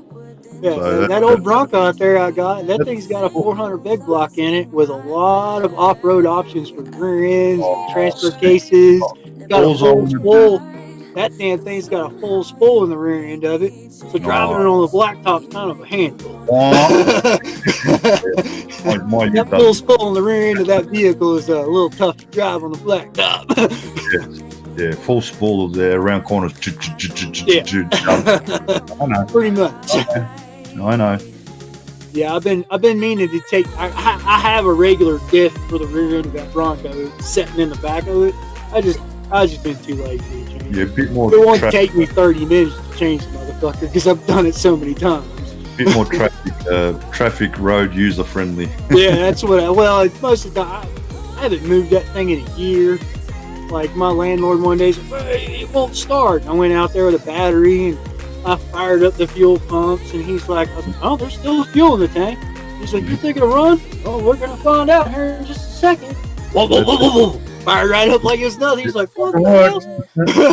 He's like, what? I was like, nah, I was turning it off, and he was like, what are you doing to your fuel pumps? I was like, well, I got my fuel pump set up so that I can pump the fuel out of the motor so I don't fuck up the injector. And he goes, that's pretty smart. I was like, well, I've been around race cars a lot. When you got to store a race car, you need to get the fuel out of it. It'll ruin a lot of shit in it. You don't get the fuel out of that motor, it's going to ruin rings, it'll ruin seals, it'll ruin oil, it'll ruin all kinds of shit. If it sets for a few fucking months, a year or so, like me, I'll let a vehicle sit. That motor in that Bronco's built. Like, it's got full lower bottom end, forged pistons, forged crank. Yeah, I've done a lot of stuff. It's a 400 beg block, Chevy 400 beg block that is in a Ford Bronco. And all my friends get mad about it. I'm like, well, I'm sorry, Chevy engines were more reliable than Ford motors. As they say, on a river, you shiver. Mine's got a nice standalone computer in it that regulates a lot of things. It might be an old Bronco, but it's got a lot of new tech. Yeah. Is that new tech? Yeah. Oh, yeah. Yeah, well, that's like mine. Mine's been dynoed. I don't have to worry about ever tuning it ever again for the rest of my life. Once it's tuned, it'll stay like that. That's it. It won't change. the carburetor, a total different I travel so much and stuff, and I go up into the mountains and stuff. I can just, it's like a Motec box, basically. A carburetor will just let you down. Yeah, it'll let you down every time. I learned that when I was younger. Unless you're going to be at the same altitude every race, that's the only reason a carburetor's going. They're good, but they'll let you down. Yeah, they will let you down. Injection, that's, Good fuel injection system. That dang vehicle of mine has been sitting out there. I could go out there with a brand new battery, prime the fuel system, prime the oil system, and fire it up. That's it. Hey, I ain't got to worry about it sitting out there. Just take the battery out of it, keep the system from fucking getting shorted in some way or shape or form. Yeah. And I don't want to leave a battery in a car sitting for an extended period of time anyway, because that's fucking hard on the battery. I can take the battery out, stick it in the back of my camper, plug it up to my fucking solar system, and say, okay, now the battery gets charged every couple of days, and it carries. Right. So yeah, it's crazy. I that's the only reason I like coming to Australia for some of the racing events, because they're the best. Like, watching the supercars in Australia race, there's nothing like it. There's no. The only thing that compares to that is Formula One. That's it. And rally racing. That's it. Nobody here, like friends of mine here in the state, I tell them, you gotta watch these supercar races in Australia, dude. I'm telling you, these guys are fucking getting it. They ain't messing around. They're messing around. They're fucking hauling ass in 3-ton automobiles. What has been out down Conrod Straight, and then you got to jump on the brake, you got to bend. Oh yeah, mate. Then your ass will be going. They're not all the race drivers here, man. Yeah. Bathurst. That's Bathurst. Bathurst is our biggest. Like in Sydney, it's just end of the year, October. It is just huge. This year it wasn't because of COVID, but I watch Bathurst religiously every year, mate. Oh, yeah, since I was a kid. I make a point of it. My friends are all like, "Where are you going?" I'm going home to watch this race. So they come over and hang out, and I'm like, "Where is this at?" Oh, this is Australia, man. What the fuck is going on there? I'm like, dude, they race there. They don't play. I have no idea you knew about any of that stuff. That is fucking It's like awesome. the fucking family pastime sometimes. Yeah. Oh, yeah. That's generation, mate. Yeah, it's generation. Like, I've never been. I got family members that work at that rod shop and stuff. It's like, Jesus Christ, cousins and stuff. And they've been doing it for a couple of generations now. That's how they make their money. Building ridiculous burnout cars. Like, just ridiculous. Half hour up the road from Ballarat, so it's hour and a half from me, Castlemaine rod shop. Yeah. And then you got Street Machine Summer Nets, and now they've got this other thing, Burnout Masters. Oh, actually, they had a thing here called Drag Tag, where you can put brackets on your car, put your car on a simulator, drag race on a simulator, or race flat track. Yeah. I used to race mine drag on the drag strip, but if it was a flat track, they used to have cars you could rent, GTR Skylines, automatics, right? Yeah. I rented this Skyline for $10, right? Put it on the rollers, and it's like a PlayStation game, right? So picture a simulator, right? And you're in an actual car, right? Now in a simulator, when you crash, you got to wait for the car to drop down from the top of the screen, right? Yeah. Every time I was waiting for this car to come down off the screen, I had my foot to the fucking floor. I did not take the foot off the accelerator, right? Anyway, so I'm waiting for it's flat out, man. Turbo's going as high as it. Anyway, not my car. I paid $10. What do I care? It's not my car. So I hammered this thing around the whole track. Anyway, the race is over, right? Drive off the rollers, go around the back of the garage, go and park the car. Mate, there's all this smoke coming out from underneath the bonnet hood. Oh, God. I lifted up the hood. I looked in. You know the reservoir for the water? Yeah. It was bubbling like a kettle. Yeah, I'm reading hell out of that poor motor. spoiled the shit out of it, man. Oh yeah, I came the shit out of it, mate. Like I shouldn't have done that. I got to go to one of the fucking where they do the fucking the big ass burnout cars and shit show. Yeah, well, that's this is what I'm getting. This is what I'm getting to. I took a friend of mine to it from Tokyo, and he'd never seen cars like that before in his life. Like he'd never seen full blown monster cars.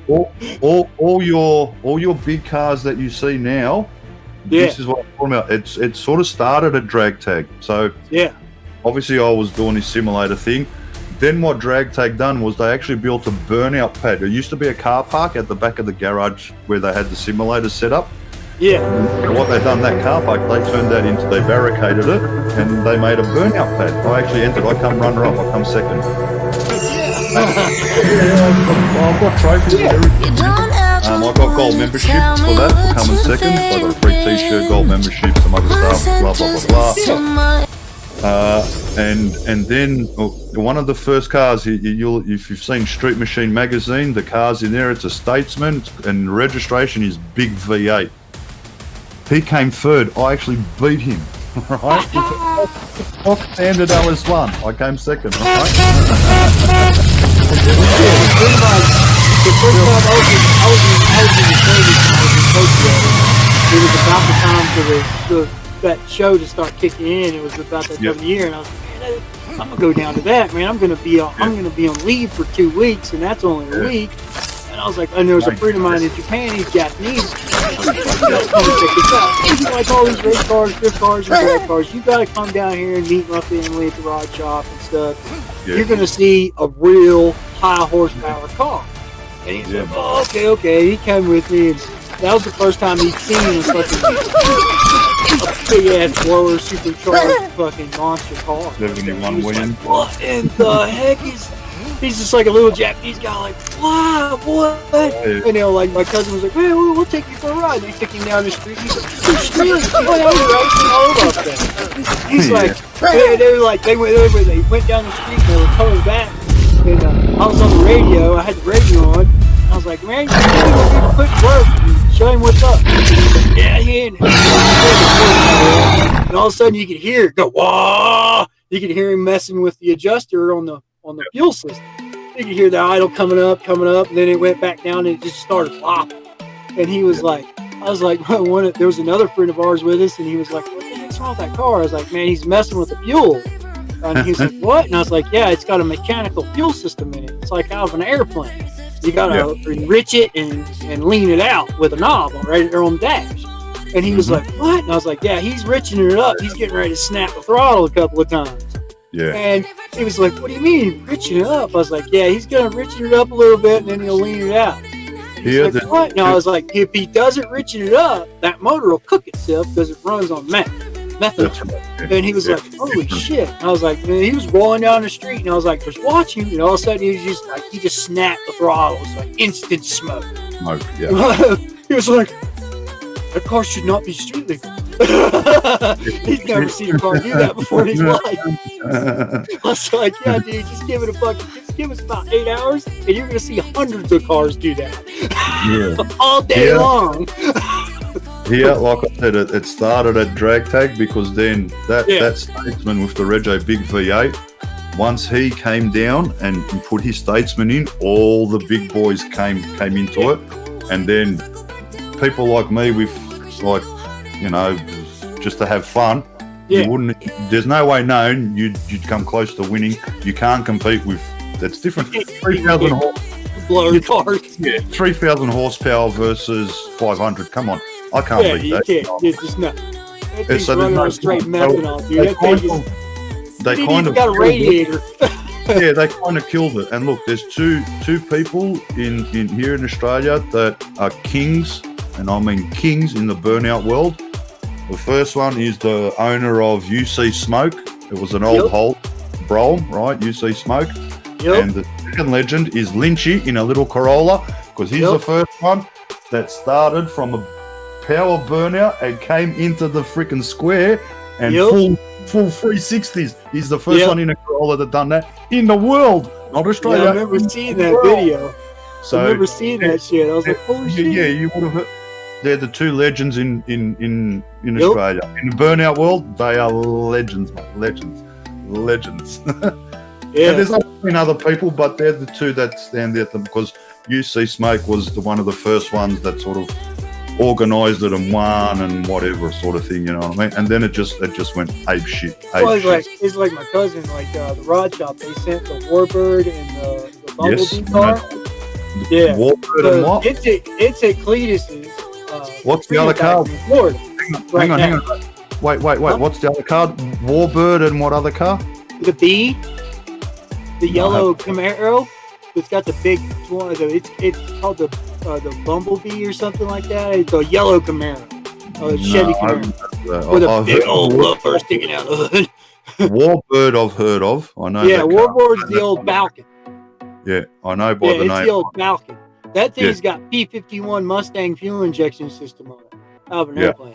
That thing's sitting in Florida at Cletus's Freedom Factory, and like he was down there. They were gonna do some burnouts with him at one of their little shows, and my cousin called me and was like, "Hey, is Warbird is that a 57 Chev? That Falcon, yeah, that 57 Falcon." No. I'm thinking, no. It's not a 57. It's an old Ford Falcon. It's Falcon. I'm thinking of the wrong car. I'm thinking of Castlemaine Rod Shop. When Castlemaine Rod Shop, when he built the 57 Chev with the aeroplane, the Mustang motor out of an aeroplane, he put that in a freaking 57 Chev with all. What it wasn't the motor he was using. It was the fuel injection system off the motor. For the airplane. Something off of an airplane. It's the fuel injection system. It's all mechanical fuel injection system, and it's got a leaning valve on it for the pilot to lean out the motor, enriching the motor for altitude. So they started using those in those motors because they control the methanol easier. Because if you run the methanol too lean, it just cooks the motor real quick. It cooks the rings out of the pistons, what it does. If you keep it good and rich and enough methanol in the motor, you don't even have to run a radiator in it. You can run that motor for hours on that system as long as you keep it rich. If you don't keep it rich and it leans out, it'll cook the rings in it real quick. Real quick. You know, when I got into drag racing here in the States, we were working with my cousin and them in Australia using, because we were going to the airfields, the old junk airfields here, and robbing the fuel systems off of the old fighter planes, the old prop planes, and using them in our drag cars because it would work really good. And it was like, and then over there in Australia, there's a company just down the street from the Rod Shop. They build the whole damn system for airplanes every day, and it's like fuel system. It still works the best. Everybody's like, "Oh, you should go." They were trying to tell me to go electronic and stuff on those big old blower cars like that. And all of us, like my cousin at the Rod Shop and us here in the States, we're like, "Nah, we've been there, done that. That don't work very well. The car won't run very well." And you can run it on it. Like Cletus and them, they sent their car over to Australia. They had it shipped over, and they got it over there. And it ran good, but they found out real quick. We got to get that mechanical system because that electronic system will not keep up. It will not keep up. Why? At a steady 90 psi, like the mechanical system does. The mechanical system, it doesn't matter if you're at fucking 2,000 RPM or fucking 7,000 RPM. It keeps 90 psi going to those injectors, no matter what. So it's like, dang, and they're like, whoa. And then we started playing with the pump here in the States, and once we figured out the pumps, and my grandfather had a machine shop who was building all of our stuff for our mud trucks and drag cars and circle track cars. We started playing with the pumps, and we got the pressure up to 150 psi. So now all the new systems in all these new cars are running what my grandfather machined out 25 years ago in a machine shop in West Virginia. He blueprinted it and shipped it to everybody. It's like, here you go, machine this out, and you get fucking 100 plus, 150 plus psi fucking every time out of one of those pumps. And it's the standard now. It's everybody uses it. It's crazy. Hey, you ever heard of? Now that I've got older and I went into the military and I come back out and I look back at it, I'm like, I should have stuck with the hot rods and stuff. I could have made a lot more money, but I didn't get the experience, and at the time, it was a good thing for me to do. life takes you in different directions sometimes. Yeah. I needed life to take me in a different direction because my friends were horrible drug addicts, and I didn't want to be that way. Nah, fuck that. You ever heard of John Zappia? Zap's Rat, the Monaro? It's the quickest Australian door slammer. Yes, the Zappia? Zappia, mate. Yeah. Laugh. That's my favourite car, HQ Monaro. Oh, yeah. I still can't believe those crazy two fucking blokes at fucking Mighty Car Mile still have the fastest fucking quarter mile fucking car in fucking Australia. That fucking old ass white fucking beater they built. Yep. That damn thing blows my mind to this day, dude. Like, what the hell? They built the fastest goddamn car on the fucking planet for a while. It's crazy as hell. It's still pretty quick. Yeah, our top fuelers run 4s. Yeah. 4-slammers, they're in mid-5s. John Zappia's, I don't know, I've got his model. It's in our bedroom. Yeah. But actually, what I've got on my model, since then, he's broken that record. He's like 7 times champion back-to-back. Like, he's just sick. He's just love him, man. Love him. Mazda RX-7 here in the States with a V8 LS2 in it. Yep. He's been running 6.2 quarter miles, 202 mile an hour. Is that Pro Street? Yeah, Pro Street Racer. Yeah, same here. They're running. It's called the Green Mamba. It's a crazy fucking car. Crazy. Everybody tries to race that car. They lose horribly, like 5 or 6 car lengths every fucking time. He was just down at the Christmas Tree Nationals in Florida there. He went down there and they did a show with Cletus and them and stuff on YouTube for a show. I'm actually waiting for, who is it? Zaps with, what's it called? I think Engine Builders over there in the state. Noonan Racing. Yeah. They build. I think that's the suppliers of Zappia's motor, Noonan Engine Racing or something. Something along those lines anyway. Yeah, there's so many car companies out there. Oh yeah, heaps. It's ridiculous. There's so many companies doing things. It's like all my friends keep trying to get me to move to California because they work for the Hoonigan company. And I was like, no, I'm not moving to California, boys. Sorry about your luck. And they're getting ready to move, actually, to Utah. Okay, And move basically next door to Ken Block's shop, which is not ridiculous. But because it's all Ken Block company anyway. He's part owner in the Hoonigan company. He's part owner. He's got his own goddamn DC shoe company. He owns a lot of shit. But they keep wanting me to come down and work because I'm a fabricator. I worked as a fabricator as a kid, man. Like I'm one of those kids that had a full machine shop in the backyard. You give me a block of steel and I'll give you a piston an hour later. They're like, man, come and work for us. And I'm like, yeah, I'm not moving to California. It's not happening. I don't like California. And right now, it's really horrible to live in California. I'd rather live in North Vietnam than California. Lots of fires. Yeah, fires and shitty politics. Yeah, I suppose. Real shitty politics. I don't know that much, but you know. Yeah, it's shitty. I'd rather deal with Queensland politics. Put it that way. He'd be better off. That just spelled it out for me. Put it that way. Okay, I got you. Deal with Queensland politics and theirs. Oh yeah. Bad, man. It's bad. It's really bad. Yeah. But I hope they get moved. If they get moved, I will definitely move up to Utah and I will work for the Hoonigan company. I don't care. I'll sit in the back and build cars and do whatever they want me to do if they're going to pay me. Yeah, well, that's it, mate. Yeah, it's like there's a couple of them, they keep harassing me because they know me from racing. And I used I used to circle track race in West Virginia and the East Coast of the United States. There's a lot of circle tracks. A lot of dirt ovals, a lot of blacktop ovals. There's a lot of road course tracks that people don't even know about. That they're just nice racetracks.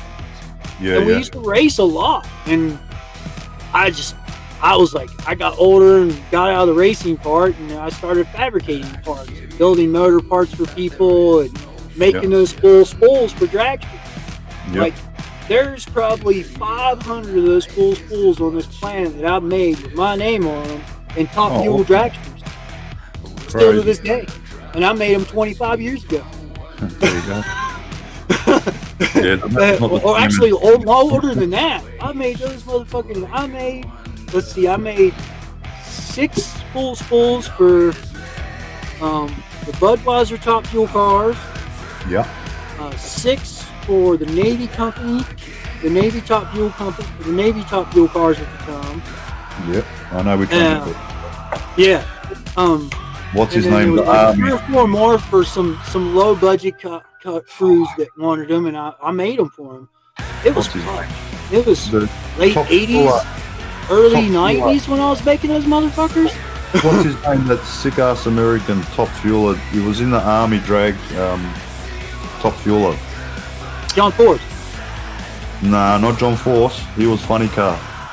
He did top fuel too. Nah, this guy wrecks John Force. Destroys John Force. What's his name? I don't know that. He's in the Force is still holding a record here in the States for 235 mile an hour and a quarter mile.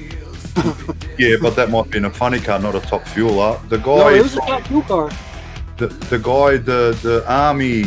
It was all I black. know which one you're talking about. Yeah. But I know him. The driver's name. He I was. forget his name too. I think he's retired, but now. He is the he's the sickest top fuel driver there is. Like, I'm not bagging John Force, don't get me wrong. Yeah. It's a different bracket, if you know what I mean. Yeah, I know what you mean. I know it. Funny cars. This guy was. What was his name? Fuck, that's on the tip of my tongue. Schumacher. Yeah, Schumacher. Something Schumacher. Tony Schumacher or something Schumacher. Yeah, it's Tony Schumacher. Top fuel dragster. Top fuel dragster. That's him, man. Yep. Yeah. I built the full spools for that fucking car, dude. See, Ozzy, I know more about top fuel than I built the full spools that are in the back of that top fuel car, man.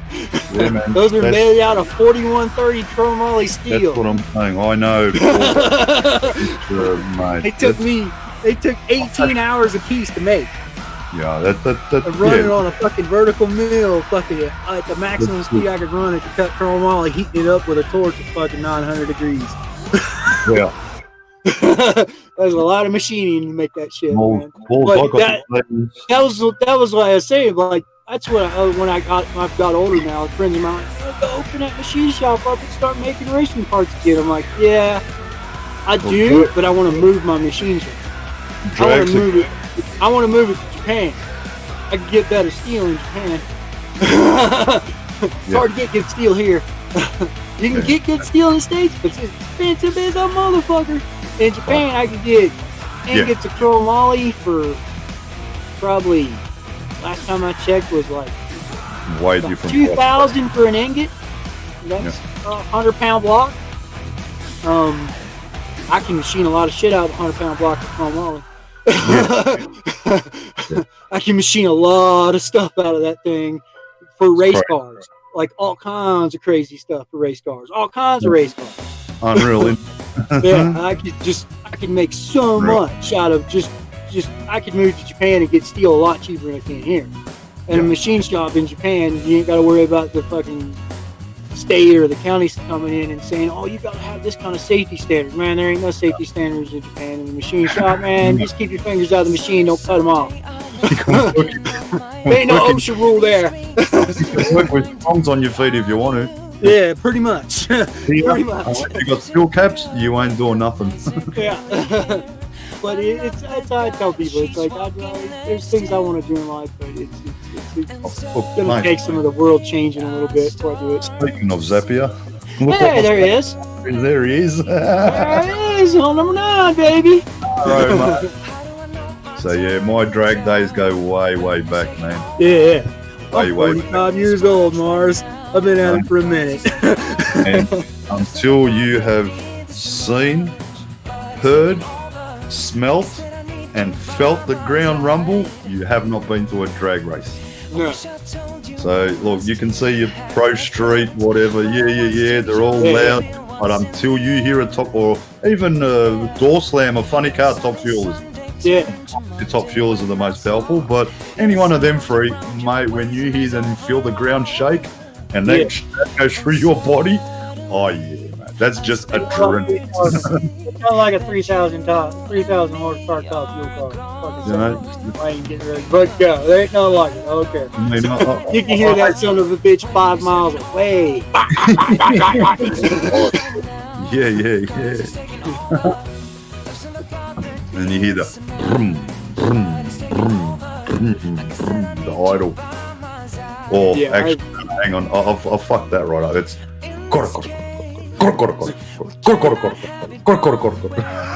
and everyone jumps forward. my ute does that. Not as bad, but yeah, it just wants to rumble forward. It's got that.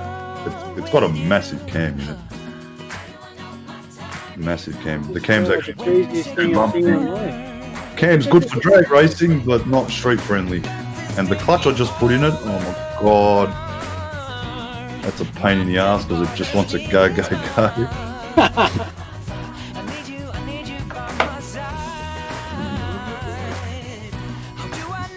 Only in America, boys. Only in America.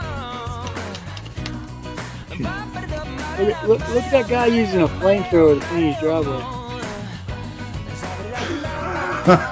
Only in America, boys. Only in America. Yeah. Can you use a flamethrower to clean the snow off your driveway? Oh, that's just great.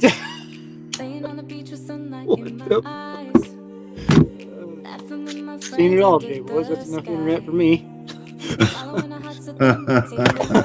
I've done seen it all.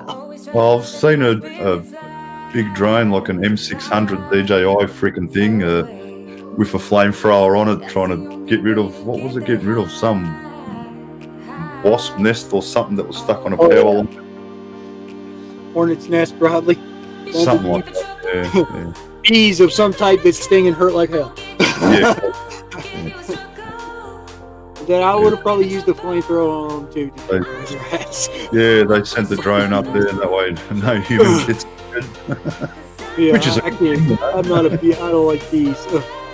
Oh, mate, did you see my video of all the bees? Wow. Yeah, I saw that. Oh my god. Oh, like what, mate? I've lived here 49 years. I've never seen so many bees in my life, mate. Never, ever.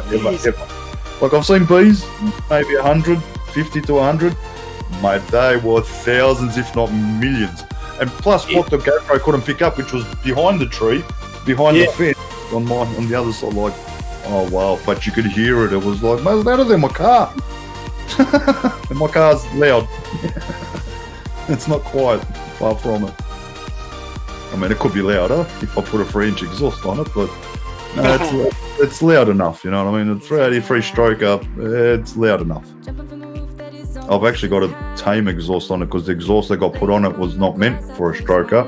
It was only meant for a head and cam package. So I've got tri-wise and 2.5-inch with high flow cats and high flow Magnaflow cats and Magnaflow mufflers. Oh yeah, nice. 2.5 inch. Good. Yeah, 2.5 inch up until the IRS. Then behind the IRS, it goes into 3-inch. That's not bad setup. Yeah, it was set up. It's more set up for power than sound, if you know what I mean, because the sound. Because that's what I said to the exhaust guy, mate. I said, mate, I want power. I don't give a shit about. It's going to sound loud anyway. What's the diff? You know what I mean? Yeah. Once you get in the throttle, it's going to be noisy. It's a V8. Yeah, because some guys on a stock LS1 will make it as loud as hell, but there's no power. You know what I mean? So they're actually going backwards in that respect.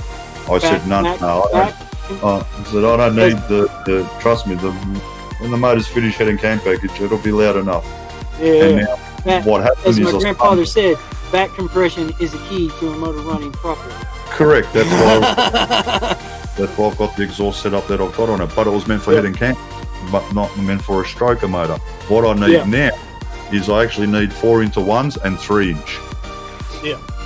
Which, it's going to make it louder, but it'll actually breathe a lot better and I'll get more horsepower out of it as well. Yeah. So the exhaust, well, look, what can I say? You know, the exhaust wasn't cheap. That was $2,500 my exhaust. So, and then to go to 3-inch, I haven't got another $2,500. You know what I mean? Well, at the time I didn't. You know what I mean? So eventually it will have 4x1s and 3-inch, but that's not cheap either. That's $3,000 exhaust system because it's, if not $5,000, depending. If I go mild, about $3,000. Stainless steel, you're looking at $5,000. Not cheap, you know what I mean? So hey, a lot of money on exhaust, you know what I mean? Considering it's just an exhaust, you know what I mean? Who goes out and pays $5,000? I've spent a lot more money on exhaust than I have a lot of other parts on cars at times. That stainless steel exhaust will outlast your mild steel tenfold. You know what I mean? It's a lot more. Exhaust in the vehicle. Yeah. Look, on our wagon, the silver car we've got, our wagon, that's got X-Force stainless steel from the cat's back, the cat back. It's all X-Force stainless steel. So that exhaust wasn't cheap. Just the cat's back, I looked at the prices for a VE wagon, 09 model, like what we've got. You're looking at $3,000 just from the cat's back, $3,000. That's not your extractors or your catalytic converters. That's just your cat's back, your mufflers, and that's it. Stainless steel, fair enough. You know what I mean? It's not mild steel. Mild steel is a lot cheaper. Same thing in mild steel will be half the price. Put it that way. But it's off the shelf. It's an off the shelf exhaust. You can fit it yourself if you know what I mean. X-Force, they've designed the off the shelf system for a lot of the Australian cars with the LS1s and LS3s, LS2s, so on. Because they do it. It took off like wildfire here, man. Yeah, it definitely took off everywhere. It wasn't just Yeah, not just took off all over the damn place. Yeah. LS1s, they just, mate. Yeah, LS1s, LS2s, they're coming up. The LS2s are starting to come up too. Yeah, I love a little more popular. Yeah, a little more. The LS2 system is just got in the States for vets and stuff, and a lot of the new Chevys. But then Chevrolet straight up right off the bat, they started selling crate motors. LS2 crate motors, you can buy them for like $1,400 here. Yeah, true. There's basically a block, pistons, everything in it, ready to go. You just got to plug all the sensors up and plug it. You can go. Yeah, we've got a couple of places. And they're like 400. They're out of the crate motors. The crate motor I was looking at not too long ago was supposed to be dynoed at 500 horsepower on a motor dyno, and I was like, well, fuck, that's not bad. Any LS motor you can do that to with just a little bit of head work and a little bit of valve work, and you've got the same motor, but you got more control now on a lot of things on that LS2, which is kind of nice. The LS1s are still fucking early goddamn motors. You can't beat them. You can get them in every goddamn junkyard in the United States and every junkyard in Australia. What they've done here is the 09 sort of model car before the last of the Holdens. The VF was the last one, but what they done was they jumped after the LS1. They jumped to the 6-liter. Yeah. Then they jumped to the LS3 6.2, and then they went back to the 6-liter in the very latest model cars. Why they done that, I don't know. But like what we've got, a lot of other cars have got the 6-liter. They haven't got the 6.2 LS3. So sort of not many came out with that size motor. All the rest, anything after our car, like the later model cars, they've got the 6 liters in them. Yeah. I don't know why they've done that. Why they went back to the smaller motor or 6. Maybe it was more efficient on fuel. I don't know.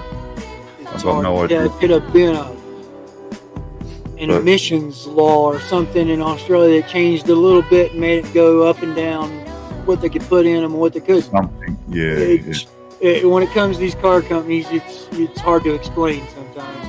It is. Look, there's a lot of, then they've done emission laws play a big factor in a lot of automobile emissions, power to weight.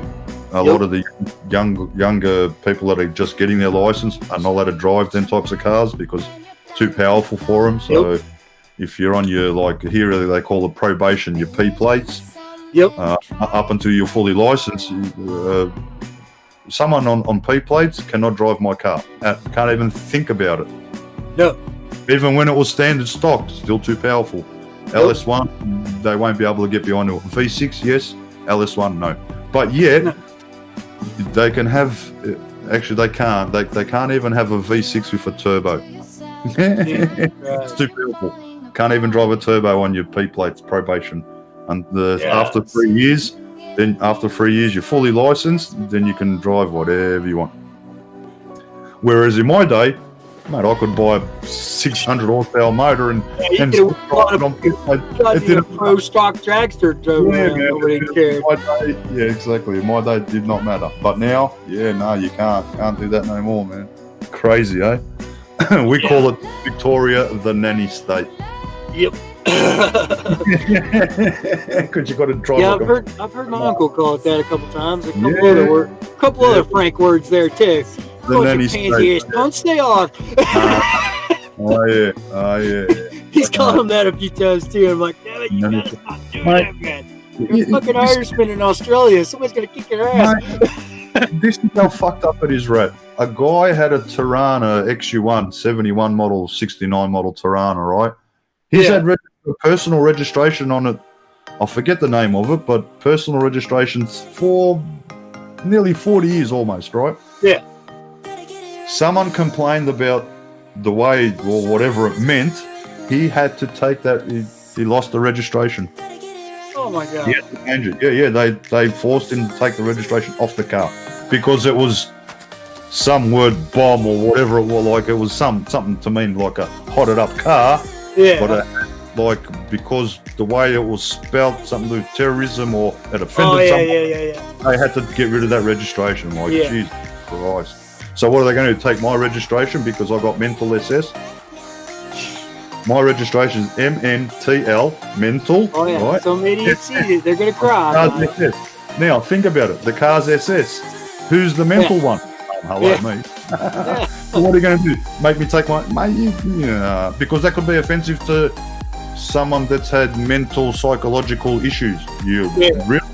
And then you wonder why Victoria gets called a nanny state? Yeah. Mate, you can't... Are they still going in people's houses over Facebook posts? No, not here. They quit that already? No, I was reading something about that. My uncle was telling me about it. They're going in people's houses for their Facebook posts. I was like, man, I've been in Australia. They got a bat upside their head. Get the hell out of my house.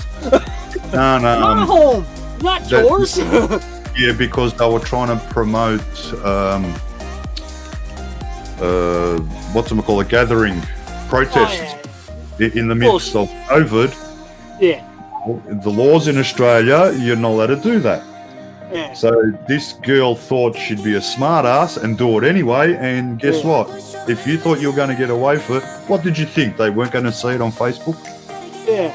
If you know what I mean, like she shouldn't have done it. That's full stop. Yeah, there's the time and a place for certain things, and Facebook is not the one to be posting anything on unless you fucking are just dumb. You're asking for it, mate. You're asking. And that, like you said, attention seekers, drama. Yeah. You know, that's the type of person that... Yeah. Dummies. But otherwise, the cops, they've got no reason to come to your house. None whatsoever. Yeah, it's like my uncle and the family in Queensland there. They fucking... The police, I was there one summer visiting, and one of the local area cops there showed up at the ranch. And because he saw me out near the highway working on a fence with one of my cousins.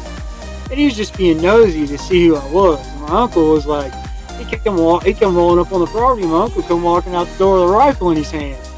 And one of my friends was like, they supposed to have guns in Australia. I was like, dude, we're so far out in the outback, that cop is lucky that he made it this far before someone shot at him. And he's like, what do you mean? I was like, dude, that cop is either brave or he is dumb. Because we were 25 miles from a fucking road. What it was, he was just being a nosy cop.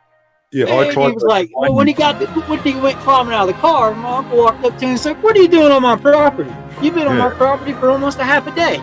Get off of it. Yeah, they're not there. Yeah, exactly. Yeah. Look, like I said, if you live in Northern Territory, you're gonna go and buy a 44, something that's a 44, because that's the only thing that's gonna kill a croc. Here, where I live, That's it. you can't even think of. He's got all kinds of rifles. Yeah, well, He's got a couple 30-06s, a couple 7mm mags. I mean, he just doesn't care. Out there, you need a gun. Yeah, here, out there he needs. Yeah, here where I live, you don't need need a gun. You know, you just a slingshot, maybe, or a ball bat. No, you can't even. You're not allowed to even have a slingshot. It's illegal. Oh my God! They took your slingshots too. Slingshot is illegal. A blade that is longer than your 3 fingers is illegal. Oh my God! It's like living in England. Brass knuckles are illegal. Jesus Christ. Samurai swords on display, blunt, are illegal. Oh my God! Yeah, man. Yeah. Oh yeah. Oh yeah, crazy, isn't it? It's like living in England, man. Fuck that shit. I couldn't do that. Yeah, it's fucked up here. Fuck that. Somebody would have to die. Some IRA stuff would have to go down and laws would get changed. Look, somebody's gonna burn. Somebody's home's gonna burn for this law. Who made this law? Well, look, they did it because, well, someone decided to go nuts with a machete. Oh my God. So next probably step, a fucking Aboriginal at that. well, actually, no. Or was it a dumb white boy? No, it actually wasn't. It was someone part of Chinatown. Oh, yeah, there you go. That explains it. Chinese. What's the Chinese mafia? Yeah. You know what I'm talking about. I know what you're talking about. And because of that, no samurai sword, even if it's in your house, it's illegal. You basically got to have a certificate, like a gun license, to have it in your house. So it's pretty bad. That's pretty bad. That is. It is. It's fucked up. Yeah, it's fucked. That's fucked. Yeah, I fully agree. How fucked up is fucked up? That's fucked up. One samurai swords, I mean, come on. I mean, the copper would have to be pretty hard up to actually charge you for it. Yeah. But, you know, there's always that one, though, Mister. There's always that one, Barney. I don't know, always. Oh, yeah, don't know. I've copped it. Look, I've copped good cops, I've copped bad cops, you know what I mean? Yep. I've copped the ones that they got one badge and they think like that one. He came out to my uncle's, out to that ranch. My uncle owns 3,000 plus acres of land. Yeah. His house is in the middle of it. That's huge. Yeah, it's like almost an hour. It's a 45-minute drive to the edge of the farm. It's even the police in Perth. When I went to Perth, me and my mate, what we done, we weren't working, both on the dole, you know what I mean? Yeah. Bought tickets, waited a couple of months because we bought the tickets early, and back then tickets were $400 return to WA, to Perth. We bought tickets return, we went there, in a hotel room for about a week, found a place to rent, fully furnished, $125 a week, a townhouse, which is just the road from where we were in the hotel. We moved in there. I lived there for 6 months, and then I had to come back to Melbourne. But mate, in that 6 months, we had coppers come around. This one, he was trying to. He was trying to pull some bullshit. He was trying to pull the wool over my uncle's eyes, talking about some. He said something about a health inspection or something like that. And my uncle was like, "What it is? You saw my cousin over there, out there next to the fence fixing it, and you had to come and see who he is. Now, if you got the balls, you can go over there and talk to him. He's Irish, and he's allowed to slap you in the mouth." Yeah. He just got back in his car and left. Like, fuck that. Yeah. I best leave that man alone. Yeah, you want to come be nosy to me? Yeah, exactly. Not a good idea, cop, out this far in the middle of nowhere. Because I'll treat you like Crocodile Dundee. There's crocodile everywhere. Yeah, we're living in Perth, right? We didn't even have a TV because we never had a chance to get back to Melbourne to load my mate's car up and bring some stuff up with us. So we're there living like, you know, poor cunts, no TV, no nothing. Didn't even have a stereo. So we caught up with these mates, which was at a car show called Motivation, which is sort of like Summer Nats, but in WA. Anyway, yeah, we've met these guys, didn't know them from far as so. We were sitting behind them because the trains got stuffed up or something. Anyway, long story short, we ended up best buddies with these guys. Yeah. They've come to visit, and he had a dingo named Slick. Slick was my best buddy, dingo. Anyway, yeah. They've come over. They had 3 dogs. How do I explain where Chris come from? Chris came from Queensland. Him and his brother went in a, I don't know if you know, a HQ ambulance, what I'm talking about. Yeah. Oh, you probably do, right? Yeah, The old car, but the ambulance version, right? Big battle van. yeah. They made their own roads across from Queensland across to Western Australia. In the middle of Northern Territory, they found 3 dogs. That's where Slick came into they found a dingo, right? Anyway, they've gone to Perth. From Perth, they've gone across the middle of Australia to Sydney. From Sydney, they've come down to Melbourne. Now, Melbourne, they showed me a photo of where they camped out. Where they camped out, we used to ride our motorbikes. That was our back paddocks, right? Yeah. I'm going, mate, I know this spot. I know that hill. I go, Chris, I go, where was this spot in Melbourne? He goes, a place called, he couldn't remember. I go, Camberfield? He's gone, yeah. I go, do you remember the name of the hill? He goes, oh. I go, Humphreys Hill. He's gone, that's what they called it? I go, you've got to be fucking kidding. He camped out in our back. We met him in WA. He's camped out in our back paddocks from Queensland. Like, how ironic, like, you know, and we met in Perth, like, top guy, full chuffers and, you know, all that. Anyway, they visited, right? They made a mull cake. The other 2 dogs, they're passed out. One's lying in the street. Slick was all right because he didn't get much of it, but he got enough. Anyway, usually he comes over, he's full hypo. He's come over and leaned on the window and leaned like that, like frozen. Like, and usually he'd come running up to me on the couch. Yeah. I go, Chris, what's wrong with Slick? He goes, they got into the mull cake. I go, really? He goes, yeah. I went straight up to him. I started picking on him. I started pulling his hairs, his whiskers. Nothing, no reaction. Usually, chomp, chomp, chomp, chomp, chomp. Thinking, mate, you're fucking smashed. And I used to talk to him like I talk to me or you know what I mean? I used to talk to him like a human, right? And you smashed down. And you just see his eye move, right? And you fucking idiot. I said, I'm going to teach you a lesson now for touching that mull cake. I went up and flicked his fucking ball bag. I know it sounds cruel, but if you were there, you would have understood why. Yeah, I know what you mean. Me and Slick, we used to muck around and punch on, you know what I mean? And he loved it. I loved it. He was my best mate. He's a dingo. A fucking dingo. Yeah, fucking awesome. Awesome, man. Awesome. Smart ass dog. Smart ass dog. Anyway, they've come over, Slick's off his fucking head, and we didn't have a stereo. Chris brought over, he made this like a triangle box with a stereo in the middle and 2 speakers running off a battery, right? The 2 speakers were like 25 watts, right? You could fart louder than these things, right? Now, what happened is in Chris's Tirana, he had a LC 71 Tirana. He had massive subbies and amps in the back of the Tirana. He was playing his sound system in the Tirana, right?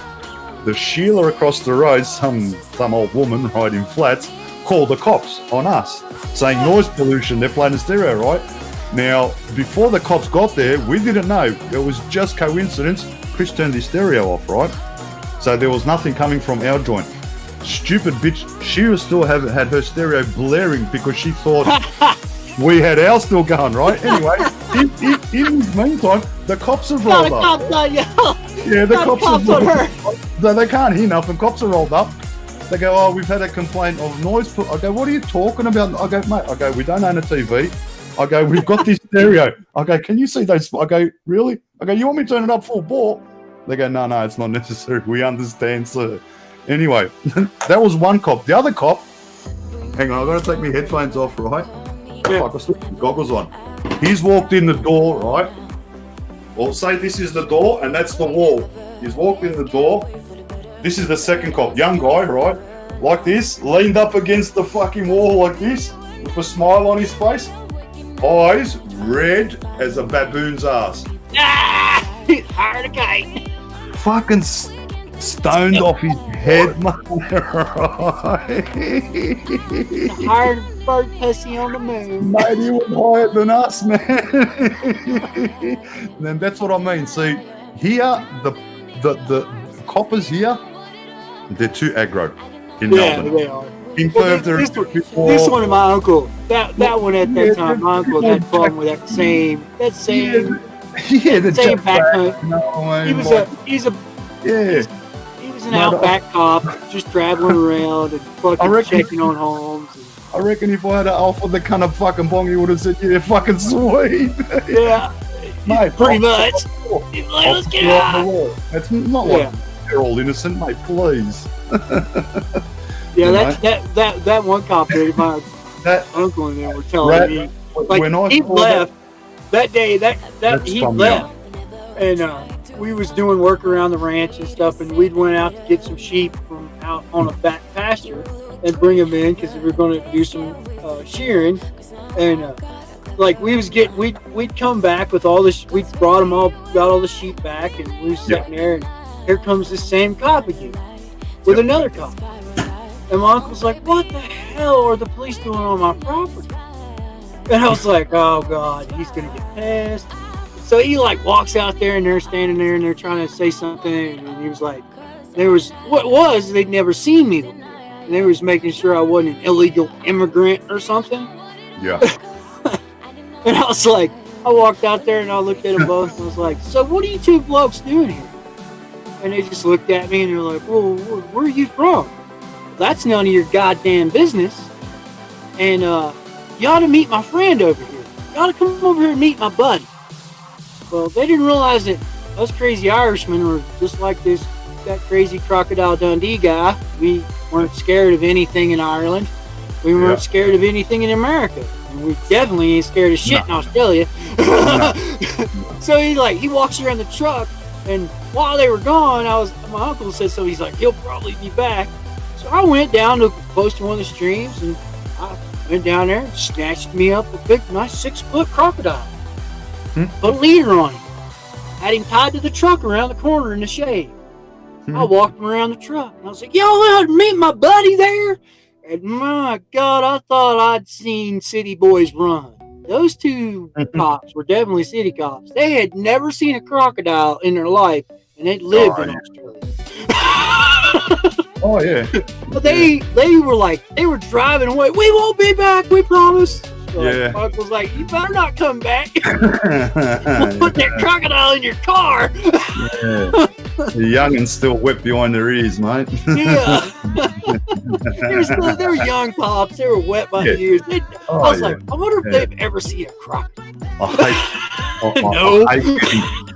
Seriously, They've never seen a 6-foot one. I hate getting pulled over by young cops because they think they've got a point to prove.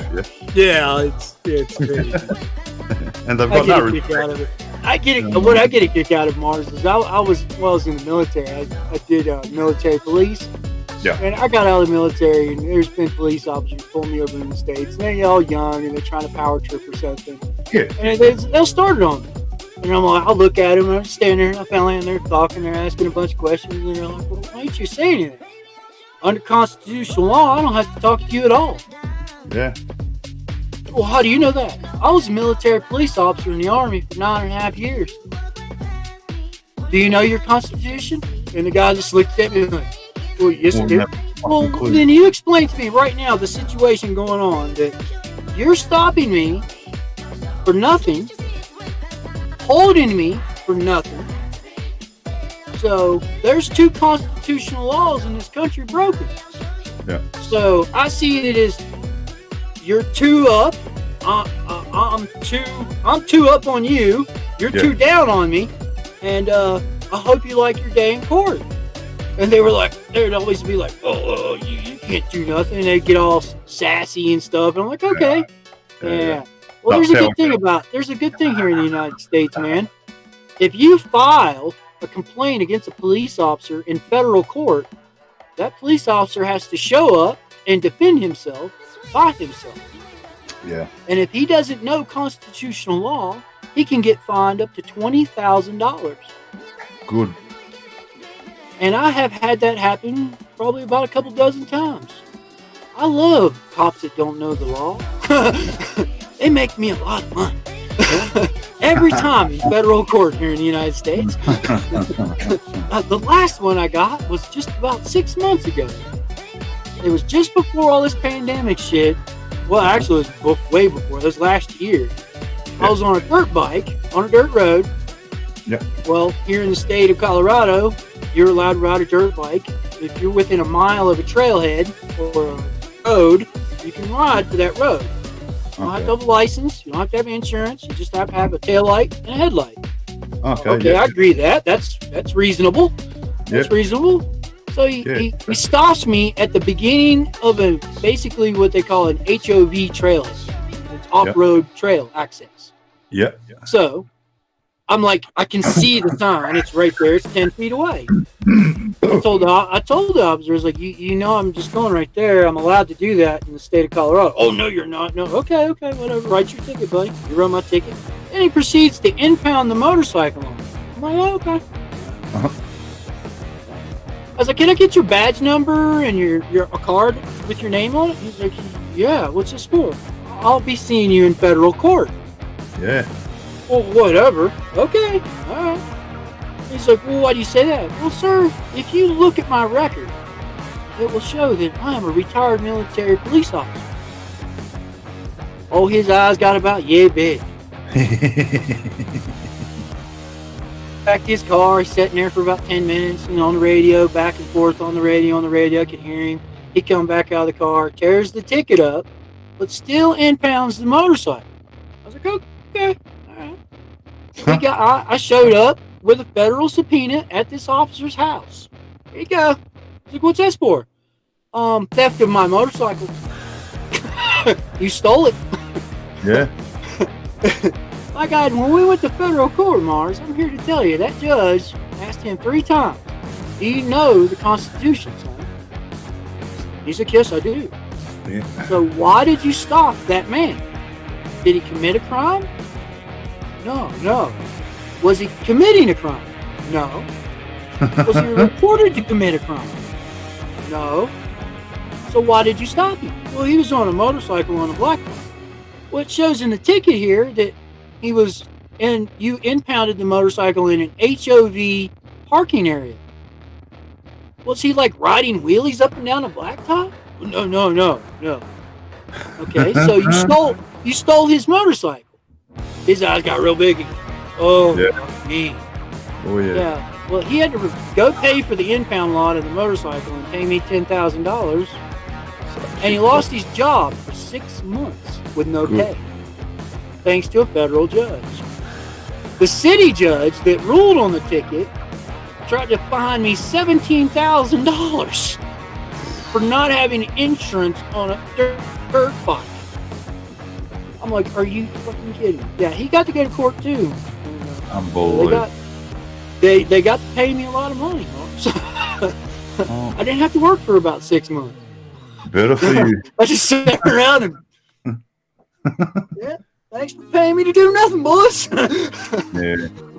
They dumb police officers on the planet, boys. Dumb. Oh yeah. Like I said, I know good ones. I fucking. Yeah, I know a few of them that were good, but most of the ones I knew that are good were in the military. They worked as military personnel, worked as military police, and they understand that, hey, people have a right. They have a human right. In the United States, they have a constitutional right. Yeah. Look, and those human rights and constitutional rights, a federal judge in this country will look at them before they look at anything else. Yes. It's kind of weird. Here it's nothing like that. No. There, you're fucked. You get a ticket, you might as well just pay it and not even go to the court. No. Unless you videotape it to prove your innocence, your word against the coppers. Yeah, it's nothing. You might as well fucking be saying the Queen of England was raping little children. Yeah, exactly. Nobody's gonna believe you. Nobody's gonna believe you. You're like, no, not over. Yeah, that's one thing. When I was first time my uncle in Australia, first time I was in a car with him, he had a forward-facing dash camera and a rear-facing dash camera in that vehicle. All of his vehicles. Why you got all these cameras in here? He's like, cops around here crooks. Yeah. Oh yeah. I was like, what? He's like, yeah. He's like, you think they're bad in England? They worse here. I was like, what? Because I've been pulled over in England by a fucking cop, man. Them motherfuckers tried to extort me for everything I owned. Oh, yeah. So you gotta be kidding me. Yeah, crazy. Isn't it? Yeah, it's like, whoa. Over the years of traveling around different parts of the world, I've learned that there's some police, you just shut your mouth and don't talk to them. No, and Australia is one of them. He's like, here's my ID. Yeah, very true. I used to try to argue with them. I don't know. I ain't answering that question. I'm sorry about your luck, buddy. Yeah, I learned, you know what I mean? I learned. Yeah, everybody learns. Some cops it's just not worth opening. Yeah. And yet others, mate, you can have a coffee, you can have a beer with them. You'd actually Japan's one of those countries. You could commit a traffic violation in Japan. The cop could write you a ticket, and you can tell him, "Hey, let's go have tea." Go sit down and have tea together. And by the end of talking with him in tea, he's done tore the ticket up and said, "Don't do that again." See you later. Yeah. Anywhere else on the planet now, that ain't happening. It's always two sides to the thing, as you know. There's always two sides. Some of the shit that some cops have to put up with, I tell you what. Yeah, some of the shit. If I was the cop, I'd fucking bat a gun sometimes, man. Seriously. Yeah. I mean, there's certain places. Hell, this is a good one, Mars. Here in this state, actually. Sometimes you really got to slap sense into some cunts. Yeah. There was this woman. She passed me on this. There's a little side road that goes down the highway and it goes around this. It goes down and around and keeps you from. If you're on a bicycle, it's a bicycle route. It keeps you from crossing this real dangerous bridge. Like a bypass. Yeah. Yeah, like a bypass, basically, like a truck bypass. It's a bicycle bypass to keep you from crossing a narrow bridge on a bicycle. The highway speed's 55. You don't need to be on that bridge when it's 55. Sorry. No, you understand. That's an unsafe situation. Here you're not in the state of Colorado saw that, and they made this little road that goes around that bridge and comes back out. It's a little bit longer. Oh well, you're exercising. Doesn't matter. So I had this lady, she passed me and this other lady. We was on road bicycles out doing exercise, and she passed us. She was going way faster than she needed. And I was like, "Hey, slow down." She's like, slams on her brakes, backs up, jumps out of the car, screaming, yelling, acting like a child, complete child. Like, what is your problem? So I was like, "Whatever, lady, just go on." So she goes up the road, goes up this road, it goes up, and it meets another road, and it goes back out to the highway. It's like not even 100 yards, not even like a quarter mile up where we were. So we got back on our road bikes and we rode up, and we come up the hill. We was coming up this little hill, and I saw cop lights, and there's that lady's car in front of the cop car, and there she is in the road on her belly, and a cop whipping her with a stick. And I was like, "Oh my God, she must have said something wrong to him." We ride our bicycles up there behind the cop car, and I hold my bike, and I walked up, and I was like, "Hey, trooper, here I want to speak to you for a second." And she's like, "You stay right there." I said, "Yes, ma'am." And she's like, "I'm dealing with this lady. So I don't know what her problem is." And I was like, "Well, ma'am, just down the hill here, we told her to slow down, and she backed up and jumped out of the car and screaming at us like a child." And she was like, "Well, she just pulled out in front of me, cut me off, almost caused an accident, and then climbs out of the car and tries to swing at this trooper." This is a state trooper for the state of the Colorado. Can I have what she was on? Yeah, that's what I was thinking at the same time. I'm standing there. She's like laying there on the ground, running her mouth to this cop. And I looked at the cop and I was like, "Ma'am, I didn't see shit. Whip her a couple more times." Take a look. Give her a few more licks of that stick. Here, maybe take a swing at a cop. You won't get shot. Yeah. Man, you take a swing at a cop over in the States, you'll get shot straight away. Yeah, I'm surprised that trooper didn't shoot her. Like, I was like, I'm surprised. Like, when she got, they finally like got another trooper there, and the cop had this woman and put her in the back of a cop car. I was like, ma'am, I want to shake your hand and give you respect for having restraint and not shooting that dumb bitch. Because if I'd have been in her shoes, she'd have got shot because she's dumb. That's just ignorance. Like getting out of the cop car after cutting her off and almost causing an accident, and trying to fucking start a fight with her is like, see, you're on some kind of drug. you know, you could have stopped all that. But just not say nothing to her. She went by. No. When she backed up and got out of her car, you should have went and let her fucking tires down. Yeah. She can't go nowhere. She wouldn't have got pulled over by the police. See? You would have been a savior. But the funny part is like when I showed up, she started screaming at me like, "There's that motherfucker that was telling me to slow down." And the trooper's like, "What in the world is this lady's problem?" They're just looking at her like, "She's fucking on something." Yeah, he's hitting rocks around, stuff fucking throwing them at her. Something. It's just like, what the heck? But it was like we're standing there, and like the trooper asked me a couple questions, and there was a couple other cops there. They were searching her car. And it was like, it's like there's a level of ignorance on this planet that I'm pretty sure that if they would just let the police beat him with a stick, it would stop it. Literally, it would stop it. Probably, yeah. So this woman is in this car. They go to search her car. There's 2 children in the back seat, not in child seats. Center console's full of heroin. Says it all, doesn't it? Yeah, it's like, you gotta be kidding me. Like, you've got that much heroin and 2 children in a car, and you want to swing on a cop. Your intelligence level is 0. Absolute 0. I would actually say minus is below 0. That's a minus 0 or something. But it just blew my mind. I was like, oh my god, I can't believe someone that ignorant would be that ignorant. Like, I was like, whoa. Look, I get my stuff, you know, and put it this way, I drive extra careful. Yeah. Do not go over the speed limit no matter what. No. Because I've got something that I don't want to get pulled over. No. At all. I understand. Yeah, you don't want to be pulled over by the goddamn cops over there. Drive careful. You don't drive like a fucking lunatic because, mate, if you get pulled over, you're not only getting pulled over, you're getting busted. Yeah. Because of what you've got in your car. So, mate, and believe you, we'll search it and they will find it. Unless you got a compartment, and they'll find it. Trust me, they'll search. They'll search. Even if they car apart, look for it.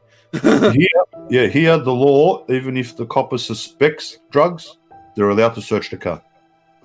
Yep. Even under a routine search, because if they get a smell of it, the way they've structured it here, the law. If they smell it, they're allowed to search a car because now they're suspicious of, like, in a court of law, they'll win unless you got video evidence of them lying. Here in the States, it depends on the police officer if they search your car or not. Literally, if it's a younger cop and they think you're on some kind of drug, they want to search your car. Yeah. And it's ridiculous. Like here in the States, they'll tear a car apart. They'll tear the door panels off that motherfucker looking for shit. Oh yeah. They don't give a shit. It's like going through a border checkpoint. They'll strip that car down to its body. Cops have to be careful. Like, they've got powers, but if they abuse them, they've been shot in the ass for it because they did it to a lady. Doesn't live far from you, 10 minutes up the road. She's got an old HK Monaro before the HQ, the ones before that 69 model Monaros. And she had this HK, beautiful, immaculate car. Every day she'd be driving it. She'd get pulled over every day of the week, getting hassled, something this, something that, something this, something that, always getting hassled, having to go for it. She had enough, So she went to, here we've got a thing called an ombudsman, which is like in the middle. No, he's not on the cop side, he's not on your side, Yep. So you ring him up and then you let him know what's going on, what's happened, and then obviously your solicitor takes it further, it goes to court. These cops got not hung, but castrated more or less for harassing it, and then the law changed. Coppers can't just pull you over for. They have to have a reason. It has to be an actual violation. They can pull you over as a routine stop, just to check, make sure you're okay, and you're not dying or having a fit or something. They've got the right to pull you over for no reason at all, but they can pull you over as a routine search. It's just, well, part of their job, I suppose, whatever, blah, blah. Yeah. But they can't start if there's nothing of suspicion and they search your car and they got no reason, they'll get castrated if it goes to court. If you've got enough money and solicitor, because that's another big thing, unless you got the money, you're pushing shit uphill.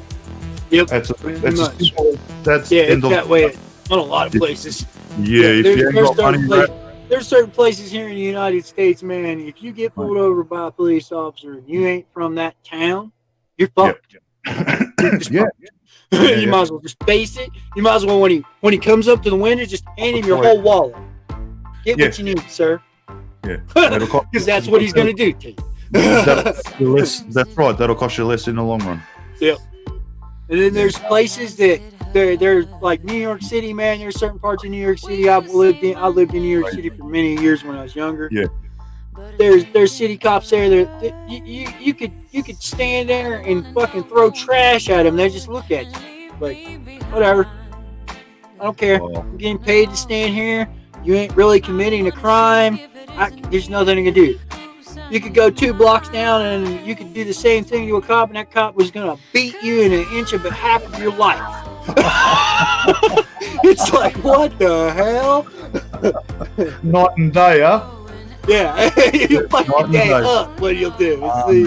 Then there's those ones that are just like, I don't give a shit, man. You ain't doing nothing wrong. I'm stood in downtown Manhattan, right in the middle of everything, smoking a blunt with a cop. 2 days later, wouldn't even try that.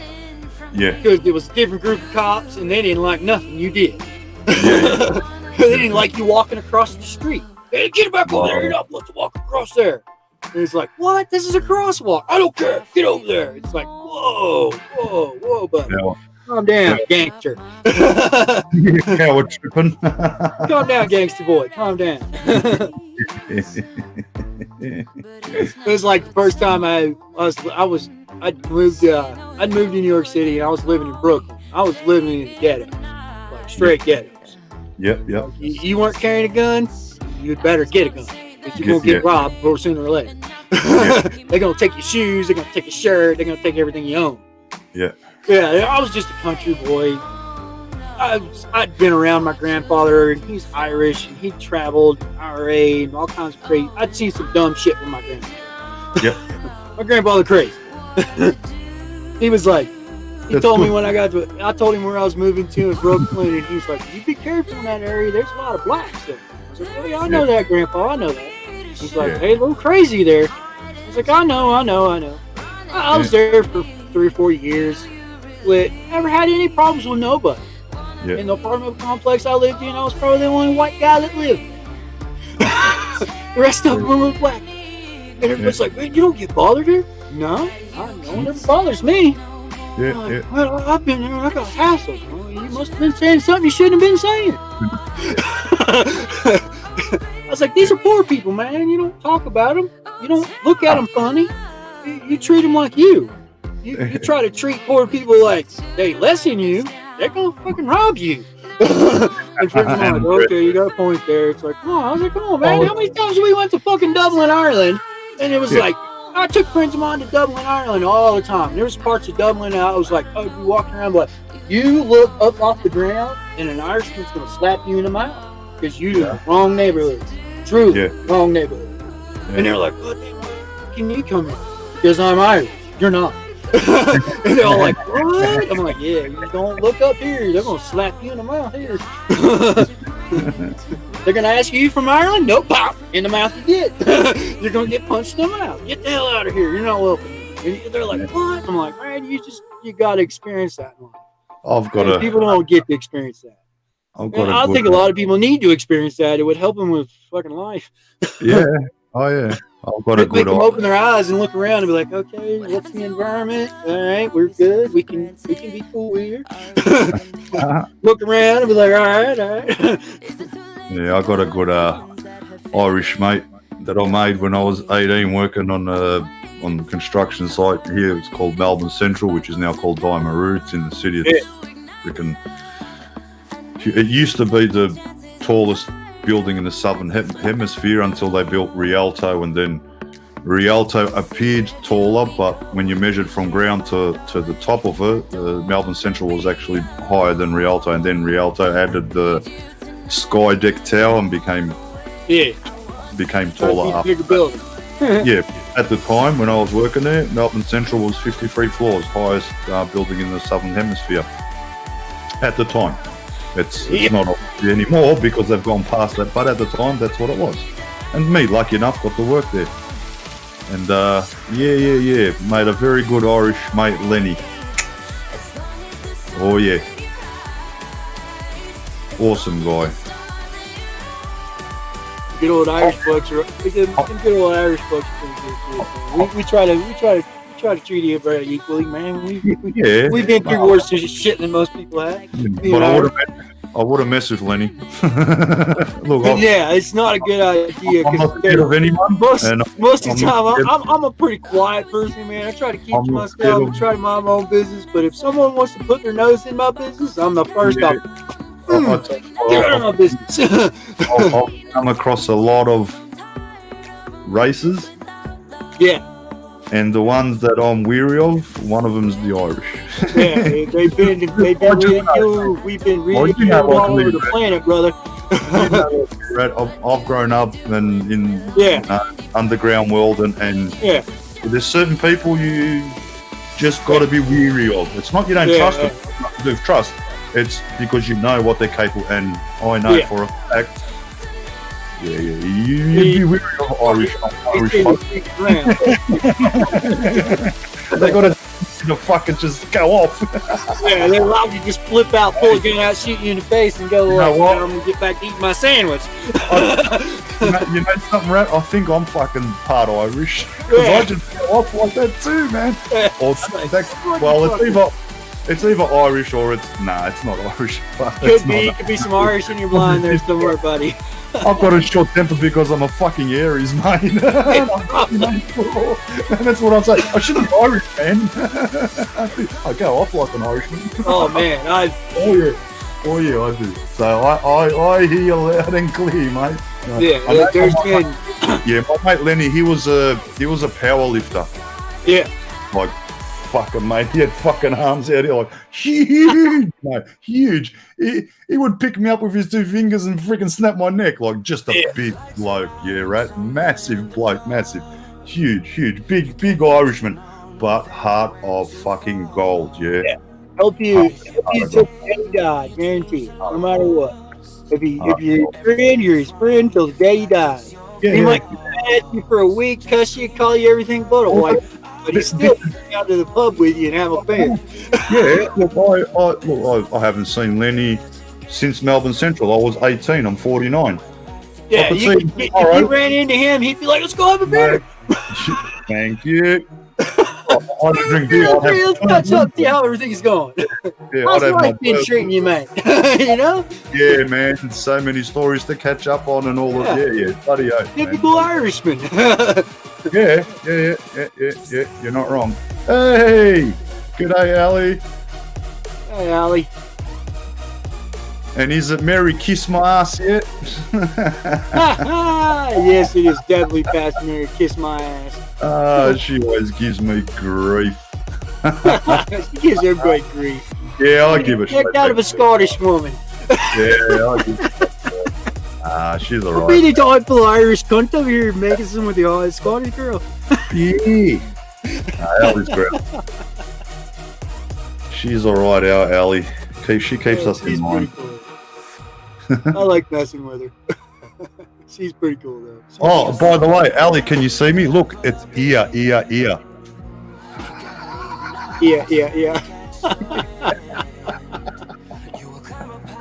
I'm just waiting for her to post something. I know it's coming. No, it's evening. Yeah, it's 4 a.m. there. 9 p.m. here. So what does that make it? Is it what? Is that Merry Syphilis and Happy Gonorrhea? Sorry, Ali. I can't help myself. Merry Christmas, Ali. Merry Christmas. Merry Christmas, Ali. Merry Christmas. I know I've said it in chat, but you know, I've had a few drinks under my belt, so you know, I'm being a bit cheeky. You know, well, I'd be cheeky anyway. That doesn't really matter. yeah. Oh, yeah. I've always been that way. Try to have fun in life. Wow. It's better than nothing. That's it. Gotta have a laugh. Oh man, Skadoosh did some long range. 3 hours ago, Skadoosh on. Watch out, man. At least I don't have to go far to the fridge. Oh yeah. Yeah. Bar fridge is just there. Sounds about like my fridge. Hey, man. Don't travel Fridge? far at all. Fridge? Or just as close as me. I ain't gotta go far. Yeah. Let me see. Can I see me cam? Will it show it? Oh yeah. Oh yeah. You're about the same distance.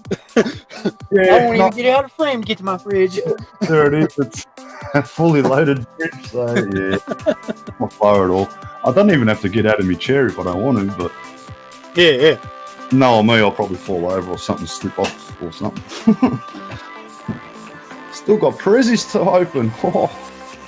Lordy. Where's my presents to open? Yeah. I'm using my present, so.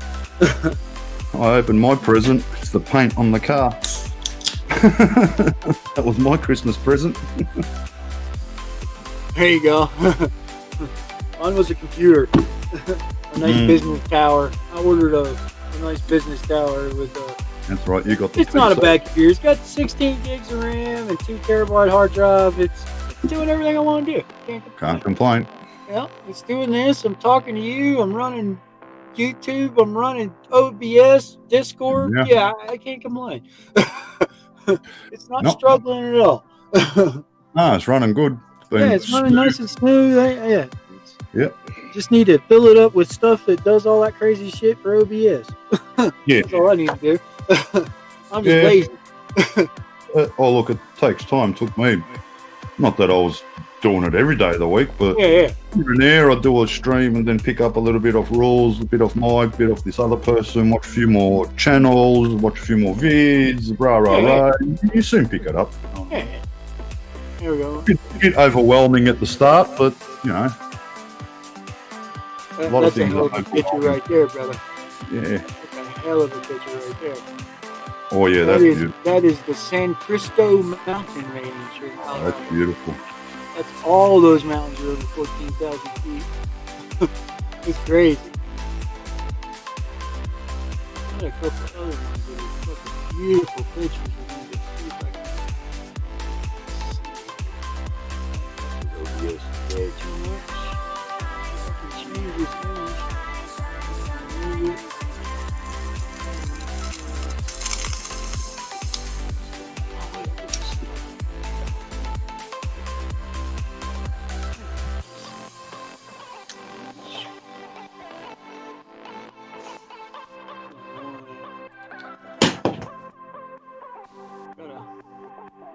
Couple that are just retarded.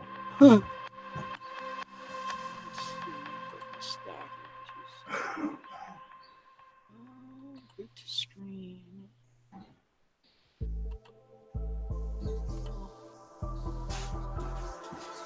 There we go. That's from 12,000 feet, baby.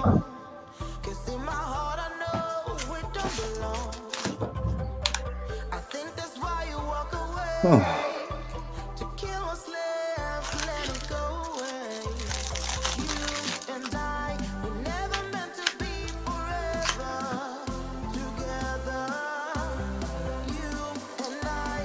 I used to live in New York when I was a little bit younger. And about 10 years ago, I lived in New York, Alley.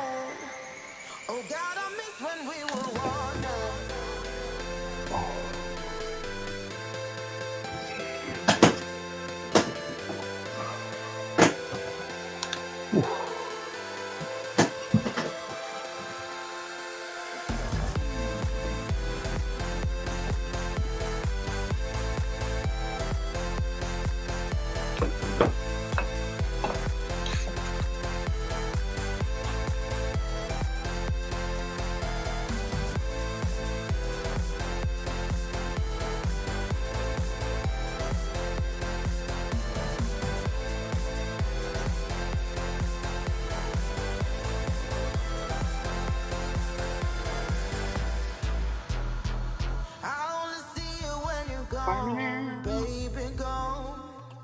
What we could have done, what we become. It's like a story from the past. Impossible when you know the end.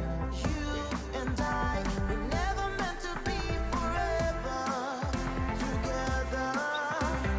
You and I, I'm sorry, but we're only dreaming. I only miss you when you're gone. Oh God, I miss when we were wanted. Yeah.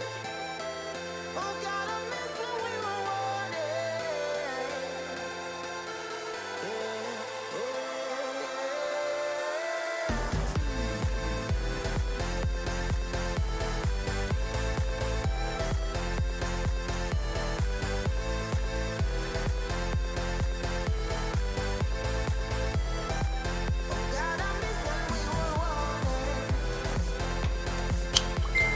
Son of a progeny.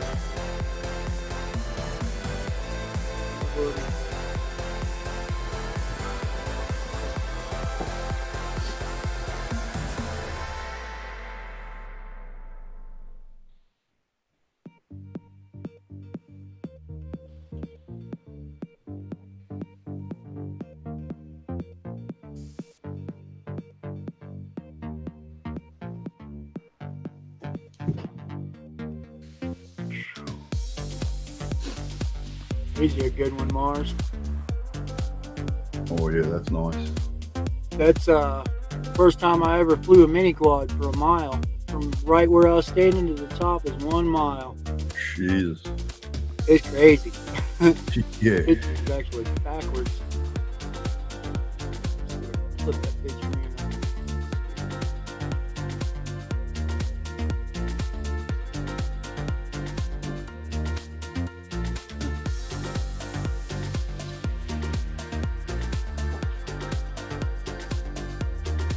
Alright, there we go. Yeah, there's all kinds of mines up there about right above the tree line there. There's a whole bunch of old gold mines, copper, zinc mining, silver mining. People are like, oh, that's all natural. No, that's from mining to make that shoe. That's from them blasting the mountain away to get the ore out of it. Yeah. That was done in all that mining on that mountain was done in the early 20s and early 1900s. It was like 1890s to 1930s. All that mining was done. Now you go back in there and you can hardly see anything but added holes from where they were mining. Yeah, very dangerous too because you don't know if it's going to collapse underneath you or what. Yeah, well, it's not too bad back in there. There's a lot of hard rock mining, so it's like granite. Yeah. It's a really hard surface. Oh, yeah. So it's like, but all those rocks right there in front of me, in the front of the picture there, man, some of them rocks are the size of BW bugs. Oh, yeah. Landing a mini quad was quite difficult. Pretty cool for you though. I was like, Jesus, that's a hell of a view. I sat down on a rock and took a picture. I was like, damn. I've seen them up in the Rocky Mountains, and yeah, that's the Rocky Mountains right there. I'm in the middle of them. There's a road behind us. It was basically a 4-wheel drive road. The sign coming up the road said you have to have a high clearance 4-wheel drive vehicle with lockers only. Yep. You weren't getting back there with nothing else. We had to like drive through a snowbank that was like 30 yards long. That was interesting. I'd love to get up on that mountain and just dig around and move. Oh and man, God only knows what you find up in the mountains. What is it? It's a see-through kind of quartz or something. I forget the name of it. Silica quartz. No. What is it? Silica quartz. No, it's a different name. Something else. It's see-through. It's worth. Yeah, it's silica quartz. I've got mounds of it. Here, I'll grab a piece or two. Show them to you. No, they called it something else. It's similar looking to crystal, but it's not crystal. But it's see-through, and then it's some blue vein or something. Oh man, what's it called? They named it something.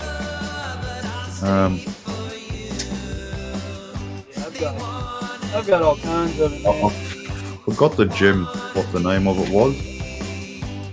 Oh, aquamarine, probably. That's it, aquamarine. Yeah, not yeah, that's what. I live in the valley where they find the most of it. Yeah, man, aquamarine. Like what? That's insane. Yeah, it's everywhere here, dude. Yes. There's places back here in the mountains you can go walk along and find it all day long.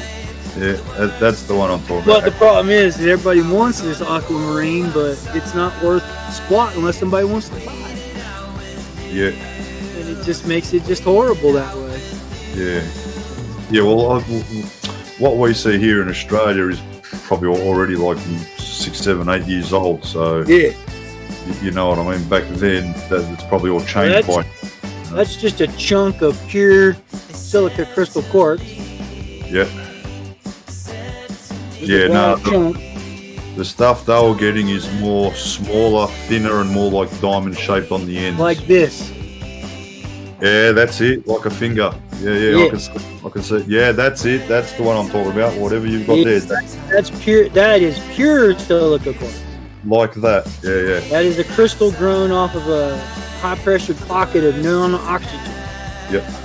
Yeah, that's the stuff they were hunting. That was the most valuable. Yeah. Or the most expensive, yeah. And this is aquamarine That's and it. jade together. Yep. It's a beautiful piece of stone.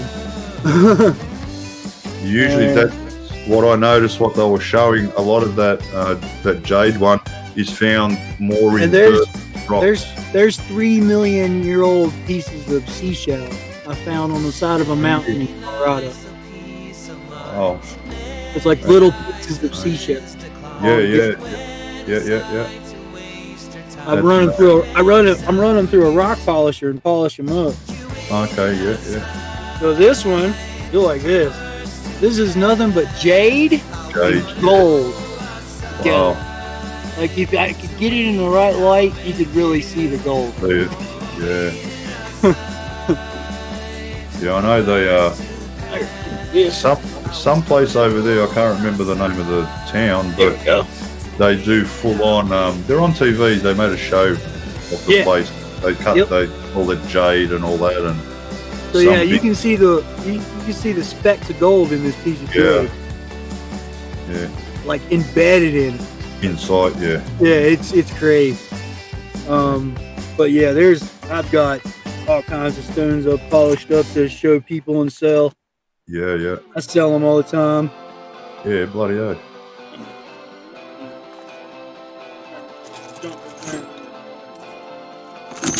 Oh, there's a piece of perfect aquamarine, buddy. Right there. That's aquamarine right there. Yeah. Yeah, That's I like just that. a little tiny piece I found. I like the aquamarine. Yeah.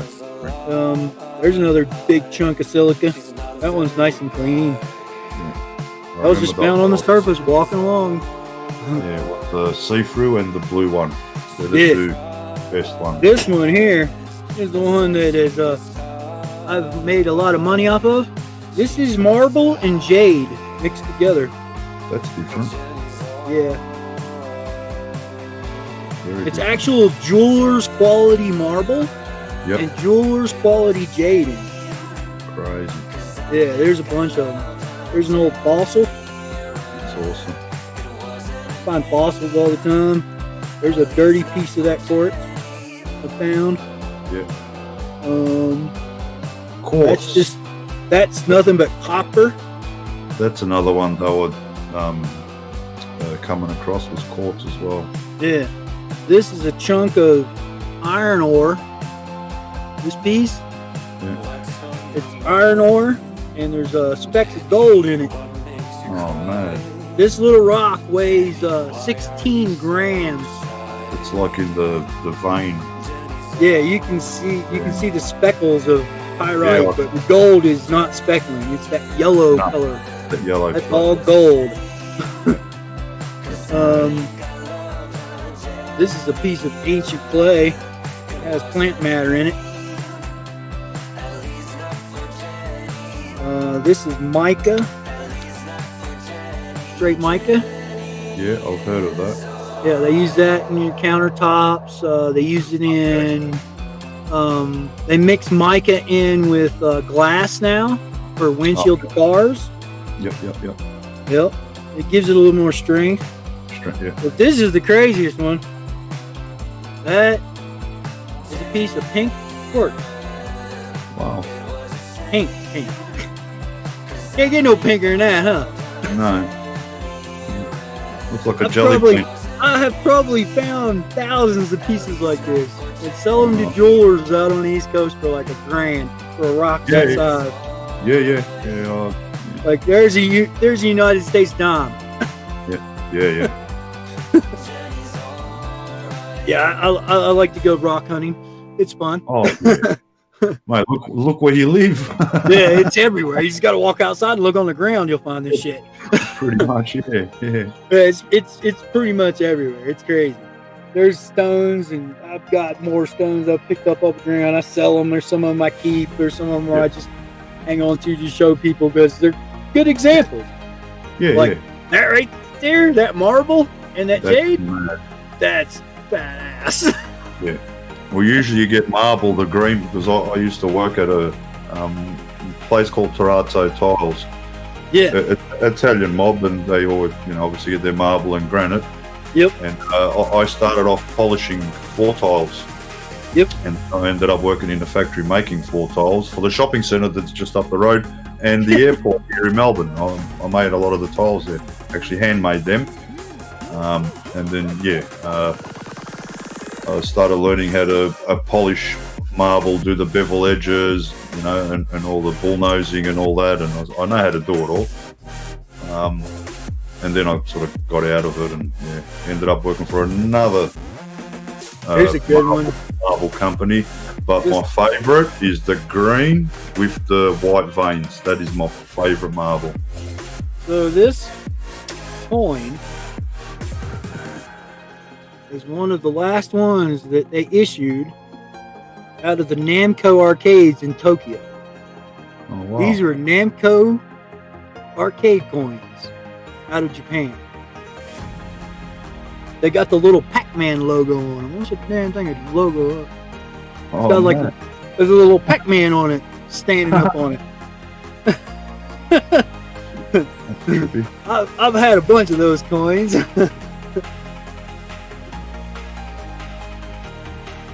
Yeah, one of the Namco arcades in Japan. It was like I was in Japan when they stopped using the tokens in the arcades. Okay, yeah.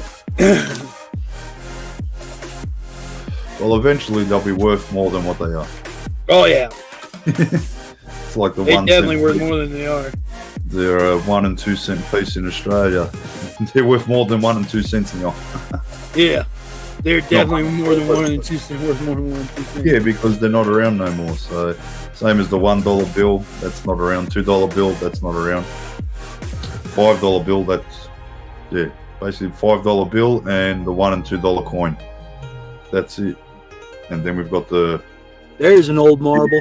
20, 10, 5, and that's it. Nothing below 5 cent coin. That marble right there, Mars, was found 600 feet back in a mine with another bag of marbles that a miner had left in there because I was the first person to be in that mine since that mine closed. We dug it out. Yeah. Here, when I was young, the most popular marble was they call it a spaghetti marble. Looks like spaghetti inside a marble. I don't know. It was just one of the marbles back then. They were the most popular sort of thing back then. Oh yeah. There's a bunch of them out there. Yeah, I used to play marble. We used to draw the circle and the centre circle, closest one to that, you know. I used to play that at school, at primary school. Yep. And I've got stacks upon stacks upon stacks upon stacks of chippings from Indians. Yeah. Your spaghetti marbles, you had to make up a myth about your marble. Then you had your tombola, which was big, just knocked everything out the way. And then when you wanted precision, you used the ball bearing. Well, this is something I picked up off the ground here. This is a Civil War belt buckle. Oh, crazy. Ain't that crazy? Yeah, man. That is from the Civil War. It held up someone's fucking pants, mate. It held up somebody's pants somewhere in history. Yeah. Yeah, I find random stuff on the ground all the time. I pick it up and I'll turn around and try to sell it. If I don't sell it, I'll ship it to a family member or put it in an envelope, ship it to a friend. Like, here, check this out. You'll like it. Yeah, well, I've done that a lot here in this state. I mailed a friend of mine one time a box of it was basically a bunch of aquamarine. It was real shitty aquamarine. Yep. And he was like, man, I don't know what to do with that stuff. I was like, well, man, if you take it and get you a rock polisher and throw it in a rock polisher for a day or two, then take it down to one of your local jewelers, they'll buy some of it from you. But he's like, oh, I'll give it a try. So he polished a bunch of it up, and he was like, he called me, he's like, dude, did you realize you sent me $30,000 worth of aquamarine? I was like, yeah. Well, owe you any money? I'm like, no. He's like, did you have to dig that up? I was like, nah, I just walked along and scooped it up with a bucket. He's like, what? He came out here to visit me that summer, and I took him up to the same spot where I picked all his up and shipped it to him. And he was just like, you weren't joking. It's just everywhere. Just lying around, yeah. It's laying around everywhere, ain't it? I was like, yeah, it's just everywhere. He's like, man, that's crazy. I was like, dude, it's the highest mineral concentration counts in the country are right here where I live. Yeah. You can find everything. I found seashells embedded in rock. Yeah. It's like that was a couple million years ago when that. Yeah. It's like that one piece is basically it's a piece of clay and it's got a bunch of snail shells in it. Yeah. And I polished it up and it's hard as a rock. It's rock. Yeah. It's clay. And I was like, what are all those little spots? And stuff? I was like, those are snail shells from 20 million years ago. It's preserved that way. Yeah, it preserved right there in the rock. He was like, what? Yeah. Well, here, I don't know. I didn't see all of what it was about in the news, but something about they found some prehistoric bones from dinosaurs in Australia. So, yeah, which I didn't think we had dinosaurs in Australia. I don't know why I never thought that. I just thought, obviously everything's in America, so only dinosaurs exist in America. But no, they exist around the whole world. Just on the whole planet, man. And they dug up they've dug up a couple of fucking dinosaurs here in Australia. Actually, come to think of it. They have come across them. And heck, you live on the same continent as the best opal fucking mines in the world. South Australia, mate. Yeah, you can go down to South Australia and pick opal up off the ground down Cuba Petey, mate. Yep. I actually, Kaz and I want to go there in the because they've actually got like a hotel room that you can obviously fucking pay for, but it's underground. Yep. Yeah. So it's not That's an actual... the same place you can go pick opal up off. That's in Cuba Petey. All hotels are underground. Yep, yeah, all underground. The whole town's underground. The whole, more or less, basically. The whole whole town is underground there. It's a pretty cool place, man. I've been there. I got to go there when I was younger. My mom loved opal. We went there and did some digging. When we went, you could pay, I think it was $25 Australian for the day. And they took you over to the spot, and you could just dig all you want. With a screwdriver, with a shovel, it didn't matter. Just dig. You get something. You'll get something eventually. It's still like that today, mate. Yep. I've driven past there on the way to Western Australia, but I've never actually stopped in Cooperpedy. But I have driven You ought to past. stop there sometime, Mars. You'd have a good No, time. I mean, there. These people are pretty cool people. What Kaz and I want to do for my 50th next year is a trip to Queensland. Yeah. Like get up there as quick as we can, and then like over 3 weeks, and the quicker we can get up there, the longer we can take coming back. If you know what I mean, just stop here, there, And if you're going to Queensland, you make Cuba sure you Peak take on the you way a home, metal man. detector with you, Mars, and wander around out in the desert. Because I'm here to tell you, I watched it firsthand when I was 15 years old. Yeah. The man in Australia that picked up the big ass gold nugget off the ground, I was behind him. 15-year-old child walking behind him with my grandpa who was out there looking for gold. He was picking up gold nuggets like this all day long. Yeah. Picking up ounces and ounces of gold all day. Just off the ground. I've seen it. I I tell actually everybody, got, you go to Queensland, you better take a fucking metal detector with you because you Yes. can walk around with that motherfucker and you'll find gold more than you'll be like, what the fuck? I don't need to work. no, Just come out here and walk around the desert for a couple of hours. usually this time of year we're in Bendigo. We always sort of go there because I got a water slide, and we've got the main cabin, and we're like kings when we rock up there, me and Kaz. You know, what I mean? We can treat them like king and queen. So, and top people, awesome fucking people. And unfortunately, this year we couldn't make it up there. So, but yeah, usually we're up there in Bendigo. Bendigo's the home of fucking gold, mate, in Australia. It's everywhere in Australia. Queensland is the spot. If you want to find it laying on the ground, you can find it there. In Victoria, you won't find it laying on the ground. You got to search and dig for it. Yeah, But Victoria, you got to dig down about 3 feet out in the backcountry and stuff. You'll find flour gold, smaller particles of gold. Yeah, you got Queensland, Ballarat. you can find it laying on the surface of the ground. Yeah, that's what you got. Ballarat and you got Bendigo, both gold mining towns, and they're Ballarat's an hour away from me, and Bendigo is basically the same, just a little bit off. And that's it. They're both an hour away, mate. Gold. That's how my uncle. That's how my uncle. That's how he's bought a lot of his land over there in Queensland. Yeah. Him and a couple of our cousins and a couple of those older. He's got a bunch of Aborigines that live around him on national Aboriginal land over that way, and they work for him. And man, once they started working for him and they realized he wasn't going to rip them off and just treat them like worthless people, he actually paid them a fair wage and stuff, and was like, hey, you be here next season, you got a job.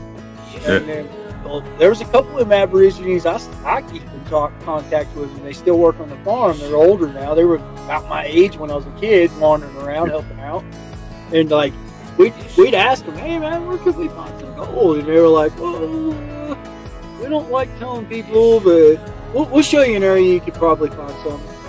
And that year, I was 15 years old. They took us out to the spot. This motherfucker picks up this goddamn rock, this big, this goddamn gold nugget. I was like, holy crap, they were not lying. Couriers won't let you in on every secret, but they'll point you in a path in a direction that you'll find something, but you won't find the other stuff. No. That's something they that's their income at the end of the day, full stop. Yeah. Well, my uncle, he set up he set up an area on the land to mine, just for mining gold. Yeah, here you can buy. I think it's like the States when you what's it called when you make a claim or something that's yours, like that spot, whatever that. Yeah, that zone, that's yours. No one can touch it. You know. No one. So when he set up his area for gold mining, that's how he buys a lot of land, because that's how much gold you can find. It's not hard to find 5 ounces of gold in 6 months. It's not hard at all. No. in that part of the world. So he set up a gold area for him for the property, and a couple of the Aborigine guys working. Well, they were when we first came in. Me and my grandfather and a couple other people come in to help set up a huge sluice box, above ground sluice box. All you had to do is just keep feeding it and clean it every couple days. And we were sitting there, and they were like, "Oh." And one of the older Aborigines was like, "Oh, so are we gonna get fairly paid, sir?" And he's like, "For every ounce of gold you find, you get fucking a half of that ounce, boys." That's how gold mining works. You're doing the work, you're going to get half of the gold. I'm just providing you the station to work it. I want the other half. By God, they keep that station running almost 24/7 in the summertime. And them Aborigines are the richest Aborigines in the area. They drive nice cars down that way. Oh yeah, I can imagine.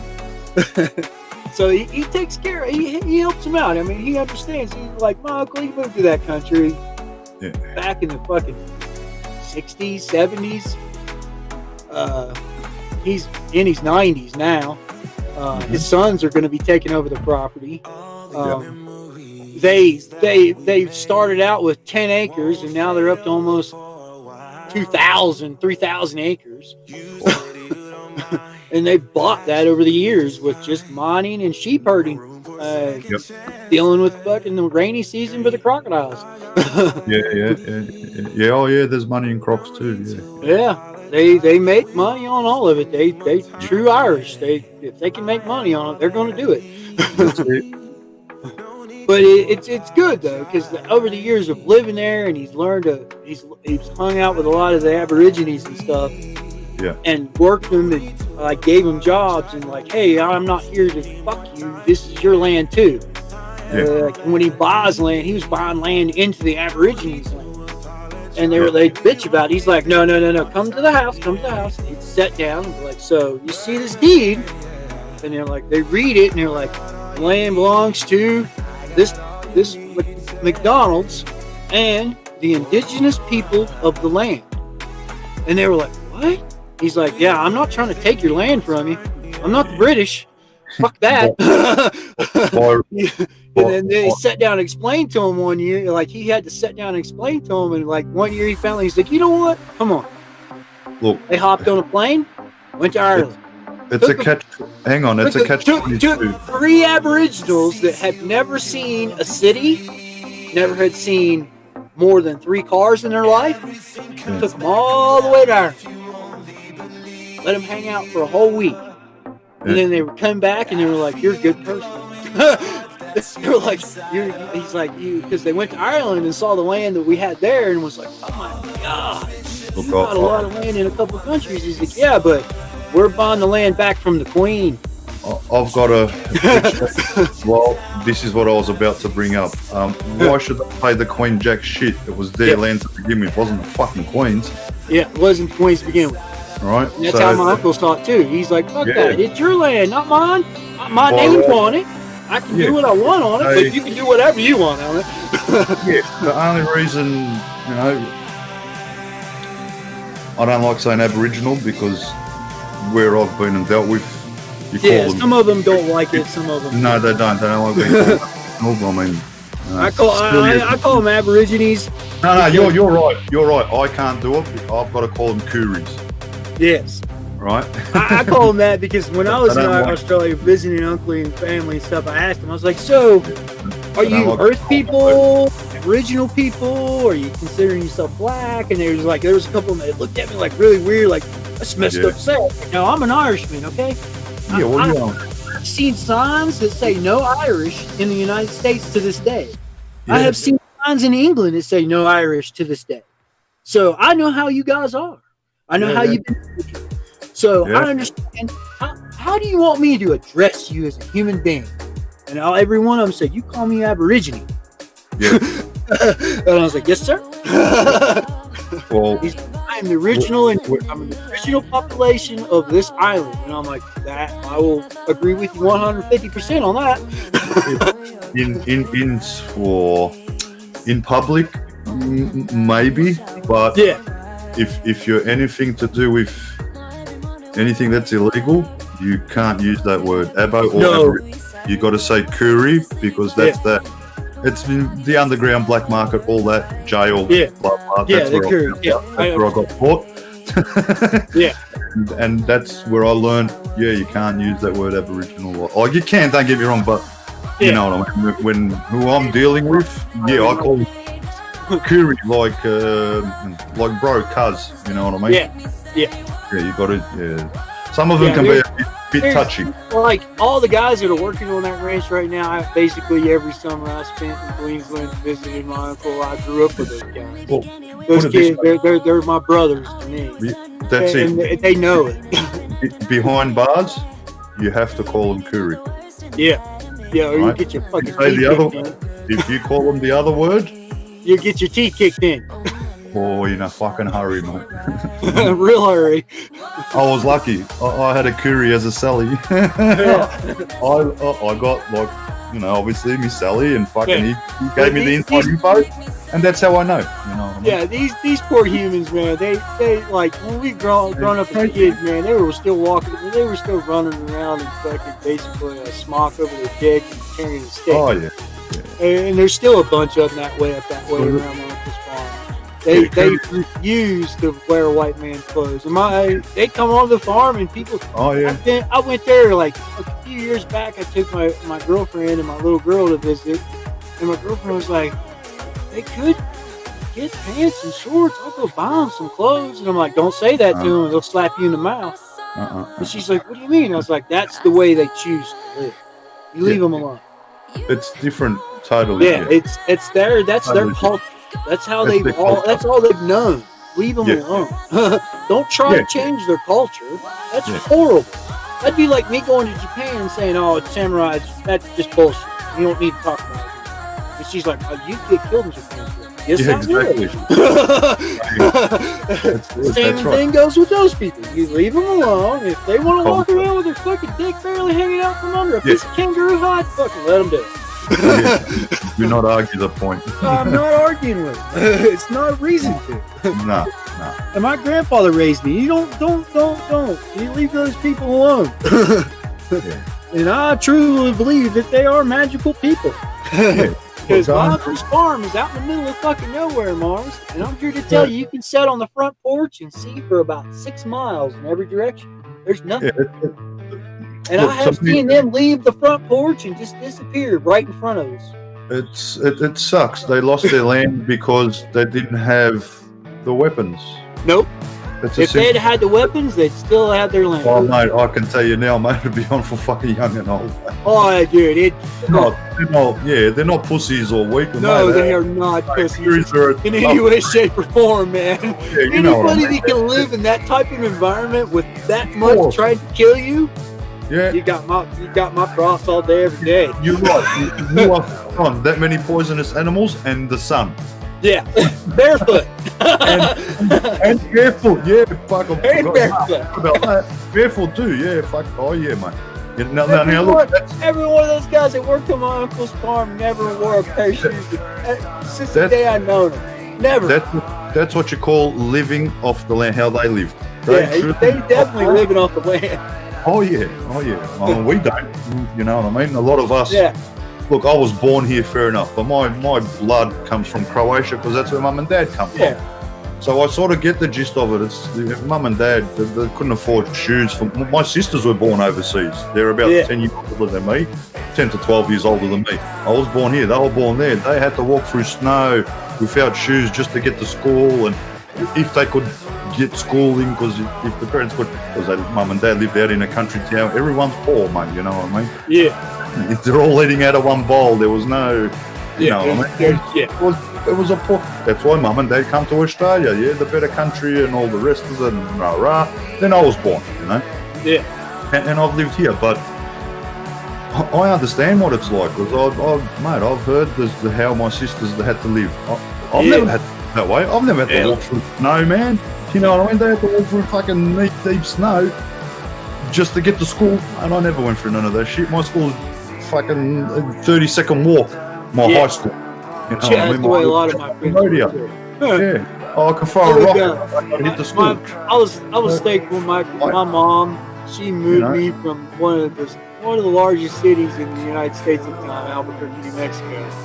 Old school's good, you know, and I tried to instill that in my children too. I said, do you know what your grandma and grandpa and your aunties, I didn't go through, but they fucking did, trust me, mate. If you move to I'd be screwed in the States. You know why? Because they get fucking stoked. I don't know how to live with that. Canada, I'll be screwed, you know what I mean? It's true fact.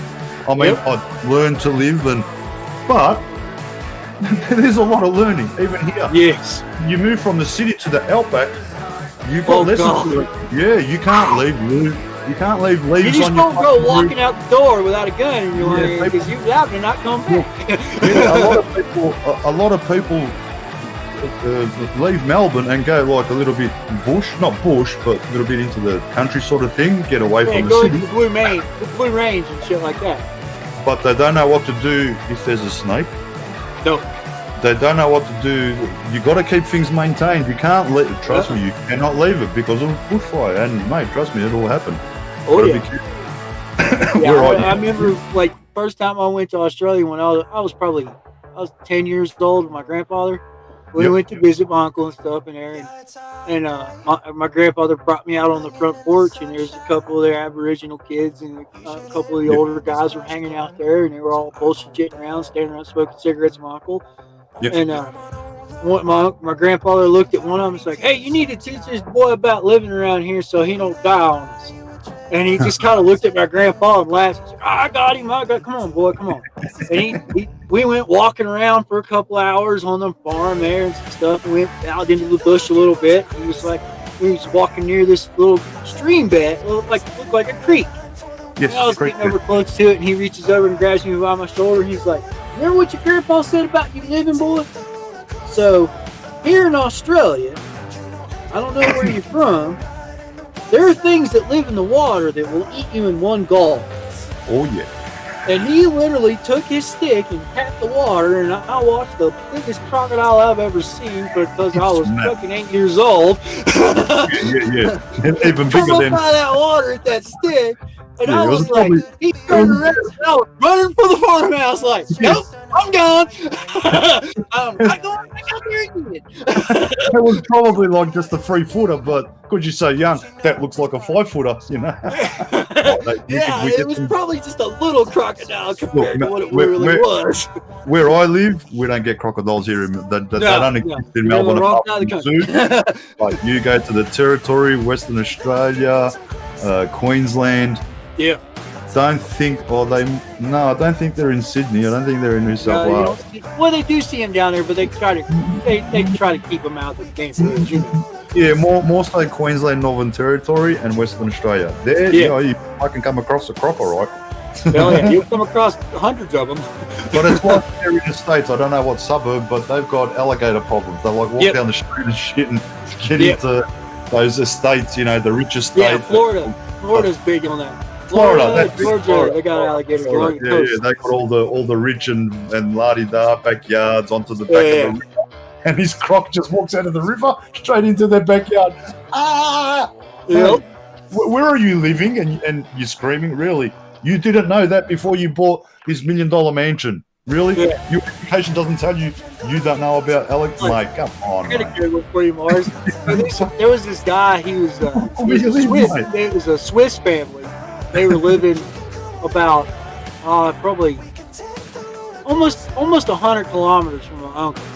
Yeah. And they bought a big patch of land, and they were going to do sheep farming. Yeah. And they spoke to my uncle a few times, and he guided them and told them, hey, you want to put fences in here, you need to put fences in here, and you need to put fences around this area to keep the sheep out of those areas. Yeah. And they were like, well, what's the purpose? And he started going along, and he started pointing at plant life. He's like, so if the sheep eat that, they die. If they brush their nose on that, their nose is going to fall off, and their face will fall off 2 months later. If they try to eat that bark off that tree over there, they will die. And they were like, what? I didn't know this country was that dangerous. He's like, buddy, everything here is out to kill you or eat you. Where did you think you moved to? They thought they moved to this desert land, just a desert. There's nothing in the desert. Well, in Queensland, Australia, everything there is trying to kill you or eat you. And they found that out real quick. They lasted he said that Swiss family stuck around for, I think it was like 6 years, where they sold their property and moved back out of Australia, back to Switzerland. Oh, yeah, and he's like, in that 6 years' time, they had the rescue helicopter to the house probably 10 times.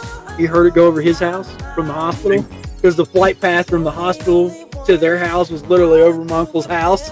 And he was like, dude, I seen a helicopter once a year going to that house. And I was like, God dang, I hope they're all right. Yeah, oh, mate, we've got all sorts of shit, as you know, scorpions, snakes, spiders, Scorpions, snakes, freaking sharks. Yeah, there's no snakes in Australia that are not poisonous. None. Oh, yeah, no.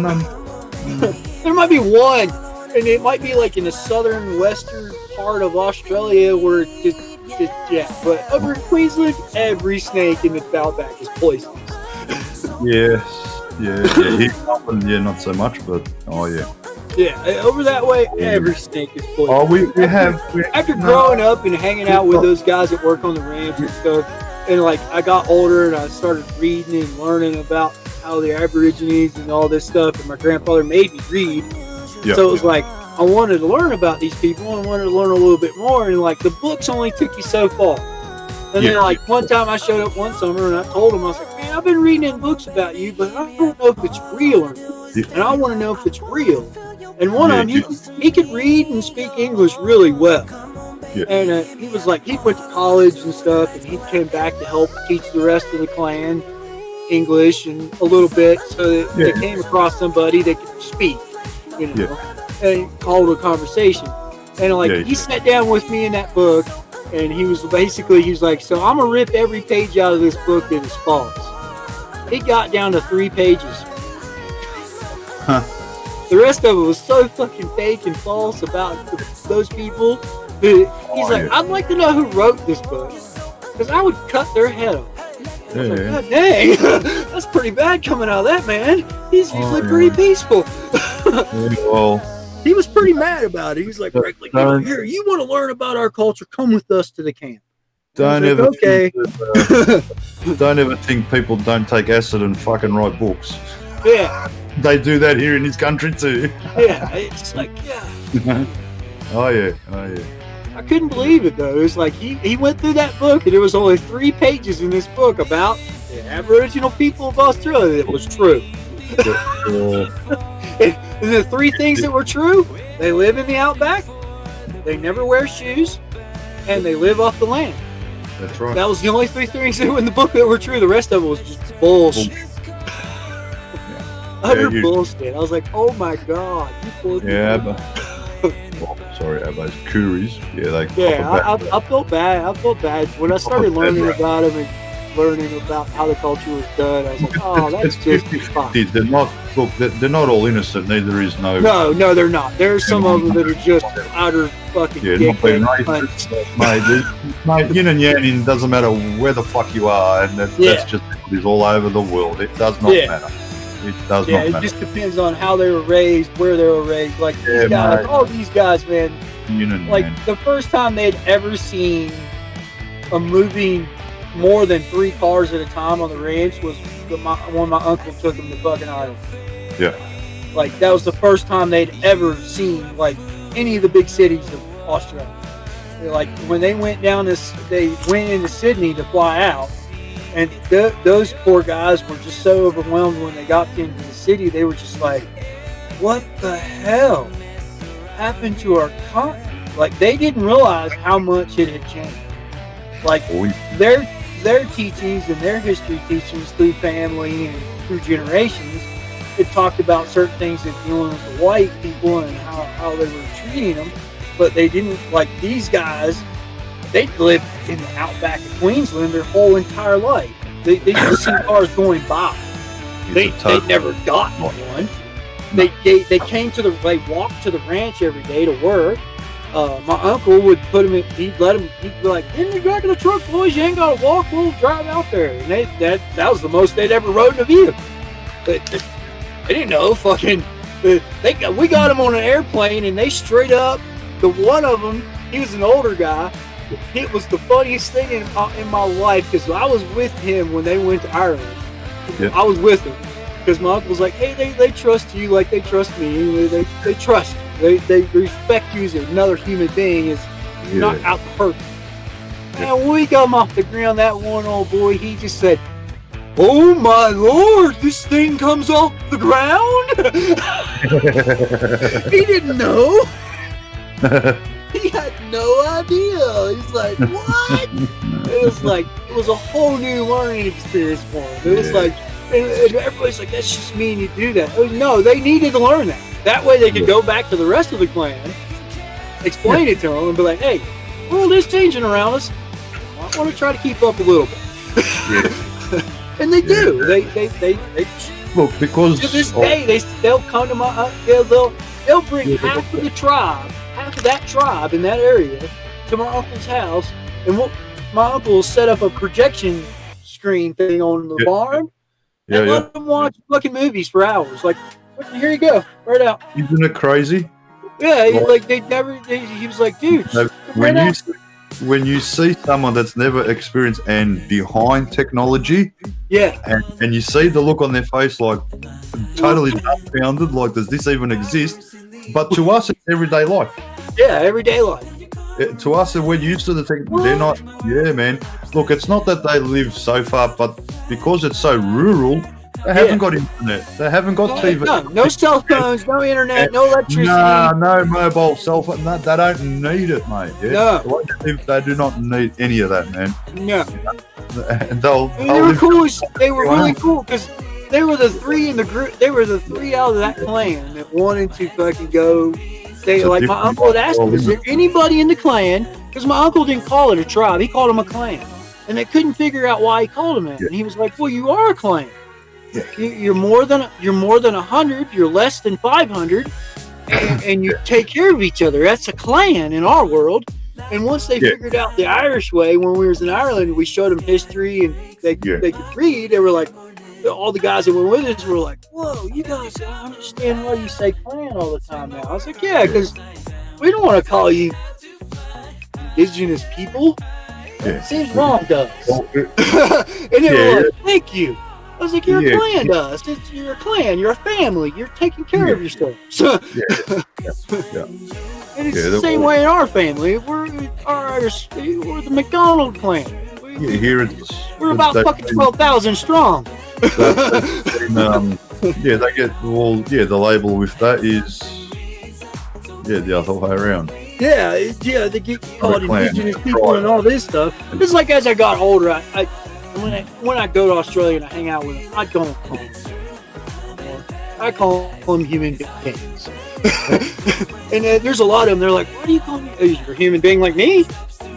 Well, screwed your old lady, she'd have a kid. You screwed my old lady, she'd have a kid, right? You know, like, yeah. Oh, we're all humans. You're just partnering me because you're in the sun more. I'll give you a lesson. Doesn't matter what color, doesn't matter what race, just call everyone mate. Yep. That's usually what I do over there, matey folks. G'day, mate. You know, g'day, mates. G'day, mate. That's the Aussie lingo, mate. Yeah, I know. But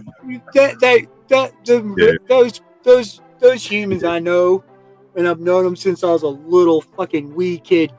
And we know each other. We bullshit with each other. They've met friends of mine. Like one of my best friends, I grew up in West Virginia. Yeah. He's blacker. He's blacker than his phone, man. No, that's something. Me and him grew up in Hills, West Virginia, where there was a sign down the road that said "No blacks allowed." And he was the only black family who was allowed in the neighborhood because they worked hard. Yeah. They didn't try to rip nobody off, and everybody around there were Irish and they respected him. And he, as we grew up and got older, like he went into the Navy and he's got a master's in nuclear engineering. He can build a nuclear engine in his backyard if he wants to. But his family moved from Humboldt, California, out to West Virginia, some of them, because they didn't want their son to be part of the marijuana thing. Oh, yeah. They still ended up being part of it because it's Humboldt and they're a Jamaican family. So it's like when he went to Australia with me, he's like 7'6". He's a big boy. Really big boy. The first time one of those poor humans over there saw him, they freaked the fuck out. They're like, what the hell? He's a monster. Yeah. He's a freaking monster. Where'd you find this human being at? They've never seen someone that skin color that big in their life. They're like, what in the god awful? Where did you find this man? And they were like, and as growing up as a kid, he went with me a lot over to into Ireland and went to Australia with us to visit family and stuff. And he was just like, he's like, man, he's like, why is it your family's always really kind and no matter what race human you come across? I'm like, well, what race? What do you mean race, man? And he's like, well, I'm a black. And I was like, your skin color is darker because your family's genetics were in the sun more than my family's genetics. Yeah, so your skin is darker to deal with the sun's rays. Yeah. And he's like, I've never had it explained to me like that before, man. What the? Oh, what? I was like, go talk to my grandpa. You want to talk about racial problems? Yeah, he'll tell you about racial problems. He'll tell you how the English came into Ireland and raped our women and children while they were working in coal mines. That's racial problems.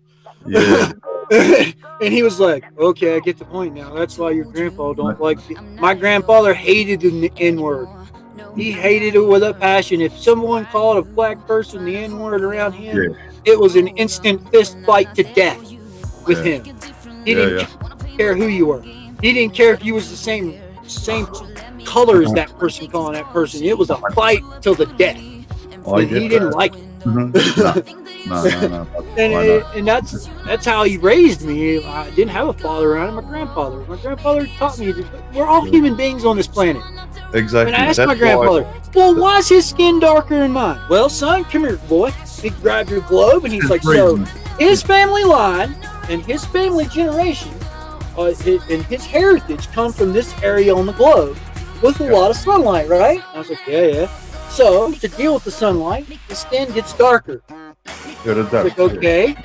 He's like, so what happens in the summertime when you're outside? You get darker, don't you? I was like, yeah. So imagine doing that every day of your life. Yeah. A couple hundred generations. Your skin just stays dark. Yeah, the pigmentation will change. The pigmentation just stays dark. And I was like, whoa, Grandpa, that's fucked up. He's like, so this race thing that they've created, the English created, the English anarchy, the English kingdom created it. It is proven fact. I can show it to you in a history book.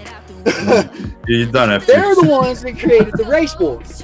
Yeah. And I was like, whoa. He's like, it's kind of funny. There's only one race on the planet, and it's us. We're all humans. If we breed with a person that's black, we have a child.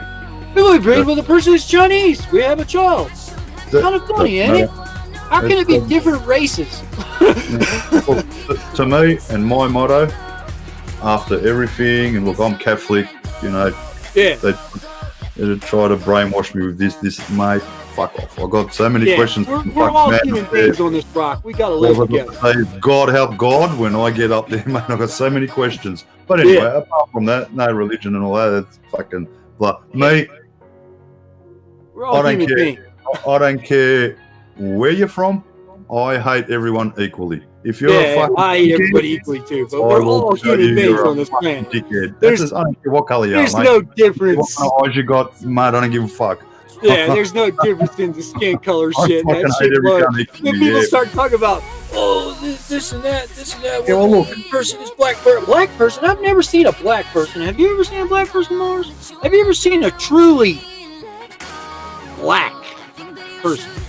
Yeah. I never have. Yeah. Every time you see someone that's really dark skin colored and they hold their hands up, what's it look like? It looks just like that. The bottoms of their feet look the same. Same, they're white. The inside of their ears look the same. It's like they're a human being. They're just like you. There's no difference in them. They have heart, they have lungs, they have a brain, they have a spine, they have kidneys, they have intestines. But we're always jealous. Difference. That's true, and we're always jealous because they got the better fucking suntan accounts. Yeah, well, I'm Irish. If I go outside, I burn in a day. You know, when it comes down to two bodybuilders, I'd hate which to say one's it. stronger? No, it's not the one that's stronger. It's the one that looks more defined. Basically. A darker color is going to look more defined than a lighter color. Yeah. It's just, look, in my opinion, bodybuilders, the darker skin wins. You know what I mean? Like it looks more defined than you can't get the shade in there. That's just color. What can you do? That's got nothing to do with human beings, racism. Yeah, we're all the same. Yeah, that's just how that looks. You know what I mean? Yeah, it's just. But what like, even my friend, he growing up in West Virginia, he was like, his family were pretty intelligent. They were pretty well schooled group of people. And I mean, his father was like, the friend I grew up with. His father was half owner in the AT&T phone line company here in the United States. Yeah. And people are like, "What do you mean?" I was like, "Dude, his dad was they're a colored family, but they were like, his grandfather was half owner in the AT&T phone line company in the United States." And they were like, "Whoa." I was like, "So what's that tell you? Yeah. Rich is rich. Doesn't matter what color you are. Rich is rich." And they were like, I was like, yeah, so you're going to say that he's different because his skin color? Wrong. You've got animals that are richer than human beings. Yes. Let alone colors, you know what I mean? Yeah. But it was always crazy because it was like, they were dumb. They were ignorant hillbilly in West Virginia. They just didn't know nobody. They weren't raised right. Their parents didn't teach them that, hey, you're just like that person. He's just he's got darker skin than you. He's still a human being. My grandfather was really adamant about that. We're all human beings. We got to live on this rock together. We're all ants on the same rock, and if we don't take care of this rock, it's going to kill us. Look, I've copped it with my ex-brother-in-law having to work with me.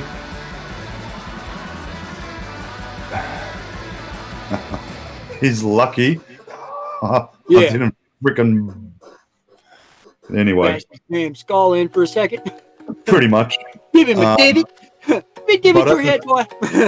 But at the same time, I had to work with a South African, right? Yeah. Oh. And he got me that because he slacked off that much. He thought I was going to do everything. I did it because the quicker I load that container full of slabs of beer, the quicker I make money. So does he, yeah? So he thought I was going to do all the hard yards, and he's going to make the money at the end of the day, do 2/5 of fuck all. Mate, I got news for you. I don't give a shit. You're black or fucking grey or fucking If we're going to dig this ditch, we're going to dig this ditch together. Oh, mate. Look, I went a bit too far, and I did. I called him a black motherfucking fuck. I made everything under the sun, you dog, you fucking cunt. I lost it. But I didn't care. He used the racism thing against me, mate. Oh, I said, that's no, give a fuck if you're my cousin, you're my fucking brother. That's bullshit. I'm telling you now, I'll call you a white fucking idiot too, yeah? What do you think? Yeah, he was ignorant. That's an ignorant human. That's an ignorant person. Don't, man. I don't give a fuck who you are, what colour you are, what fucking makeup. I do not care, man. You know, there's fuckwits in every creed, race, and fucking colour. Yeah. That's the fucking truth, mate, you know? It's not like there's fucking dumbass Aussies. Fucking oath there is. There's plenty of them. Same as Mars, here's a good one for you. It's a fucking. As my grandpa used to say. No, fuck. My grandpa used to tell everybody, "There's always a cunt in the world." Fucking oath there is. Always a cunt. Always, and there's always someone bigger, better, and stronger than you. Yes, there is. There's always someone bigger and stronger than you. Always. Never underestimate an old man. Nah. Something I learned that lesson when I was 16. Don't underestimate. Yeah, I did too. When I was like 14 years old, I tried to take on my Irish grandfather. My Irish grandfather was 5'5". Did your balls drop? Yeah, my balls dropped, and I tried to jump on that old man, and I had two black eyes and a blue skull for 2 weeks. He taught me a hard lesson. He's like, "Oh, you think you squirrely, boy? Come here." That's why I said that old man was littler than me, but he had hands the size of a fucking cinder block. Yeah. And he taught me a hard lesson that day. There's always someone bigger and better than me. They might not be bigger than me, but they are definitely better than me. Bigger, but yeah, that's just that saying. There's always someone bigger, better than you. Yeah, he taught me a hard lesson when I was about 15 years old. I tried to jump on my grandpa. Kick your ass, old man. Wrong answer. Woke up on the floor. What happened? What's my head hurt? Teach you to mess with Grandpa, right? Gained mad respect for that man real quick. Oh, yeah. Cooked that man breakfast every fucking morning for the rest of his life to make up for my stupid mistake of trying to jump on him like a fucking dumbass. Well, look, that's, mate, all I got to say is he taught you well. Yeah, he taught me well. He definitely taught me to make sure respect the humankind, man. Respect humans, man. Don't treat them different. We're all the fucking same on this planet. We're like you said, we're all ants on the same fucking rock. We gotta take care of it. Well, like you just said, you know. Yeah, we're all ants on the same fucking rock. We gotta take care of it. Come on. At the time, you didn't realise, but afterwards, you realised. Yeah, now that I'm older, he was 150% right all day, every day. It's like, Jesus Christ, that man was more right than I thought he was. Yeah, and it's not a lot of people admit to things like that. Doesn't matter if it's a grandfather anymore. They're too proud or too too much pride. Education level is not up to par. Yeah, a lot of it's to do with education nowadays. That's correct. Jump down off the fucking high horse and come back to reality, mate. You know? It's everybody. You're perfect. Yeah, right. You're perfect. Yeah. Sure you are. No, man. I learned that one too in the military. I had to relearn that humbilism of fucking. Not everybody's equal, and not everybody can do the same thing. But if you work together, it can get done. Yeah. I might be able to do what I do in sports and achieve that, but I can't achieve, say, the penmanship or the white collar side of things, and I can't. That's on my sisters. Yes, they're the white collar, blah blah, and me, I'm the opposite. But what I can't do, what they do, they can't do what I do. They can't kick a football. They can't hit a cricket ball. Mate, when it comes to sports, no chance they can do what I can do on a BMX. There's a difference. You know what I mean? Yeah, there's a difference. Some people know how to do things, some people don't. For whatever that person can, it doesn't matter what it is. Yeah. I don't care who can accomplish what. That's got nothing to do with it, mate. You know what I mean? I'm good at my thing. You're good at your thing. Yeah.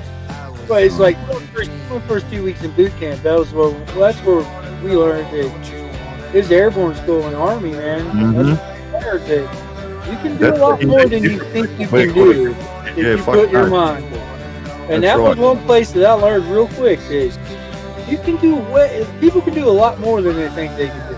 Oh, fuck they've never been pushed that.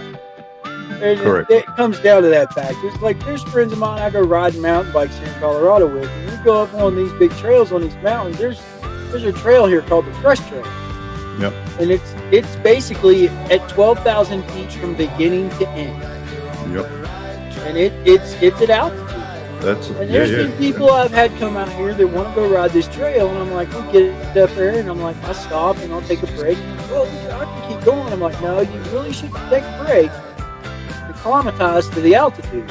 Yeah. And then like 20 minutes later, they're over there like, man, my head's hurting. I'm like, sit down, start drinking water, calm down. And they're like, well, how can you do this every day? Well, I do this every day. Yeah. I've done it for years every day. Hell, I was in the military. And I explained to people, I'm like, man, the base I was at in Afghanistan set at 13,000 feet. I was there for 9 years of that. My body's acclimated to 13,000 feet no matter what. I could go to sea level, spend a year down there, come back to 13,000 feet and run like a marathon runner. And it wouldn't bother. Somebody else try that, they'd probably have a heart attack, or lung collapse, or have an aneurysm. God only knows. But they don't realize that. People don't understand that. Like, what? It's like working for those guys doing the gym hunting on the TV show you were talking about. Doing the gym stones and stuff here.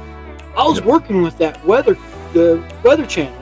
I was one of their Sherpas. I helped them get equipment up there to film. And people are like, well, it ain't that hard. We had guys that live in this town. They've lived here their whole life at 7,000 feet. Take them to 13,000 feet. They last maybe 45 minutes and they're exhausted. They can't do nothing. Your body can't won't breathe. And they're looking at me like you're just a superhuman. No, I've lived up here for so many freaking years. I'm used to it. I know to just slow down, take your time, you'll get done today. Because if you try to hurry at that altitude, you're going to just collapse. It's been proven back so many times. Oh, yeah. No, I know. It's hilarious because it's hilarious watching those crews. That whole television crew up there, the whole time they were always, I can't breathe. It's like, you calm down, slow your heart rate down. Yes. Calm down. Everything's at a slow. Relax. Yeah, there's no rushing. It'll be better. Yeah. Yeah, there's no rush at that. It blows my mind how people. It's funny though. I get a kick out of people. It's funny to watch them. I've watched like when they go up really high, the Himalayas and stuff like that, and Mount Everest and all that. Yeah. That's not gonna like. What do you think? You're just gonna put a backpack on, get on a plane, and go and climb Mount Everest? Oh yeah, no chance. You're gonna kill yourself. Stop. You'll kill yourself. You'll die at the base camp. You'll die at base camp at Everest. Pretty much, Base camp's 12,000 feet. It takes months of prep, months and months and months. That doesn't happen. So no. There's no quick way about it. You gotta go to fucking where Mount Everest is, and you gotta spend a year in the city at the base of Everest. Before you can even go up to the base camp of Everest. And then you gotta spend. They make you spend. Now they're making them spend 30 days at the base camp, and making them do some small exercises before they can even summit. Because they've had so many people die in the past 10 years, it was ridiculous. Like one of my friends that lives in China, he just went and did Everest. He he made it within a quarter mile of the summit. Yeah. And he basically was wandering off in the snow, and a Sherpa grabbed him and said, whoa, dude, you can't go that way, you will die. Yeah. And then he basically, right then and there, he's like, I can't do this. My body is not built for this. I got to go back down now. This man just saved my life. And he understood the fact. Like, I can't keep pushing myself or I'm going to die up here. And he was literally, when he got back to China, I called him. I was like, so what do you think of Everest? And he was like, I like the pictures. I'm not going back. And I was like, I told you, because he was from the States, and he came to Colorado to visit me because he was like, he had this planned out for years. He wanted to go do Everest.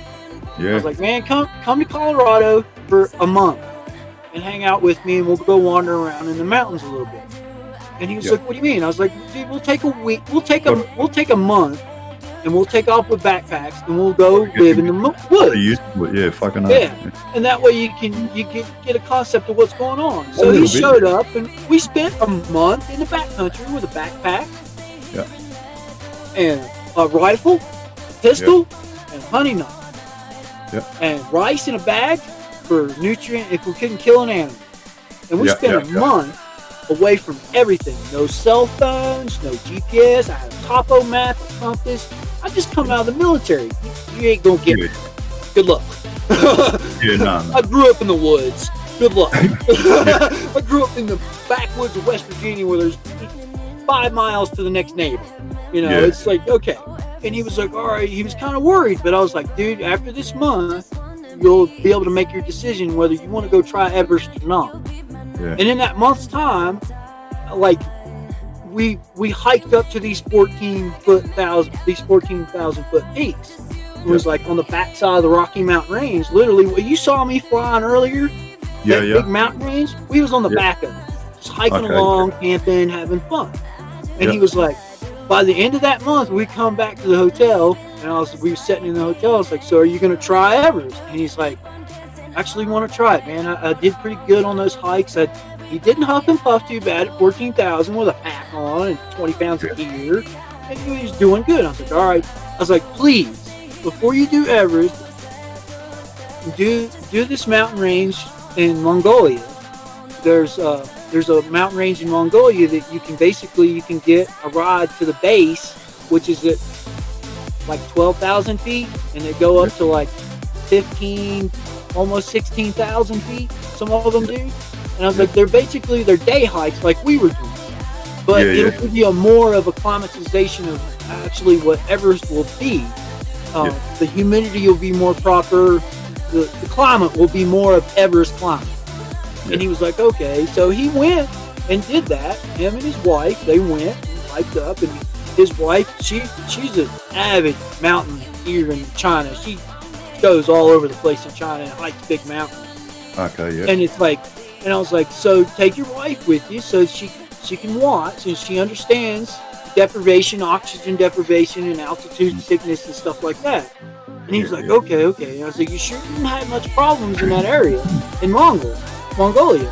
And he was like, okay. And he did a YouTube video about it, and he went and he's all about it. The Jayo Nation. He's got a YouTube channel. Rides around on a recumbent trike. He's been trying to travel around the world on a recumbent trike. He's got all of Japan, most of China. He's cycled a lot of China. All of Indonesia, Thailand, the Philippines. He was going to Australia, and he was going to cross Australia, and then this shit started. So that got canceled. But still, he was like, when he got done in Mongolia, he was like, man, I really want to try Everest. And I was like, all right, man, you can try it, but make sure you keep this in your mind at all times. If you feel uncomfortable, stop, turn around, and walk down. And he was like, what do you mean? I was like, you'll get that feeling. You had it one day with me and you when we hiked up to a 14er. We got to the top of this 14er, and he was all happy, and his heart rate got up, and he got a headache real bad. He's like, oh, I don't feel very well. And I was like, well, let's go down a little bit and sit down and drink some water. And we sat, and he got climatized. And he was like, oh, okay, what happened? I was like, that was oxygen deprivation and altitude sickness all in one. And he's like, what the fuck? I was like, yeah, dude. So if you ever feel that at Everest, please stop and turn around and go away. Walk away from it, man. It's there. You can take pictures of it. It's going to be there for another 10,000 years. It ain't going anywhere. And he was like, you got a point. And that was what happened to him. He's almost to the summit. He was up to the upper camp where they camp on the upper camp before they summit. You got to go up and you spend 3 days in the upper camp, and then you summit up. He was almost to the camp, and that's where he went walking off in the snow, and a Sherpa was like, whoa. You can't do that here. You'll die. And that's when he's like, I got that feeling like you told me. I didn't feel comfortable and I didn't feel good. And I was like, time to go. And he was like, yep. He's like, I sat down and I drank a bunch of water with the Sherpas. They gave me oxygen. And they was like, you want to keep going? And he was like, no. I want to go back down. I'm done. I don't want to risk anybody else's life. And he was like, and he remembered me telling him. I was like, so me and him back there on the top of a 14er. I was like, so if you go down, you're risking my life too, dude. I was just about to say that. And he was like, oh shit, you're right. And I was like, do you want to risk one of them Sherpas that are trying to help you stay alive? Right? And he was like, no. I was like, those people live there. That's their environment, dude. Those people that live, those Sherpas that go to the summit all the time with no oxygen, that's where they live. You don't understand that. And he was like, I kind of got that after I got to Everest. And me and him talked about it. Like when he came back from Everest, he came back to the States, came straight to me and was like, we sat down in a restaurant and talked for 4 hours. And he was talking about like, I see what you mean by like, those guys, that's their environment. Like they live. And I was like, yeah, like you was at base camp and you saw Sherpas going up and down all day long. Well, them Sherpas going up and down all day long were going to their village. They live on the side of Everest, dude. There's a village up there. And he was like, I saw it on the map. You know, it's like, there's 250 up there year round on the side of that mountain. Yep. I was like, those people are 1 in a million that live on Everest. Those humans that live there are completely different from anybody else on the planet. And he was like, I kind of noticed that. They walk different. They carry themselves. They talk different. They exchanged information with each other about the environment and stuff. He's like, yeah, there was one day I was in the base camp and they were talking. I wanted to go down and take some pictures, and it was like, no, it's about to start snowing. You can't go down there. And 10 minutes later, dude, you couldn't see 3 feet in front of you in the snow. And I was like, yep.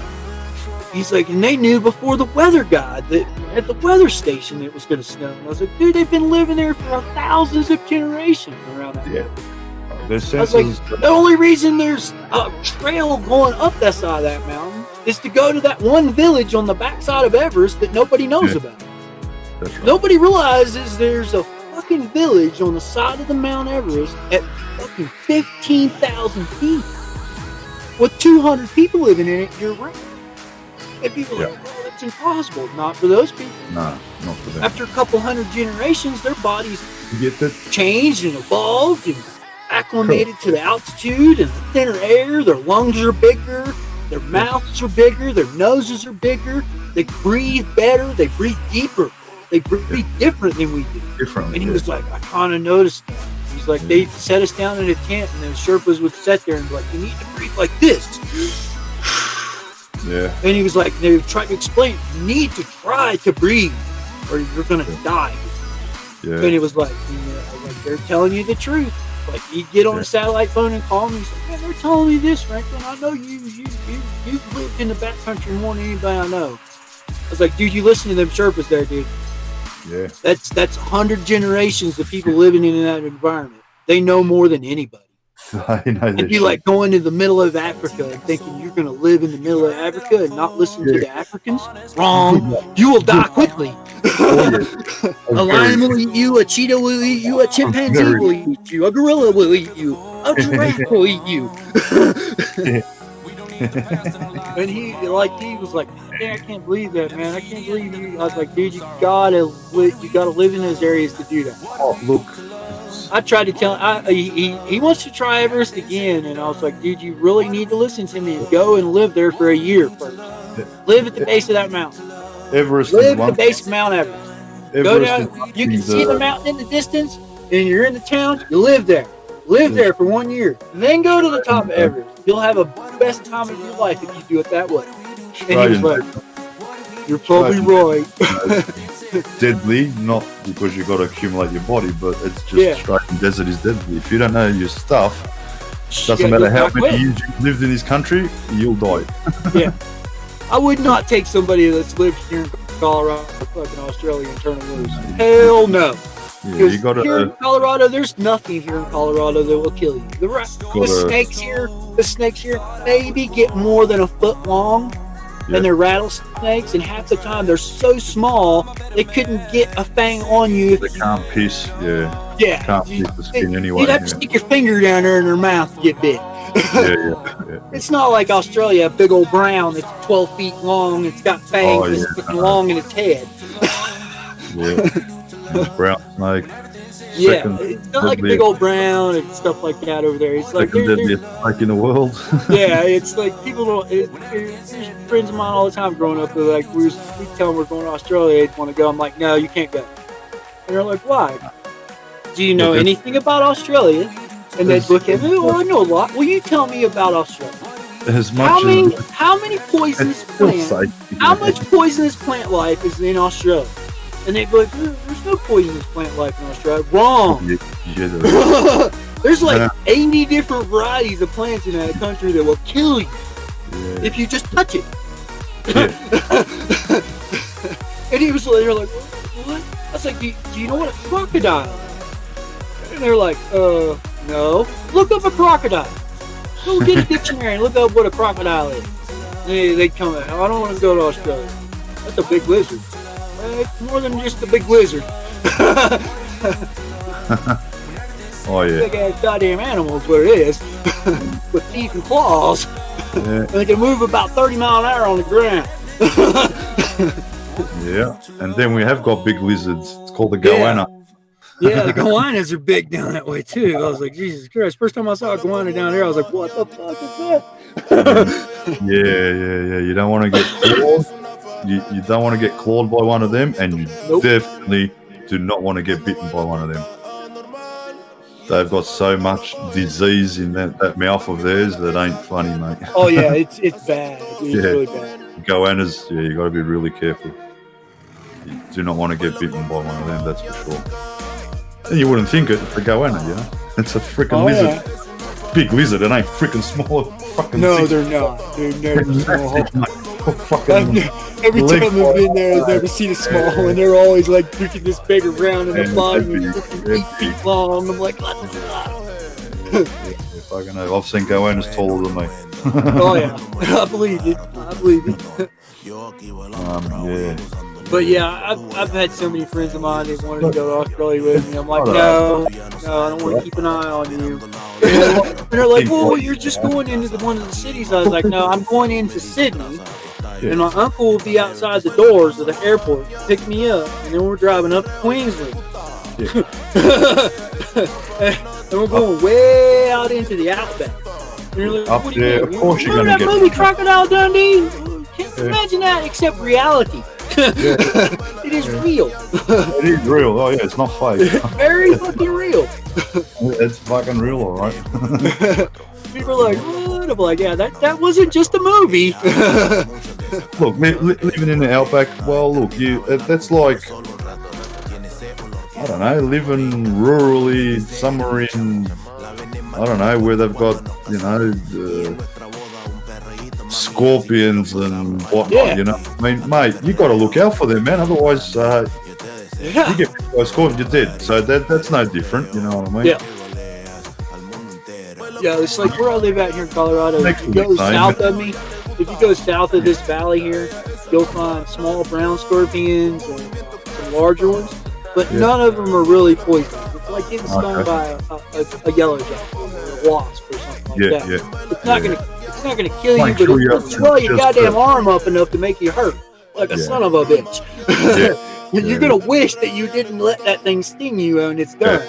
But it's not like it's not like going to Australia. You walk out in the outback and there's like 2 different spiders that can kill you, and 10 different scorpions that can kill you, and 5 different snakes that can kill you. Oh wait, there's a tree over there that's got a spike on the side of it that produces a neurotoxin that will fucking you'll be walking along just drop dead. And people are like, what? I'm like, yeah, that exists in Australia, buddy. It's not fake. It is real.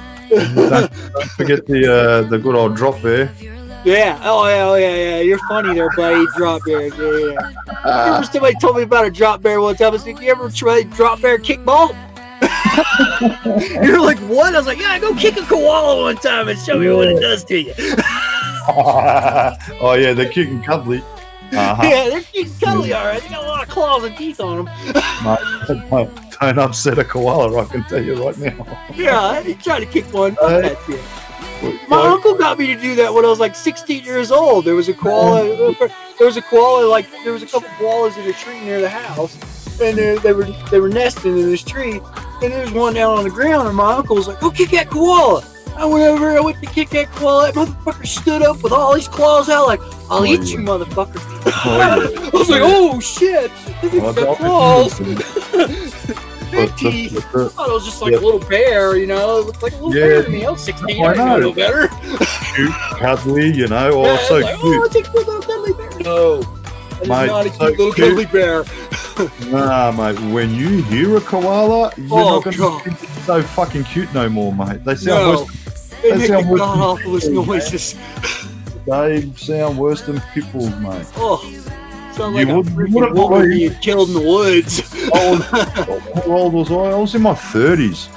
Right? Yeah. First time I ever heard a koala. I was in my 30s. First time I ever heard a koala. I thought, that can't be coming out of that animal. Yeah, that's coming out of that animal. That's mainly like crazy sound. Like, wow.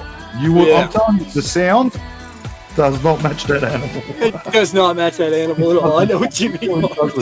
It's like freaking, I don't know, a saber-toothed tiger. It's like having a V8 running and running. It's like showing a video of V8 and having the motorcycle sound in the background revving up. Yeah. You're like, this ain't right. Yeah, I'm telling you, mate. I've said 1,000,001 times. Yeah, koalas are cute. Wait till you hear one, and you are screaming in an instant. They are the evil sounding, man. They're just evil. They are. It trips me out. I don't know how something so cute looking can sound so freaking evil. Yeah, they got like they sound evil as hell, but like like even my uncle, he like his kids have like over the years they've caught a couple koalas and hang on to them for a little while. Got them a little bit tamer than normal ones. Yeah. But still, even then, when you're holding on to the thing and he starts climbing around on it, all you feel is these big fucking claws. It's like, whoa, this thing could just shred me in half right now. Oh yeah. just start clawing and just turn you up. Just Koalas. chunks out of you. Kangaroos' feet will rip straight through you. They will rip you straight open with their hind legs. Kangaroo will kick a hole in you quicker than you can fucking shoot somebody. Wombats, they'll just do the same damage, and that's not their front teeth, because if they bite you, you'll fucking know about it. Yeah. And if they scratch you, you're gonna know about it. You're gonna know. Or you'll know about it. Yeah, bloody oath. And you wouldn't think it because a wombat is here you go. ball thing. That's what a koala foot looks like, but that's all claw. Yeah. That's all claw. There would be claw. There's nothing else. It's just a big fucking claw that you ain't got a chance against them. All it does is climb trees all day, and they're strong as shit. I'm still dumbfounded that I'm still dumbfounded how ugly a koala can sound. Yes, it blows my mind. It just sounds ugly. It's not does not suit that animal. I'm straight out. It sounds wrong. That should not be coming out of that animal. Yeah, it should not be coming out of that animal. It's like what the hell's that bird's name that's in Australia? If you see a bear, you could understand the sound coming out of a bear, but just out of it's really weird. It really is. Yeah, they're bird. Magpie? Yeah. Oh, we got magpies here. Yeah, fucking those birds are the most annoying birds on the planet. Yeah, when they're breeding, they'll swoop. Yeah, the problem here in the United States is that they're fucking the country of Mexico, that is the country bird. So they're also protected here in the state of Colorado. Unless they're being intrusive. Unless they're being intrusive, which that's a fucking magpie. They're fucking always intrusive. They're fucking pain in the ass bird. Man, we get around here, Mars, they get fucking almost 2 foot tall. Jeez, they come up here into the mountains from Mexico to breed. They'll have tail feathers on them 6 feet long. That's like the size of fucking bigger than a crow. Yeah, way bigger than a crow. Way bigger. Here crows are bigger than magpies. Yeah, not here. Magpies and crows are the same size. Same bird, but black and white magpie with the pointy nose. Same bird.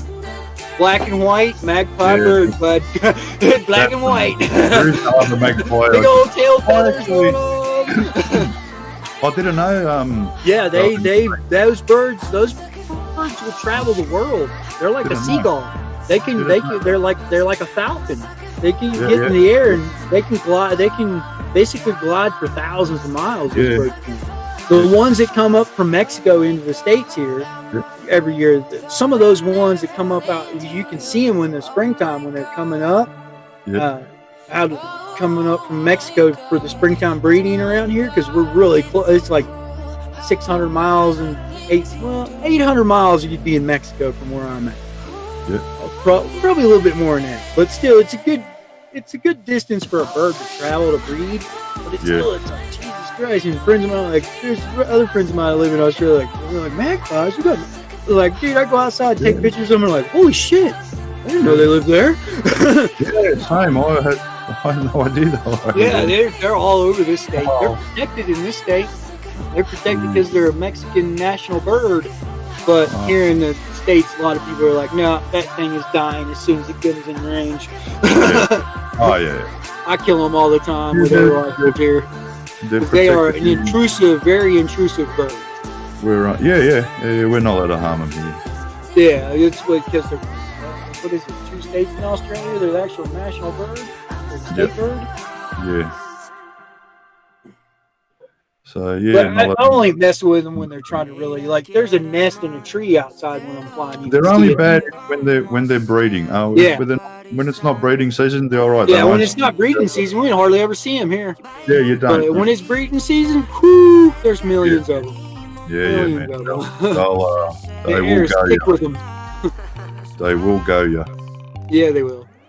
But I feed ravens. Not long ago, a young girl got attacked by a magpie. It almost poked her eye out, man. Yep. Yeah, I feed a lot of ravens around here, so the magpies don't come around. I like ravens. My grandfather was a raven. Basically a raveneer. Raven's a bigger version of a crow, yeah? Yeah, way bigger version. Way bigger. They're usually about 6 to 8 inches taller. Yeah. Wingspan of over a foot, larger. That's awesome. But like a lot of the ravens I feed around here, there's a couple of them that I've come across that they're what they call a German raven. Yeah. And those ravens are kind of rare. They're not as big as a normal raven, but they're more aggressive, and they will attack crow nests and stuff like that. And it's crazy to see a German raven this far around the planet. Like I've only seen them over in Europe. It's a lot of if you ever get a chance and you go to England or something and you've been in Europe and you see the ravens running around, a lot of those ravens are what they call a German raven. They're a good sized bird, but they're not like these mountain ravens we got here in the States. Some of these mountain ravens here can weigh up to like almost 6 pounds, staying almost 3 feet tall. Must be better work. Must be better work over there. Yeah, they're big birds, big ravens. I'll feed them because ravens are really intelligent. I was gonna say they're a very fucking smart bird, right? They're really intelligent. Like if you get like, there's a couple. There's two couples because ravens breed together for life. They're like swans. Yes, yeah. So there's two couples that they come around here in the springtime and through the summer, and one of them, I swear to God, it's one of my grandfather's ravens growing up as a kid he had, because it had one white feather on its head. Could be. Right on the top of its head, one of its feathers was white. Always. And I was sitting here one day and I was out here feeding him, and I got that one, and he came to me. Like, got up on my arm, perched up on me, and I was feeding him some chicken jerky and stuff like that, a little bit of chicken jerky. Yep. And I was like, man, I wonder if this is my grandfather's raven, because ravens are known to live for 100 years plus. Oh, okay.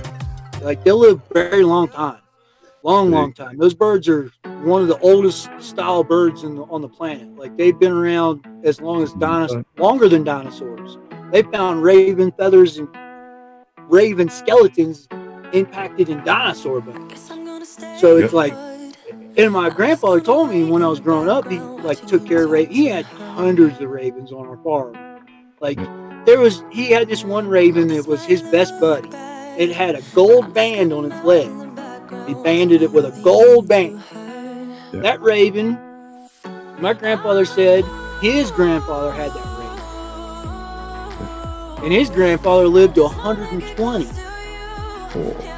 And he said his grandfather had it when he was 15. The same raven. And I was like, whoa. So this one, it showed up, I started, because my grandfather would teach him to talk. Yeah. That way they could communicate with humans and get a little more out of life. Yeah. So I was sitting out here talking, and I kept talking to it, and it started talking to me. My landlord was like, is that bird talking to you? I was like, I'm pretty sure this is one of my grandfather's birds. And he's like, how do you tell? And I was like, that one white feather on his head. Yeah. And I was like, growing up as a kid until I was like 23 years old, this one raven hung around. He had one little white feather right on the top of his head. And it was just crazy looking. Yeah. And he was like, do you think it is? I was like, man, the way he lit on me, he didn't dig his claws into me. He took the food from me nice and easy. He didn't try to bite at my fingers. He didn't try to bite at my face or nothing. Like, someone had that raven in their hands and taught it, no, don't bite, don't snap at my face. But yeah, I've got my landlord out here holding a raven in his hand. He's like, oh my God. He's like, that's crazy. This is a very large bird. Yeah. Oh, hell yeah. But they keep the magpies away from the house here in the spring and summertime. And he's kind of happy about it. He's like, I'm glad you get him to come close. I was like, hey man, ravens are good birds, man. I was sitting here one night and I was in there talking to my landlord, bullshitting with him, watching TV with him, because old military vet, talking about military shit. Yeah.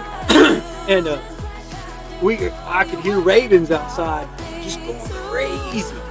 Yeah. He's like, what the hell are them birds going crazy? It was like 11 o'clock at night. I was like, there's somebody out there in the yard and the dog ain't heard them yet. And they saw those birds, those ravens.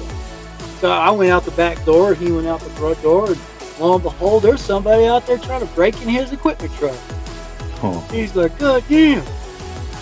If those ravens hadn't been raising hell, they'd have broken my truck. I was like, yeah. Ravens are nice protectors of our property. They don't like people fucking with fucking person feeding them shit. They're a smart bird. I learned that. I watched my grandfather put a quarter in a mason jar, put it on the ground.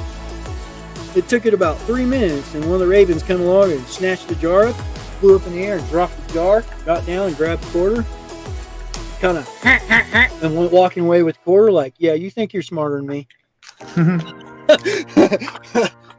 The rest of them were trying to get the lid open, and one of them just comes along and just grabs the jar, flies up in the air, and drops. I was like, yep, he's smart. Mm-hmm. Yeah, they're not a stupid bird, that's for sure. No, they're not dumb birds at all. No. To live as long as they do, they gotta be intelligent. Yeah. Because, like, even my grandfather told me, he's like, ravens have been known to live 100 years plus. Easy. Yeah, mate. They've documented them. Like the English castle in England, the Queen's Castle. There's always a flock of ravens that live on the in the castle grounds. They take care of them. Yeah. He's like, dude, me and him went there because the raveneer that worked for the Queen at the time knew my grandfather. So we went, and I was asking him, and the old guy showed me. He pointed at two of them. He's like, pointed at two big, huge ravens. Big. They were monsters. He's like, that one is 110 years old. Now the other one, we know he's more than 100 years old. And I was like, yeah, damn. And they all had nice, pretty gold bands on their heads. Like real gold. A real gold band around their leg with a number on it. Like those birds were well taken care of. Oh yeah. They had their own home to live in when they wanted to sleep. Yeah.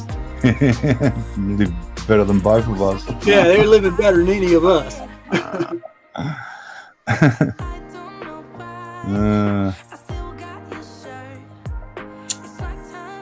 Oh Jesus, we done run RC Dude's stream for almost 11 hours. 11 hours, yeah. We'll be having to wake up soon. What is it, 5, 6, 7 in the morning there? Probably. We'll pop in and just cut the stream, so. Yeah. Because it comes around, I just don't know. Because we can only see the hours, we can't see the minutes. But yeah, usually doesn't go over 12 hours.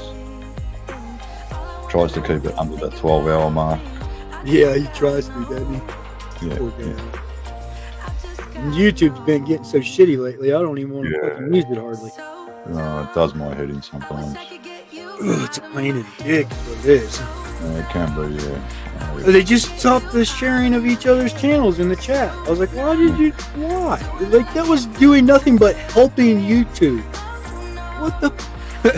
Okay, it's not like we were fucking sharing shit from different fucking websites. Yeah, I was sharing my channel, you sharing your channel. I was like, God dang it. That's helping YouTube. Yeah, I know. They look at it different. It's like, sub for sub. Nah, man, you know what I mean? If I don't want to sub to the person, trust me, I won't be subscribing to them. Yeah, it's as simple as that. I'm not gonna. There's been a few guys that come in and sub me, and all they do is mess with those GPS DJI drones, and I'm like, yeah, that's cool, guys. I give you respect, but it's not me. I don't like those GPS birds at all. Like, I've flown a couple of them. I've had friends that have them, and I got a friend of mine. He's got a fucking DJI Inspire, $18,000 fucking equipment drone. You know, like that's a piece of equipment. It ain't just something to play with. I haven't flown the Phantom since 2019. Yeah, but like that Inspire, I flew his Inspire, flew it around. I was like, that's cool. I could see the purpose in that, what it's used to. That's cool. Yeah, I'm never gonna do that. No, that's fair enough. I like to put a bit of variety, a bit of everything. Bounce this thing off the ground and everything around it. Fucking A, I'm game. Yeah, exactly.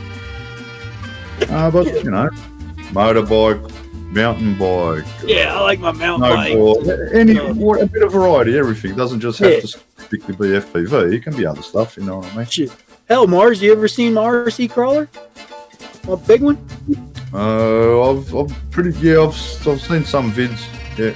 Oh no. Like, you'll be like, whoa.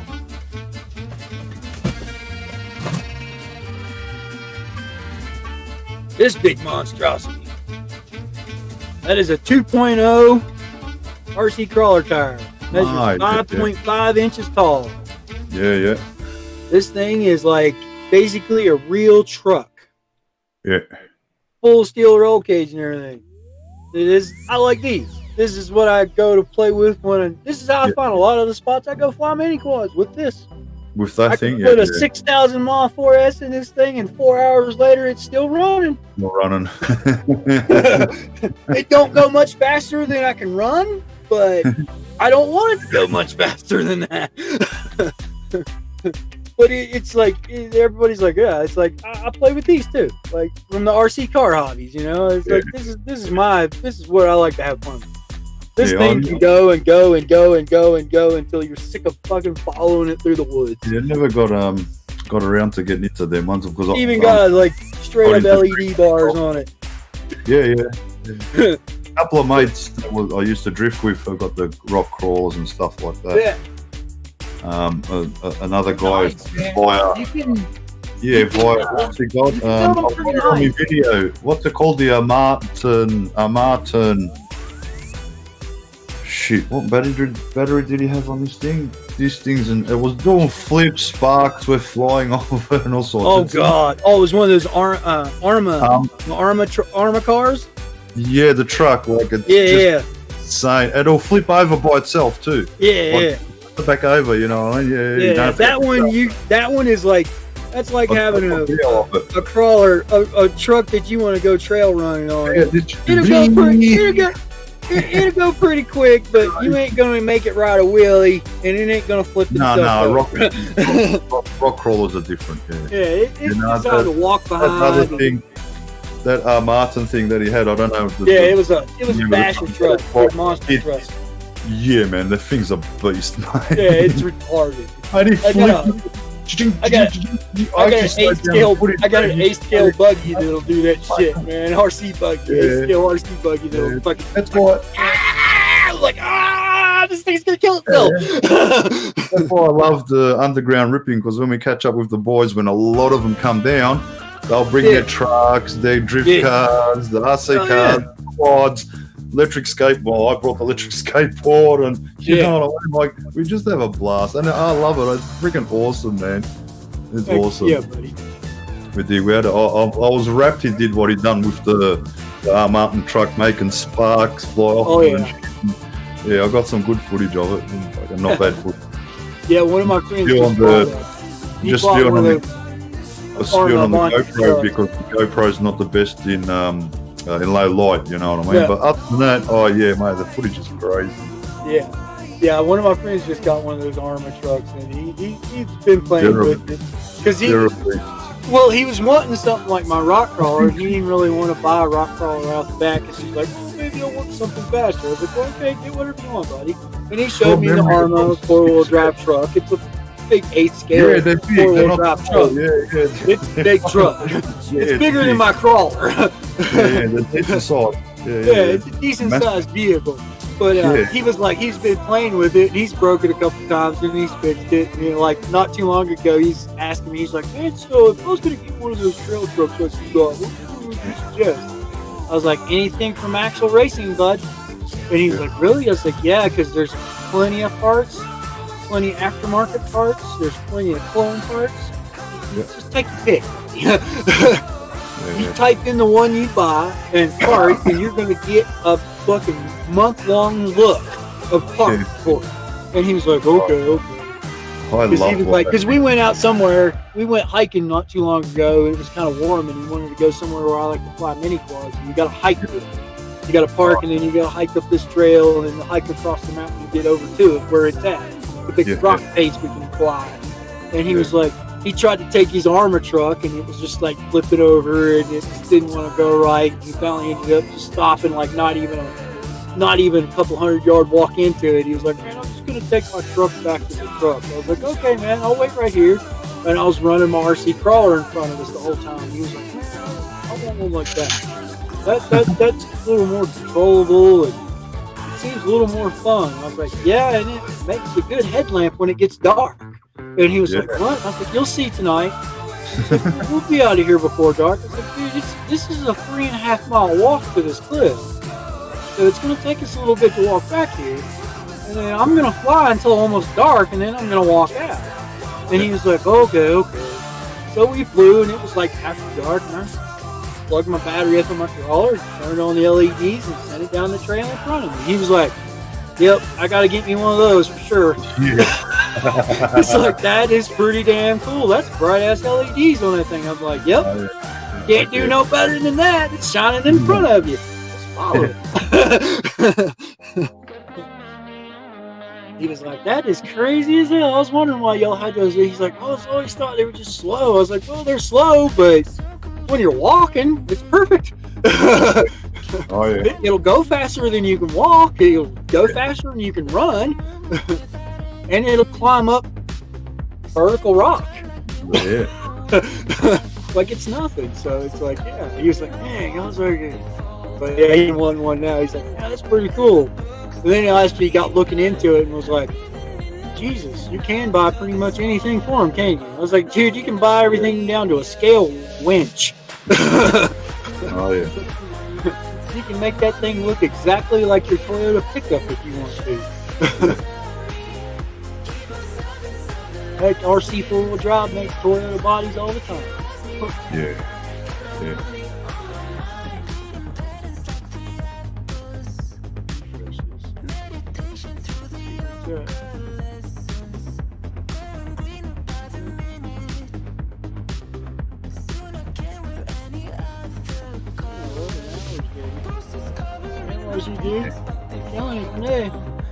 I might wouldn't just jump let you get rattling. might jump out of here and go and lurk in the chat. It's 5 in the afternoon. It'll be dinner time soon, yeah? Yep. Not bedtime for me, boys. Like 11 p.m. Yeah, it's getting late for you now.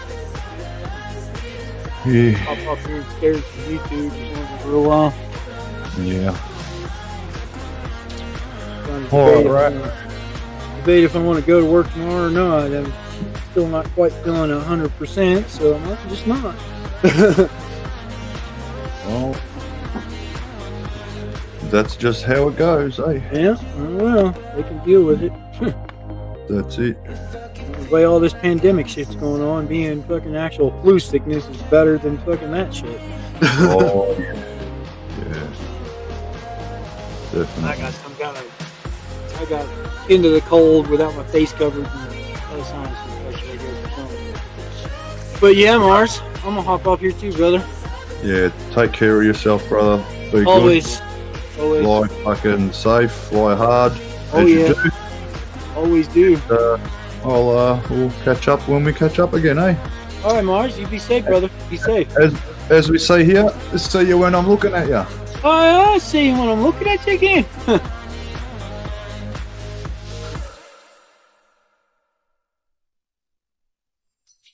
I would do anything just to get you back again. I would do anything at all. I know I'm not innocent. You deserve a better man. But let me just hold your hand once more.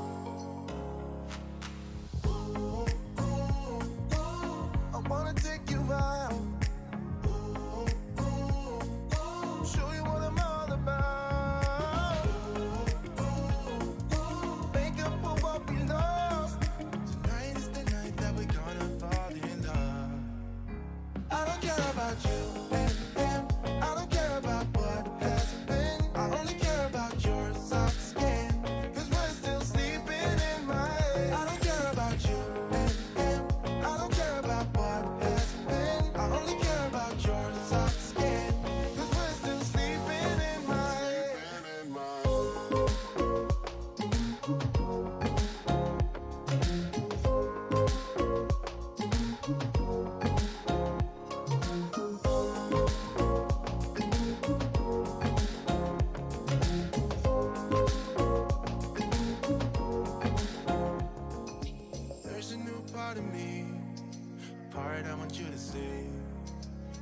seen the best of me, I know. You can try to fool yourself like you love somebody else, but you and him will never feel the way we do.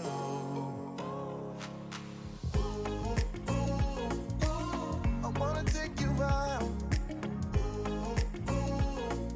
Show you what I'm all about. Make up for what we lost.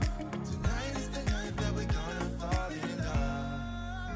I don't care about you and him. I don't care about what has been. I only care about your soft skin, 'cause we're still sleeping in my head. I don't care about you and him. I don't care about what has been. I only care about your soft skin, 'cause we're still sleeping in my head.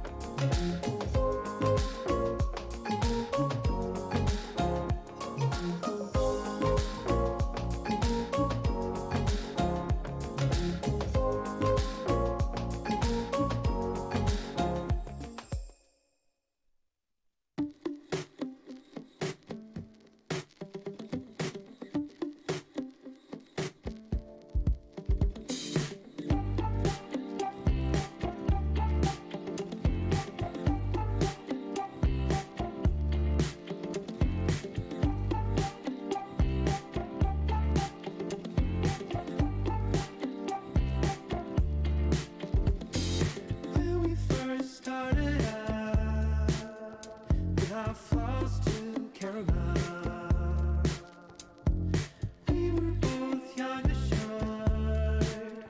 No, we're not, no, we're not. What did I say you should worry about?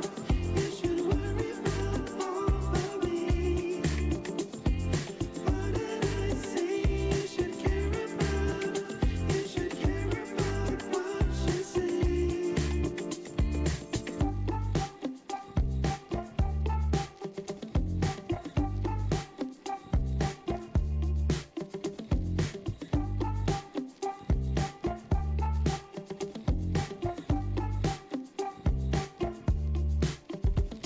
We went like that for years, with a straight path to walk upon. We could win every time. No, we won't, no, we won't. What did I say you should worry about? You should worry about all of me. What did I say you should care about? You should care about what you see.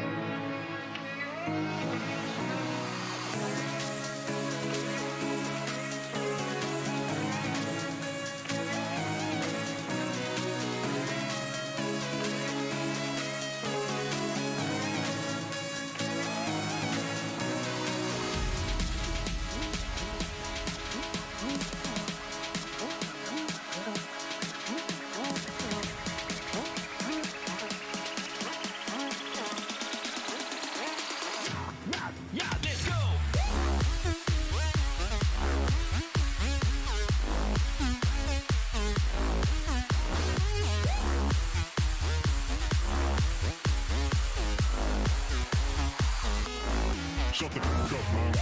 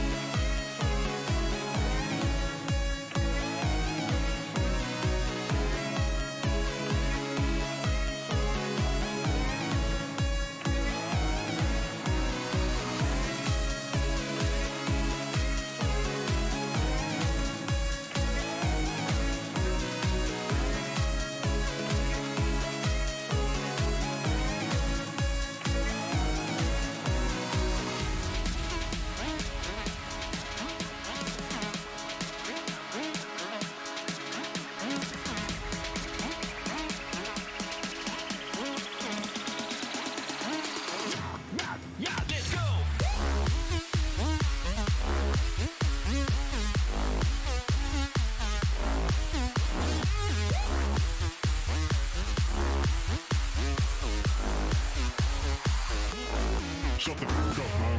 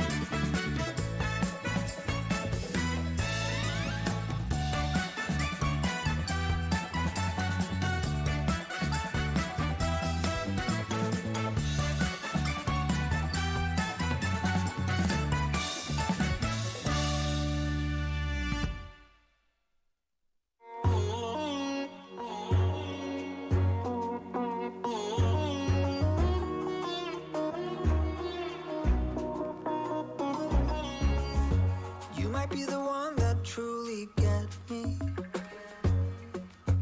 and I might be the one you really want, and I feel it too. But you don't know what I've been going through.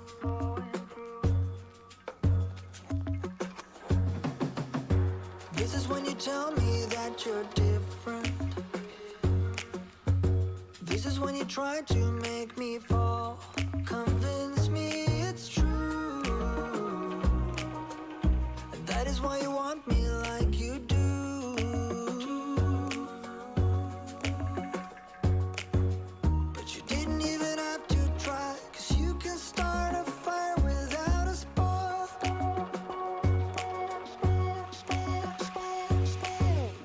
Forget what I told you, forget all about that tonight. Just remember the flame, you remember the flame, alright. Forget what I told you, forget all about that tonight. Just remember the flame, you remember the flame, alright.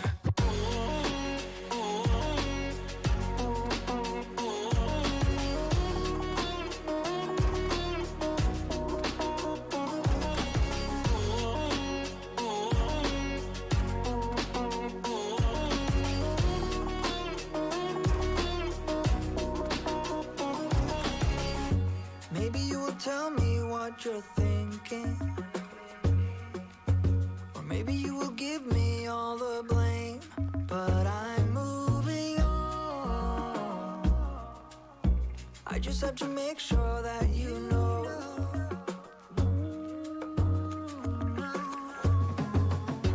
Would you be there for me if I'm flying straight into the sun? Blinded by the light I'm chasing, that has happened before. And maybe you don't know for sure, but you can start a fire without a spark.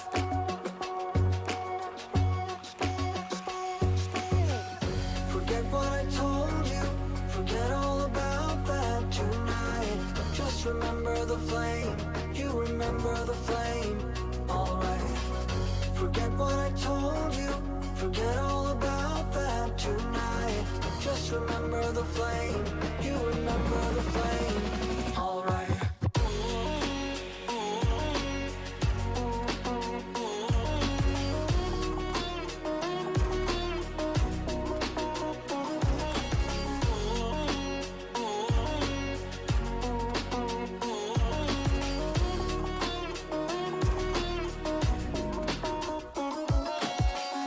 Forget what I told you, forget all about that tonight.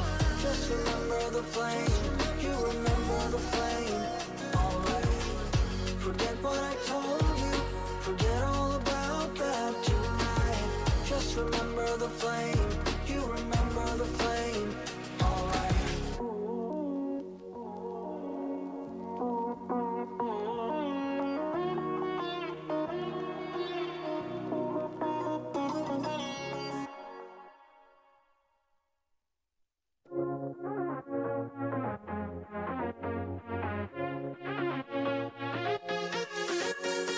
I've been trying to find my way. Take me by the hand and let's go find our own space. Somewhere in between you and me. It's a piece of magic that we need to release. Ooh, and now you're looking for a good time. I think you should take a chance with me. And do you wanna get the mood right? I think you should take a chance with me. 'Cause I've been on my way. I've been on my way for a long, long time. You've been on your way. You've been on your way for all your life.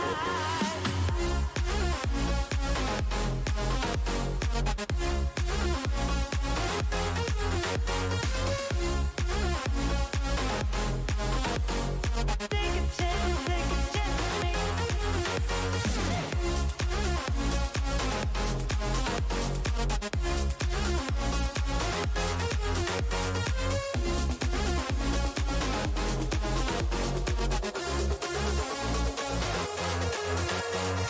I can see the fire escape, and you can read my mind, that's why you're heading that way. Nothing will ever be the same. Before there was a you, I don't remember a day. Ooh, and now you're looking for a good time. I think you should take a chance with me. And do you wanna get the mood right? I think you should take a chance with me. 'Cause I've been on my way. I've been on my way for a long, long time. You've been on your way. You've been on your way, yeah, for all your life.